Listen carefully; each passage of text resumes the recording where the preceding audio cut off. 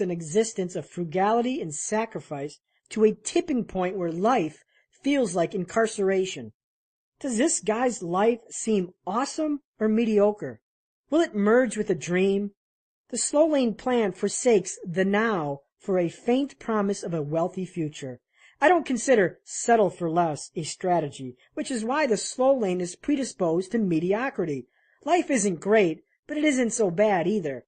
No, it could be better, but you got to swap the slow lane for a new plan.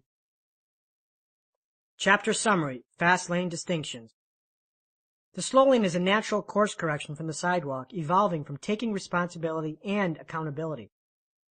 Wealth is best experienced when you're young, vibrant, and able, not in the twilight of your life. The slow lane is a plan that takes decades to succeed, often requiring masterful political prowess in a corporate environment. For the slow laner, Saturday and Sunday is the paycheck for Monday through Friday. The default return on your time in the slow lane is a negative 60%, or 5 for 2. The 5 for 2 trade inherent in the slow lane is generally fixed and cannot be manipulated because job standards are 5 days a week. The predisposed destination of the slow lane is mediocrity. Life isn't great, but it isn't so bad either. Chapter 11. The Criminal Trade, Your Job. By working faithfully 8 hours a day, you may eventually get to be the boss and work 12 hours a day. Robert Frost.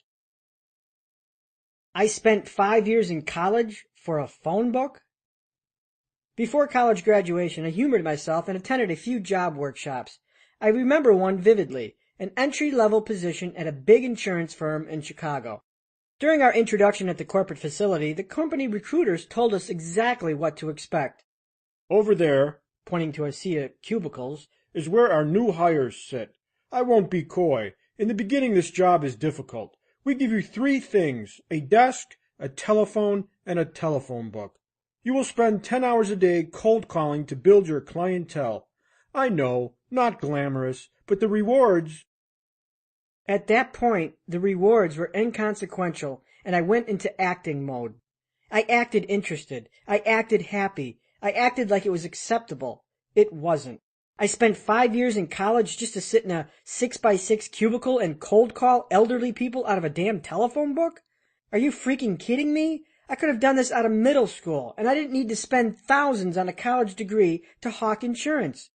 Yet my peers salivated at the opportunity of having a nice base salary, a great 401k, and a top-tier health plan.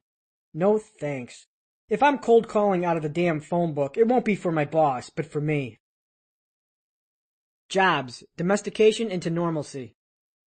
If you want to escape the slow lane, find wealth and freedom fast, you've got to dump the damn job. Let me repeat, dump the job. Jobs suck. I mean that generically, not targeted toward a specific job. Whether you're an electrician or a store manager, you hold a job. Jobs suck because they're rooted in limited leverage and limited control. Sure, you can have a great job, and a fun one too, but in the scope of wealth, they limit both leverage and control. 2 things desperately needed if you want wealth. Here are 6 sucky reasons why your financial plan shouldn't revolve around a job, the nucleus to the slow lane. Suckage number 1. To trade time is to trade life. Who taught us that trading time in exchange for money was a great idea? Why does this normalcy consistently translate into unrivaled suckage? If you're shackled to a job, you're engaged to a glorified exchange of your time, your life, for pieces of paper that grant you freedom. You sell your freedom to get freedom. Pretty stupid, huh? Jobs suck because they ravenously consume time. At a job, time trade is central to how you make money. A job is the basis for that horrific 5 for 2 exchange. But let me translate that word time differently. Life. In a job, you sell your life for money. If you work, you get paid. If you don't work, you don't get paid. Who officiated this blood-sucking marriage? Here's a list of common jobs and how long you have to work just to earn $1 million. If you diligently save 10% of your earnings and stuff it under a mattress, your time to 1 million multiplies by a factor of 10. Architect, 16 years to earn 1 million. Bartender, 61 years to earn 1 million. Carpenter, 27 years to earn 1 million. Secretary, 27 years to earn 1 million. Software engineer, 13 years to earn 1 million. Pharmacist, 11 years to earn 1 million. Physical therapist, 15 years to earn 1 million.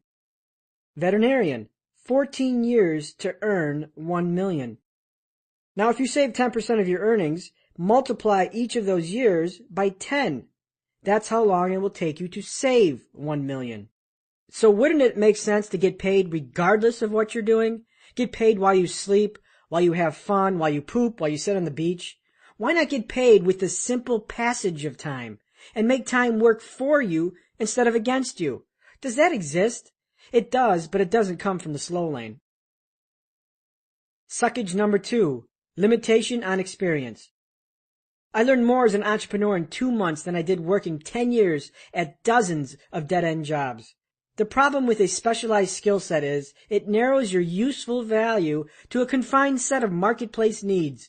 You become one of many cogs in a wheel. And if that cog becomes obsolete or expendable, guess what? You're out of luck. For example, thousands of auto workers have been displaced because their jobs have been outsourced or replaced by robotics. Experience doesn't help them, it hinders them. Remember typewriters? How is the typewriter repairman doing these days? How about stockbrokers, travel agents? Dying breeds of jobs move out of favor like fashion fads. 1 year your skill set has value, the next it doesn't. Second, job experience is usually regimented into a core group of activities that is routinely repeated over and over again, day after day. After the initial learning experience, the job becomes regimented, and accumulation of new knowledge creeps to a crawl. A job limits learning and mutates into life's death knell, a trade of life force for money. Experience comes from what you do in life, not from what you do in a job. You don't need a job to get experience. Ask yourself this: which experience is more important? The experience of a menial job designed to pay your bills, or the experience and failures of creating something that could provide you financial freedom for a lifetime without ever having to hold a job again? Suckage number 3, no control. A job is like sitting in the bed of a pickup truck. You're exposed to the harsh elements while the driver of the truck sits comfortably in the driver's seat. And if the ride gets rough, you get jacked around, or worse, tossed overboard. There is no control sitting in the back of a pickup truck, and to have this strategy at the heart of your financial plan is asinine. If you don't control your income, you don't control your financial plan. If you don't control your financial plan, you don't control your freedom. Millions obediently sing the employee kumbaya and believe that a job is central to supporting themselves. Sure, a job can support you, but is your goal only support? Do you want wealth or mediocrity? If the momentum of your financial road trip can be roadblocked by a pink slip, you're gambling. You aren't being real, you're being stupid. There is neither safety nor security in a job. Suckage number 4, Linda's bad breath. I have people in my family who are lifelong employees. I hear their trials and toils. Despite 24 different jobs over the years, I notice nothing changes when it comes to office politics. It's the same story, different people, different day, in a different office. So-and-so is sleeping with the boss and courting favor. Jim is lazy but takes credit for the work. Linda has bad breath and everyone is afraid to tell her. Lacey arrives late and leaves early. Oh, and Horace steals food and wears the same sport jacket every day. Lazy Lester never replaces the copier paper. Same stories, different office. No matter where you work, office politics play a part. The stage is different, but the actors are the same. And unfortunately, as an employee immersed in the work environment, you have to play the game.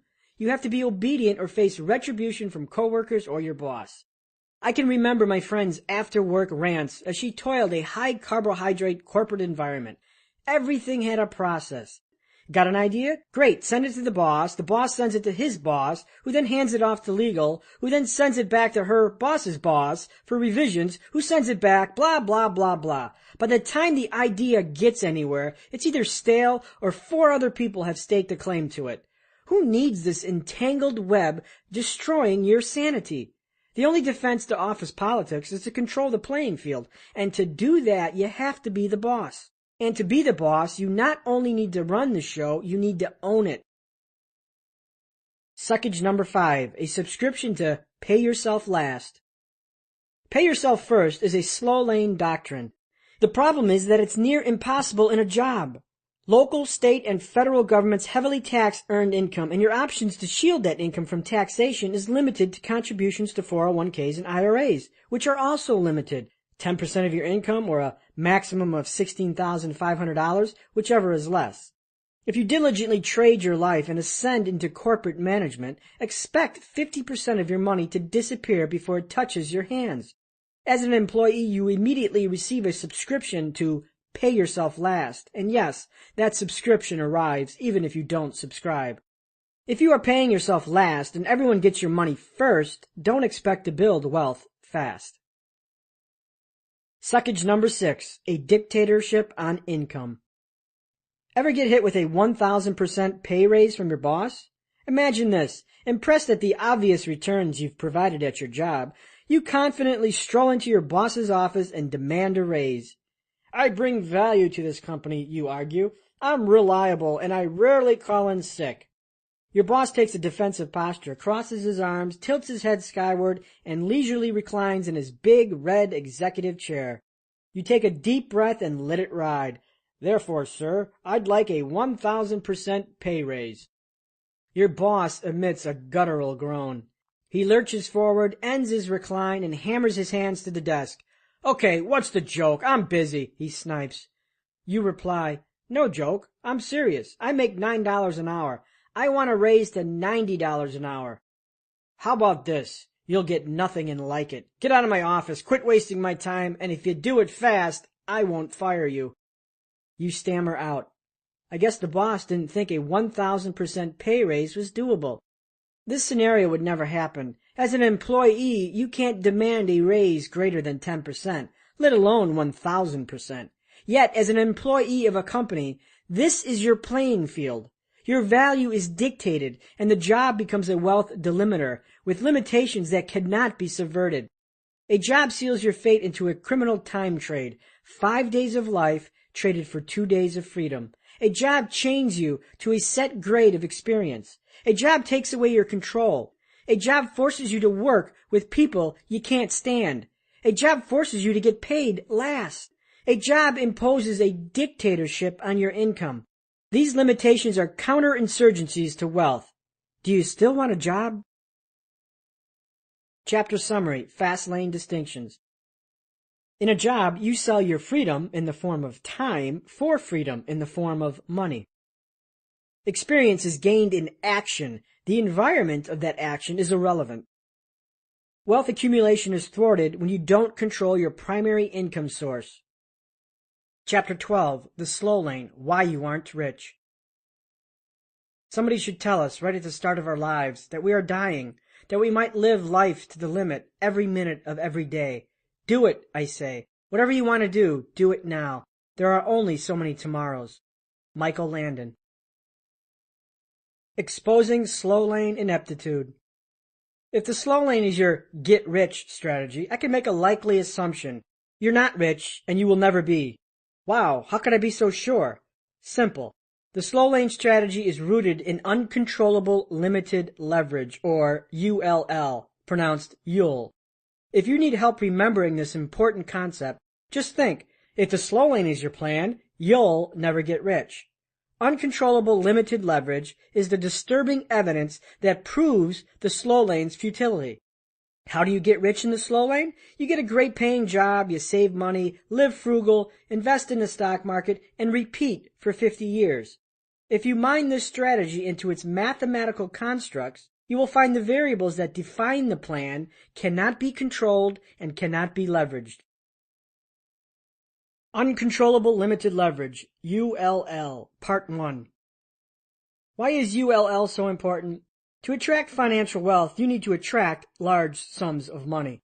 To attract large sums of money, you need two things. Number 1, control, and number 2, leverage. The slow lane has neither, and that truth is exposed when you reverse engineer the strategy into its mathematical equivalent or its wealth universe. Uncover the mathematics behind the plan, and you uncover its weakness.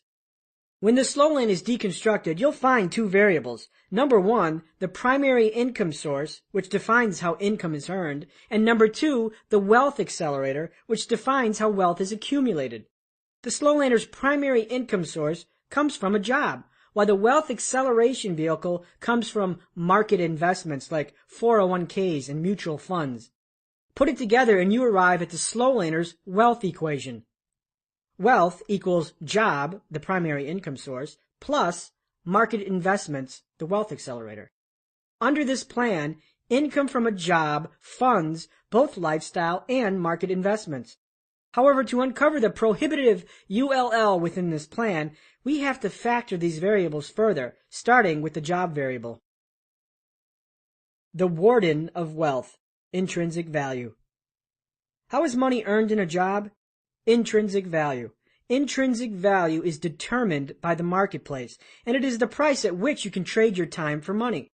Intrinsic value is what you earn working a job. How much is someone willing to pay you for what you have to offer to society?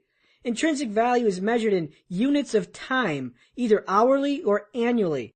If you're paid $10 an hour to flip burgers at the neighborhood grill, your intrinsic value is $10 an hour.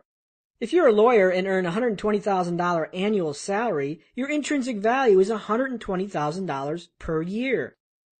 The formulas. Job, or intrinsic value, equals hourly rate of pay times hours worked. Or job, your intrinsic value, equals annual salary. Notice that intrinsic value is measured in units of time. This time attachment introduces the slow lane's first punitive element of wealth creation. Can you control time? Can you leverage time? You can't. Your time is limited to 24 hours of exchange. If you earn $200 an hour, you can't miraculously demand to work 400 hours in one day. If you earn $50,000 a year, you can't miraculously demand to work 400 years in your life. Time has no leverage. For the hourly worker, your maximum upper limit is 24 hours, and guess what? There's nothing you can do to change it. In theory, you can trade 24 hours of your day for income, but you can't trade more. Of course, working 24 hours a day is impossible, so 8 to 12 hours per day are usually traded. For the salaried worker, the prohibition is the same. You can't work more years than your normal life expectancy. What is the upper limit of this exchange? 40, 50 years? In all of recorded history, no human has ever worked 10,000 years of his life. Whether you're paid hourly or annually, it doesn't matter. You cannot leverage time. Consider this. Is 12 a large number, or 50? Are these numbers predisposed to create millionaires? They aren't, and it exposes why the mathematics of a job are wealth punitive. Your time is limited to small numbers and can't be leveraged. Hours worked or annual salary are mathematically inept because they're based on time measurements which cannot be controlled or manipulated. Mathematics doesn't lie. 12 will always be less than 10 million. If leverage is limited, so is wealth creation. Small numbers do not make millionaires. Behind limited leverage is another corrosive wealth killer: no control. Can you control your employer? Can you control your salary? Can you control the economy? Can you earn $50,000 one year and next year bank $50 million? Can you control anything about your job, including your measly 4% pay raise? You might think you can by job hopping, but you can't. Control is weak, if not absent.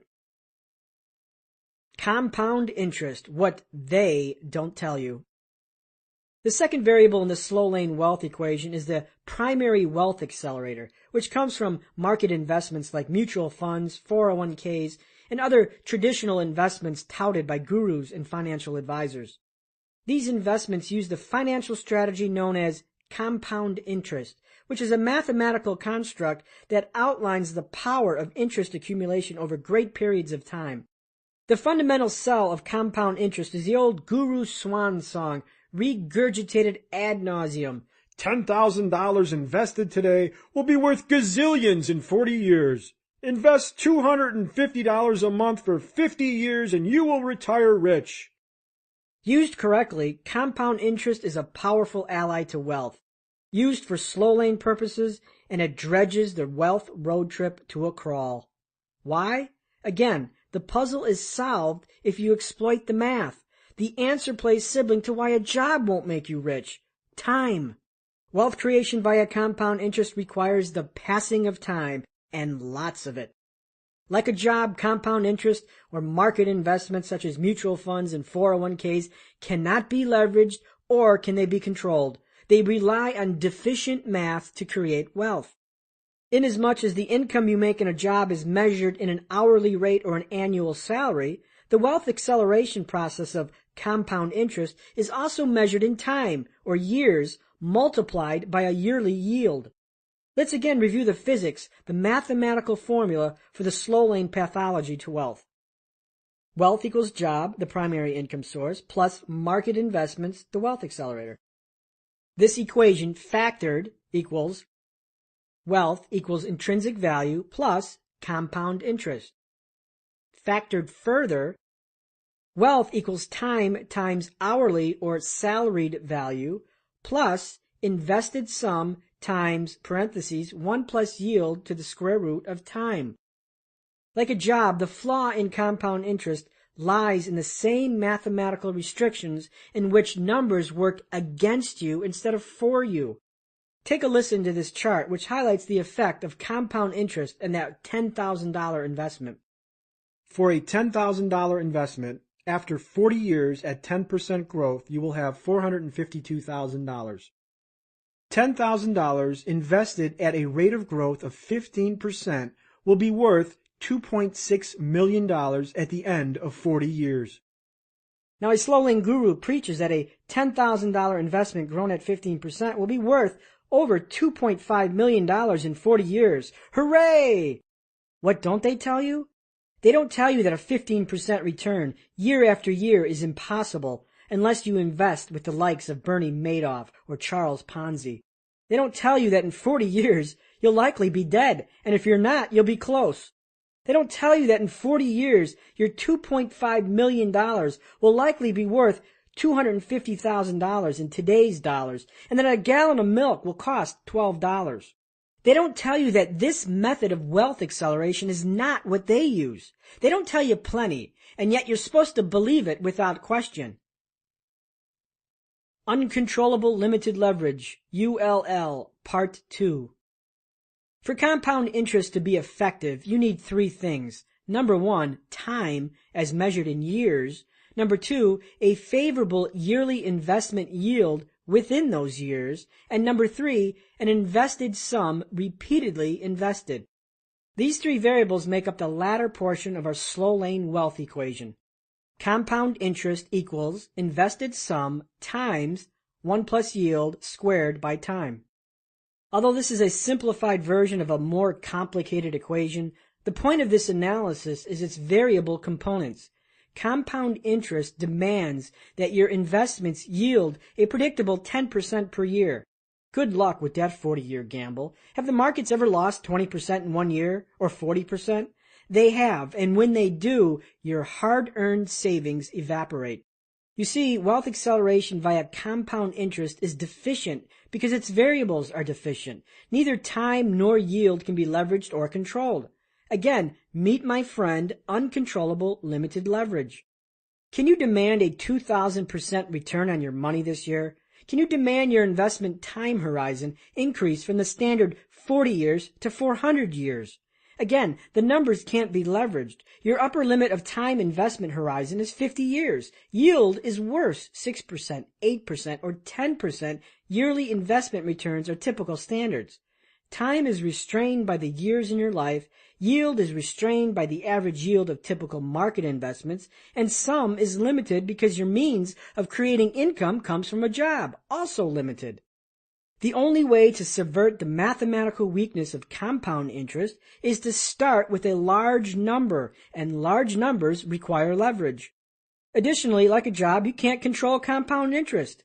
Can you demand your bank pay you 25% interest on your savings? Hey, Mr. Slow Lane Bank, I demand a 25% yield on my savings account. Can you control the economy? Hey, Mr. Economy, can you guarantee me low unemployment and a business-friendly tax environment? Can you control the average yield of the stock market? Hey, Mr. Stock Market, I'm tired of these 8% returns. Can you give me 250% this year? Funny stuff. Can you control anything in this equation other than the furious, labor-intensive search for the best investments just to ensure you can eke out another marginal 1%? You can't. Why mutual funds and 401ks won't make you rich. In 2008, I went to a fixed income investment seminar given by a major brokerage house. Fixed income investments are instruments like municipal and corporate bonds. Approximately 50 people attended the standing room only seminar. I sat in the back and surveyed the crowd. Removed the gray hair, the socks and sandals combos, the canes, the wheelchairs, and what was left? Just me. I was the youngest person in the room, and heck, I'm not even that young anymore. How does a 30-something get in a room full of retirees? The people in the room were slow lane success stories. They used time to accelerate wealth, and what it got them was old age. I don't say that to be mean-spirited to older generations, but to cast a light on the point. Compound interest, 401ks, mutual funds, the stock market, cannot accelerate wealth fast. According to research and marketing firm the Harrison Group, only 10% of pentamillionaires, which is a net worth of $5 million or more, report that their wealth came from passive instruments. Age data was not provided, but you can guess none of the 10% were under 30. Think about it. Have you ever met a college student who got rich investing in mutual funds or because of his employer's 401k? How about the guy who bought municipal bonds in 2006 and retired in 2009? I wonder if that guy driving that $1.2 million supercar can because of his well-balanced portfolio of mutual funds. These people don't exist because the youthful rich are not leveraging 8% returns, but 800%. Has your wealth ever grown by 800% in 1 year? Probably not, but guess what? Mine has, because I'm not shackled to the slow lane wealth equation. My wealth acceleration vehicle doesn't come from the stock market. Yet, you've been domesticated to believe that these tools accelerate wealth. Mutual funds, stocks, bonds, 401ks, dollar cost averaging, and compound interest, these are all standard strategies for wealth acceleration in the slow lane. Unfortunately, without control or leverage, they're impotent wealth accelerators. Buy and hold is dead. In college, I was taught buy and hold was the safe investment strategy that made millions. Buy stocks in solid companies, sit back and wait decades, and voila, I'd be awash with millions. They'd shove that graph in your face and say, a $10,000 investment in XYZ company in 1955 would be worth $5 million today. Thankfully, I ignored it. In 1997, I opened a Roth IRA with $1,000 and invested the monies in a growth mutual fund at a major investment firm. Yes, I let the professionals manage it for me. For the next decade, I didn't touch it. Essentially, I forgot about the account. In the 10 years that followed, I made over $10 million by following a Fastlane roadmap and leveraging Fastlane strategy. And what about that Roth IRA I started years ago? I never touched it, and I let it ride the ebbs and flow of the slow lane. Today, that account is worth $698. With inflation, the real purchasing power is probably $500. My spare change bucket on my kitchen table was a better investment. Had I invested $1 million, I would have lost more than $400,000. And yet this is the slow laner's anointed weapon of wealth. Hilarious. Millions worship the slow lane roadmap with buy and hold as Main Street, a Main Street that is decades long, imperiled by hazards, and rarely routes to wealth. I recently heard a slow lane prognosticator proclaim the effectiveness of get rich slow by citing this tasty factoid. If at the end of 1940 you had invested $1,000 in the stocks of the S&P 500, you would now have $1.3 million. So let's examine this fact, assuming it is fact. Number 1, it's 1940 and assume you are 21 years old. Number 2, it's 1940 and you somehow got your hands on $1,000, which in today's dollars is about $15,000. Number 3, you took that $1,000 in 1940s money and invested it in the S&P as explained earlier. Congratulations, it is now 2011 and you are 91 years old, rich with $1.3 million. Or if you were lucky to get your $1,000 on birth, you'd now be 71 years old. Yes, folks, it's time to get excited. Get Rich Slow is going to make you rich. Just ignore your 74-year life expectancy and make sure your wheelchair comes equipped with chrome rims. Seriously, how does anyone get excited over this crap? The Slow Lane's traitorous relationship with time. Compound interest and a job have the same disease, the sinful and gluttonous consumption of your time while forsaking control. Both variables within the slow lane wealth equation are anchored by time. Time traded in a job and time traded in the markets. Time becomes the linchpin for wealth that ties the mathematical handicaps of mortality. 24 hours in a day and a 50-year work life expectancy. Yes, getting rich is a function of time. Unless you plan on living forever, this relationship is foolhardy. Why? Because to trade your time away is to trade your wealth away. Examine this example. If you had a salary for $75,000 a year and you saved 5% of it for 40 years at 8%, you'd end up with more than $1 million. Don't get enamored with the number. Keep in mind this is 40 years from now. If you're 20 years old, you will be 60 years old. If you're 30 years old, you will be 70 years old. If you're 40 years old, you'll likely be dead. Sorry, but that's beyond life expectancy. So at these ages, does this money and the freedom it buys sound appealing? Also, do you realize that this money will have 50% of today's buying power? 40 years ago, you could buy a car for $3,000 and a loaf of bread for 20 cents. Lest we not forget other lofty assumptions, gainful employment, and a robust economy that behests a safe 8% per year. In 2008, the markets lost 50%. I guess the gurus forgot to mention these anomalies. Folks, you don't want millions to accompany your cane. You want it to accompany your youth. Every day, people sacrifice their time for tiny nuggets of wealth where time is the liability and not the asset. Anything that steals time and doesn't have the power to free time is a liability. Within the slow lane, time is mistreated like an effervescent fountain that runs forever. Unfortunately, the mortality rate is 100%, and life's prognosis is death. Someday you will die, and hopefully 60% of your time wasn't squandered in a cubicle while your children grew up and your spouse cheated with the yoga instructor. The slow lane is a plan of hope. You're reading this book because you want to control your financial destiny, not put it in the hands of some company or the stock market. If you want to get rich, you have to control and leverage the variables in your financial plan. Any financial plan without control immediately disintegrates into a plan of hope. Hope I don't get laid off. Hope my stocks rebound. Hope I get that promotion. Hope my hours aren't cut. Hope my company doesn't go bankrupt. Hope, hope, and hope. Sorry, but hope is not a plan. The slow lane rests in a mathematical prison with time as the warden. To create explosive wealth fast, you must abandon the slow lane formula and its lecherous relationship to time. Wealth is built with time as an asset, not as a liability. Yet the slow laner's reaction to uncontrollable limited leverage is predictable. They embark on an errant fight against the one variable they perceive as controllable, their intrinsic value. The slow laner argues, I must make more money. And that fight is fought futilely with an expensive education. Chapter Summary, Fastlane Distinctions. Slow lane wealth is improbable due to uncontrollable limited leverage.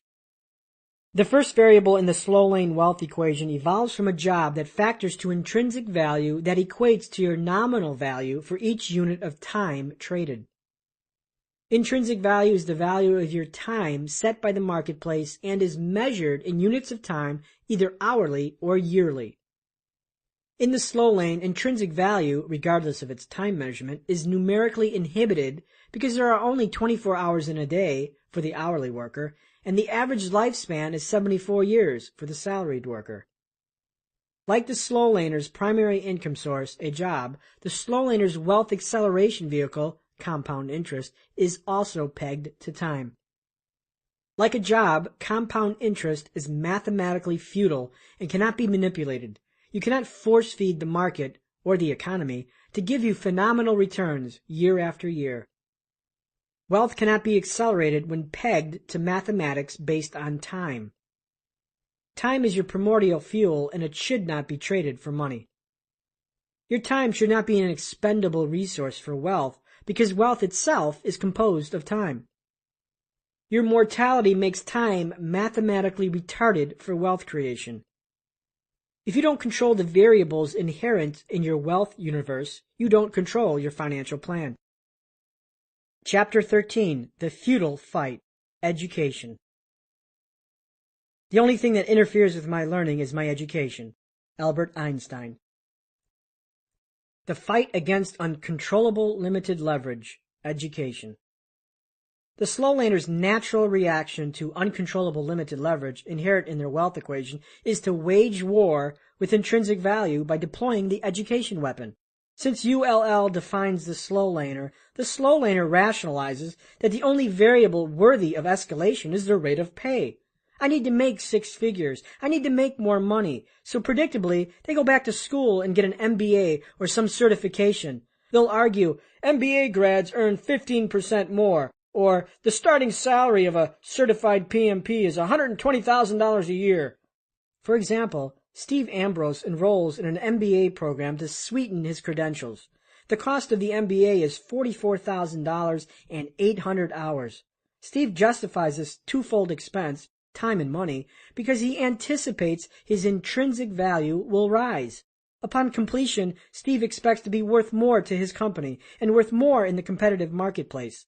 Unfortunately, he still trades his time for money, just at a higher rate, and yet still uncontrolled and unleveraged. Another example is my friend who enrolled in a project management certification class that ate 5 8-hour Saturdays from her life and cost $2,700. Her goal? A project management credential that would raise her intrinsic value in the marketplace. As a certified project manager, she exposes herself to new opportunities at higher grades of pay, but still a trade of time for money. Whether consciously or not, the slow laner believes that elevating intrinsic value can create wealth.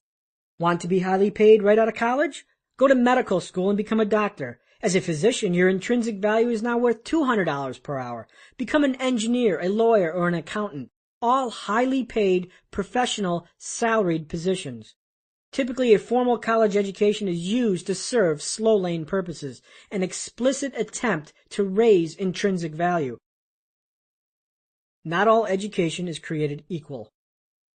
The problem with formal education used to raise intrinsic value is that it's ungodly expensive in time and money. Not a week goes by when I don't hear about some freshly minted MBA grad who struggles to pay his student loans while working a mid-grade job he could have gotten right out of high school. Debt that traps you to a job is not good debt. A preoccupation to become highly educated could be a Trojan horse to your freedom. Not all education is created equal. Some education can roadblock your wealth road trip. If an education entombs you under a mountain of debt and shackles you to a job for the rest of your life, was it really a good education? If an MBA increases your salary by 15%, but takes you 15 years to pay, was it a good investment? It's a great myth. To get rich, you need an expensive college degree. Hogwash. A degree isn't a prerequisite to fast lane wealth. Some of the richest fast laners are people who never either finished high school or college. Bill Gates, Steven Spielberg, Richard Branson, Michael Dell, Felix Dennis, David Geffen, and John Paul DeJoria all dropped out of school to pursue fast lane objectives. How dare they get rich and not be educated? Slow lane entrapment. Financing expensive college tuition for an education is a dangerous game that can lead to slow lane entrapment, conformity, and education servitude. A typical collegiate study progresses from general knowledge to very specific skill sets. For example, while studying finance, I learned complex mathematical formulas that aided in financial decision-making, things like lease or buy or return on investment. These concepts are specific tools to a trade that can hinder your future options. The prescribed path for graduates with finance degrees was to get a job in a financial sector, an insurance company, an accounting firm, or in an investment house. My education had the indirect and unintended consequence of restricting my options to specific disciplines based on an educative skill set. The result? Conformity and limited choice. If there aren't opportunities in my field, my education becomes marginalized and devalued. If the opportunities available require less education, say a BS and I have an MBA, I become overqualified and unemployable. If my skills erode in practicality based on technological evolution, my education becomes deprecated and my value to society plummets accordingly. The second educational entrapment danger is education servitude. While the sidewalker deals with lifestyle servitude, the slow laner wrestles with education servitude, which is freedom eroded by education that traps the victim to a job. Has your education indentured you to a job? Advanced degrees are not cheap. According to the College Board, the average college degree, including room and board, now costs nearly $60,000. Prefer the prestige of a private school? The tab will set you back a Ferrari. This kind of debt buries the dreams of our youth and puts them permanently bound to the slow lane, or worse, the sidewalk. Consider the statistics. In 2007, the Washington Post reported that, according to Nellie Mae, the big student loan service provider, by the time college students are seniors, 56% of them will have 4 or more credit cards with an average balance of $2,800. According to a research report by Demos, a public policy research and advocacy organization, people in the 18 to 24 age bracket spend nearly 30% of their monthly income on debt repayment. This is double from 20 years ago. A survey of college borrowers found that the average college senior graduated with nearly $19,000 in student loan debts, and graduate degree pursuers more than $45,000. A 2007 Charles Schwab survey revealed that teenagers believe that when they get older, they will earn an average salary of $145,000. The reality? Adults with a college degree earned an average of $54,000. Unfortunately, the future isn't so bright that you have to wear shades. The truth behind the reality and expectation is about a $100,000 chasm. This disparity might explain why the debts of our youth have exploded as they bridge their reality to expectation. Hell, if I can't make $145,000, I can make it look like I make $145,000. The best excuse people have for not having wealth is, I don't have time. Well, why don't you have time? Well, because you have a job. Why do you have a job? Because you need one. Why do you need one? Because you have bills to pay. Why do you have bills to pay? Because you have debt. Well, why do you have debt? Oh yes, because you went to school for 6 years and have 6 figures in student loans. If you financed your advanced education with debt, the debt automatically becomes parasitic and traps you into forced job servitude, and that destroys freedom. While you might earn more, work is forced to stave off the debt. The debt is parasitic because it fails to free time and instead creates indentured time. Sadly, the parasitic debt is unforgiving and it isn't sympathetic to the source. Whether you owe $35,000 for your awesome BMW or for student loans, debt steals freedom and forces indentured time. Chapter Summary: Fastlane Distinctions. Slow laners attempt to manipulate intrinsic value by education. Indentured time is the time you spend earning a living. It is the opposite of free time. Parasitic debt is debt that creates indentured time and forces work. Chapter 14. The Hypocrisy of the Gurus. There was a time when a fool and his money were soon parted, but now it happens to everybody. Adlai Stevenson. You've been duped. Suppose after college you're getting a bit pudgy around the middle and decide it's time to get back into shape. You enroll in a community college class called Healthy Nutrition. Eat your way to a beautiful body. On the first day of class, you arrive early, seat yourself, and anxiously await the class instructor. After a few minutes, an obese man walks into the room and waddles to the front of the class. You think, wow, he's fat, but he's here to change that, so good for him. As the man profusely sweats while fumbling with a stack of papers, You glance at the student chair next to the man and wonder, can he fit on it? He's twice the size of the chair. Then suddenly, you're hit with the paradox. This isn't a student, but the instructor. Are you freaking kidding me? How could this man effectively teach a class called Healthy Nutrition, Eat Your Way to a Beautiful Body, when he is not a model of his teaching? How can anyone take him seriously? Bewildered at the hypocrisy, you leave class and head to the bursar's office, intent on getting a tuition refund. When it comes to gurus and financial advisors, this is what you must do. You must leave class and request a refund because they're guilty of a paradox of practice. The paradox of practice. The paradox of practice asks, do you practice what you preach? Are you a model and an exemplification of what you teach? For example, would you take skincare advice from a butterface? Would you take financial advice from a bankrupt bum? Would you take medical advice from a sanitation worker? Would you take bodybuilding advice from a 90-pound weakling? The paradox of practice is a heated debate in my forum. Some people feel it's perfectly acceptable to preach a strategy for wealth and yet never use it. Do as I say, not as I do. A paradox of practice exists when someone promotes a money-making strategy, but that strategy is not what made him rich. In other words, they're not practitioners of their own advice. These people effectively teach one wealth equation, the slow lane, while they get rich leveraging another, the fast lane. When I see financial powerhouse Susie instructing people to dollar cost average their mutual fund portfolios, do I listen to her? Hell no. I laugh. When Kramer advocates stock in Lehman Brothers because he says it's a good buy, do I listen? No way. I feel sorry for anyone who follows the investment advice of these people. I consider these people to be better entertainers than investment advisors.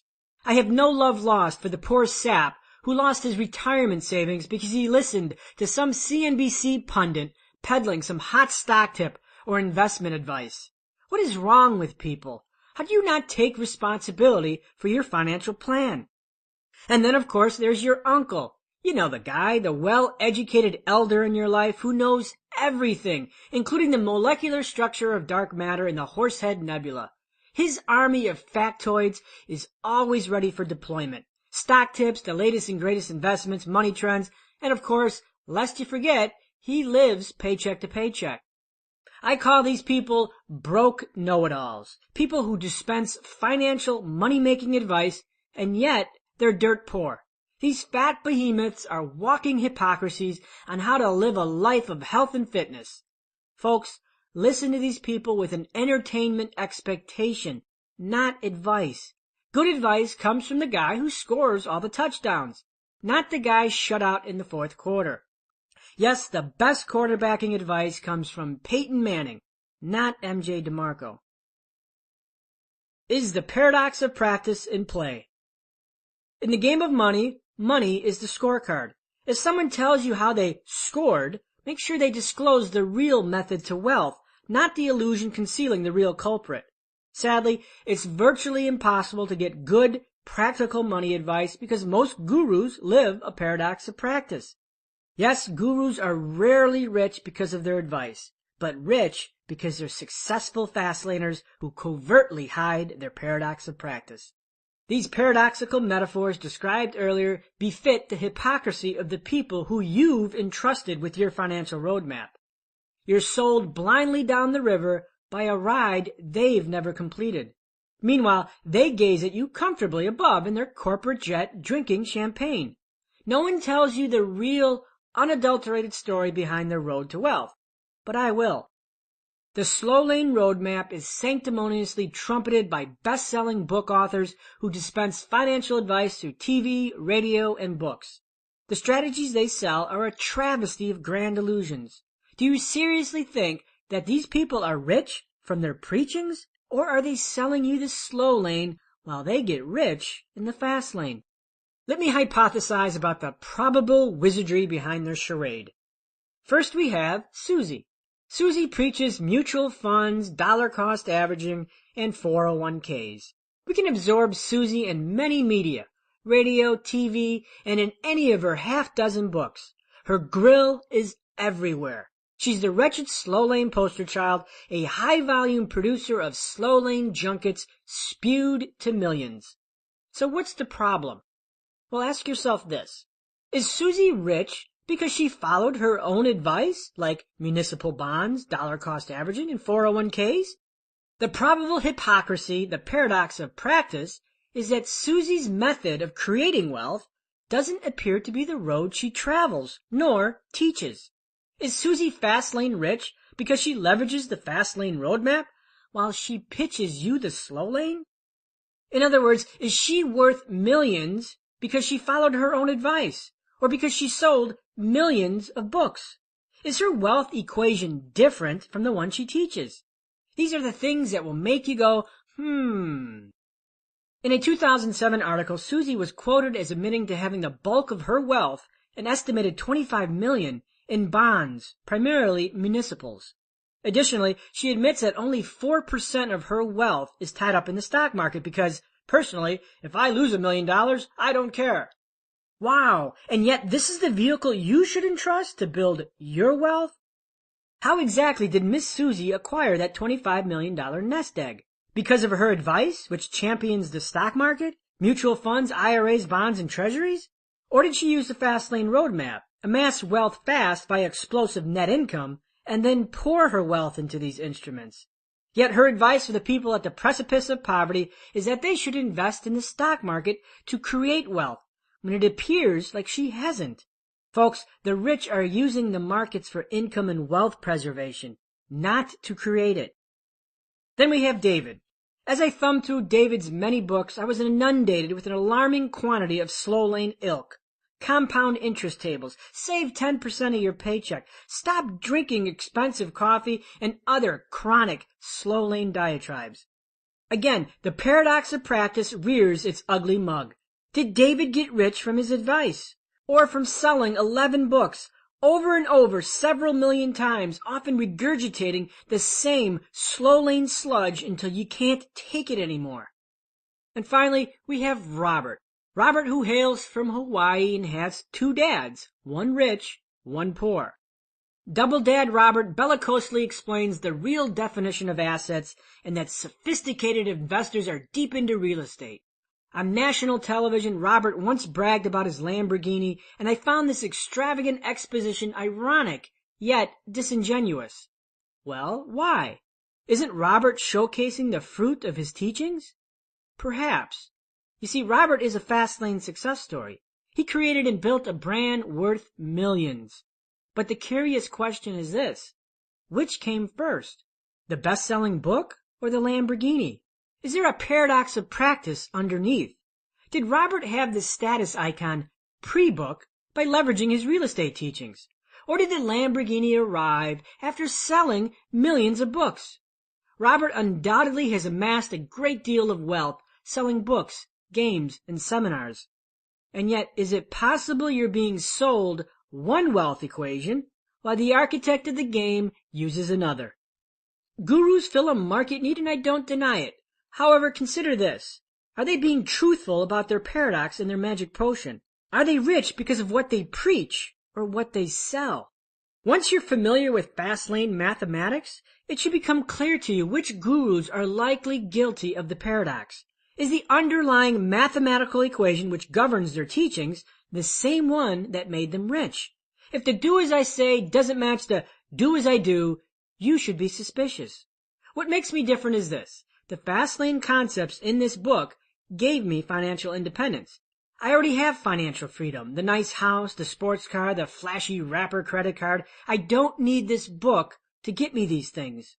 I also confess this Fastlane disclaimer. This book has the power to make me wealthier because it leverages the same wealth equation that I teach you. In other words, my do as I say matches the do as I do. Slow lane gurus admit failure. On a slow lane financial radio show, a caller sought advice. In a few months, the recession destroyed more than 50% of her savings, which it had taken her nearly 10 years to accumulate. The slow lane guru's advice? A palliative, stick to the plan, recommit, rebuild. In other words, my crappy plan has failed you, has taken 11 years to fail you, and yet you need to stand by it. Hope the economy rebounds. Hope the economy never sees another recession. Hope, hope, and hope. And yes, please buy my newest book, Rebuild. Economic recessions expose the slow lane as a risky fraud with lifetime ramifications. Since these gurus make their rich livelihood selling the slow lane roadmap, they need you to believe it works. Their wealth comes from your belief. Despite the current recession's masterful expose, the slow lane Illuminati will never admit that their strategy is woefully inept, and instead they have deviously recalibrated their message to conceal the truth. They continue to spew the same failed rhetoric by writing new books with new titles and new platitudes. Titles like Rebuild Your Wealth, or Start Over, or Recommit. Notice the shift in language exposing the truth. If the plan is so good, why do you need to rebuild or start over? If the strategy worked, such words wouldn't be necessary. For the charade to continue, the gurus need to reinforce the strategy with new books selling the same old shit. And of course, the bigger question is, do you think the gurus need to start over or rebuild? Of course not. They don't use the plan that they sell. They operate in an entirely different wealth universe, which is not predicated on uncontrollable, limited leverage. Chapter summary, Fastlane distinctions. Take advice from people with a proven, successful track record of their espoused discipline. Many money gurus often suffer from a paradox of practice. They teach one wealth equation while getting rich in another. They're not rich from their own teachings. Slow Lane Victory, a Gamble of Hope. I'd rather live in regret of failure than in regret of never trying. MJ DeMarco. Exodus, Life in the Slow Lane. Wealth by the Slow Lane Roadmap is analogous to Exodus, the biblical story of Moses. God leads Moses out of Egyptian bondage into a daunting 40-year journey through the desert with the promise of a glorious future in the land of milk and honey. After a lifetime of toil and struggle, Moses arrives at the doorstep to his destination, and then, wham, he dies. He never sees the promise of the journey because life has no guarantees. Sadly, slow lane wealth is akin to this long, perilous journey through the desert.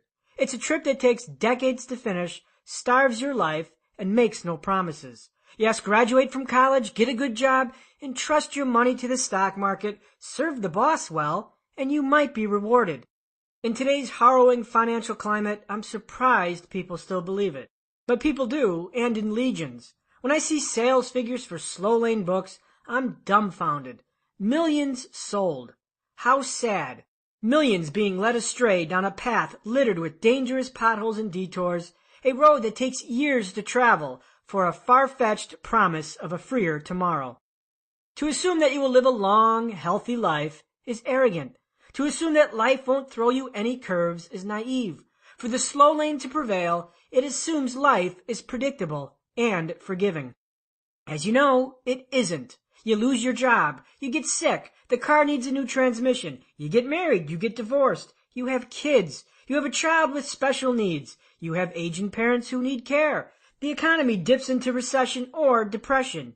Life is a menagerie littered with crisis points, which makes the slow lane roadmap a risky bet that consumes your most precious asset, time. 7 slow lane dangers.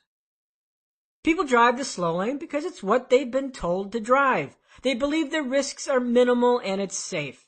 After all, 90% of all new businesses fail after 5 years, so that fast lane can't be any safer.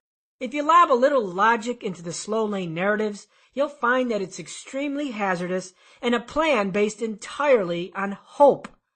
Assumptions, decades of them, expose the slow lane's true risks. Choose to travel the road, and you choose to gamble. Here are the risks. Number 1, the danger of your health. The slow lane hopes you will live long enough to enjoy the fruits of your savings as you hit your late stage years. Remember, you will have millions when you retire at 65. Will you be healthy enough to enjoy it? Alive? If you can't work your job, you can't make money. If you can't work, what happens to this plan? Also, you have to avoid other calamities. Hope your job stress doesn't kill you and your family remains healthy. Number 2, the danger of the job. The slow lane hopes that you'll be gainfully employed at all times, safely climbing the corporate ladder year after year. You must avoid layoffs, corporate politics, firings, poor industry cycles, job skill degradation, and bad job markets. Number 3, the danger of your home. Home equity is lauded as a middle-class wealth vehicle. Many gurus have shouted from the rooftops, retire on your home equity, or your home is an asset. Capital BS. The slow lane hopes that real estate values always rise, and it's false. In 2008, the value of my home equity plummeted by more than $800,000. I disavow my home as an investment, and thankfully, I do not rely on it. Number 4, the danger of the company. Not many companies outlive the centuries. If your retirement faith is put into one company in the form of either 1, your job, 2, your pension, or 3, their stock, you hope the company survives. You make a bet. Many retirees discover too late that their retirement pensions are lost due to mismanagement by company executives. Others who focus their wealth into one company's stock accept great risk that the stock will be worth more in the future.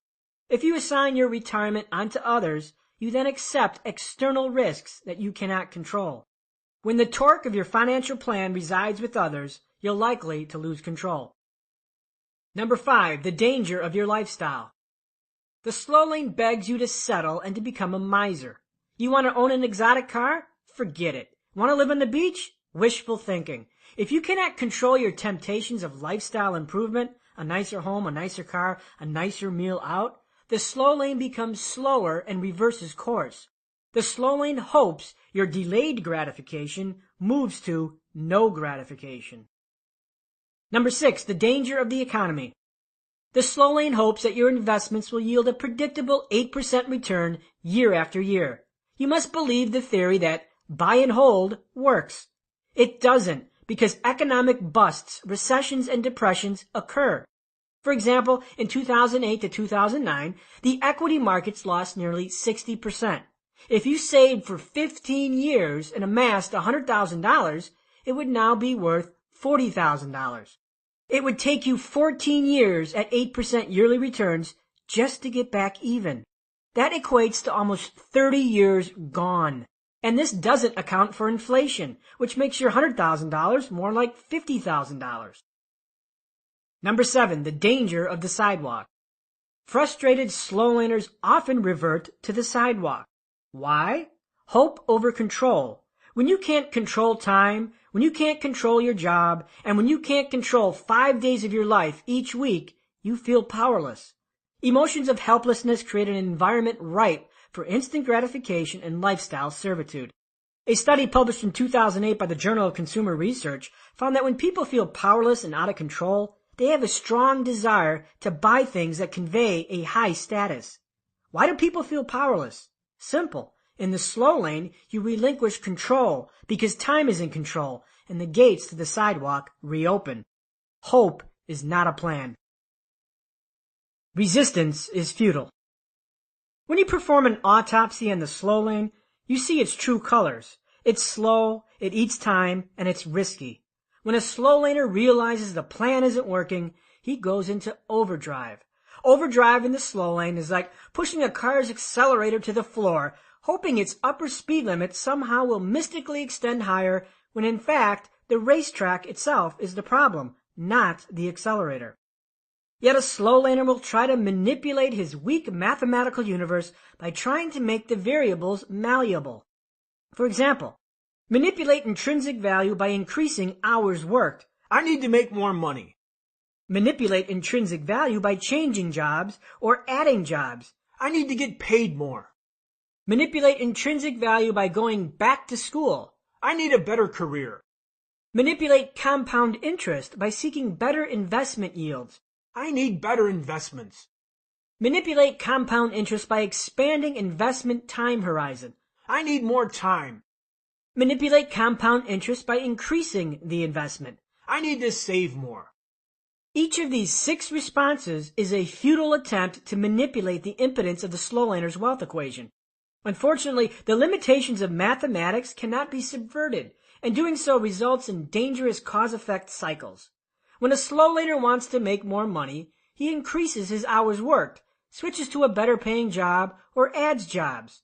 When a slow laner wants to get paid more, he goes back to school hoping to increase intrinsic value. When a slow laner realizes that a 3% investment return isn't building wealth fast enough, bigger risks are assumed for bigger returns.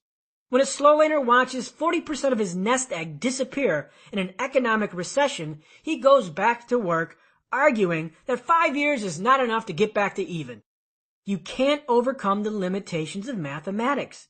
A car that has a top speed of 10 miles an hour will always have a top speed of 10 miles an hour, no matter how hard you push the accelerator. If you travel across the country at 10 miles an hour, you're going to need 40 years. You see, the slow lane is predisposed to mediocrity because the numbers are always mediocre.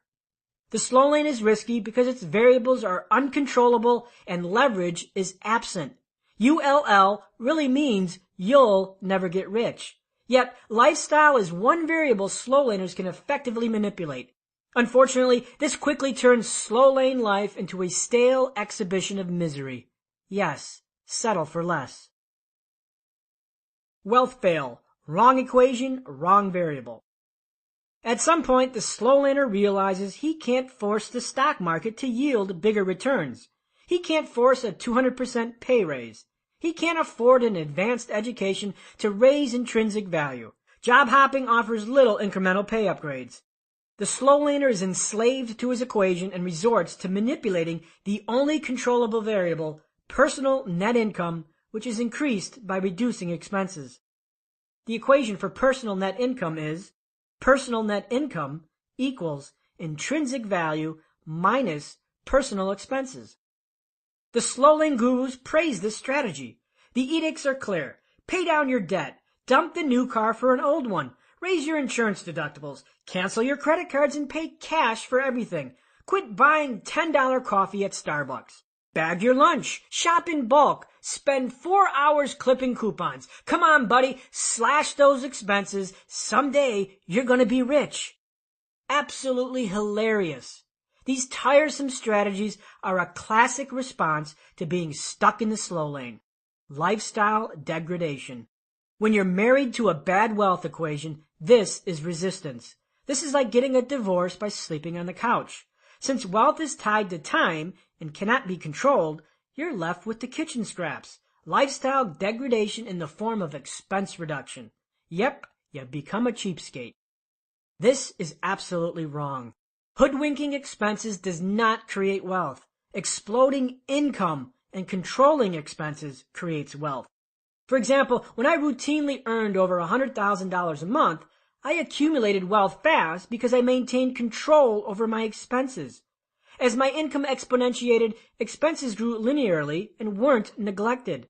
If my income increased by 100%, expenses only grew by 10%. I didn't accumulate wealth because of expense dickery. Income explosion and expense control created wealth. So what happens when a slow laner commits to the expense variable? Well, life becomes about what you cannot do. You can't take that trip. You can't buy your kids a decent pair of shoes. You can't own that dream car. You can't subscribe to the movie channels. Yes, the good old sacrifice your today for the promise of tomorrow. In other words, you settle. Slow lane victory, fame, or a geriatric ward. Why invest in a plan that consumes 40 years of your life and fails most of the time? I wouldn't. The dreary reality is that slow lane failure doesn't happen overnight. Failure transpires over the years like a termite-infested woodshed, and when its denizens come to judgment, it's too late. Yes, slow lane victory is as tough as a truck stop sirloin. In a 2002 AARP survey, 69% of the respondents said they would need to work past retirement age.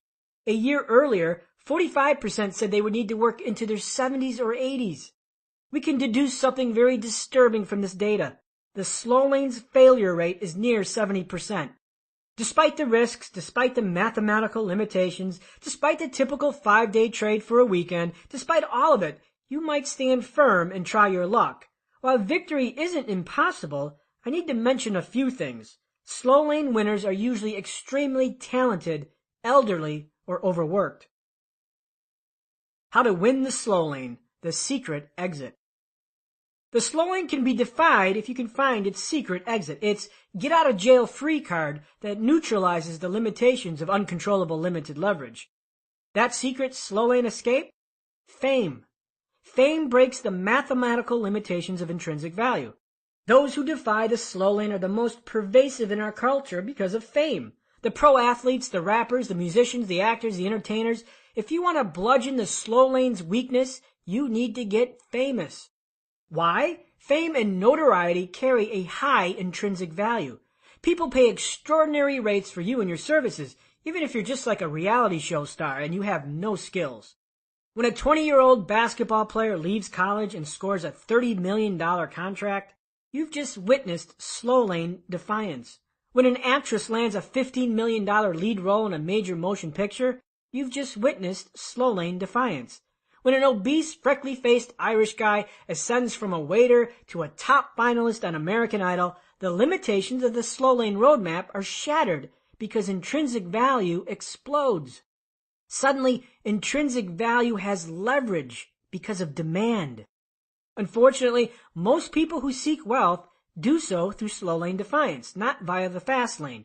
Fortune-leading fames are the obvious attack. Why do stadiums breach the capacity for American Idol auditions? Fame explodes intrinsic value. You can defy the slow lane's limitations by becoming so indispensable that your value to society skyrockets. If millions seek you, you will be paid millions. Pro basketball player LeBron James is paid millions because his skills are in short supply. Famous actors and entertainers are paid millions because millions demand their brand in entertainment form. Extreme talent is paid extremely well. Overworked into corporate management. The other highly sought-after slow lane secret exit is good old corporate management. No doubt you've heard the slow lane missive, climb the corporate ladder. When a corporate CEO cashes in on $20 million in stock options, you've witnessed another slow lane defiance. Surely you've heard about all those overpaid CEOs of large companies raking in the big dough. Have you ever looked at their age? Exclusive of the founders and the owners, most of them are in their 50s and 60s. Obviously, the roads through corporate management don't happen overnight. From mailroom to CEO can take 40 years. And if it does, you certainly don't get there by taking it easy. Nope, you arrive early and leave late. Sorry, but I don't have 40 years of patience waiting for my golden parachute to land in my backyard. Successful slow laners get stuck in the middle. I have no desire to be famous or to be a corporate drone. Heck, I don't even own a suit or a tie, so how would I climb the corporate ladder? If you're allergic to fame and corporate ascension as a road to riches, what's left? Society enforces the slow lane as your only option. Unfortunately, that strategy leads straight into the middles, middle class or middle age. Yes, every lottery has a winner. Bad odds have winners. Old laners or slow laners who succeed using a slow lane strategy, who survive the slow lane roadmap, eventually become millionaires. But please, don't pop the cheap champagne quite yet. The distinction between a slow lane millionaire and a fast lane millionaire is like the difference between a Buick and a Ferrari. When you recognize the difference, you can critique advice properly and assign it to its correct fast lane or slow lane box. Millionaires are rich, or are they? I recently read an article about a young woman named Callie from the UK who several years ago won millions in the lottery, only to lose most of it shortly thereafter. Of course, lose implies that the entire bag of cash flew out of her car while cruising down the boulevard in her brand new convertible. She didn't lose it, she spent it. She was just 16 years old when she won the $3 million, and it only took her 6 years to blow it. Drugs, partying, exotic cars, breast implants, and a jaw-dropping $730,000 in designer clothes. The problem? Callie thought she was rich, and she spent like she was rich. Surely she bought into her title, I'm a millionaire. While $3 million is a decent chunk of change, she needed $30 million for her lifestyle. Which brings us to our famous word, millionaire. When you hear that word, what do you think? Like wealth, you probably have visions of an extravagant lifestyle, boats, helicopters, mansions, and expensive jewelry. For decades, the term millionaire has been ubiquitously used to describe somebody rich.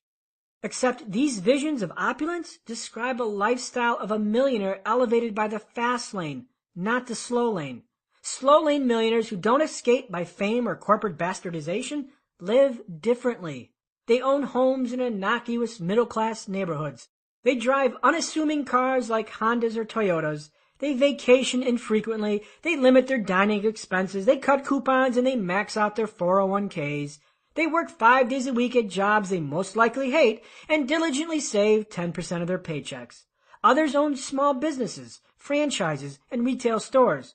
Yes, several national best-selling books have enlightened us. These are the millionaires next door. Sadly, in today's term, a millionaire, net worth of $1 million or more, is simply upper middle class. A millionaire is not rich. 5 million is the old 1 million. I know, depressing. This hidden truth is why many lottery winners go broke just after a few years. Winners envision the lavish lifestyle and live it, not knowing that several $1 million won't support it. If you win $1 million, which after taxes is only $600,000, your lifestyle shouldn't change. If you try to live the millionaire lifestyle as shown on television, a fool and his money are soon parted.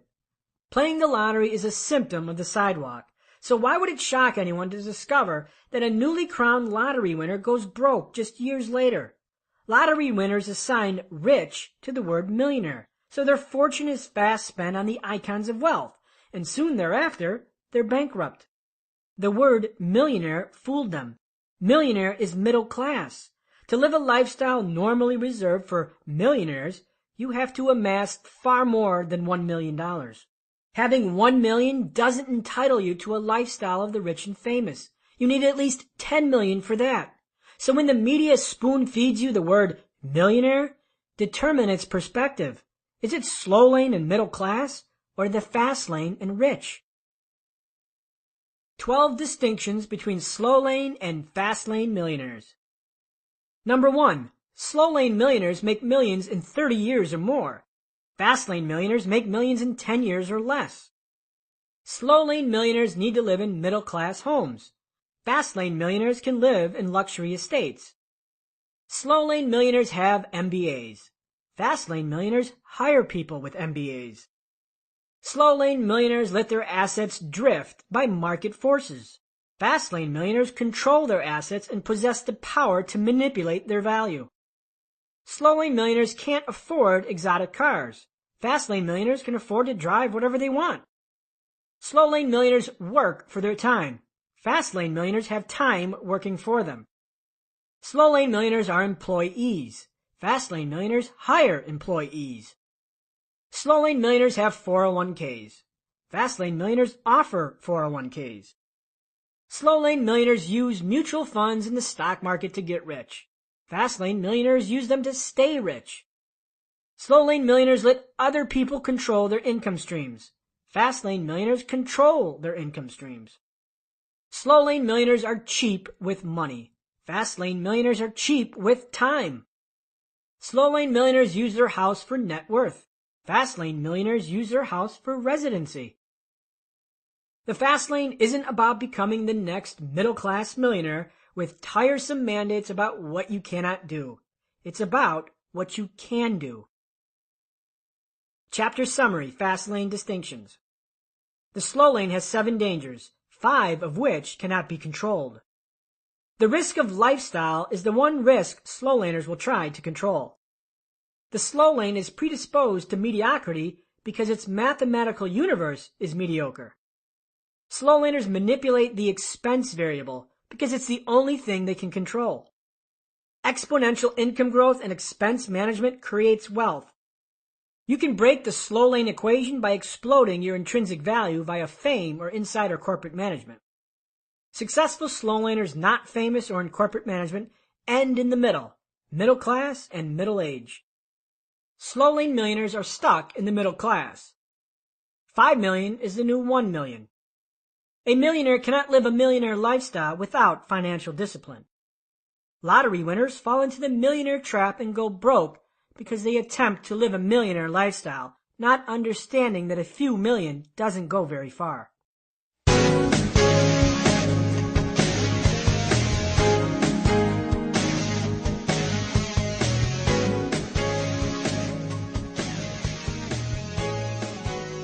Part 5. Wealth, the Fastlane Roadmap. Chapter 16. Wealth Shortcut, the Fastlane. People would do better if they knew better. Jim Rohn. What about door number 3?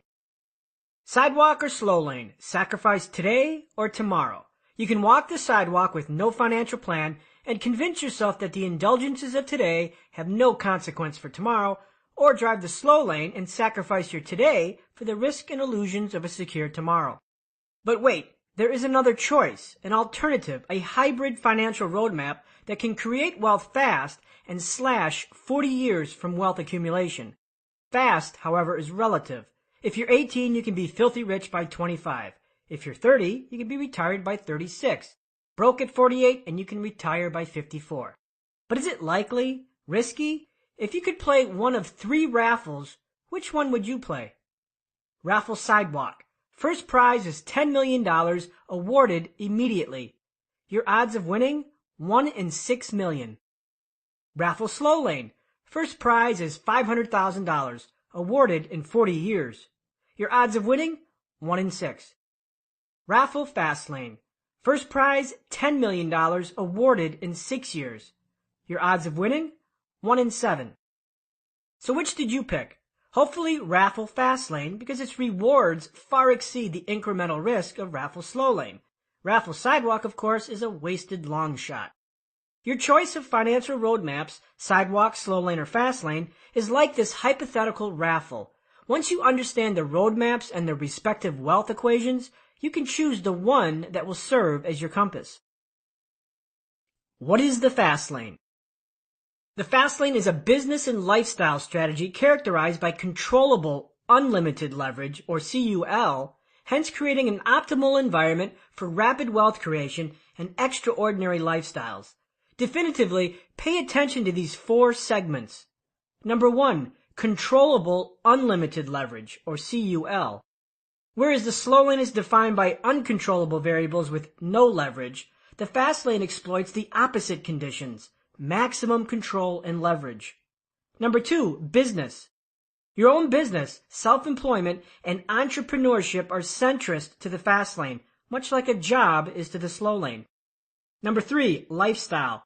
The fast lane is a lifestyle choice, a commitment of blended beliefs, processes, and actions. Number 4, rapid wealth creation. The fast lane is about creating large sums of wealth rapidly and beyond the confines of the middle class. Here's a story that best describes the fast lane, and yes, this story is inspired from a real story posted on the internet. After 4 long years, I sold my company for $32 million. Rapid wealth creation. And I wouldn't change a thing. I'm happy I sold because I wanted to make money fast and transform paper money into real money. This decision has changed my life permanently. Now I do whatever I want and I'm not the least bit bored. The world is my playground. I travel. I learned 2 new languages and how to play piano. I play water sports, hike, and snowboard at least a month a year. I own 3 homes. I watch pro sports and my favorite teams whenever I choose. I watch 3 to 4 movies a week and I read 1 to 2 books a week. Most of my time is spent with my family. I literally watch my 2 daughters grow before my eyes. My family has lived on all 4 corners of the planet, including Australia and the Caribbean. Looking back, it wasn't easy. I worked 12 to 6-hour days for 4 years, almost always 6 days a week, and always a few hours on Sunday. We created an awesome service and sold the crap out of it. The business with CUL. I remember tough times. I had to put every dime of my money into the company. We had less than $50 on our account at least 5 times.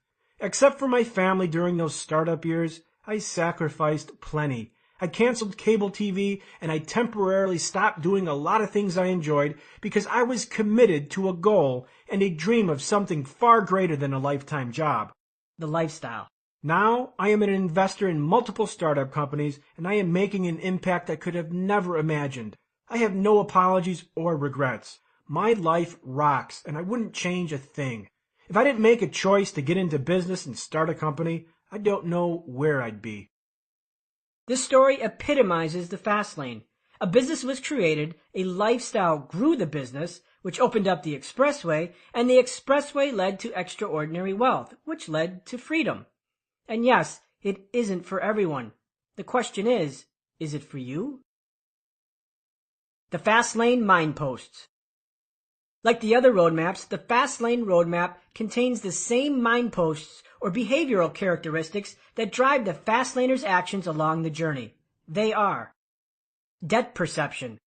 Debt is useful if it allows me to grow and build my system. Time perception. Time is the most important asset I have, far exceeding money.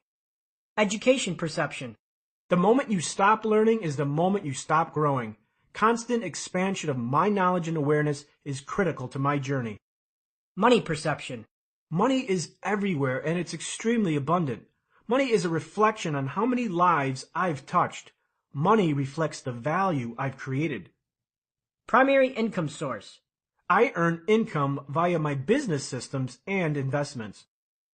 Primary wealth accelerator. I make something from nothing. I give birth to assets and make them valuable to the marketplace. Other times, I take existing assets and add value to them. Wealth perception. Build business systems for cash flow and asset valuation. Wealth equation. Wealth equals net profit plus asset value. Strategy. The more people I help, the richer I become in time, money, and personal fulfillment. Destination. Lifetime passive income, either through business or investments. Responsibility and control. Life is what I make it. My financial plan is entirely my responsibility, and I choose how I react to my circumstances. Life perception. My dreams are worth pursuing no matter how outlandish, and I understand that it will take money to make some of those dreams real. These mileposts are what formulate the fast laner's lifestyle. It drives action. The fast lane roadmap, predisposed to wealth. The fast lane roadmap is predisposed to wealth because it operates under a wealth equation with controllable, unlimited variables, and the mathematical cage of time is removed. ULL is replaced with CUL.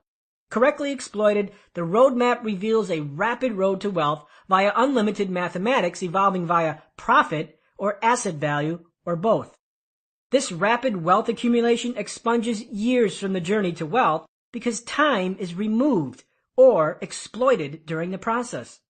The fast lane produces wealth in short periods, millions, sometimes billions of dollars. Yes, it's true. Get rich quick exists. The shadow behind get rich quick. Successful fast laners get rich quick. Now don't let those three words scare you. I know when you hear them, you're hit with a flurry of negative associations, starting with scam. Things like one tiny classified ad and seminars that cost $5,000.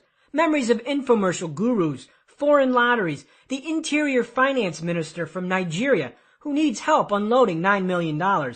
And of course, the phony Bill Gates, who needs you to forward this email beta test to everyone and be rewarded with $50,000 in quick cash because, gosh golly, the attorney on the letter says so. Get rich quick is such an abused phrase that it has no credibility. Beaten and battered, we're numb to believe it doesn't exist. Like Santa or a unicorn, we're advised, get rich quick is a scam. I don't blame you, but is it true? Can't you make millions like they say on infomercials?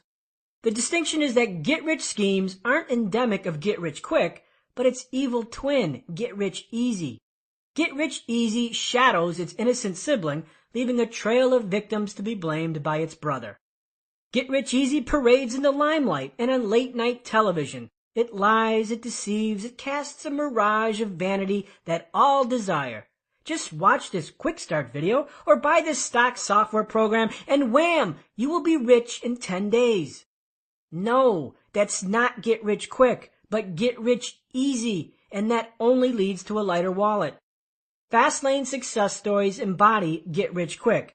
For people to proclaim it doesn't exist is just another untruth advanced by ignorance. Don't allow slow lane losers to corrupt truth.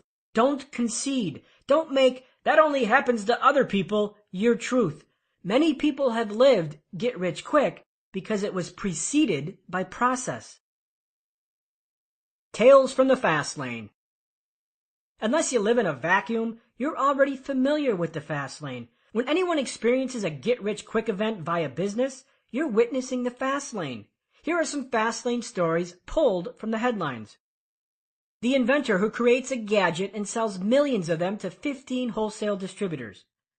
The guy who builds a cell phone application and sells it 50,000 times. The guy who formulates an energy bar to help him stave off hunger and later is offered $192 million for the company. The guy who builds a blog and 3 years later sells it for $4 million to a big pharmaceutical company.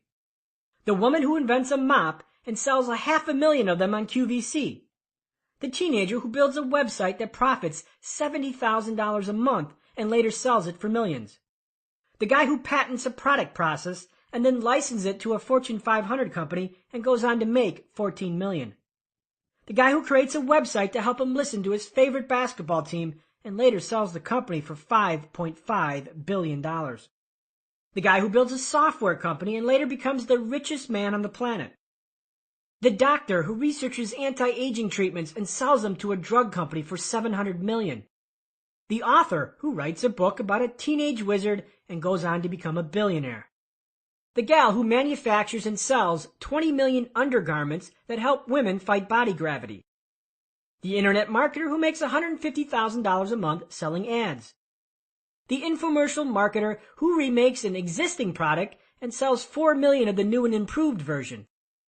The guy who creates an energy drink to help him stay hydrated and then sells the company for $530 million. Hidden get-rich-quick fast lanes are everywhere if you just know where to look for them. The fast lane, wealth's industrial revolution. The Industrial Revolution was a historic period when humans learned how to leverage the speed and efficiency of machine-based manufacturing. Manual labor was replaced in favor of systems, an organized union of distinct parts that coalesced into a specific production outcome. Long and arduous tasks manually handled by humans transformed into mechanization, expelling most human labor outside of the production equation. For that era, it was their version of get rich quick. Products that formerly took months to manufacture now took days. Likewise, financial freedom via the Fastlane roadmap is like an industrial revolution for wealth. The default road to wealth is manual labor, a fight against time and intrinsic value. The rapid road to wealth is to industrialize the wealth process, to systemize it like our ancestors systemized production. The differences between the default road, the slow lane, and the shortcut, the fast lane, are best demonstrated in an Egyptian parable. The parable of Fastlane wealth.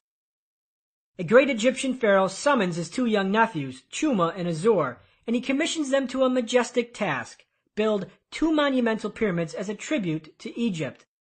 Upon completion of each nephew's pyramid, Pharaoh promises each an immediate reward of kingship, retirement amidst riches, and lavish luxury for the rest of their natural lives.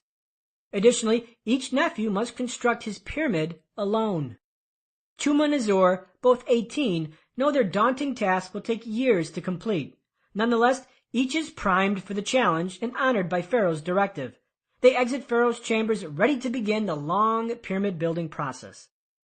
Azor begins work immediately. He slowly drags large, heavy stones into a square formation. After a few months, the base of Azor's pyramid takes shape. The townsfolk gather around Azor's constructive efforts and praise his handiwork.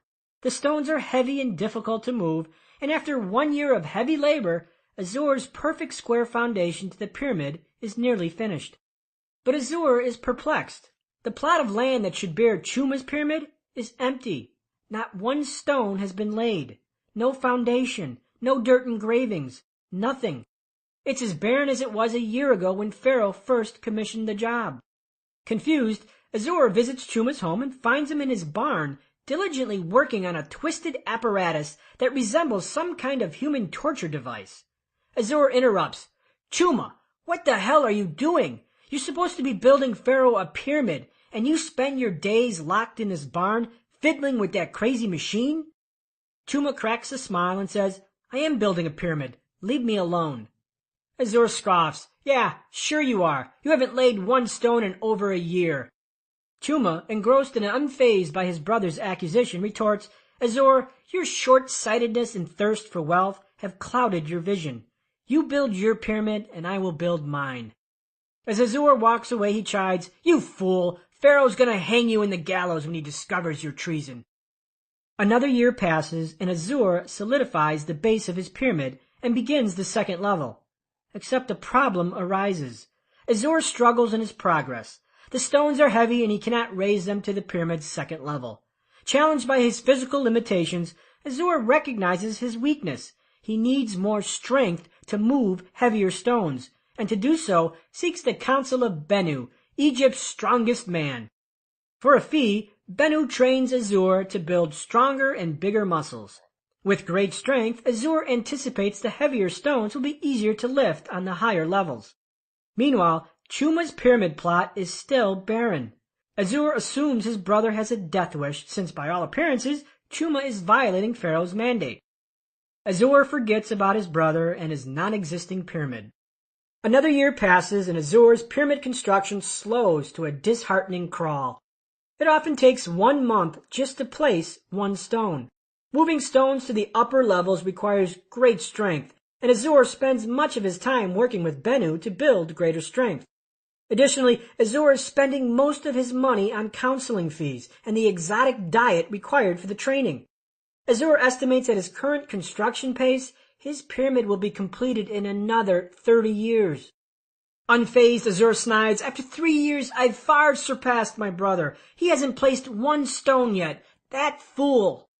Then suddenly, one day while hauling a heavy stone up his pyramid, Azor hears a loud commotion erupting from the town square.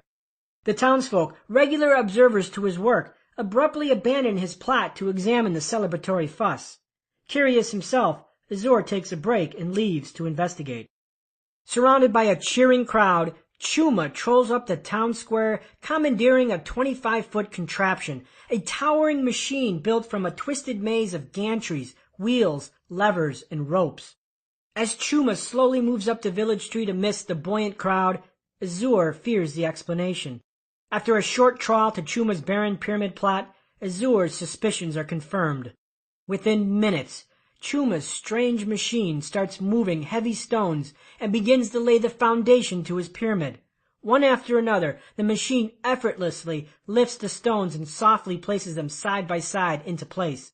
Miraculously, the machine requires little effort for Chuma's operation. Crank a wheel attached to a rope and a cantilever, entwined by a gear system, and bingo! Heavy stones are moved quickly and magically. While Azor's pyramid foundation took over a year to build, Chuma lines up the foundation to his pyramid within 1 week. The second level that Azor so arduously struggled with is even more shocking.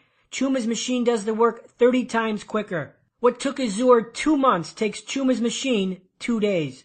After 40 days, Chuma and his machine accomplish as much as Azor's 3 years of toilsome work. Azor was destroyed.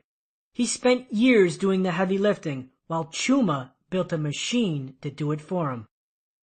Instead of honoring the machine, Azor vows, I must get stronger. I must lift heavier stones. Azor continues the hard labor of pyramid building, while Chuma continues the crank of his machine. After 8 years, Chuma finishes pyramid at age 26. 3 years to build the system, and 5 years to reap the benefits of the system. The great pharaoh is pleased and does as promised. He rewards Chuma with kingship and endows him with great riches. Chuma never has to work another day in his life. Meanwhile, Azor continues to dredge away at the same old routine. Lift rocks, waste time and money to get stronger, lift rocks, and get stronger. Sadly, Azor refuses to acknowledge his flawed strategy and endures the same old process. carry heavy stones until you can lift no more, then get stronger so you can lift heavier stones. This mindless prescription leads Azure to a lifetime of toil. He never finished his pyramid promised to Pharaoh simply because he decides to do the heavy lifting himself, when he should have focused on a system to do it for him. Azure has a heart attack and dies while on the 12th level of his pyramid, just 2 levels from finishing. He never experiences the great riches promised by Pharaoh. Meanwhile, Chuma retires 40 years early in a crown of luxury. Sloshing in free time, Chuma goes on to become Egypt's greatest scholar and an accomplished inventor. He is entombed along Pharaoh in the same pyramid he built. The fast lane is a business system. The slow lane is a job. The slow lane is a job, your hard work traded for your employer's cash. Azure's struggles resemble that of a slow laner. To get rich, you're told to get stronger, spend money, return to school, and earn more in the job market so you can lift heavier stones. The fast lane is about building a better system, a better contraption, a better product, a better something that will leverage your work. In the slow lane, you are the source of the heavy lifting, while in the fast lane, you construct a system that does it for you. On your road trip to wealth, the slow lane roadmap asks that you endure a long, tiresome walk to wealth. The toil of wealth is the process itself. In the fast lane, wealth is driven in a business system you create. The toil is the creation and management of the system itself. Chapter Summary, Fast Lane Distinctions. The risk profile of a fast lane strategy isn't much different from the slow lane, but the rewards are far greater. The fast lane roadmap is an alternative financial strategy predicated on controllable, unlimited leverage. The fast lane roadmap is predisposed to wealth. The fast lane roadmap is capable of generating get-rich-quick results, not to be confused with get-rich-easy. Chapter 17. Switch Teams and Playbooks. A man wrapped up in himself makes a very small bundle. Benjamin Franklin. The Fast Lane Roadmap, the Playbook for Wealth. Losing teams use losing playbooks. Play for the losing team and you're stuck using their losing playbook. To win, switch teams and use the winner's playbook. The Fast Lane Roadmap creates financial winners because it uses a winning formula rooted in unlimited and controllable mathematics. Where is this playbook and how do you get it? You have to forsake the ideology of the majority and become a slow lane trader. Switching teams and the playbook. From the day you were born, you were baptized to play for Team Consumer. From the Barbie doll and the Tonka truck to the Star Wars action figures, you've been conditioned to demand, to want products, to need products, to buy products, and of course, to seek out the cheapest of those products. The correlation between the slow lane and the sidewalk is this. Jobs exist to facilitate the consumer process. You become a brand manager for a consumer products company. You become an insurance agent. You become an accountant for some corporation. It's all consumer driven and focused to move goods and services into the hands of consumers. This consumer focus is like a gravitational pull to keep you amenable to anti-fast lane thinking. Cracking the code. Decoding the fast lane roadmap is as simple as joining the team that is custodian to the decryption key. The winning team is Team Producer. Reshape life's focus on producing, not consuming. When you reframe your thinking from the majority thinking, consumer, to minority thinking, producer, you effectively switch teams and allegiances. Yes, become a producer first and a consumer second. Applied, this means instead of buying products on TV, sell products. Instead of digging for gold, sell shovels. Instead of taking a class, offer a class. Instead of borrowing money, lend it. Instead of taking a job, hire for jobs. Instead of taking a mortgage, hold a mortgage. Break free from consumption, switch sides, and reorient to the world as a producer. I know, it's not easy. However, once you see the world from a producer perspective, your perception sharpens like a fine-tuned radio frequency from static to clear stereo sound. Suddenly, opportunities have clarity, ideas surface, and scams are exposed. This new minority status is critical to strengthening your wealth creation temperament. Remember, the rich are the minority, and you want to be in that minority. It starts with a producer mindset. Producer reorientation. When you encounter an advertising message that coaxes you to buy something, examine it from the producer perspective. How does this company make money? What is the aim of its message? What kind of business processes are involved in offering this product or service? Is this company making a profit? What is the revenue model? Is this product manufactured overseas or locally? I've never bought a product on late night television because I'm on the same team. As a producer, I see the infomercials for what they are. Producers, the minority, serving the consumer, the majority. The act nows, the but wait, there's more, the free bonuses. These are marketing weapons in a producer's arsenal. I watch infomercials not to buy, but to see what the pros are doing. As producers, our job is to entice consumers to buy. As a producer locked in a producer mindset, I attract wealth because consumers seek producers. Consumers are the majority who demand their fill. To consume richly, produce effectively. And the irony of this producer-consumer dichotomy, once you succeed as a producer, you can consume anything you want with little consequence because you'll be rich. To consume richly, produce richly first. Unfortunately, most people have it backwards. Consumption and no production. Producers get rich, consumers get poor. Switch teams and reorient yourself as a producer first, a consumer second. Make wealth attracted to you. Be a producer. Leverage the business of a system. To switch teams and become a producer, you need to be an entrepreneur and an innovator. You need to be a visionary and a creator. You need to give birth to a business and offer the world value. While the centrist theme to a slow lane is a job, in the fast lane, it's a business. Yes, good old self-employment. I know, not breaking news for get-rich books. However, it's important to note that most small business owners are light years away from a fast lane and dickering with slow lane metrics.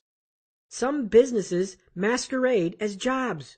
A fast lane business is the key to the fast lane wealth equation, wealth equals profit plus asset value, because it unlocks leverage, a new set of wealth variables that are unlimited and controllable, whereas in the slow lane, they're limited and uncontrollable. Yes, ULL is swapped for CUL. For example, the sale of this book extricates me from the slow lane wealth equation and its universe. This book puts me into the fast lane universe, which is governed by its wealth equation of net profit and asset value. This book is a business system that has unlimited leverage in both time and money. First, it survives time, and it's capable of earning income long after my original time investment. This book effectively transfers the act of income generation from me, the human asset, to the book, the business asset. From start to finish, this book roughly cost me 1,000 hours of my time. If I sell 100,000 books at $5 profit each, I will earn $500,000, or roughly $500 per hour invested.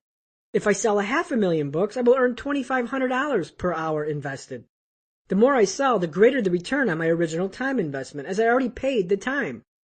Imagine 10 years from today, and I sell one copy of this book. Suddenly I earn $5 from a time investment I made years ago. If I guest speak on a radio show for 10 minutes and that appearance yields 1,000 book sales, this 10-minute investment yields $5,000 in income, 1,000 books times $5 profit, and yields a return on my time at $30,000 per hour.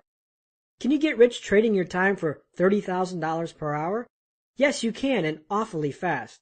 You see, when you unlock yourself from the handcuffs of time imposed by the slow lane roadmap, you assign income to a system that leverages unlimited mathematics, and fast wealth becomes possible. The variables in my wealth universe can be controlled and leveraged. In the next chapter, you will discover why the fast lane can deliver financial freedom and wealth faster than any mutual fund can. Chapter Summary, Fast Lane Distinctions. Producers are indigenous to the fast lane roadmap. Producers are the minority, as are the rich, while consumers are the majority, as are the poor. When you succeed as a producer, you can consume anything you want. Fastlaners are producers, entrepreneurs, innovators, visionaries, and creators. A business does not make a fast lane. Some businesses are jobs in disguise. The fast lane wealth equation is not bound by time, and its variables are unlimited and controllable. Chapter 18. How the rich really get rich. Only those who risk going too far can possibly find out how far one can go. T.S. Eliot. The burning question: how did you get rich? Drive any car that costs more than most people's homes, and strangers will accost you with the question, what do you do for a living? This seemingly innocuous question fronts for the real question burning inside. How did you get rich? People want to know the road I've taken so they can assess their likelihood to travel the same road. When I prompt for a guess, the answers are typical. Athlete, actor, a spoiled brat indulged by rich parents, a lottery winner. These speculative answers unmask the reality behind people's perceptions. To get rich, you have to get famous, inherit money, or win money. That's what I thought until I met that stranger in his Lamborghini so many years ago. The fast lane wealth equation. Living wealthy in youthful exuberance has to shatter the myth of get rich quick. If you're 30 years old and worth millions, and you aren't famous or rich via inheritance, you dirty all fabrics of normality. Now we can't have that, can we?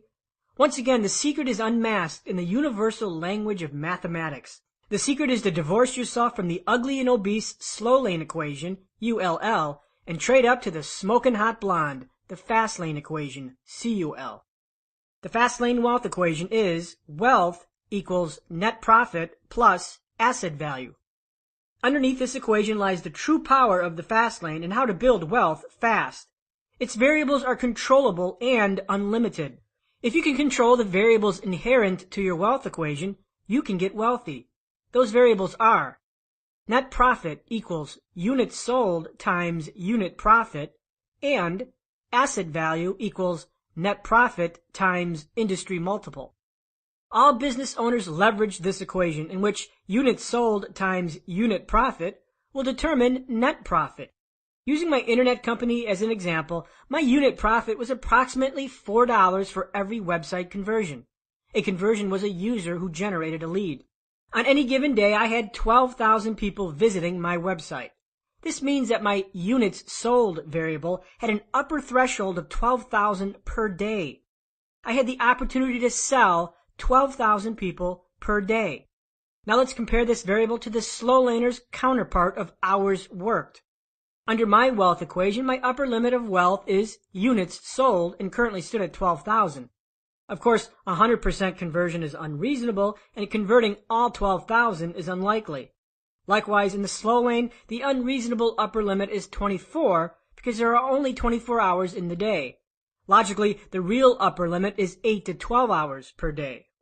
So what is going to make you rich? An upper limit of exposure to 12,000 people per day? Or maximizing your hours worked in the day? That's 12,000 versus 24. No contest. I get rich and the slow laner gets old. Controllable, unlimited variables will make you rich. So how did I control this variable? How is it unlimited? Simple. My average conversion ratio was 12%. If I want to make more profit or more money, I don't walk into the boss's office. I have several weapons available for deployment. Number 1. Raise units sold by increasing conversion ratio. A 1% increase from 12% to 13% would give me an instant raise of about $480 per day. That's $14,400 per month. If I redesign the website, hit a home run, and get conversion to 15%, now I've expanded my income to over $43,000 a month. Number 2, raise units sold by increasing web traffic. To raise profit, I can increase traffic. If I increase web users to my website from 12,000 to 15,000 and conversion stays at 12%, my daily income rises by $1,400 a day. That's over $43,000 a month. Not likely? It's happened. On some days I would have traffic spikes where over 20,000 users would visit. Number 3, raise unit profit. If I detect a weakness in supply for my service or improve value, I can raise prices and increase my unit profit. If my unit profit moves from $4 to $4.50, I raised my income to $10,800 per day from $8,000. That translates into an additional $84,000 per month. Don't you see? Isn't it wonderful to have control? These were my options to create wealth. I had reasonable control over both variables, unit profit and unit sold, whereas in the slow lane, you're left pleading with the boss for a measly 3% salary raise. Second, notice how my wealth variables are virtually unlimited. I controlled only a small part of the market, and conceivably my upper threshold of traffic wasn't the current 12,000 people, but upwards of 50,000 to 100,000 users per day. Unit profit is also pliable. I could experiment with increased prices or new services. I remember the time when I introduced a new service that cost me nothing, and I sent out an email to my advertisers outlining the program. Within minutes, I made a few $1,000s in reoccurring yearly income. My invested time was negligible, and the results were accumulative. High speed limit equals high potential income. The power of this example is to illustrate why I got rich and most others don't. I changed my universe because my wealth equation was unlimited and controllable. When I make tiny incremental changes in my strategy, I can explode my income. A mere 1% increase in the variables could mean thousands and a new Lamborghini. When your wealth variables have high leverage, so does your income potential. Or would you rather stick to the ceiling of 24 hours native to intrinsic value? Unfortunately, many enthusiastic business owners engage in opportunities with low, punitive speeds. For example, if you sit outside the hardware store and sell hot dogs from your hot dog cart, you've muzzled your speed with no accelerative leverage. The variables are limited because your reach is confined to a small area. How many hot dogs could you conceivably sell in the day? 40? 100? Is it possible you can go home and rave to your wife, "Honey, I sold 20,000 hot dogs today"? It would never happen. Again, this isn't much different from the 24-hour cage on intrinsic value. Small numbers have a strong gravity toward mediocrity. Another example is this book itself. How many people are interested in financial independence or early retirement? My market, my upper speed limit, is virtually hundreds of millions of people all over the world. To weaponize the Fastlane wealth equation, you must engage in a Fastlane business that has the potential for high leverage or high speed limits. Retarded numbers retard wealth. Millionaires create and manipulate assets, or asset value. In a survey of 3,000 pentamillionaires, which is 5 million net worth or more, the Harrison Group reported that almost all pentamillionaires made their fortunes in a big lump sum after a period of years. Worth repeating, a big lump sum, not by saving 10% of his paycheck for 40 years. A big lump sum is just another phrase for asset value. Furthermore, 80% either started their own business or worked for a small company that saw explosive growth. Explosive growth is another phrase representing asset value. And yet, none of these multimillionaires had a cushy union job down at the DMV. Surprised? Don't be. The primary wealth accelerant for the rich boils down to one concept: appreciable and controllable assets. Within our Fastlane wealth equation, this second component is called asset value. Asset value is simply the worth of any property you own that has marketplace value. Slow laners and fast laners have two antagonistic views of assets. Slow laners and sidewalkers buy and sell depreciating assets that decline in value over time. Cars, boats, electronics, designer clothes, gizmodos, and sparkly bling to impress that newly divorced woman in the adjacent cubicle. These are all assets that lose value the moment your credit card is charged. Contrary to this, fast laners buy and sell appreciating assets. Businesses, brands, cash flows, notes, intellectual property, licenses, inventions, patents, and real estate. As it relates to the Fastlane wealth equation, the power of asset value lies in the ability to control the variable in a virtually limitless fashion. Wealth acceleration by asset value.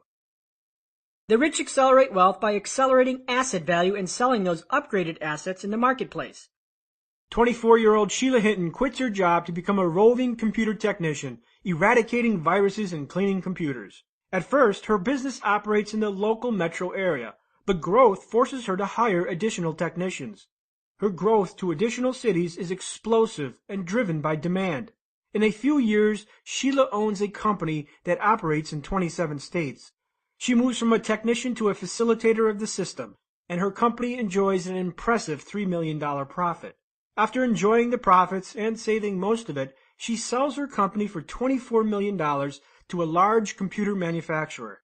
She built an asset from nothing to something. The asset was her system, and now with a $30 million nest egg, she never has to work again. The preceding story best represents the two variables that comprise asset value. Asset value equals net profit times industry multiplier.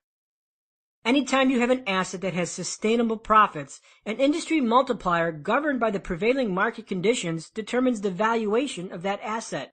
Other people or companies will buy that asset based on the asset's net profit multiplied by the assessed multiple. For example, if you own a manufacturing company that nets $100,000 and the average multiple for your industry is 6, your asset value is worth $600,000. Industry multipliers are subject to intense negotiating as they rise and fall with the economy and within industry sectors.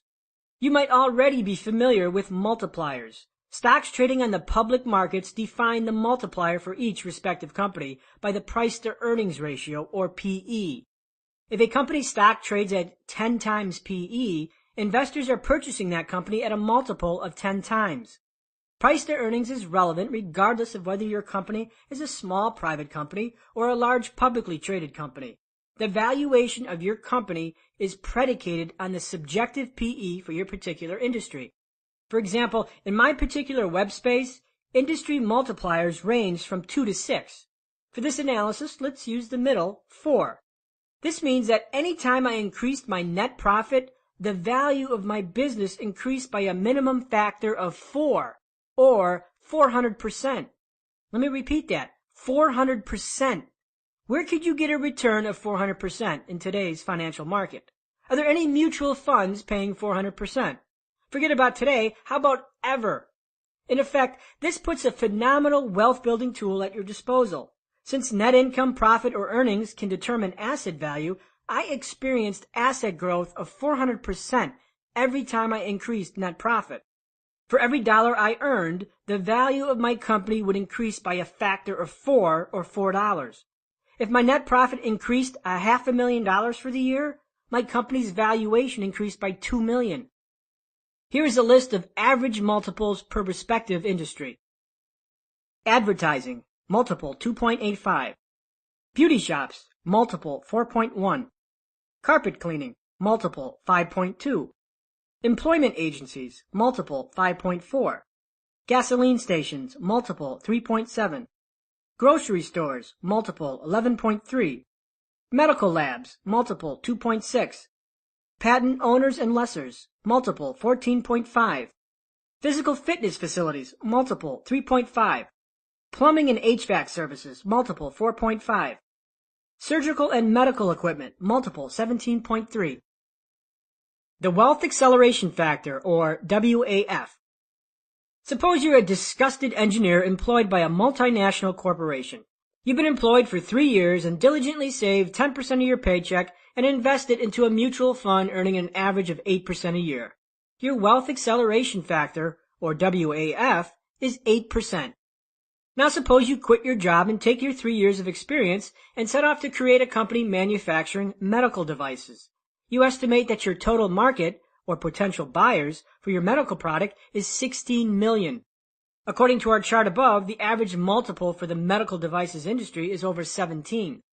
This means within your scope of wealth acceleration, you can accelerate wealth at a factor of 17 or 1700%.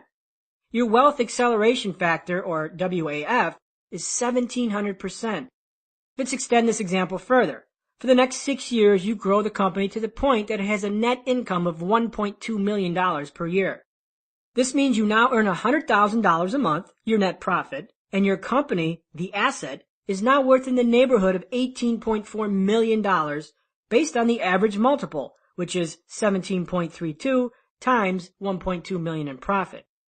You could choose to continue to grow the business, grow wealth by asset value, and cash flow, grow income, or seek to liquidate, sell asset value to realize wealth acceleration.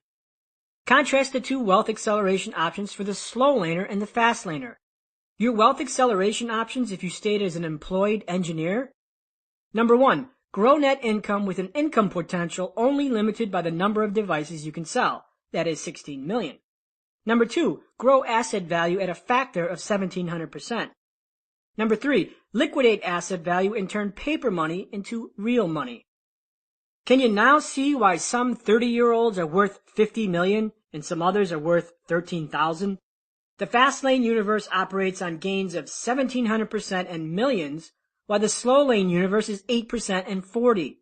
One plan is about hope, while the other plan is about control. Breaking news, 8% and 40 makes millionaires in 40 years. 1700% and 16 million makes billionaires in 4 years. Wealth's dual-flanked attack. Zealous pursuit of net profit is a double-flanked attack at creating wealth. Since asset value is tied to net profit, raising net profit simultaneously elevates asset value by the average industry multiple. Of course, this works in the opposite as well. If your company stagnates and net income starts to erode, so will the corresponding asset value. When I repurchased my company, I paid $250,000.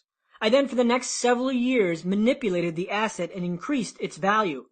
Number 1, I expanded my customer base by 30%. Number 2, I reduced expenses, improving profitability. Number 3, I streamlined operations, which created passivity. Number 4, I elevated net income. Over this process, my net income exploded, and with it, asset value. Then subsequently, after profiting millions passively, I put the company up for sale and entertained multi-million-dollar offers. I bought an asset for $250,000, appreciated and manipulated the variables, and then sold it for millions. I controlled my financial plan. The plan didn't control me. In the fast lane, your wealth accelerator is based on creating or buying appreciative assets, adding value and manipulating the variables, and then selling. Or you can opt for the slow lane alternative. Dump $200 a month into a mutual fund and pray for 8% per year and 40 years of employment. Excuse me while I laugh. Superfast wealth acceleration, liquidation events.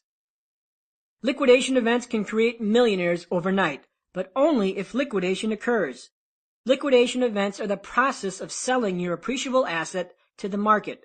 It's a fast lane exit strategy. John Twitnuts creates a social networking website that goes viral. Soon, millions of people are using his service, and John finds himself entertaining buyout offers and venture capital investments. Despite having no revenue and no profit, John has built an asset that has value to the marketplace. He receives a $640 million offer for his service from the web's leading search engine. John declines, arguing that his business will be worth more money once he starts generating revenue. While this is true, it's a gamble.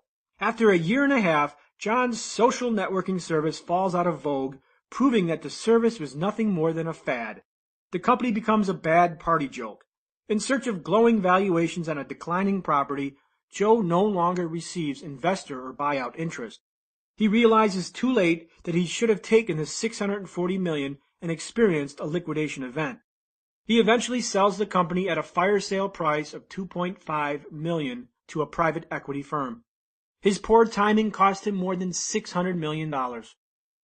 Asset valuations of business, real estate, and other appreciable assets are nothing but just that, valuations based on subjective analysis and market data. If the company you built from scratch has a paper valuation of $60 million and your bank account only has $10,000, are you really a millionaire? Not really. Illiquid paper millionaires can't buy Ferraris and palatial estates. Money does. And to get the money, you have to increase the profit, save it, or go for the big exit, liquidation. Fastlaners accelerate wealth by building cash-flowing assets that can be sold in the marketplace to realize gains. Their wealth equation has controllable, unlimited leverage. Chapter Summary, Fastlane Distinctions. The key to the Fastlane wealth equation is to have a high speed limit or an unlimited range of values for units sold. This creates leverage. The market for your product or service determines your upper limit. The higher your speed limit, the higher your potential income. The primary wealth accelerant for the rich is asset value, defined as appreciable assets created, founded, or bought. Wealth creation via asset value is accelerated by each industry's average multiplier. For every dollar in net income realized, the asset value multiplies by a factor of the multiple. Your industry of specialization will determine the average multiple that determines your wealth accelerant factor. If the multiple is 3, your WAF, or wealth acceleration factor, is 300%. Liquidation events transform appreciated assets, paper net worth, into money, real net worth, that can be transformed into another passive income stream, a money system. Chapter 19. Divorce Wealth from Time. Time is the coin of your life. It is the only coin you have, and only you can determine how it will be spent. Be careful lest you let other people spend it for you. Carl Sandburg. Industrializing Wealth. Divorce from Time. My first fast lane taste was in my late 20s, when I had one of the worst months of my life. A brutal mix of a bad relationship gone south and some troubling health news served as a lethal cocktail to my business productivity. I spent most of the month in bed, with the shades drawn, watching Judge Judy unleash a firestorm of common sense whoop-ass. During this troubling time, I had to cash in my fast lane lottery ticket, and let me tell you, it paid. Despite being checked out on my life, my income actually grew. Yes, grew. My income didn't stop because I stopped. So how did I get so lucky? I was divorced from time. Years earlier, I broke the chains of my time for money. This allowed me to escape the stranglehold of the slow lane equation and operate on the fast lane playing field. When your wealth is predicated on factors that you cannot control and that are implicitly limited, you aren't going to make fast progress. You aren't in control because time is in control. You aren't in control because the boss is in control. You aren't in control because the stock market is in control. How did I escape these controls that society finds so perfectly acceptable? Well, instead of trading my time for money, manual labor, I traded it into a business system, industrialized wealth production. In my situation, time was working for me, not against me. My business system earned money with the passage of time, and yet was exclusive of my time. It was a virtual money tree, and it didn't care what I was doing. Whether I was watching Jerry Springer or jet skiing in Jamaica, the system was built to be its own machine, a living, breathing entity that did the dirty work for me. My system was a surrogate and traded its time. I owned my time instead of time owning me. Passive income, the holy grail to retirement. The buzzword in money-making circles is passive income, earning income while not working. While retired, I receive checks every month like clockwork, and I don't lift a finger. Passive income is a successful divorce from the work-for-money equation indigenous to the slow lane. The beauty of passive income is this: it doesn't care if you're 20 years old or 80. If your monthly income exceeds your lifestyle expenses, including taxes, guess what? You're retired. The Fast Lane Roadmap is engineered for two purposes. It's engineered to create a passive income stream to the excess of your expenses and lifestyle desires, and to make financial freedom a reality, exclusive of age. To break time is to grow a money tree. Mom convinced me it was true. We can't afford that. Do you think money grows on trees? Well, she was wrong. Money grows on trees if you own a money tree, and you can own one too if you know how and where to get the seeds. Money trees are business systems that survive on their own. They require periodic support and nurturing, but survive on their own, creating a surrogate for your time for money trade. A few years ago, I was in Vegas and lost nearly $2,000 gambling. After retreating to my hotel room with my tail between my legs, I realized, why fret? I lost $2,000, and yet on that day, my money tree, my internet company that I created, earned $6,000. While I gambled or slept, swam, or ate, my blooming money tree bore fruit. A money tree is a business system, and it's the Fast Lane Roadmap's Main Street. Money trees create passive income streams before you officially retire. Yes, you can experience the destination of retirement and financial freedom without actually being retired. This is akin to taking a vacation to the South Pacific and magically bypassing the 9-hour plane ride. Money Tree Seedlings, a Fastlane business. Not all businesses are Fastlane, and many of them can't be transformed into money trees. Misled by gurus and life coaches, wannabe entrepreneurs are steered astray under the lure of be your own boss or do what you love, and head down a path of business servitude that is identical to being indentured to a job. It is Jillian's dream to be her own boss. After a 13-year career on Wall Street, Jillian quits her financial advisor job and buys a well-known deli franchise. She liquidates half of her 401k to pay for the franchise fees and startup costs. 3 months later, she is in business and expects to realize her dream. But Jillian discovers that her dream is nothing but a nightmare. Between 7-day work weeks, long hours, and constant bickering between her and the corporate franchisor, she burns out in 2 years. Her profit margins, slim and softened by franchise royalties, doesn't allow her to hire an operator to run the restaurant in her place.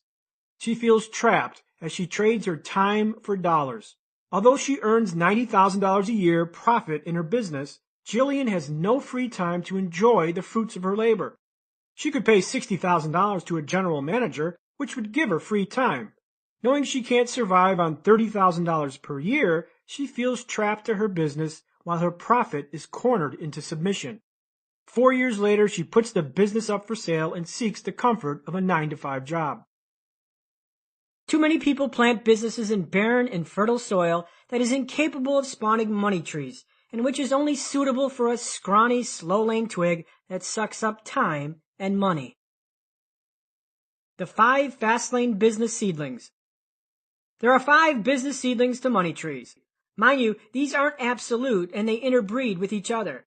Each system inherently has a grade that rates its level of passivity. A higher grade means a greater potential for passivity, but not necessarily a greater income. The seedlings are: number 1, rental systems. Number 2, computer software systems. Number 3, content systems. Number 4, distribution systems. Number 5, human resource systems. Seedling number 1, rental systems, passivity grade A. Real estate is one rental system. I consider real estate money trees as Fastlane 1.0 or Wealth 1.0. It's the old way and still very much a road to wealth. For example, I own a single-family rental home with a great tenant. I could be living on the moon, and each month I get a check in the mail because my time is detached from its income. Real estate is a perfect example of Wealth 1.0 because real estate is its own system. It is 95% passive. As time passes, tenants pay landlords to use their property. From single families to apartment buildings to massive commercial office buildings, real estate has always been the default choice for seedling money trees. Furthermore, real estate is an asset that can be manipulated and its value appreciated. Appreciative assets, or asset value, are cornerstones in the Fastlane wealth equation. Don't want to get involved in real estate? No problem. Rental systems aren't just reserved for real estate. Rental systems can come from a variety of other sources, not real estate oriented. Leases, royalty payments, and licensing are other forms of rental systems that can produce reoccurring monthly income. For example, when you own the rights to a music collection, corporations have to pay you royalty to use the music. The work might have been recorded decades earlier, but it still generates royalties. Likewise, if you invent and patent a product process and license it to another company, you again earn income from the licensing fee. The patent was invented and registered, yet its income survives time exclusive of your time. Cartoonists license their artistry to book authors and newspaper producers. The creation of the cartoon might have happened years ago, yet it survives time and generates rental income for the owner. Rental systems are powerful money trees because they are high on the passivity scale and survive time. Seedling number 2, computer software systems, passivity grade A-. My preferred system is computer and software systems, including the internet. It's no shock that the internet has paved the road to millions more than any other road out there. In fact, I heard a statistic the other day that the internet has created more millionaires in the last 5 years than the previous 5 decades combined. What makes the internet and computer systems so potent? Computers are miraculous inventions and fertile seeds to money trees. They work 24 hours a day, 7 days a week, and they don't bitch about working conditions. They don't bitch that you don't pay them enough. They don't bitch and moan about coworkers like Lazy Joan or Same Shirt Bob. Nope, computers aren't late, they don't ask for pay raises, and they don't care that you just bought a new Mercedes S-Class. Nope, they just do what they're programmed to do, and it's done. What sets the internet apart from real estate is it implicitly contains leverage.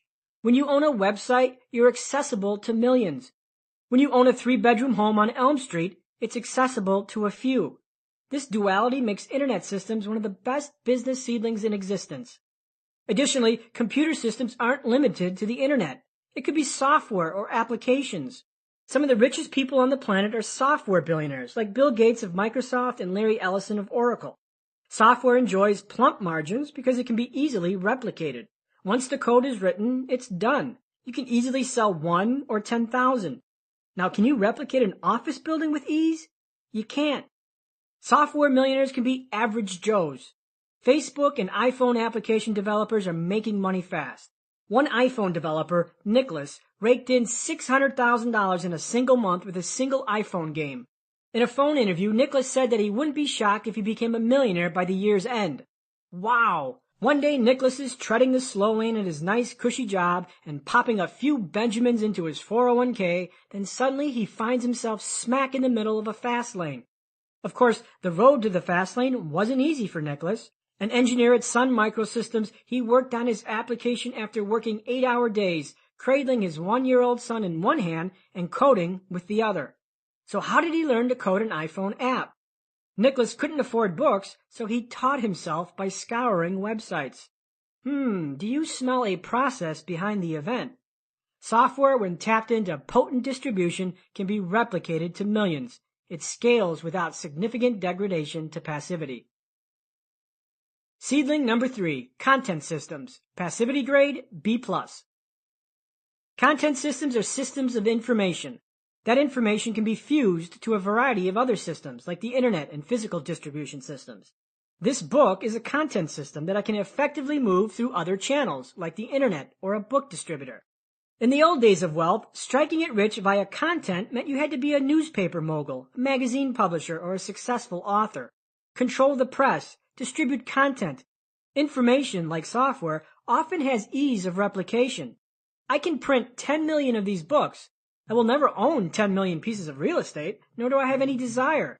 Like their software counterparts, some of the richest people on the planet are successful authors.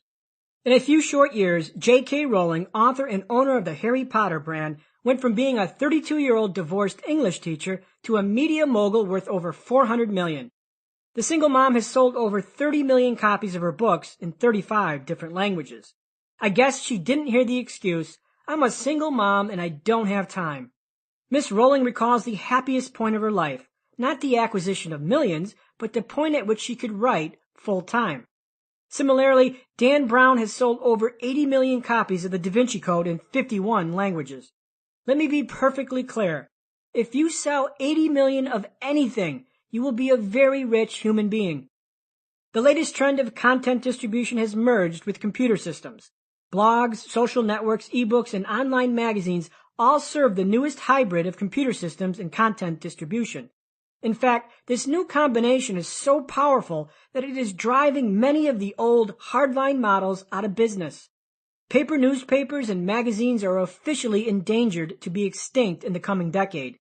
You see, change creates millionaires, and those who observe and take advantage of the change will be the new millionaires and the new billionaires. Content also survives time. This book might have taken me years to write, but it also survives years. If someone buys this book 5 years from now, I will earn a small profit on a time investment I made years earlier. The content is an asset that is saleable over and over again, and with each sale, the effective time cost declines while the hourly rate of return expands. Seedling number 4, distribution systems. Passivity grade, B. A distribution system is any structure or organization designed to move products to the masses. Distribution systems can be hybrids with other seedlings, such as content and computer systems. If you invent and manufacture a new product and sell it on QVC, you are leveraging a distribution system. If you sell that product via infomercial at 2 a.m., you are also leveraging a distribution system. If you sell your product to 4 wholesale distributors that in turn sell it to retailers like Walmart and Target, you are leveraging a distribution system. When inventing any product, the invention is always half the battle. Distribution is the other. The greatest product in the world can go unused if it isn't leveraged into the proper distribution system, either one that exists or one that you create. Amazon.com is one example of a distribution system that I use. This book sells on Amazon and is available to millions. However, a book sitting on Amazon represents unrealized potential, like a 1,000-horsepower car sitting in the garage. It is my job to turn the engine on and drive the power of the distribution system. The tool exists, ready to be exploited by successful or failed execution. Our iPhone developer leveraged the iPhone App Store to move his software. This was his distribution point. Without the distribution, he couldn't sell the software. Distribution is a means to move product to the masses. Some systems are better than others, and when it comes to distribution, it all depends on the control structure. If you create a network marketing company to sell your new vitamin product, you are creating a powerful distribution network capable of earning millions. If you join a network marketing company, you are electing to be a gear in the distribution process. Another potent form of distribution is franchising or chaining. When a successful store concept is branded and systemized, it can be replicated and sold to other individuals. Savvy Fastlane entrepreneurs recognize that a successful local business with weak leverage can be made highly leveraged by franchises or chains. Now, does this path sound familiar? Well, it should. This is what Starbucks did to become the biggest coffee chain in the world. Other restaurants deploy a combination of chains and franchises. Dairy Queen and McDonald's both have chains and franchises. If your business operates in limited scale, it can be conquered with chains and franchises. If you own one hot dog cart and sell at one location, there really is no leverage. However, if you own 500 hot dog carts and sell at 500 locations through 500 owner-operators, suddenly leverage appears. The Fastlane wealth equation has power. Seedling number 5, Human Resource Systems. Passivity grade C. Amazon.com is a distribution system backboned by a computer system and operated by a human resource system. Human resource systems are the most expensive and complicated to run. Humans are unpredictable, expensive, and difficult to control. Ask anyone with a company that relies on employees how challenging it is to keep employees happy. I came to the employee crossroad with my own company. I had to either suffer internet technology obsolescence or hire 2 additional people to scale my company to the next level. Since my business was already 80% passive, I knew that adding employees would erode the passivity of the business because employees need management, and at a certain level, even managers need managers. The other alternatives were to keep my company on autopilot and watch it slowly degrade over the years, or dig in and get back to startup mode, or sell it. After evaluating the options, I chose to sell. In my case, human resource additions would have subtracted to passivity, not added. While I would have made more money hiring more people, I wasn't willing to forego my free time for it. A year after I sold my company, I examined the possibility of a parking business near the airport. Local travelers to the Phoenix airport could valet park their car in a neighboring parking lot and get chauffeured to the airport. In general, this was a rental system. People would park to pay their car, and I would earn a daily fee for each parked car.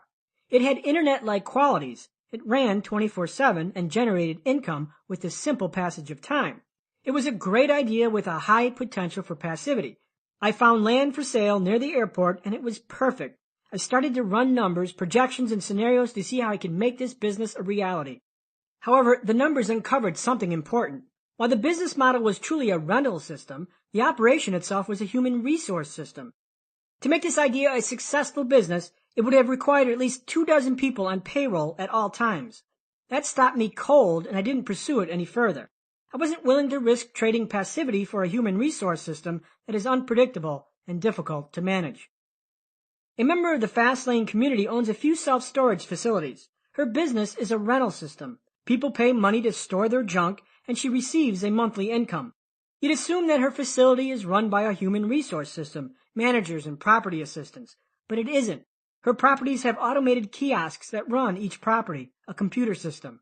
This makes her business mostly passive. Remove the kiosk, add human resource systems, and passivity drops. So does this suggest that human resource systems are a drain to passivity? It depends. First, what is the existing level of passivity to the business as it is now? If you own a coffee shop and work 80 hours a week, you have no passivity. A general manager or a human resource system would raise passivity by an estimated 40%. In my business, I was operating at 85% passivity. Adding any human resource system would have lowered passivity. Human resource systems can add passivity or erode it. Good employees nurture money trees. Bad employees pluck the fruit of money trees and require pruning. However, don't let that scare you. If you want to make millions of dollars or billions, human resource systems are needed because you simply can't do everything yourself. Chapter Summary, Fastlane Distinctions. To divorce yourself from the slow lane's transactional relationship of time for money, you need to become a producer, specifically a business owner. Business systems break the bond between your time for money because they act like surrogate operatives for your time trade. If you have a passive income that exceeds all your needs and lifestyle expenses, including taxes, you're retired. Retirement can happen at any age. The fruit from a money tree is passive income. A Fastlane objective is to create a business system that survives time exclusive of your time. The 5 money tree seedlings are rental systems, computer systems, content systems, distribution systems, and human resource systems. Real estate, licenses, and patents are examples of rental systems. Internet and software businesses are examples of computer systems. Authoring books, blogging, and magazines are forms of content systems. Franchising, chaining, network marketing, and television marketing are examples of distribution systems. Human resource systems can add or subtract to passivity. Human resource systems are the most expensive to manage and implement. Chapter 20. Recruit your army of freedom fighters. The rich rule over the poor, and the borrower is slave to the lender. Proverbs 22:7. How the rich explode wealth. I spent a few years chauffeuring clients in limousines, so I heard a lot. I remember Gary, a young 20-something client who hired our limousine several times a month to serve as his personal escort to parties and beer-drinking excursions. Oddly, this guy wouldn't just hire us on Friday or Saturday, he'd hire us during the week. Every day of his life was his weekend. When he hired us, I knew it was going to be a long night, and a profitable one, since he tipped fabulously. Being broke and a student of wealth, I couldn't bottle my curiosity. I asked the limo company owner, "Hey, what's Gary's story?" He told me that Gary was semi-retired and just sold his administrative office company for millions. Wow, this guy couldn't have been much older than I, and he was already retired and living large. The next few times I chauffeured the man, I eavesdropped on his conversations, hoping to catch a tasty tidbit of the rich. And I did. To his club wingman, I heard Gary drunkenly declare, "Thanks to municipals and treasuries, I never have to work another day in my life." Wham! Another piece of the wealth puzzle solved. The best passive income venue in existence. In the prior chapter, I neglected to mention the best money tree seedling in existence. I omitted it because it really isn't a business seedling at all, but a seed you already possess. Whether you're broke in a dead-end job or without a business, you already have the raw materials for the best money tree seed in existence. What is it? Take a guess. Real estate? An internet business? Maybe a network marketing company? Licensing an invention? No, hell no, and no. The best money tree in existence sits right in your pocketbook. The good old-fashioned buck. Yes, money. Money is the king of money trees. How is money passive? If you have a lot of money, you're given the gate key to switch teams from consumer to producer. Specifically, you move from borrower to lender. You move from employee to employer. You move from customer to owner. In other words, people pay you to use your money in the form of interest or ownership. For example, let's examine interest, which is the fee earned to lend money. Right now, you're probably someone who doesn't earn interest, but pays it. Someone lent you money for the mortgage on your home, and in return, you pay the note holder interest. That interest is profit or income to somebody else. While the act of becoming a lender sounds complicated, it really isn't. Anytime you buy a certificate of deposit from a bank, you become a lender. Anytime you buy a municipal bond, either directly from the source or indirectly via a mutual fund, you become a lender. When you deposit money in the bank, you become a lender. As a lender, you don't administer the loans, you just sit back and collect checks. It's super easy and super passive. Gary, my rich limousine passenger, was a lender who never had to work another day in his life. Savers become lenders, owners, and producers. I heard a radio commercial the other day from a self-proclaimed dual dad guru who declared, "Savers are losers." I couldn't believe my ears. Savers are losers? And who are the winners? The people you advise to borrow millions on risky real estate investments? Savers aren't losers. Savers are winners because they eventually become lenders. Savers are winners because they eventually become owners in companies. Savers are winners because they become producers and build assets. Now open your wallet and look at $1. $1. It doesn't buy much, but it's the embryonic start to a passive income stream. $1 has the power to give you a nickel of passive income for life. Yes, for life. While 1 nickel buys squat, it unlocks the DNA implicit in money. It's fully passive.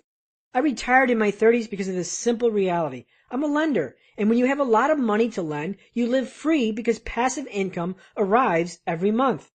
Now get this. If you had $10 million and lent it at a mere 5% interest, you'd enjoy a passive income of over $41,000 every single month. At 8%, your monthly income would be over $66,000 per month. Fully passive. Over $60,000 every month. And guess what? This is without touching the principal. You can do this for years and still have $10 million left over. Now imagine opening your mailbox every month to a $40,000 check, and you didn't have to do anything for it. What kind of trouble could you get into earning $40,000 a month? I bet a lot. Unrealistic? It isn't. This is how I live. Even in this low-interest environment, I can find safe investment yields in the 4 to 6% range, some of them tax-free. While most people shudder at the thought of an interest rate hike, I love it. I get a pay raise. A 1% interest rate hike translates into thousands for me. And since inflation rises in unison with interest rates, my income has an element of inflation protection. If inflation rises, so do interest rates. So how does all this become a reality? I created a passive income stream via my internet business, a business money tree seedling, which funded my passive income system from lending.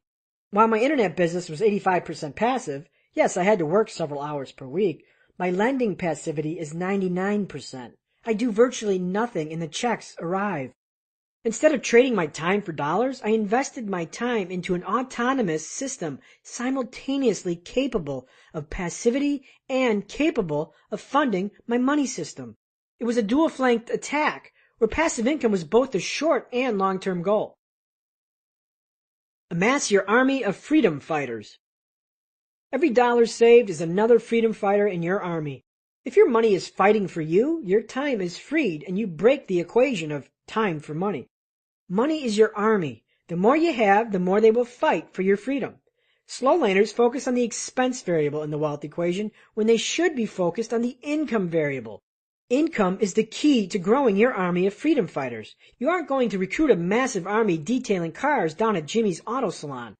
And I'm not referring to just the U.S. dollar, but all international dollar-denominated assets.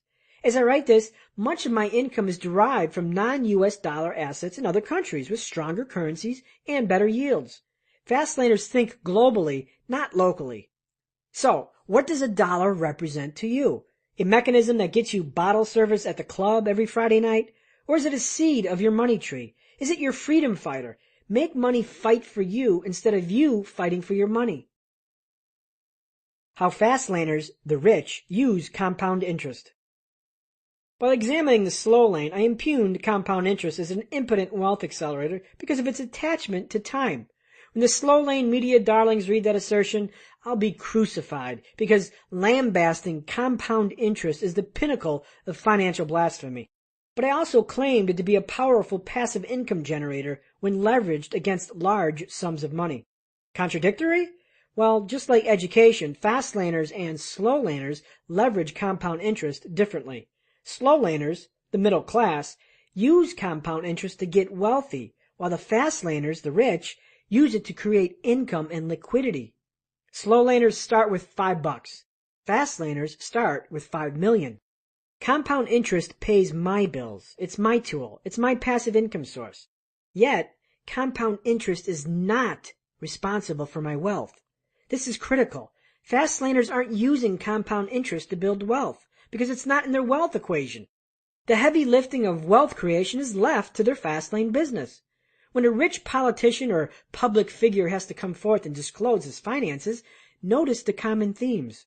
The source of their wealth comes from their business ventures, while their liquid cash reserves are tied into fixed income securities like municipal bonds, treasuries, and other highly liquid safe investments. The rich aren't using the markets to create wealth. They're increasing their existing wealth with leveraged business assets. Remember that 25-year-old multimillionaire who got rich investing in mutual funds is a fairy tale. The millionaires are the guys running the funds. They're the producers. How to really use compound interest. Would you rather have $5 million right now or a penny doubled every day for 40 days? No brainer, right? Accept $5 million now and you forsake nearly $5.5 billion. When you get a moment, examine the chart below that demonstrates the force of doubling. On day 1, you have 1 penny. On day 2, you have 2 pennies. On day 10, you have $5.12. On day 20, you have $5,242.88. On day 30, you have $5,368,709.12.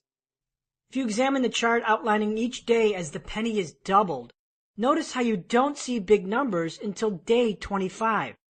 If we transpose this doubling a penny a day example to that of a slow laner's journey and say doubled the penny every year starting at age 21, you'd barely have $5,000 by the time you are age 40. 5 million isn't hit until age 50. This is indicative of a slow laner's journey where compound interest doesn't enforce power until most of life has evaporated. Big money doesn't come until you are in your 50s or 60s, and this is with 100% returns year after year. Average market returns would be about 7%. Yet at a doubling, at age 40, you barely have $6,000. Again, this is a slow laner's predicament, imprisoned in time and uncontrollable yield. Fast laners understand this weakness and realize that the compound interest weapon is most effective with large sums of money. For compound interest to be powerful, you must bypass 30 years of mathematical ineptitude by riding the crest where it is effective. The tidal wave of compound interest. Like a tidal wave far out at sea, compound interest's strength isn't visible until it moves near land. As the wave approaches land, its force becomes incredibly powerful. Most slow laners ride the compound interest tidal wave 1,000,000 miles out at sea. And guess what? Nothing happens. They float aimlessly, going nowhere. Saving $200 a month from your paycheck in a 3% savings account isn't going to make you rich fast. You simply can't ride a wave millions of miles out at sea. Now the fast laner observes the tidal forces near land and seeks to meet it at the shore. At the shore, the tidal wave can be ridden with impact. To actuate compound interest power, start at the shore with a large number that can be leveraged. 10% interest on $10 million is $1 million a year, $83,000 every single month. Exploit compound interest at its crest, not 1,000,000 miles out at sea. The point of this illustration is to show that the rich aren't using compound interest to get wealthy, they're using it for income and liquidity. A 5% tax-free yield on $10 million suddenly creates $500,000 per year in passive income. Like a tidal wave at the seashore, compound interest rears excruciating force when pitted against large sums of money. This is where money transforms into a fully passive income stream. As for earning your $10 million, that solution lies in exponential leveraged growth stemming from a fast lane business. net income plus asset value. Not in expenses, not in the stock market, and definitely not in a job. Chapter Summary, Fastlane Distinctions. One saved dollar is a seed to a money tree. A mere 5% interest on $10 million is $40,000 a month in passive income. A saved dollar is the best passive income instrument. Fastlaners, the rich, don't use compound interest or the markets to get wealthy, but to create income and preserve liquidity. A saved dollar is a freedom fighter added to your army. The rich leverage compound interest at its crest, applied against large sums of money.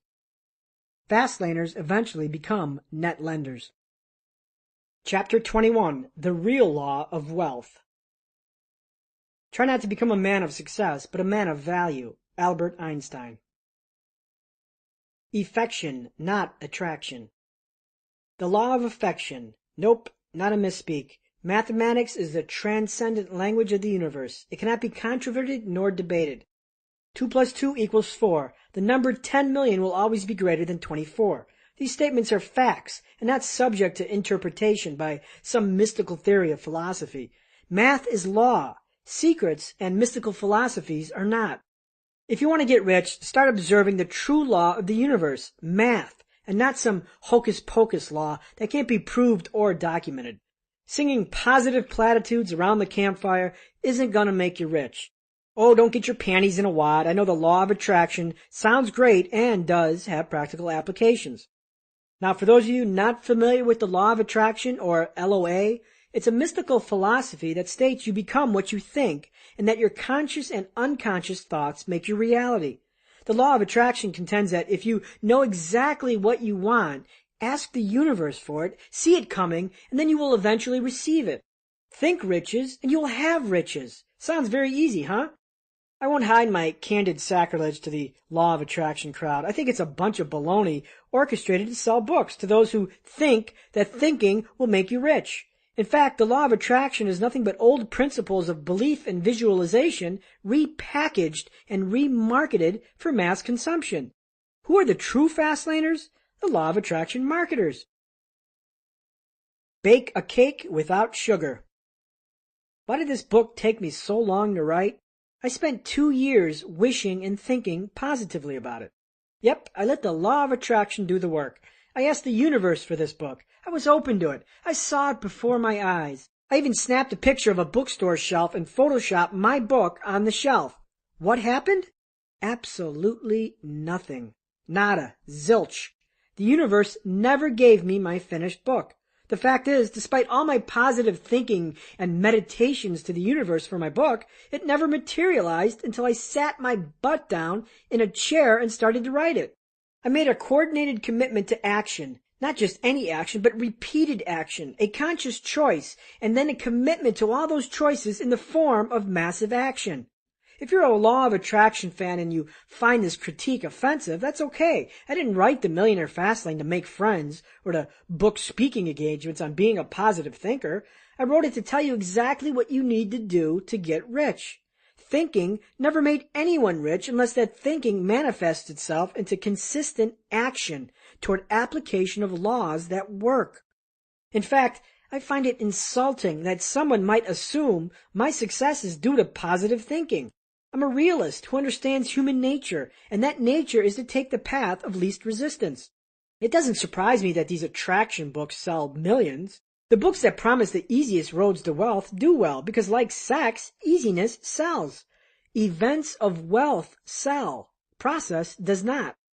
While the law of attraction is a nice hammer in the toolbox, its flaw is that it ignores the real secret behind wealth. The real secret that transcends all wealth, all people, all cultures, and all roads. And that is the law of affection. The flaw of attraction is that it ignores mathematics. The law of affection, a Fastlane primer. The law of affection states that the more lives you affect in an entity you control in scale and or magnitude, the richer you will become. The shortened, sanitized version is simply affect millions and make millions. A while ago I wrote an article titled, "The Shortest Make Millions Article Ever Written." Guess how long the article was? A paragraph? Maybe a sentence or two? Nope, just 2 words. And those 2 words? Impact millions. Impact millions and make millions. It really doesn't get any simpler than that. In other words, how many lives have you touched? Who has benefited from your work, your assets, and your handiwork? What problems have you solved? What value are you to society? If you're working the front desk at a motel, you simply aren't making much of an impact, and your bank account will represent that same fact. The amount of money you have or don't have is a direct reflection on the amount of value you have provided or not provided. Affection is scale, magnitude, or both. Your business needs to make an impact of either scale or magnitude or both. Within our Fastlane wealth equation, scale and magnitude are implicit to our net profit variable. Net profit equals units sold, scale, times unit profit, magnitude. An example of scale is reflected on our Fastlane roadmap via the profit variable in our wealth equation, units sold. If you sell 20 million pens and make 75 cents profit on each, you just earned 15 million. This is having an impact on scale with little magnitude. Obviously, selling a writing pen doesn't have a major impact on anyone's life. The wealth is transmuted by a scale, not magnitude. Conversely, magnitude is having a great impact on a few, and within our Fastlane wealth equation is reflected in unit profit. Price always reflects magnitude. If you sell a product that's worth 50 million, you have access to magnitude. For example, if you owned an apartment complex with 400 units and you profit $100 from each unit, you generate $40,000 in monthly income. Because you are providing housing for 400 families, you are making an impact of magnitude, not scale. Shelter has magnitude. Activities of magnitude have higher profit potential with smaller scales. Magnitude is always reflected by an item's price. High value equals high price equals high magnitude. If you can combine both scale and magnitude, we won't be discussing millions, but billions. Donald Trump makes an impact on both magnitude and scale, and therefore is worth billions. Scale creates millionaires. Magnitude creates millionaires. Scale and magnitude creates billionaires. Follow the money. Unfortunately, the word law is loosely tossed around to represent concepts that aren't really laws. The law of attraction isn't a law, but a theory. The word law is absolute. It works 100% of the time. When you drop a watermelon from your 10th floor dorm window, the law of gravity takes over. The watermelon falls to the ground every single time. The outcome is 100% certainty. Unfortunately, positive thinking and visualization doesn't work with 100% certainty. Belief and manifestation aren't absolute, so they can't be classified as laws. However, the law of affection is absolute. Show me any self-made billionaire and I will show you a person who has touched the law of affection, either in scale or magnitude. To Woodward and Bernstein, Deep Throat said, follow the money, and when you do, you find the only true law of wealth, and that is affection. Why? Because affection is rooted in mathematics, and because of this, it operates exclusive of any roadmap. A slow laner can use the law of affection to escape slow lane confinement. Pro athletes, actors, entertainers, intrinsic value explosions happen because of affection. Society suddenly perceives your value to be meteoric. Yes, these people are still trading their time for money, but in an unprecedented stratum of value. For example, over the last decade, Bill Clinton earned over $50 million in public speaking fees. While speaking is a direct trade of time for money, his intrinsic value is legendary, perhaps more than $100,000 per hour. Underneath the big fee is the law of affection. He speaks to millions and is paid millions. A rapper sells millions of songs and is paid millions. A housewife sells 1 million kitchen gadgets and earns millions. A lottery winner wins millions because millions entered the drawing. Daddy Warbucks' son inherits millions because Warbucks' company served millions. A plastic surgeon earns millions because he serves many in magnitude. A star athlete's agent earns millions because his clients serve millions. Retrace the source of millionaire money and you will always find millions of something. Affection or scale or magnitude always precedes money, either directly or indirectly. The more lives you impact, directly or indirectly, the more wealth you will attract.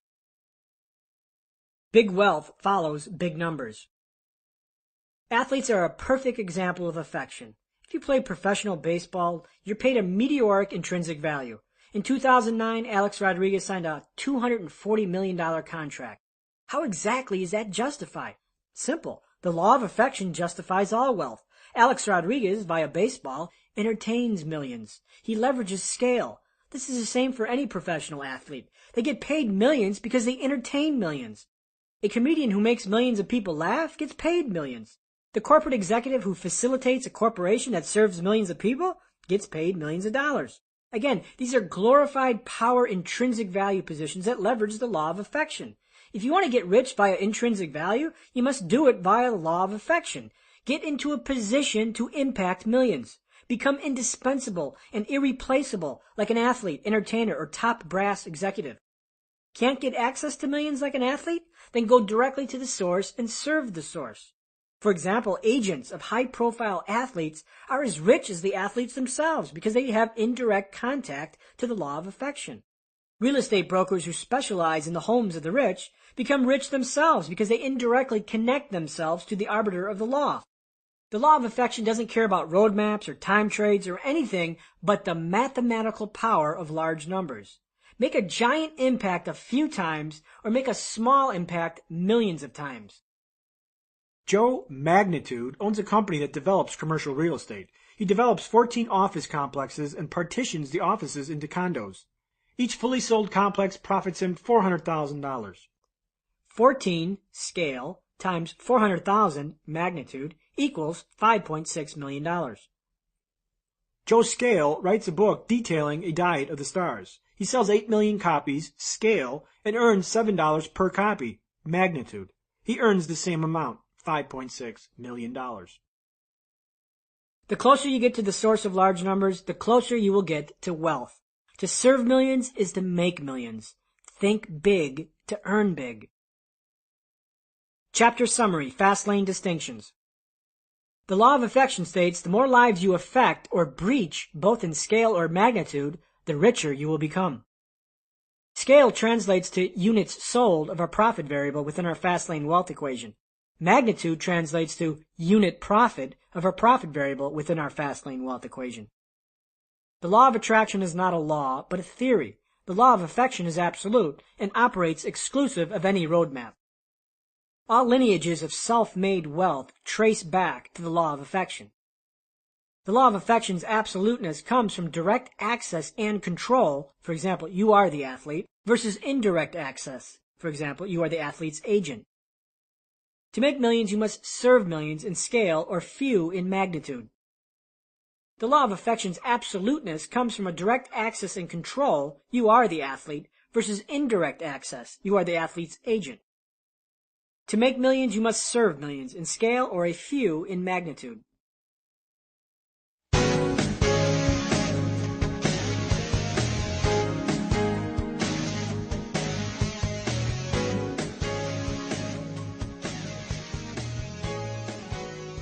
Part 6.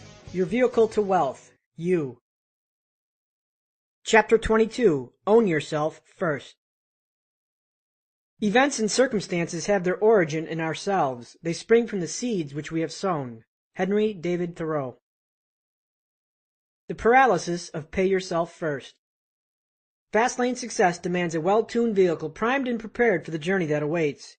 You are the vehicle to wealth. You are the mechanism for movement. You are responsible for making the journey, and the first step in taking charge of you is to own you.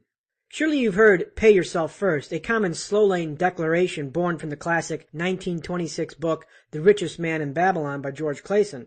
A good read, but fundamentally flawed. If you aren't familiar with pay yourself first, it's a slow-lane doctrine that urges you to save your money, pay yourself, before all else, food, gas, car payments, and other bills. This supposedly forces the slow laner's savings rate to accelerate their putrid wealth acceleration vehicle, compound interest via market investments.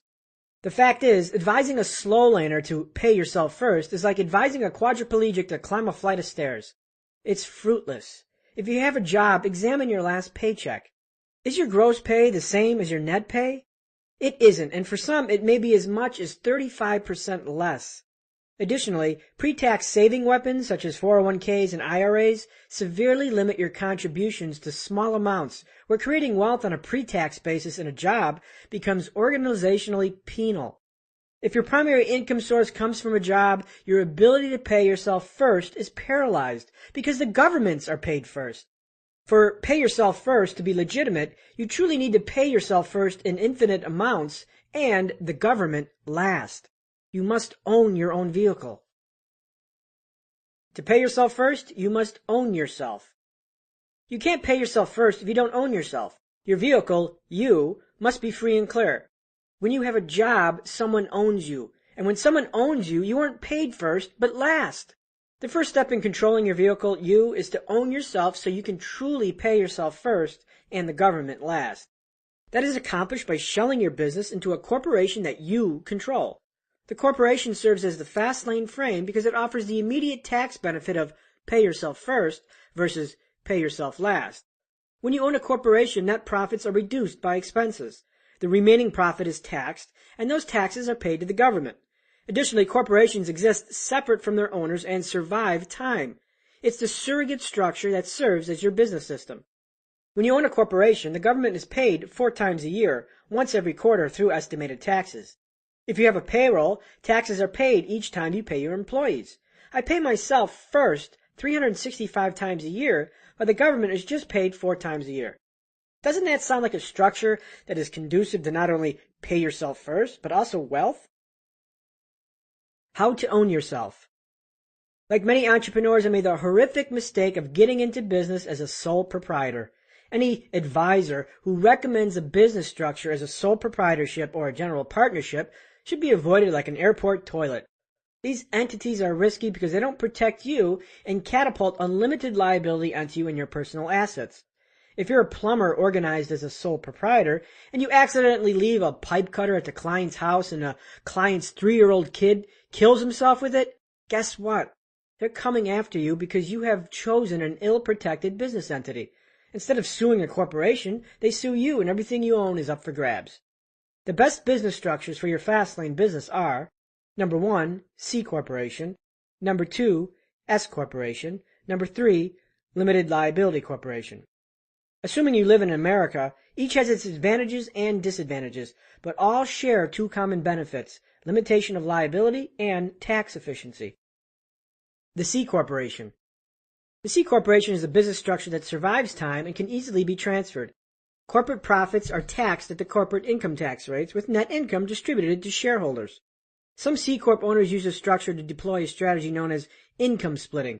The strategy is to partition the business income to both the owner and the business, effectively lowering the tax bracket of the two, versus a large income for just one. While it's not within the scope of this book to dive into tax strategy and corporate formation, it does offer up a fast lane component, which is control. While C corporations and their owners are subject to double taxation, tax on corporate profits and dividends to shareholders, they are advantageous for larger corporations and corporations with an asset growth strategy. In other words, if you don't plan on distributing profits and are focused on building asset value over net profit, C corporations do the job. The majority of publicly traded companies are C corps that do not distribute dividends to their shareholders. They grow revenue and asset value. The S corporation. An S corporation is like a C corporation, except that it isn't taxed as a separate entity. Considered a pass-through entity, taxes aren't paid at the corporate level, but at the individual level and reflected on the owner's personal tax return. S corporations also have some tax advantages because profits are not subject to the hefty self-employment tax that comes with sole proprietorships. However, unlike C corporations, which have limitless owners, S corporations are limited to 100 owners and will have additional filing requirements. The Limited Liability Corp., LLC. An LLC operates just like a corporation with the benefits of a partnership or sole proprietorship. The LLC profit passes through to its owners, called members, and is reflected on their personal income tax. LLCs are also considered a pass-through entity because profit passes directly to the owners. For partnerships, the LLC or S Corp is the recommended structure in lieu of a general partnership, which again does not offer liability protection. For small startups, I recommend either an LLC or an S Corp. Stay away from partnerships and sole proprietorships as they do not limit liability. Creating a corporation is not as daunting as it seems. Depending on your state, it shouldn't cost more than $1,000. In Arizona, one could be created for less than a few $100. Selecting an entity. Selecting an entity depends on your goals and your vision for your business. Here are some general questions to help you decide. What is your exit strategy? Go public? Sell to private investors? What is your growth strategy? What is your liability exposure in the worst case?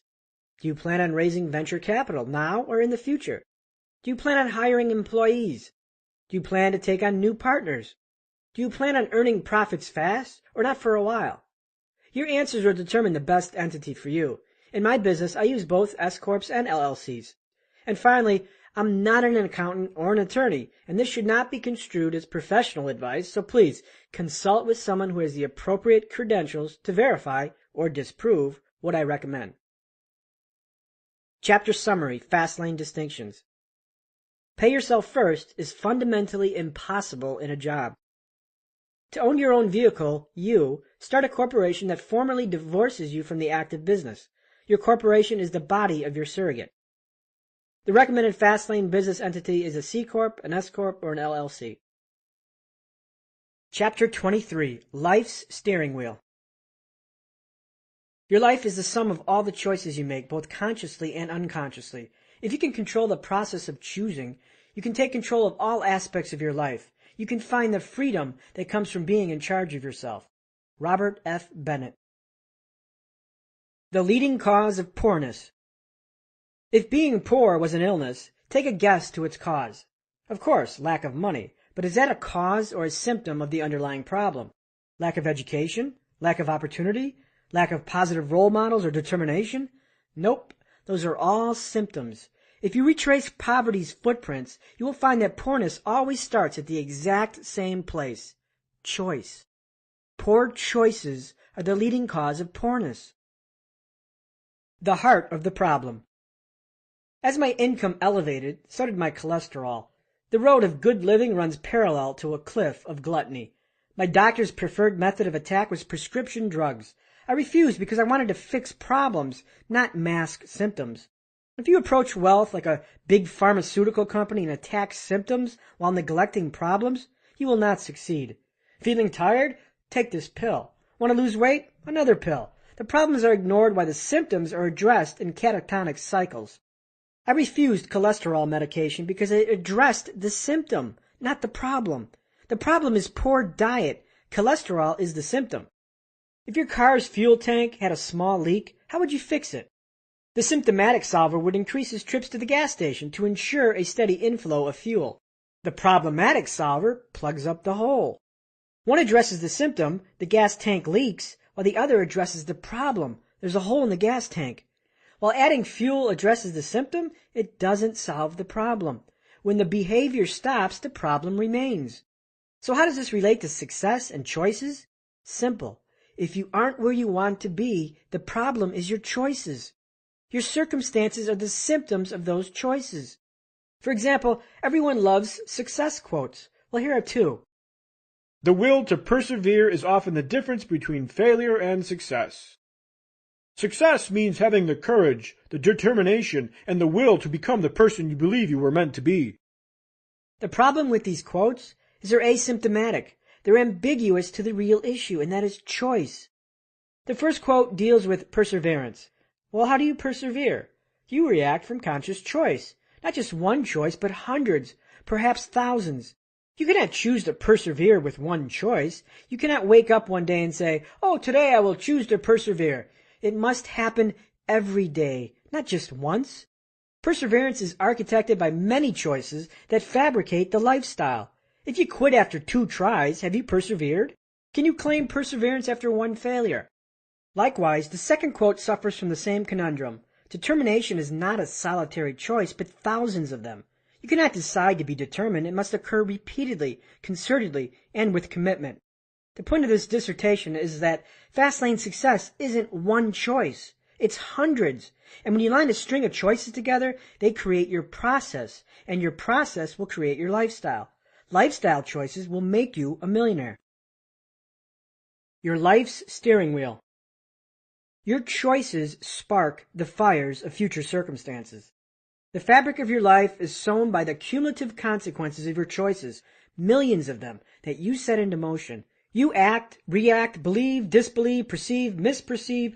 All of it engineers your existence. If you're dissatisfied with life, your choices take full responsibility. Blame yourself and the choices you've made. Yes, you are as you have chosen. It took me 26 years of life and a blizzard to grasp the horsepower of my choices. The blizzard impeded my limousine, but I was there because I chose it. I chose to get that job. I chose to pursue low-rent businesses. I chose to continue life in Chicago. I chose to avoid corporate after college. I chose my friends. I chose my business pursuits. I chose all of it, and it engineered my life to that exact moment. I awoke to the epiphany that I was the driver of my life, and my problems were the consequences of my choices. I steered myself there. Wherever you are, reading on the train, on a plane, on a toilet in a rundown apartment, or on a beach in the Caribbean, you've chosen. I didn't force you to pick up this book and read it. You chose to. Yes, you are exactly where you decide to be. And if that's unhappiness, you need to start making better choices. Choose to be wealthy or choose to be poor. There's a big chasm between thinking wealth and choosing wealth. You can choose the sidewalk, the slow lane, or the fast lane. You can choose to align your life with greater purpose or choose to let life live you. You can choose to believe these theories or choose not to. The common denominator is you. Your steering wheel, choice, is the most powerful control you have in your life. Why do I hate the slow lane? Because it denies choice and gives it to somebody else. The company, the boss, the stock market, the economy, and a whole host of others. People don't choose to be poor. They make poor decisions that slowly assembles into a poorness puzzle. Retrace the footprints to poverty and it happens slowly, systematically, and methodically under a steady diet of poor choices. For example, the choice to cheat on your exams or study. The choice to squander college because your parents paid for it. The choice to lie or be honest. The choice to drive without insurance. The choice to befriend bad people over good people. The choice to watch TV or read a book. The choice to drive 100 miles an hour in a 55-mile-an-hour zone. The choice to rob the corner convenience store. The choice to overindulge in food or liquor. The choice to believe in people with no track record. The choice to cheat on your significant other. The choice to buy on credit. The choice to get high every weekend. The choice to hire a contractor without a background check. The choice to play video games 30 hours a week. The choice to get married after 4 weeks of dating. The choice to go into business with incompetent partners. The road to treason is always open. I always loved a good street race. Having owned a variety of juiced-up Vipers, confrontation was standard. One summer evening, after a few drinks, I let my ego take over and I street raced. I overthrottled, spun out of control, and crossed into oncoming traffic and crashed into a palm tree. By the time it was over, the new occupant in my Viper's passenger seat was the trunk of a 30-foot date palm. I was arrested, taken to jail, and charged with DUI and reckless endangerment. Luckily, I didn't kill anyone or myself. In fact, the arresting officer, who witnessed the entire race, brilliant, huh, stated that had the impact been driver's side versus passenger side, I would have been killed. I survived a life-or-death coin flip. In reflection, my choice to race was a treasonous choice. Treasonous choices are actions that do irreparable harm to your life, your dreams, and your goals. The consequences of treasonous choices throw life onto unintended detours and hazardous roads that are difficult to escape and oftentimes become permanent. Had I killed someone, I would have spent years in jail, spent half my fortune on lawyers, and had to live with the painful reality that I stole someone's life. Life would have been instantly transformed with new circumstances unveiled. No amount of money can keep you from prison or purge your soul from the foolish horror of taking someone's life. Treasonous choices change your life forever. Jack finances his dream home and takes on an $800,000 mortgage, although he only makes $65,000 a year. Due to loose credit and an exploding housing market, he accepts the loan. He doesn't read the documents and assumes his mortgage lender has his best interests at heart. 18 months later, his interest rate adjusts upward and he can't afford the mortgage, forcing him into foreclosure. His poor credit haunts him for 12 years. He can't qualify for a new mortgage and potential business opportunities go untapped. A fast-lane millionaire by age 28, Andre has everything. A beautiful wife, money, a healthy baby daughter, and 7 restaurants scattered across the 5 boroughs. Andre is on top of the world. One night after a few drinks to celebrate his night manager's birthday, Andre drives home drunk. He chooses to think, I'm okay. On his way home, he gets into an accident and kills a family of 4. Andre is arrested for drunk driving, and after his conviction, he spends the next 11 years of his life in prison. He loses his businesses and his family.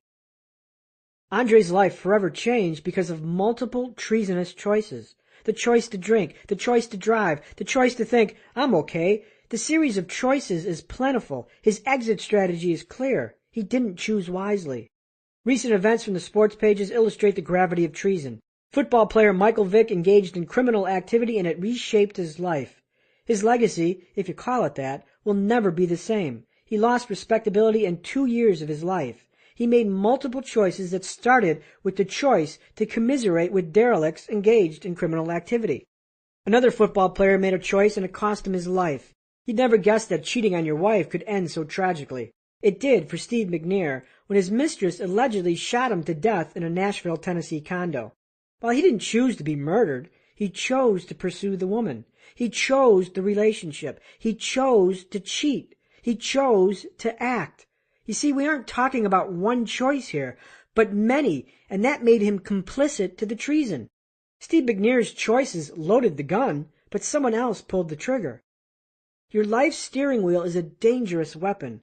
3 inches is all it takes.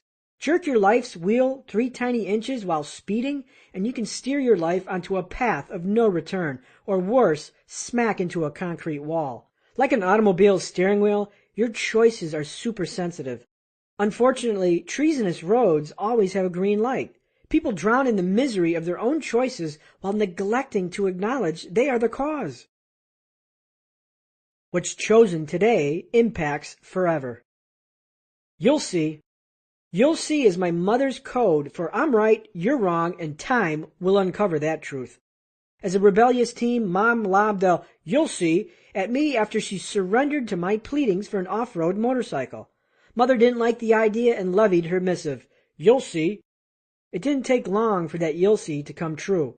Full of testosterone, cocky, and invincible, a 15-year-old kid with no motorcycle experience gambled with his life. I crashed on a dirt road going 50 miles an hour and broke my wrist, my 2 fingers, I lost nerves in my knee, and I screwed up my neck.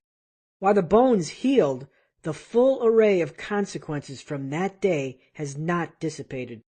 Decades later, I live with chronic neck pain and have to sleep in unorthodox positions just to avoid discomfort. I've spent countless hours and money on physical therapy and chiropractic treatments. Many times I fantasize about going back in time to that day and bitch-slapping that arrogant kid. I wish I could tell him how things are. I wish I could tell him to read this chapter. I wish he would understand the trajectory or the horsepower of his choices. Our choices have consequences that transcend decades. This transcendence is horsepower. Every time my discomfort reminds me of that fateful day when I chose poorly. And today, I'm still paying for the mortgage of that choice. A mortgage that never amortizes. The butterfly effect. Can you make a choice this instant that can forever alter the trajectory of your future? You can, and it can be the difference between poverty and wealth. When you make minor permutations or choices that deviate from your initial conditions, profound effects transpire over time. Think of it like a golf club striking a golf ball. When the club face hits the ball square, the ball goes straight and heads toward the hole. But when the club face is rotated a minor fraction of 1 degree, the ball's trajectory lands far off course. At impact, the divergence is minor, but as the ball travels further and further, it widens and widens until the gap is so large that getting back on track is nearly impossible. A bad choice can set your trajectory off by 1 degree today, but over the years, the error is magnified. Choices have this type of divergence over time, and it's called impact differential. When your choices are extrapolated throughout the years, the divergence widens. The divergence can be either positive or negative. For example, when I moved to Phoenix from Chicago, the impact differential exploded as time passed. Had I not made that choice, my life would be significantly different today. I also chose to get a dead-end job as a limo driver, which opened my eyes to a business need. That too was a choice that had extraordinary horsepower and created positive impact differential.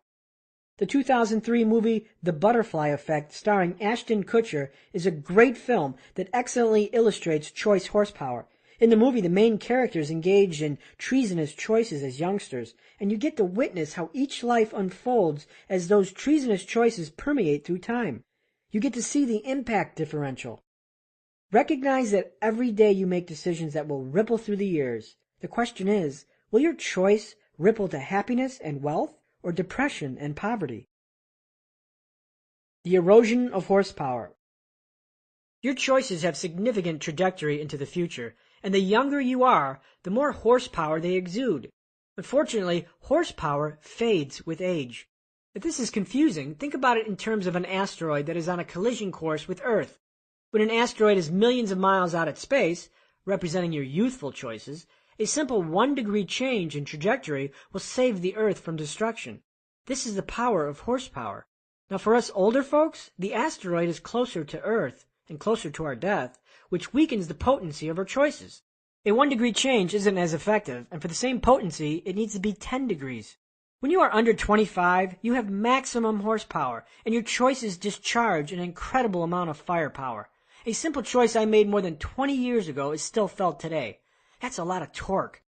If you reflect on your choices, you make them in an instant, and yet their consequences transcend a lifetime, especially the ones made early in life.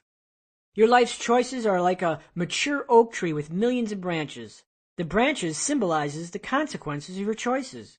Near the trunk of the tree, the branches are thick, reflecting the decisions you've made early in life, while the top branches are thin, symbolizing decisions near the end of your life. Youthful choices radiate the most strength and fabricate the trunk of your tree. As the branches ascend topside through time, they get thinner and weaker. You don't have enough power to bend the tree in new directions because the trunk is thick with age, experience, and reinforced habits.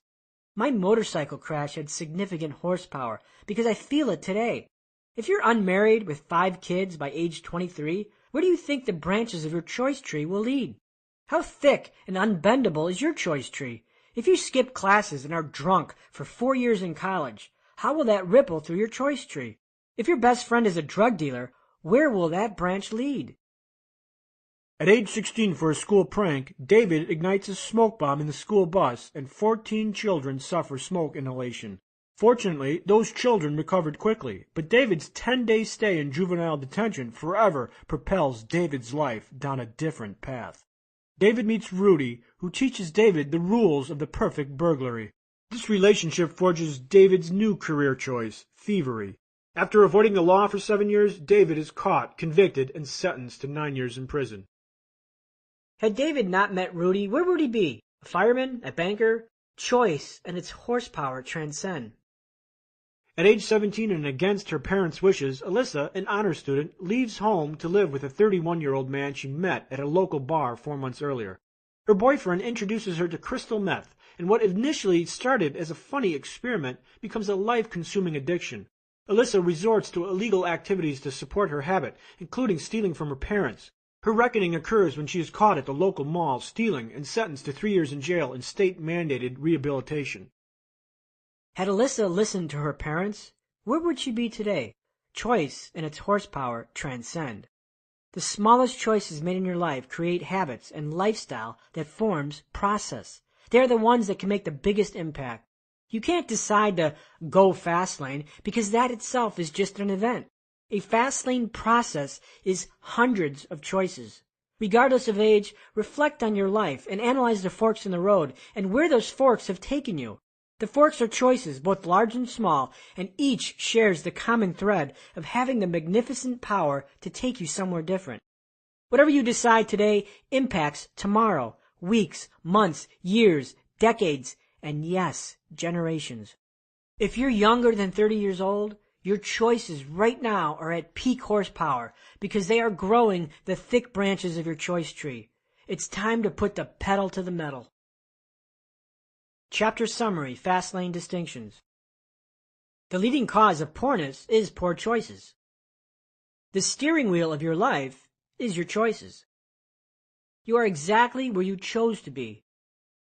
Success is hundreds of choices that form process. Process forms lifestyle. Choice is the most powerful control you have in your life. Treasonous choices forever impact your life negatively. Your choices have significant horsepower or trajectory into the future. The younger you are, the more potent your choices and the more horsepower you possess. Over time, horsepower erodes as the consequences of old choices are thick and hard to bend. Chapter 24. Wipe your windshield clean. Until we see what we are, we cannot take steps to become what we should be. Charlotte P. Gilman. Wipe your windshield clean. While pumping gas into my Lamborghini, a teenager once asked me if he could snap some pictures. Sure, go ahead, I replied. After a few various rants and raves about the car, he exclaimed, I gotta get as many pictures as possible, 'cause I'll never be able to afford one of these. Do you see a problem in that conclusion? This young man made a choice to believe he will never own a Lamborghini. He couldn't see beyond his own windshield. Is this a small choice? A treasonous choice? A choice of significant horsepower? This seemingly innocent choice of perception has the excruciating horsepower of treason.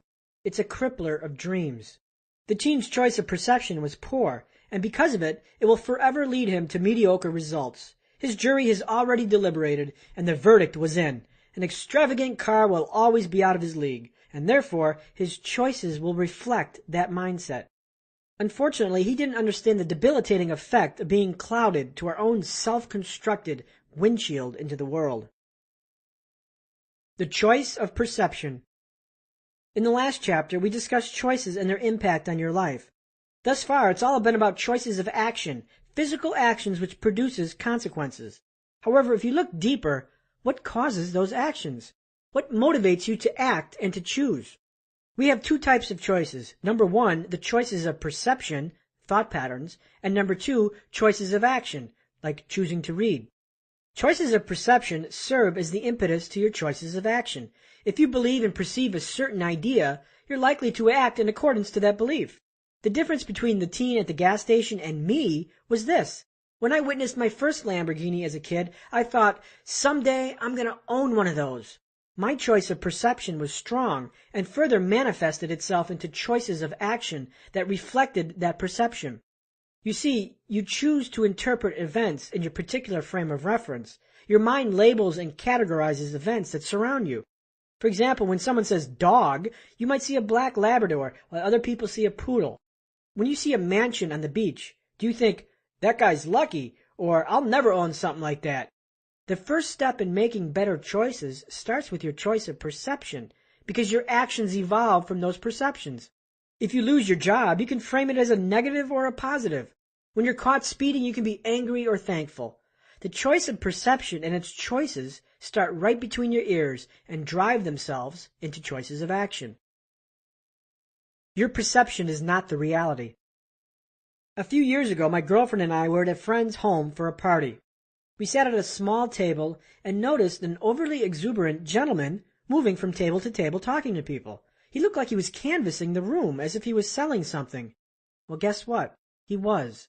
He eventually got to our table and unleashed the uncouth. Hey, how would you like to earn $10,000 a month? The question was inappropriate for the party, so I decided to respond with equal inappropriateness. I asked him, $10,000 a month, really? Thinking I was hooked, he tried to sell me on some network marketing opportunity for some herbal supplement. I interrupted him and laughed. Listen, I make about $10,000 every few days, so for me your opportunity would be a 90% pay cut. Do you think I'm interested? His eyes popped out of their sockets, and after he picked them off the table, he scampered away like a rat without his cheese. In this brief exchange, this man made an assumption. $10,000 is a lot of money. It isn't. Money is infinite. Fastlane opportunists can drive opportunities that yield 6 and 7 figures monthly. The difference is perception. I remember the day when I thought $10,000 was a lot of money. It was a perception and not reality. Earning $1 million in 1 month is possible if you make the right choices and drive the right Fastlane roads. This perception leads to better choices of action. That guy at the party, he chose a crowded road. Instead of creating a multi-level marketing company, he joined one. Instead of serving the masses through affection, he joined the masses. Wiping the windshield clean starts with language. You can expose your mindset by examining the words in your language and your thoughts. Take, for example, this comment made on the Fastlane forum.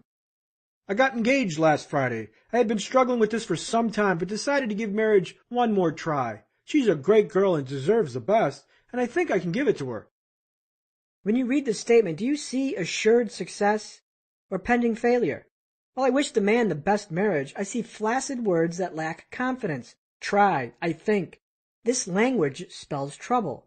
What would have convinced me otherwise? I got engaged last Friday. I had been struggling with this for some time, but decided to get married for the last time. She's a great girl and deserves the best, and I will give it to her. Notice the difference. One is flimsy and the other is firm.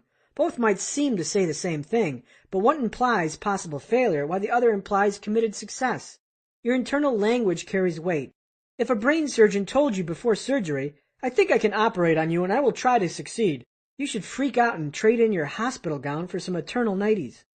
Altering your words and thought perceptions are akin to wiping your windshield clean and seeing beyond your own sphere of sight. How do you manage your choice of perception? What language do you use in your mind? I never, I can't, if only. Or do you choose better words? It's possible. I'll overcome. I will. I can. If your world is canvassed with words like never and can't, guess what? It's true. You can't and you never will. Is it possible to earn 1 million in 1 month? Sure it is. Just go ask the guy who does it. What makes his windshield different from yours? Good choices of perception translate into good choices of action. To change your perception is to change your future actions. The goal of this book is to change your perception about wealth and money. Believe that retirement at any age is possible. Believe that old age is not a prerequisite to wealth. Believe that a job is just as risky as a business. Believe that the stock market isn't a guaranteed path to riches. Believe that you can be retired just a few years from today. So how do you upload new beliefs and overwrite the old ones? Find the information, resources, and the people that align with the new beliefs. For myself, I pursued the stories of those who acquired wealth fast and soon learned that get rich quick wasn't a myth. I never found that 19-year-old who got rich piling money into mutual funds. However, I did find 24-year-old millionaire inventors, business founders, authors, and website owners. If you want extraordinary results, you're going to need extraordinary thinking.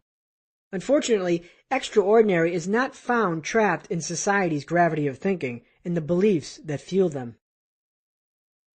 Steering tips, better choices, and a better life. As your journey progresses, respect yourself and ask, is this a good choice of perception? A good choice of action? Is this going to be treasonous to my dreams and cloud my windshield to a better life? Have I chosen to be a victim or a victor? Have I chosen to surrender or to accept the challenge?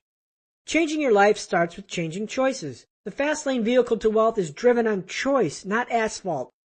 You start making better choices using 2 strategies dependent on the decision's gravity. Number 1, worst case consequence analysis, or WCCA. Number 2, weighted average decision matrix, or WADM. Worst case consequence analysis is designed to steer you away from perilous detours and treasonous choices. Conversely, weighted average decision matrix is designed to help you make better big decisions with multiple contingencies. This dual-prong attack works on the choice extremes, a prevention of disastrous choices and a facilitator of good choices. Worst case consequence analysis. The first decision tool is worst case consequence analysis, or WCCA, which requires you to become forward-thinking and an analyzer of potential consequences. WCCA asks you to answer 3 questions about every decision of consequence. Number 1, what is the worst case consequence of this choice? Number 2, what is the probability of this outcome? Number 3, is this an acceptable risk? While these 3 questions might seem lengthy, your analysis process shouldn't take longer than a few seconds. You don't need a paper and a pen, just your head and a conscious choice of perception. When choices are analyzed using WCCA, potential disasters are exposed and alternatives can be chosen. Unnecessary roads of treason can be bypassed. I use WCCA extensively. For example, several years ago, after several drinks at a local bar, I went home with a woman who was making the moves on me and wanted to get busy. She pulled the old Harlequin whisper, "Make love to me."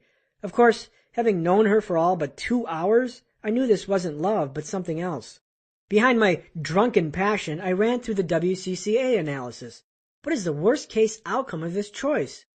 Number 1, I could get a sexually transmitted disease. Number 2, I could get her pregnant and be locked into this person for the rest of my life. Number 3, I could be falsely accused of rape. What is the probability of these outcomes? Number 1, the STD probability is probably about 10%. That was based on her outward promiscuity. The number 2 consequence, pregnancy, was probably only about 1%. The number 3 probability, being falsely accused, was about slim and none, or roughly 1/10 of 1%. Now, are these acceptable risks? I immediately reasoned, hell no. The 10% or the 1%, I reasoned the risk was just too great and that the risk had outcomes that could change my life forever. I denied the woman's advances and hid my lust in favor of a better choice. Now, what if I hadn't? Sure, I would have enjoyed a quick romp of fun, but what about afterwards? Would I be put in a position of an unplanned pregnancy with a woman I really didn't know? Would I be condemned with a disease that would further jeopardize my health and limit my search for a future partner?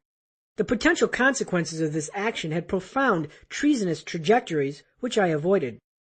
Worst-case consequence analysis comes into play when I drive. Viper, Lamborghini, doesn't matter. Other idiot drivers looking for a street race constantly harass me.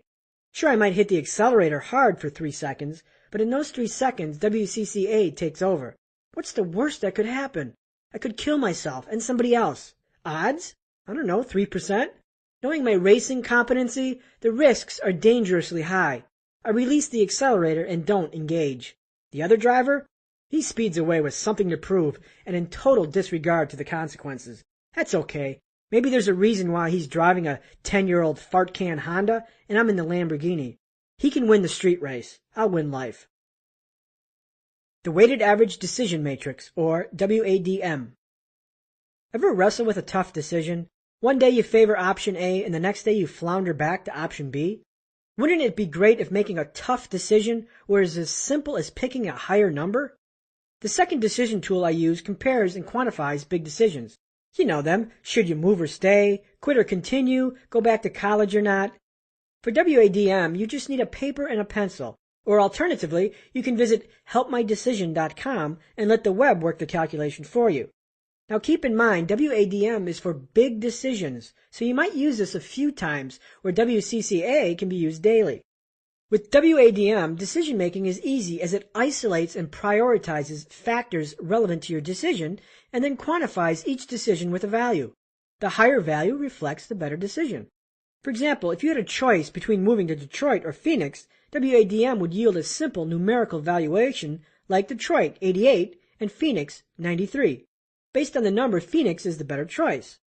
While WADM is subjective and requires your unfettered objectivity, it is a great tool for identifying which choice is more favorable to your preferences. To use WADM, a minimum of 2 choices are needed, but it could be used for more. Let's say you do indeed live in Detroit and are considering moving to Phoenix. You struggle with the decision and can't get clarity. One day you want to move and the next day you want to stay. Usually this waffling occurs because there are too many decision factors within each choice. Get a pencil and paper. Make 3 columns on your paper, one headed factors, and each of the other 2 for choice, Detroit and Phoenix. Second, what decision factors are important in your decision? Weather, schools, cost of living, being near family. Write down all factors relevant to the decision, no matter how small. Write these factors in the factor column. Thirdly, next to each decision factor, weight its importance to the decision from 1 through 10, with 10 being the most important. For example, you are seasonally depressed, so weather is assigned a 10 in your matrix. Subsequently, your children are almost 18, so you decide that a school system isn't a top priority and it receives a 3. Do this for all factors. After each criterion is ranked 1 through 10, grade each choice 1 through 10 for each decision factor. The school system in Detroit, you give it a 4. In Phoenix, you give the school system a 5, as you determine it's a little bit better. You assign entertainment in Detroit an 8, as they are home to your mighty Red Wings, while Phoenix gets a 6. Continue to do this for each decision factor within each choice. Next, for each row, multiply the weight times the grade and put that number next to the grade in parentheses. For example, in the entertainment row, Detroit receives a 40, 8 weight times 50 grade, while Phoenix receives a 16, 8 weight times 2 grade. Do this for all rows. The final step is simply to add up all the graded weight columns to get your final number for each choice. The number will be your choice that you favor. In this hypothetical example, you would stay in Detroit because it received a higher score, 232 over 228. The WADM is a great tool for making big decisions, as long as you are perfectly honest with the factor weighting. I've used WADM many times in my life to bring clarity to tough decisions. It proved I needed to move to Phoenix, it offered insight into why it was time to sell my business, and even steered me clear of some bad business investments. In 2005, I had an opportunity to invest in a Las Vegas restaurant. After I completed my due diligence to the opportunity and the founders, it was time to make a decision, but I couldn't decide. I solved the decision paralysis with the WADM analysis, and it indicated that I should turn the investment down. I did. A little over a year later, I discovered this investment turned south and that the investors lost most of their money. The matrix gave me clarity to decision ambiguity and saved me from losing $125,000. If you examine a map of the country, you'll find millions of roadways, freeways, streets, avenues, and boulevards, all leading somewhere different. Your choices unearth these roads, and there are either impressive shortcuts or perilous detours. These two decision tools are navigational tools for your wealth journey. Get your eyes off the rear-view mirror. Today is the starting line for the rest of your life. Yes, today is the tomorrow you worried about yesterday. The problem with the past is that we remember memories we shouldn't, and we don't forget what we should. If your eyes are stuck in the rearview mirror, you're stuck in the past. And if you're stuck in the past, you're not looking ahead. If you're not looking ahead, you can't hit the mark of your future. The universe doesn't care about your past. It's blind to it. The universe doesn't care that I wore pink pants in high school. Hey now, come on, remember Miami Vice? The universe doesn't care that I got in a fight with Francis Franken and lost. The universe doesn't care about your MBA from UCLA, your drug-dealing father, or that you wet your bed in junior high. The universe simply doesn't care. One person and only one person only weaponizes past transgressions. You. If the universe doesn't remember, why should you? Being the youngest of 3 siblings, you can bet I was the subject of some vile comments. Fat, stupid, you name it. However, just because my brother called me an idiot for 12 years doesn't make it my reality. Your past never equals your future unless you allow it. Think about a coin flip. No matter how many times the coin is flipped, the next flip is always random. Probability cannot be attached to a future flip based on the past. And yet, your past is exactly the same. Just because you failed at 5 relationships doesn't mean your next one will fail, especially if you learn from them. Just because you flipped burgers 3 hours ago doesn't mean you can't be a millionaire next year. The universe forgets, just like the universe forgot I mopped floors and delivered pizza not so long ago. Is your memory treasonous? Your memories have the same makeup as your choices. They're treasonous, muted, or accelerative. Unlike choices consequences, you have a choice how your past is classified. The records of the past can be sealed. For example, if you lost your life savings in a restaurant franchise that went bankrupt soon after you invested, your memory could be either accelerative or treasonous. Your memory and its perception could be, business ownership is a big risk, I'll never do that again. Or, next time I'm going to be selling franchises, not buying them. The former is treasonous, while the latter is accelerative. You have a choice in framing failure and framing the past. It either serves or hinders. When I reflect on my own failures, I let them serve me to affect future change. It's a part of the responsibility accountability process. What did I learn? What can I change in the future? What should I forget? After I crashed my Viper and nearly killed myself, I remember the haze of almost losing everything. I didn't want to repeat those feelings, and their memories served my future to affect change. Street racing is for morons. Alternatively, I could allow ego to reign, keep street racing and boast, I'll never lose another race again. While the consequences of our choices can't be manipulated, you can manipulate your memories to serve you. My life is not defined by being picked last in high school gym class. If your past defines your existence, it will be impossible for you to become the person you need to become in the future. Chapter Summary, Fastlane Distinctions. Your choices of action manifest from your choices of perception. What you choose to perceive or not perceive will manifest itself to a choice of action or inaction. You can change your choice of perception by aligning yourself with those who experience the perception as reality. Worst-case consequence analysis helps you avoid treasonous choices. The weighted average decision matrix can help you make better big decisions by clarifying alternatives and their internal factors. The universe has no memory, only you do. Your past can be accelerative or treasonous. You choose the classification. If your eyes are transfixed to the past, you can't become the person you need to become in the future.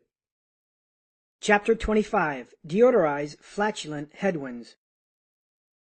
Ridicule is the tribute paid to the genius by the mediocrities. Oscar Wilde. The Fastlane's natural headwind.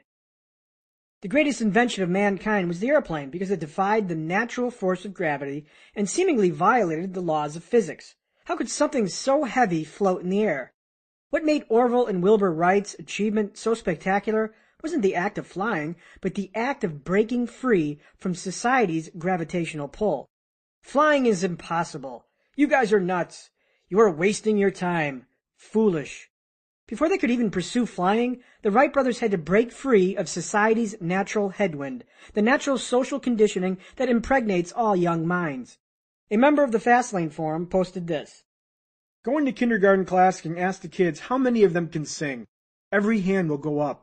Fast forward 13 years and ask the same class of seniors the same question. Only a few hands will go up. What changed? The kindergarten kids believed they could sing because no one had told them otherwise. Perfectly stated. We must not hear the naysayers because they've been conditioned by society. Society will grind a constant headwind at the grill of your vehicle. You can't worry about deviating from social norms because the norm is to be 2 average results produced by average people. You'll need to adopt an uncommon approach that doesn't fall in the favor of everyone. The more uncanny and exceptional you strive to be, the more you need to fight through social indoctrination. Extraordinary wealth will require you to have extraordinary beliefs. Turn your back to farting headwinds. If you turn your back to a headwind, it becomes an accelerant. I had to do this, otherwise I would have failed. After graduating from college, I was expected to find a good job. I didn't, and instead, I dove into entrepreneurial ventures. My family thought I was crazy and proclaimed, "You're wasting a 5-year education." Peers thought I was delusional. Oh dear, delivering pizzas and chauffeuring limousines while 2 business degrees hung from the wall? Women wouldn't date me because I broke the professional, college-educated mold the fairy tale espoused. Going Fastlane and building momentum will require you to turn your back at the people who fart headwinds in your direction. You have to break free of society's gravitational force and their expectations. If you aren't mindful to this natural gravity, life can denigrate into a vicious, self-perpetuating cycle, which is society's prescription for normal. You know how it is. Get up, go to work, come home, eat, watch a few episodes of Law and Order, go to bed, then repeat day after day. Before you know it, 45 years have passed and you need another 25 just to make your financial plan work. Time passes, dreams die, and what remains? An old, withered body, forlorn for what could have been. So, who farts headwinds? They are, number 1, friends and family who just don't get it. Number 2, educational institutions that preach slow-lane dogma. Number 3, parents who are conditioned to believe that, wealth is for other people. Number 4, slow-lane gurus who claim that your house is the best investment. Number 5, slow-lane gurus who say $100 invested today will be worth $10 million in 50 years. Number 6, your environment. Escaping human headwind bloviators. People who don't empower your goals are human headwind bloviators. They add friction to the journey. When you spout excitement over your actions or ideas, bloviators react with doubt and disbelief and use conditioned talking points such as, "Oh, that won't work," or "Somebody is already doing it," or "Why bother?" In motivational circles, they call them dream stealers. You must turn your back on them. Every entrepreneur has bloviators in their life. These people are normal obstacles to the Fastlane road trip. Remember, these people have been socially conditioned to believe in the preordained path. They don't know about the Fastlane, nor do they believe it. Anything outside of that box is foreign. And when you talk Fastlane, you might as well be speaking Klingon. As a producer, you are the minority, or the consumers of the rest. To be unlike everyone who isn't rich, and you, who will be rich, requires a strong defense. Otherwise, their toxicity infects your mindset. Commiserating with habitual, negative, limited thinkers is treasonous. Uncontrolled, these headwinds lead directly to the couch and the video game console. Yes, the old, if you hang out with dogs, you're going to get fleas. This relationship makes you a blossoming flower that needs protection, water, and plenty of sun. Negative friends, families, or coworkers are dark clouds. Defend yourself or suffer the consequence of slow assimilation to mediocrity. Escaping environmental headwinds. While you might be able to redirect human-originated headwinds, environmental factors aren't so easily controlled. What are environmental headwinds? For me, it was Chicago. I was seasonally depressed and I needed sun for motivation. Chicago was my hurricane force headwind, and if I wanted success, I needed to turn my back. I escaped and moved to one of the sunniest places on the planet. Had I not turned my back to the environmental headwind, this book would not exist. Where would I be today if I hadn't turned my back to the tornado? I know I wouldn't have been here, happy and retired 30 years early. Nope, I'd be on the Kennedy Expressway, fighting traffic and probably strung out on antidepressants. I'll pass. I made a choice to turn my environmental headwind into a tailwind. While I can't blame all my problems on my environment, they enforced this disconnect between interest in wealth and commitment. Another headwind could be your work environment. If your hated job drains the life out of you, it's a headwind.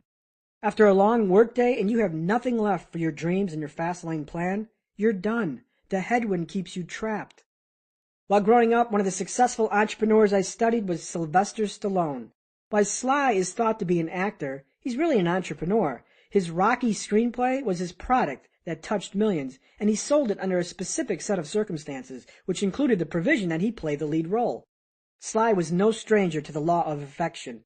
One of the telling elements of Sly's success story was his resistance to getting a normal job. He mentioned that if he'd taken a corporate job, his dream would have died because he knew the gravity of a job was inescapable for him. He recognized that a corporate environment would have been a headwind. If your environment puts a stiff headwind in your face, you must take active steps to remove yourself from the headwind. What headwinds are keeping you from pursuing your dreams? Take control and make choices that can alter the trajectory of your life.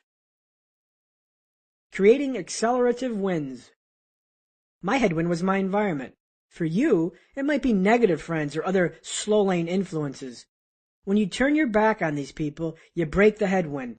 When you associate with people who empower your goals, you create a wind at your back and build momentum. Positive people nurture your growth, soothe your failures, and invest in your dreams. Good people are conduits to your dreams, not just in motivational fuel, but in extending your opportunity reach. People are like roads. They can either bring opportunity or distress into your life. The quality of these roads solely depends on the quality of the person. Think of the relationships in your life like an army platoon readying for battle. Who are you going to war with? Your friend Mark, who's always late, lies, and passes out drunk every Saturday night? Or your friend Lucy, who has a new job every 3 weeks and was caught stealing at the mall and is only looking for that super rich guy to carry her off into the sunset? Are these people you can count on? Are these people you can go to battle with? If not, you need to pick better warriors on your team. How? Join entrepreneur clubs, attend networking events, ally yourself with like-minders, get yourself around people who subscribe to a Fastlane, anything is possible mindset, and decide who you want on your team of warriors. Read books and autobiographies of those who have the kind of success you want. Find a mentor. Join entrepreneur forums with a Fastlane mindset, like the Fastlane forum. Not a week goes by when someone doesn't email me, "This forum has changed my life." Now that's a tailwind. Folks, this is war, and your life is in the balance. You need warriors who are impervious to the Death Star and can deactivate the slow-lane tractor beam, not fearful pansies who drop their cargo at the first sign of Imperial slow-laners. Reflect on your environment and your relationships and recognize what the headwinds are. Then choose accelerative action. Can these headwinds be removed, ignored, or managed? Unlike the natural wind, you are the arbiter of your headwinds. Success follows those who break the headwind and put it at their back. Significant other or significant distraction.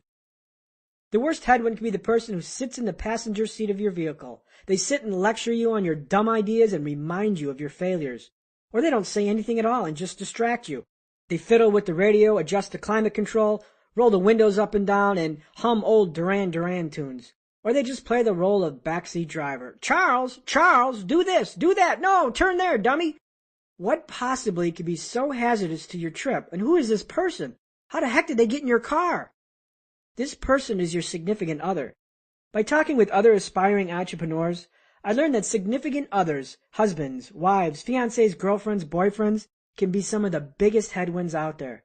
Having a life partner who doesn't subscribe to your life ideals and philosophies is like towing a trailer full of wet manure. If your partner doesn't subscribe to the entrepreneurial philosophy and tows the slow lane road, can you expect to grow in unison? Someone fighting with you in your corner is accelerative. If they serve as opposition, they become treasonous.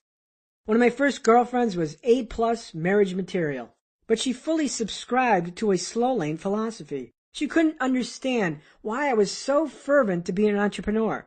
Our relationship stagnated as my failures grew, and the relationship eventually ended. This occurrence wasn't either one of our faults. We were just two different people on two different paths. Bad relationships are roadblocks to fast lane success. They drain energy and they dim dreams. It's like rowing a boat upstream. Unwilling passengers add weight, they distract, and sometimes they're expensive to remove.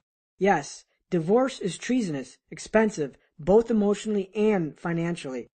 Traveling down the road less traveled is already difficult. Why compound the journey by weighting the car down with someone who doesn't share your destination? Are you in the right relationship with a person who believes in you and your goals? Or is the relationship just like lukewarm water? It's not bad, not good, just comfortable enough to stand pat. If so, it might be time to evaluate your passenger. Chapter Summary, Fast Lane Distinctions. The natural gravity of society is not to be exceptional, but average. Toxic relationships drain energy and detract from your goals to be extraordinary. The people in your life are like comrades in battle platoon. They can save you, help you, or destroy you. Good relationships are accelerative to your process, while bad relationships are treasonous. Chapter 26. Your primordial fuel, time. Time isn't a commodity, something you pass around like a cake. Time is the substance of life. When anyone asks you to give your time, they're really asking for a chunk of your life. Antoinette Bosco. The $6 bucket of chicken. Why will most people never get rich? Look no further than a $6 bucket of chicken. It made big news. A fast food restaurant offered a free bucket of chicken to anyone who had an internet coupon. People flocked to restaurant locations and waited for hours, all for a free $6 bucket of chicken. Know anyone who would stand in line for hours just to get something free? Are you one of them? These stories are common, and yet my reaction is the same. What the hell is wrong with people? I'll tell you. These people value their time at zero. It's free. Like the air we breathe, they're convinced that their time is abundant and in an endless supply. They live as if they're immortal. They are certain that time, the fuel of their life, never runs empty. I wonder if these people had 3 weeks left to live. Would they be standing in line for a bucket of chicken? What if they had 3 months? 3 years? At what level of mortality would they rule that standing in line for 3 hours for free chicken is not a good use of time? The greasy chicken truth: value your time poorly and you will be poor. When time is wasted as a lifestyle choice, you will be stranded in places you don't want to be. Take a look around. How do your friends, family, and peers value their time? Are they standing in line to save $4? Are they driving 40 minutes to save $10? Are they parked on the sofa, anxiously waiting to see who wins Dancing with the Stars? The average American watches more than 4 hours of TV each day. In a 65-year life, that person will have spent 9 years glued to the tube. Why? Simple. Life sucks. Life needs an escape. Life is no good. Show me someone who spends hours online playing Mafia Wars, Farmville, or Angry Birds, and I'll show you someone who probably isn't very successful. When life sucks, escapes are sought. I don't need television because I invested my time into a real life worth living, not a fictitious escape that airs every Tuesday night at 8 p.m. Again, majority thinking yields mediocrity, and for the majority, time is an asset that is undervalued and mindlessly squandered. The Titanic. How fast is your ship sinking? People standing in line to save money ought to hold a picket sign announcing to the world, I value money more than my life. That choice is a primal mistake. A great example to time's reigning dominance over money comes from the 1997 movie Titanic. As the ship sinks and a few lifeboats remain, Caledon Hockley, a wealthy steel industrialist played by Billy Zane, bargains for his life with a ship's officer and offers cash in exchange for a lifeboat seat. The officer rebukes the tycoon's proposition with a stiff certainty. Your money can't save you any more than it can save me. Reflect on that for a moment. Your money can't save you any more than it can save me. Powerful. In those 8 seconds, the true value of time is exposed as we intersect with the certainty to our own ticking death clock. You see, once your time is gone, you're dead. And when your clock ceases to tick, no amount of cash will save you from the end. Fastlaners understand that time is the gas tank of life. When the gas tank runs dry, life ends. Time is the greatest asset you own. Not money, not the 1969 restored Mustang, and not Grandpa's old coin collection. Time. The fact is, all of us are on a sinking ship. Is your time treated as much?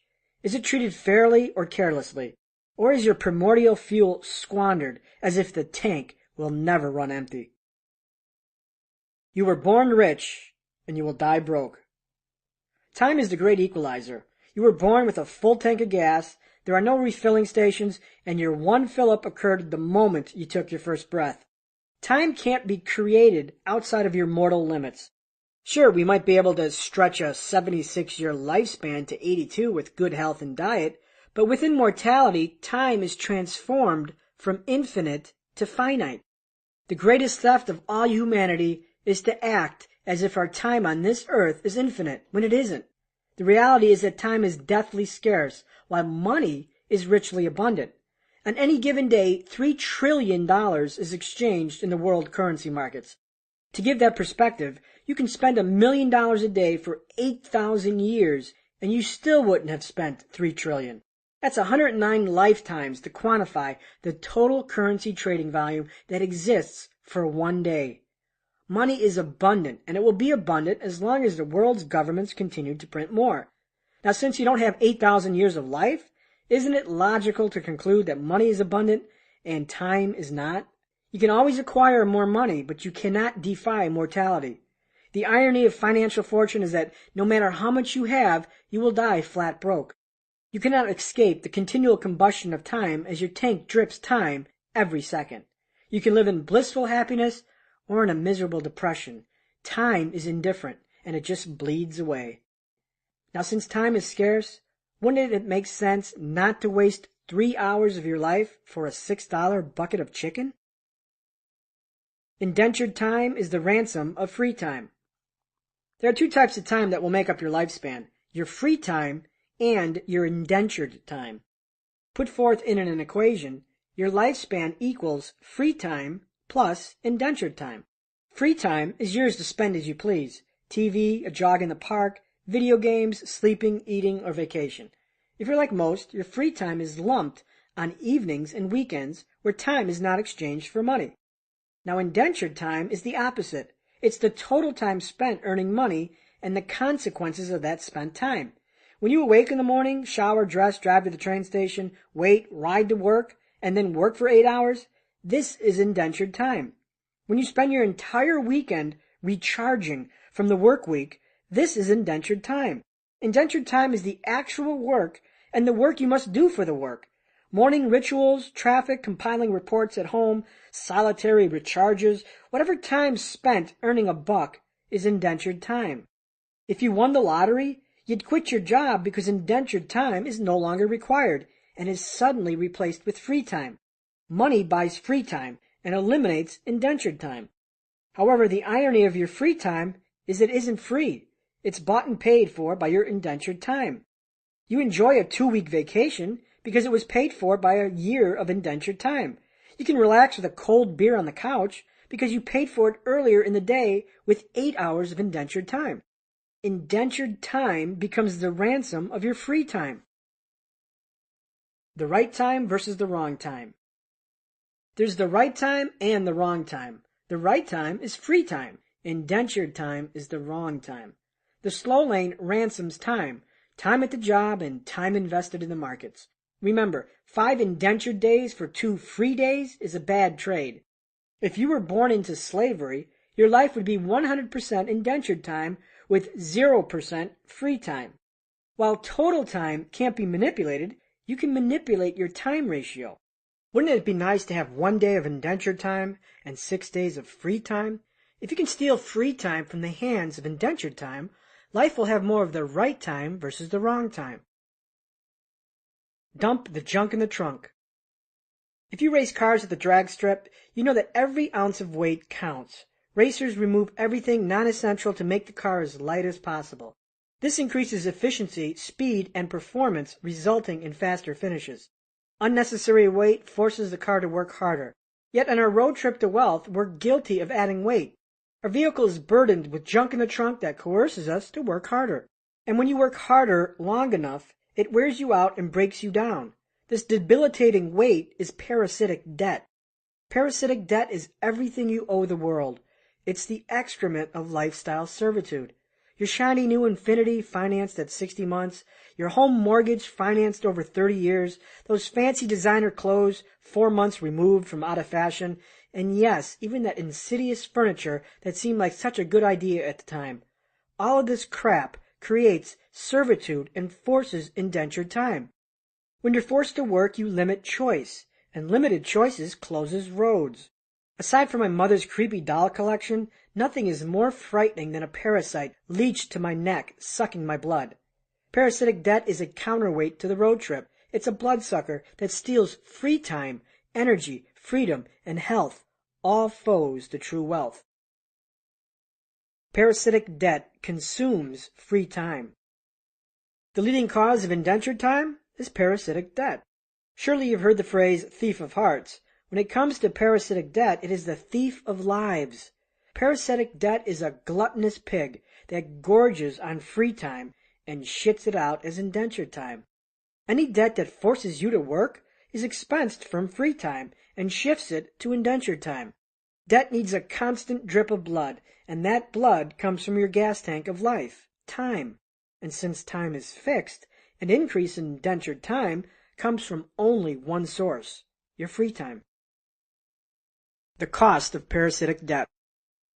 The average American owes more than they are worth. Having a lifestyle built on credit creates lifestyle servitude in the form of indentured time. And because total time is finite, indentured time grows by pilfering from free time. Indentured time leads straight to the sidewalk. The next time you buy some fancy gadget on credit, know exactly what you're buying. You're buying parasitic debt that eats your free time and excretes it into indentured time. For example, if you buy an audio system that costs $4,000 and you only make $10 an hour, what's the real price? What's the weight of the poop?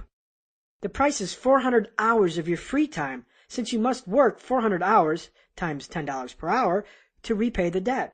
Add 10% interest and your final cost stacks up to 440 hours of your free time added to your weight burden. So the next time you whip out the Visa, calculate the real cost. How much free time is this going to cost me? Everything we buy has not one cost, but two. Number one, the actual dollar cost, and number two, free time transformed into indentured time. The law of chocolate chip cookies. When I first moved out on my own, I quickly learned the law of chocolate chip cookies. If the cookies don't get into the grocery cart, they don't get home. And if they don't get home, they don't get in my mouth. And if they don't get in my mouth, they don't transform into belly fat. Parasitic debt follows the same law. Control parasitic debt by controlling its source, instant gratification, which is a trait of the sidewalk. The next time you feel compelled to buy some trinket at Macy's, ask yourself, will this be obsolete in 6 months and land in the garage with the rest of the junk? In 4 months, will this stupid tribal t-shirt be relegated to that dusty side of the closet reserved for painting smocks? Again, when you purchase the next greatest fashion fad without truly being able to afford it, you open the floodgates to parasitic debt, and that flows downstream to the sidewalk. If the cost of the product doesn't make it to your credit card, it doesn't become parasitic. You become a protector of free time. Think, will this purchase take freedom?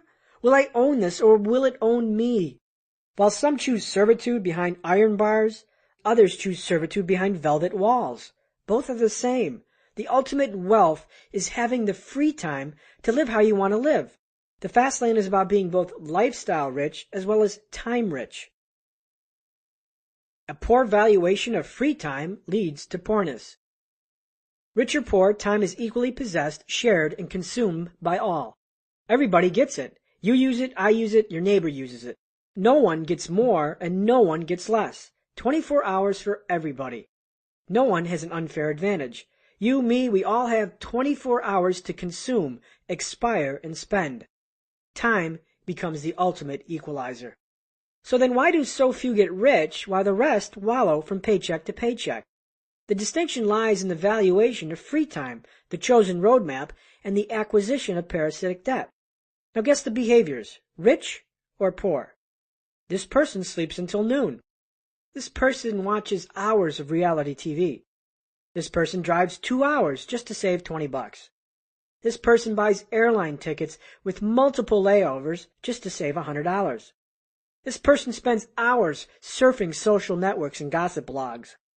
This person is a level 10 druid in World of Warcraft. This person watches every Chicago Cubs game.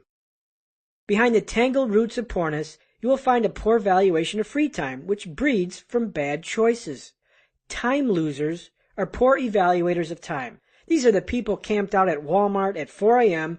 waiting to grab the early bird sales. These are the people sleeping outside Best Buy hoping to score a free 32-inch HD TV. These are people waiting outside IKEA hoping to score a free breakfast. Time losers are also inconvenient savers. The inconvenient saver desperately clutches on to every dollar, fearful it may never return. Extreme inconvenience is never a match for saving money. For example, an old friend of mine wanted an exercise bike and found it on sale at a store miles away from her home. I told her just to buy the darn thing locally and pay the higher price, which was an extra $29. Nope, she was an inconvenient saver. Instead, she drove 1 hour to save $29. Total time spent? 2.5 hours. Subtract gas, and the total valuation of her time is about $5 an hour. Last I checked, she doesn't work for $5 an hour, but has no problem wasting her free time at this rate. The inconvenient saver gladly wastes time to save money. From plane tickets with multiple stops to shared shuttled airport service, inconvenience is no match for saving a few bucks an hour. Again, if these people had 3 months left to live, would they be outside Best Buy in a sleeping bag waiting? 6 months, 6 years.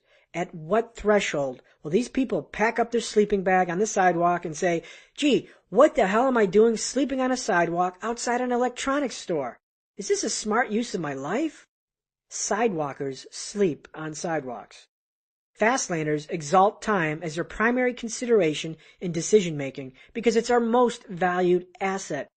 You see, fastlaners are frugal with time, while slow laners are frugal with money. Sidewalkers and slow laners use money as the sole criterion in decision-making. Oh, which job pays the most? Where's the cheapest rent? How could I get some free chicken? Money is scarce, and time brings up the rear and sweeps up the mess. If you want to be rich, you have to start thinking rich. Time is king. Chapter Summary, Fastlane Distinctions. Fastlaners regard time as the king of all assets. Time is deathly scarce, while money is richly abundant. Indentured time is time you spend to earn money. Free time is spent as you please. Your lifespan is made up of both free time and indentured time. Free time is bought and paid for by indentured time. Fastlaners seek to transform indentured time into free time. Parasitic debt eats free time and excretes it as indentured time. Lifestyle extravagances have two costs, the cost itself and the cost to free time.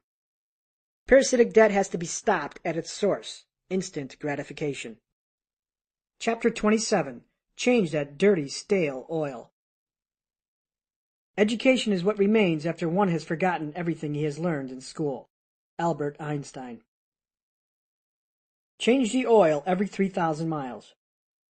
The first lesson of car ownership. Change the oil every 3,000 miles. Neglect the lesson and your car dies well before its useful life. Frequent oil changes keep your car running efficiently. Unchanged oil goes stale and turns the ride rough. Rough rides stall to the shoulder of the road. Fastlane road trip demands fresh oil changes. But what is oil? Oil is education, knowledge, street smarts. But be careful. It must be the right oil and for the right purpose. Sidewalkers don't bother with oil. After 3,000 miles, they're done. Graduation is the last oil change. Slow laners oil their vehicles for the explicit purpose of raising intrinsic value.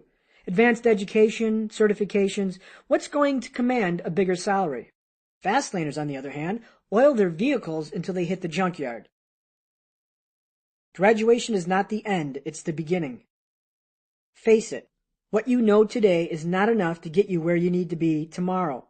You must constantly reinvent yourself, and reinvention is education. Unfortunately, graduation traditionally signals the end of education. Regardless of your graduating age, adulthood begins. To cease learning at graduation is wealth suicide. Your most effective earning years happen after graduation. So wouldn't it be smart to continue the educational process long after formal schooling? Jim Gallagher graduated 11 years ago and is unemployed. Jim is a stockbroker, but because of internet technology, his expertise has become endangered and flirts with extinction. Jim's education for that specific job set has become dated and no longer applies to the current world. The world has moved on, yet Jim and his education have not. Jim contemptuously takes a menial sales job at a local furniture store. His financial plan stalls because he operates within the same stale oil last changed 11 years ago. Jim fails to change his oil, so Jim's road trip to wealth also fails. Education, your oil, is a critical component to your wealth road trip. When you continually inject yourself with new education, new skills, and new competencies, new roads open and things run smoothly. The right education has incredible horsepower. Education's role. Education is virtuous under both slow lane and fast lane roadmaps, but the roles are profoundly different. In the slow lane, education is used to elevate intrinsic value, while in the fast lane, it is used to facilitate and grow the business system. Also, fast lane education is secured by methods that do not produce parasitic debt or conformity.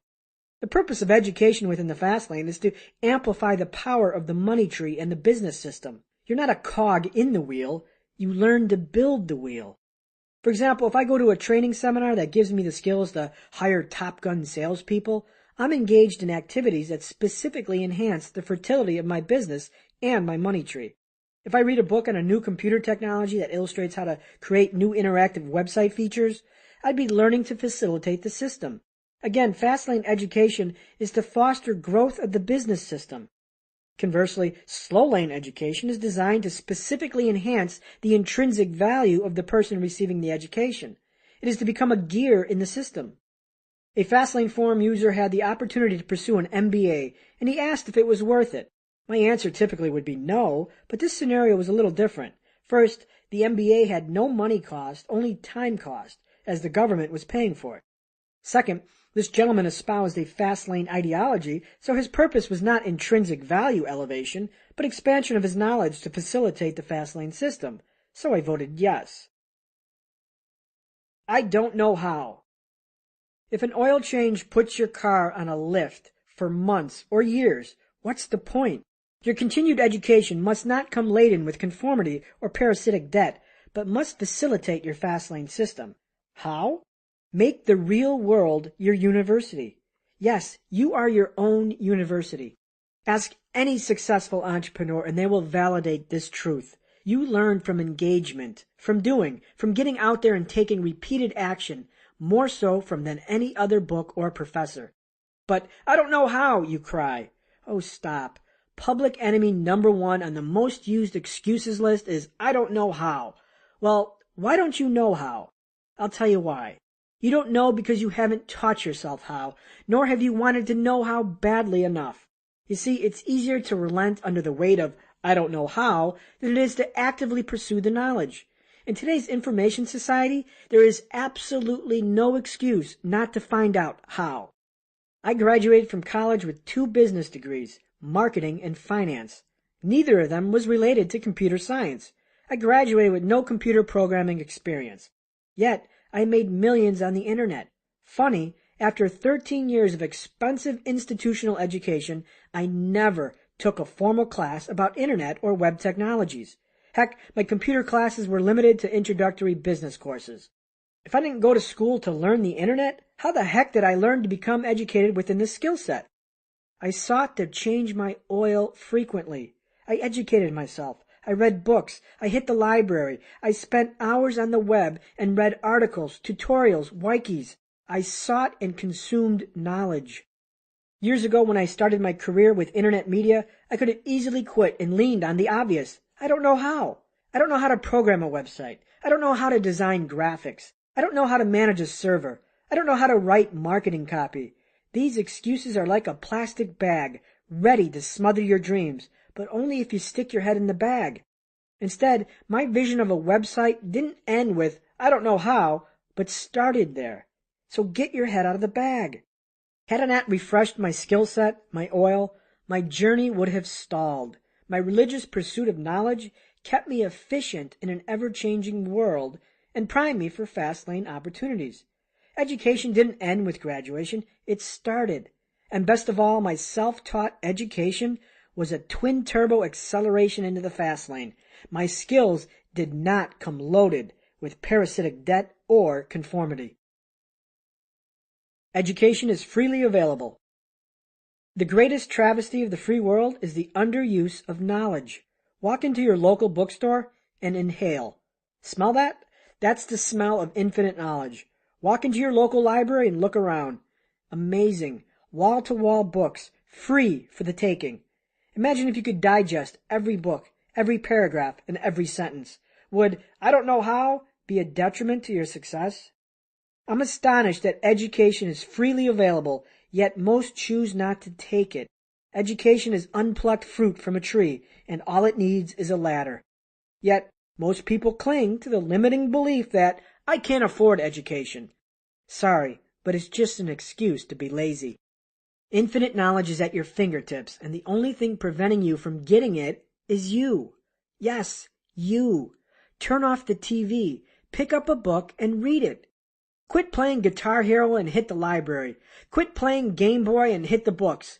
A committed Fastlaner has his nose in a book weekly. He attends seminars. He trolls business forums. He's on Google searching different topics and strategies. You have the innate power to become an expert at anything not requiring physical talent. Anything. No book in the world can make me a professional basketball player or a professional singer, but books can transfigure novices to experts in non-physical disciplines. You can become a currency trading expert, real estate, business, web programming, sales, a public speaker. These expertise for any discipline not requiring physical coordination is out there. What does it take? Your commitment of pursuit, and then the biggie, applying it. When I remodeled my house, the walls of my grand foyer needed to be faux painted. Faux finishing is a complicated painting technique that's used to create lavish surfaces with depth and luminance. I had 2 choices, call a professional or learn to do it myself. Since I was retired, I viewed this as a fun challenge, so I opted to do it myself. I hit the internet and watched a few hours of video tutorials. Then I hit the Home Depot and bought supplies. Over the next several days, I practiced on cardboard boxes. Within a week, I became proficient at faux painting. I built myself a skill in 1 week.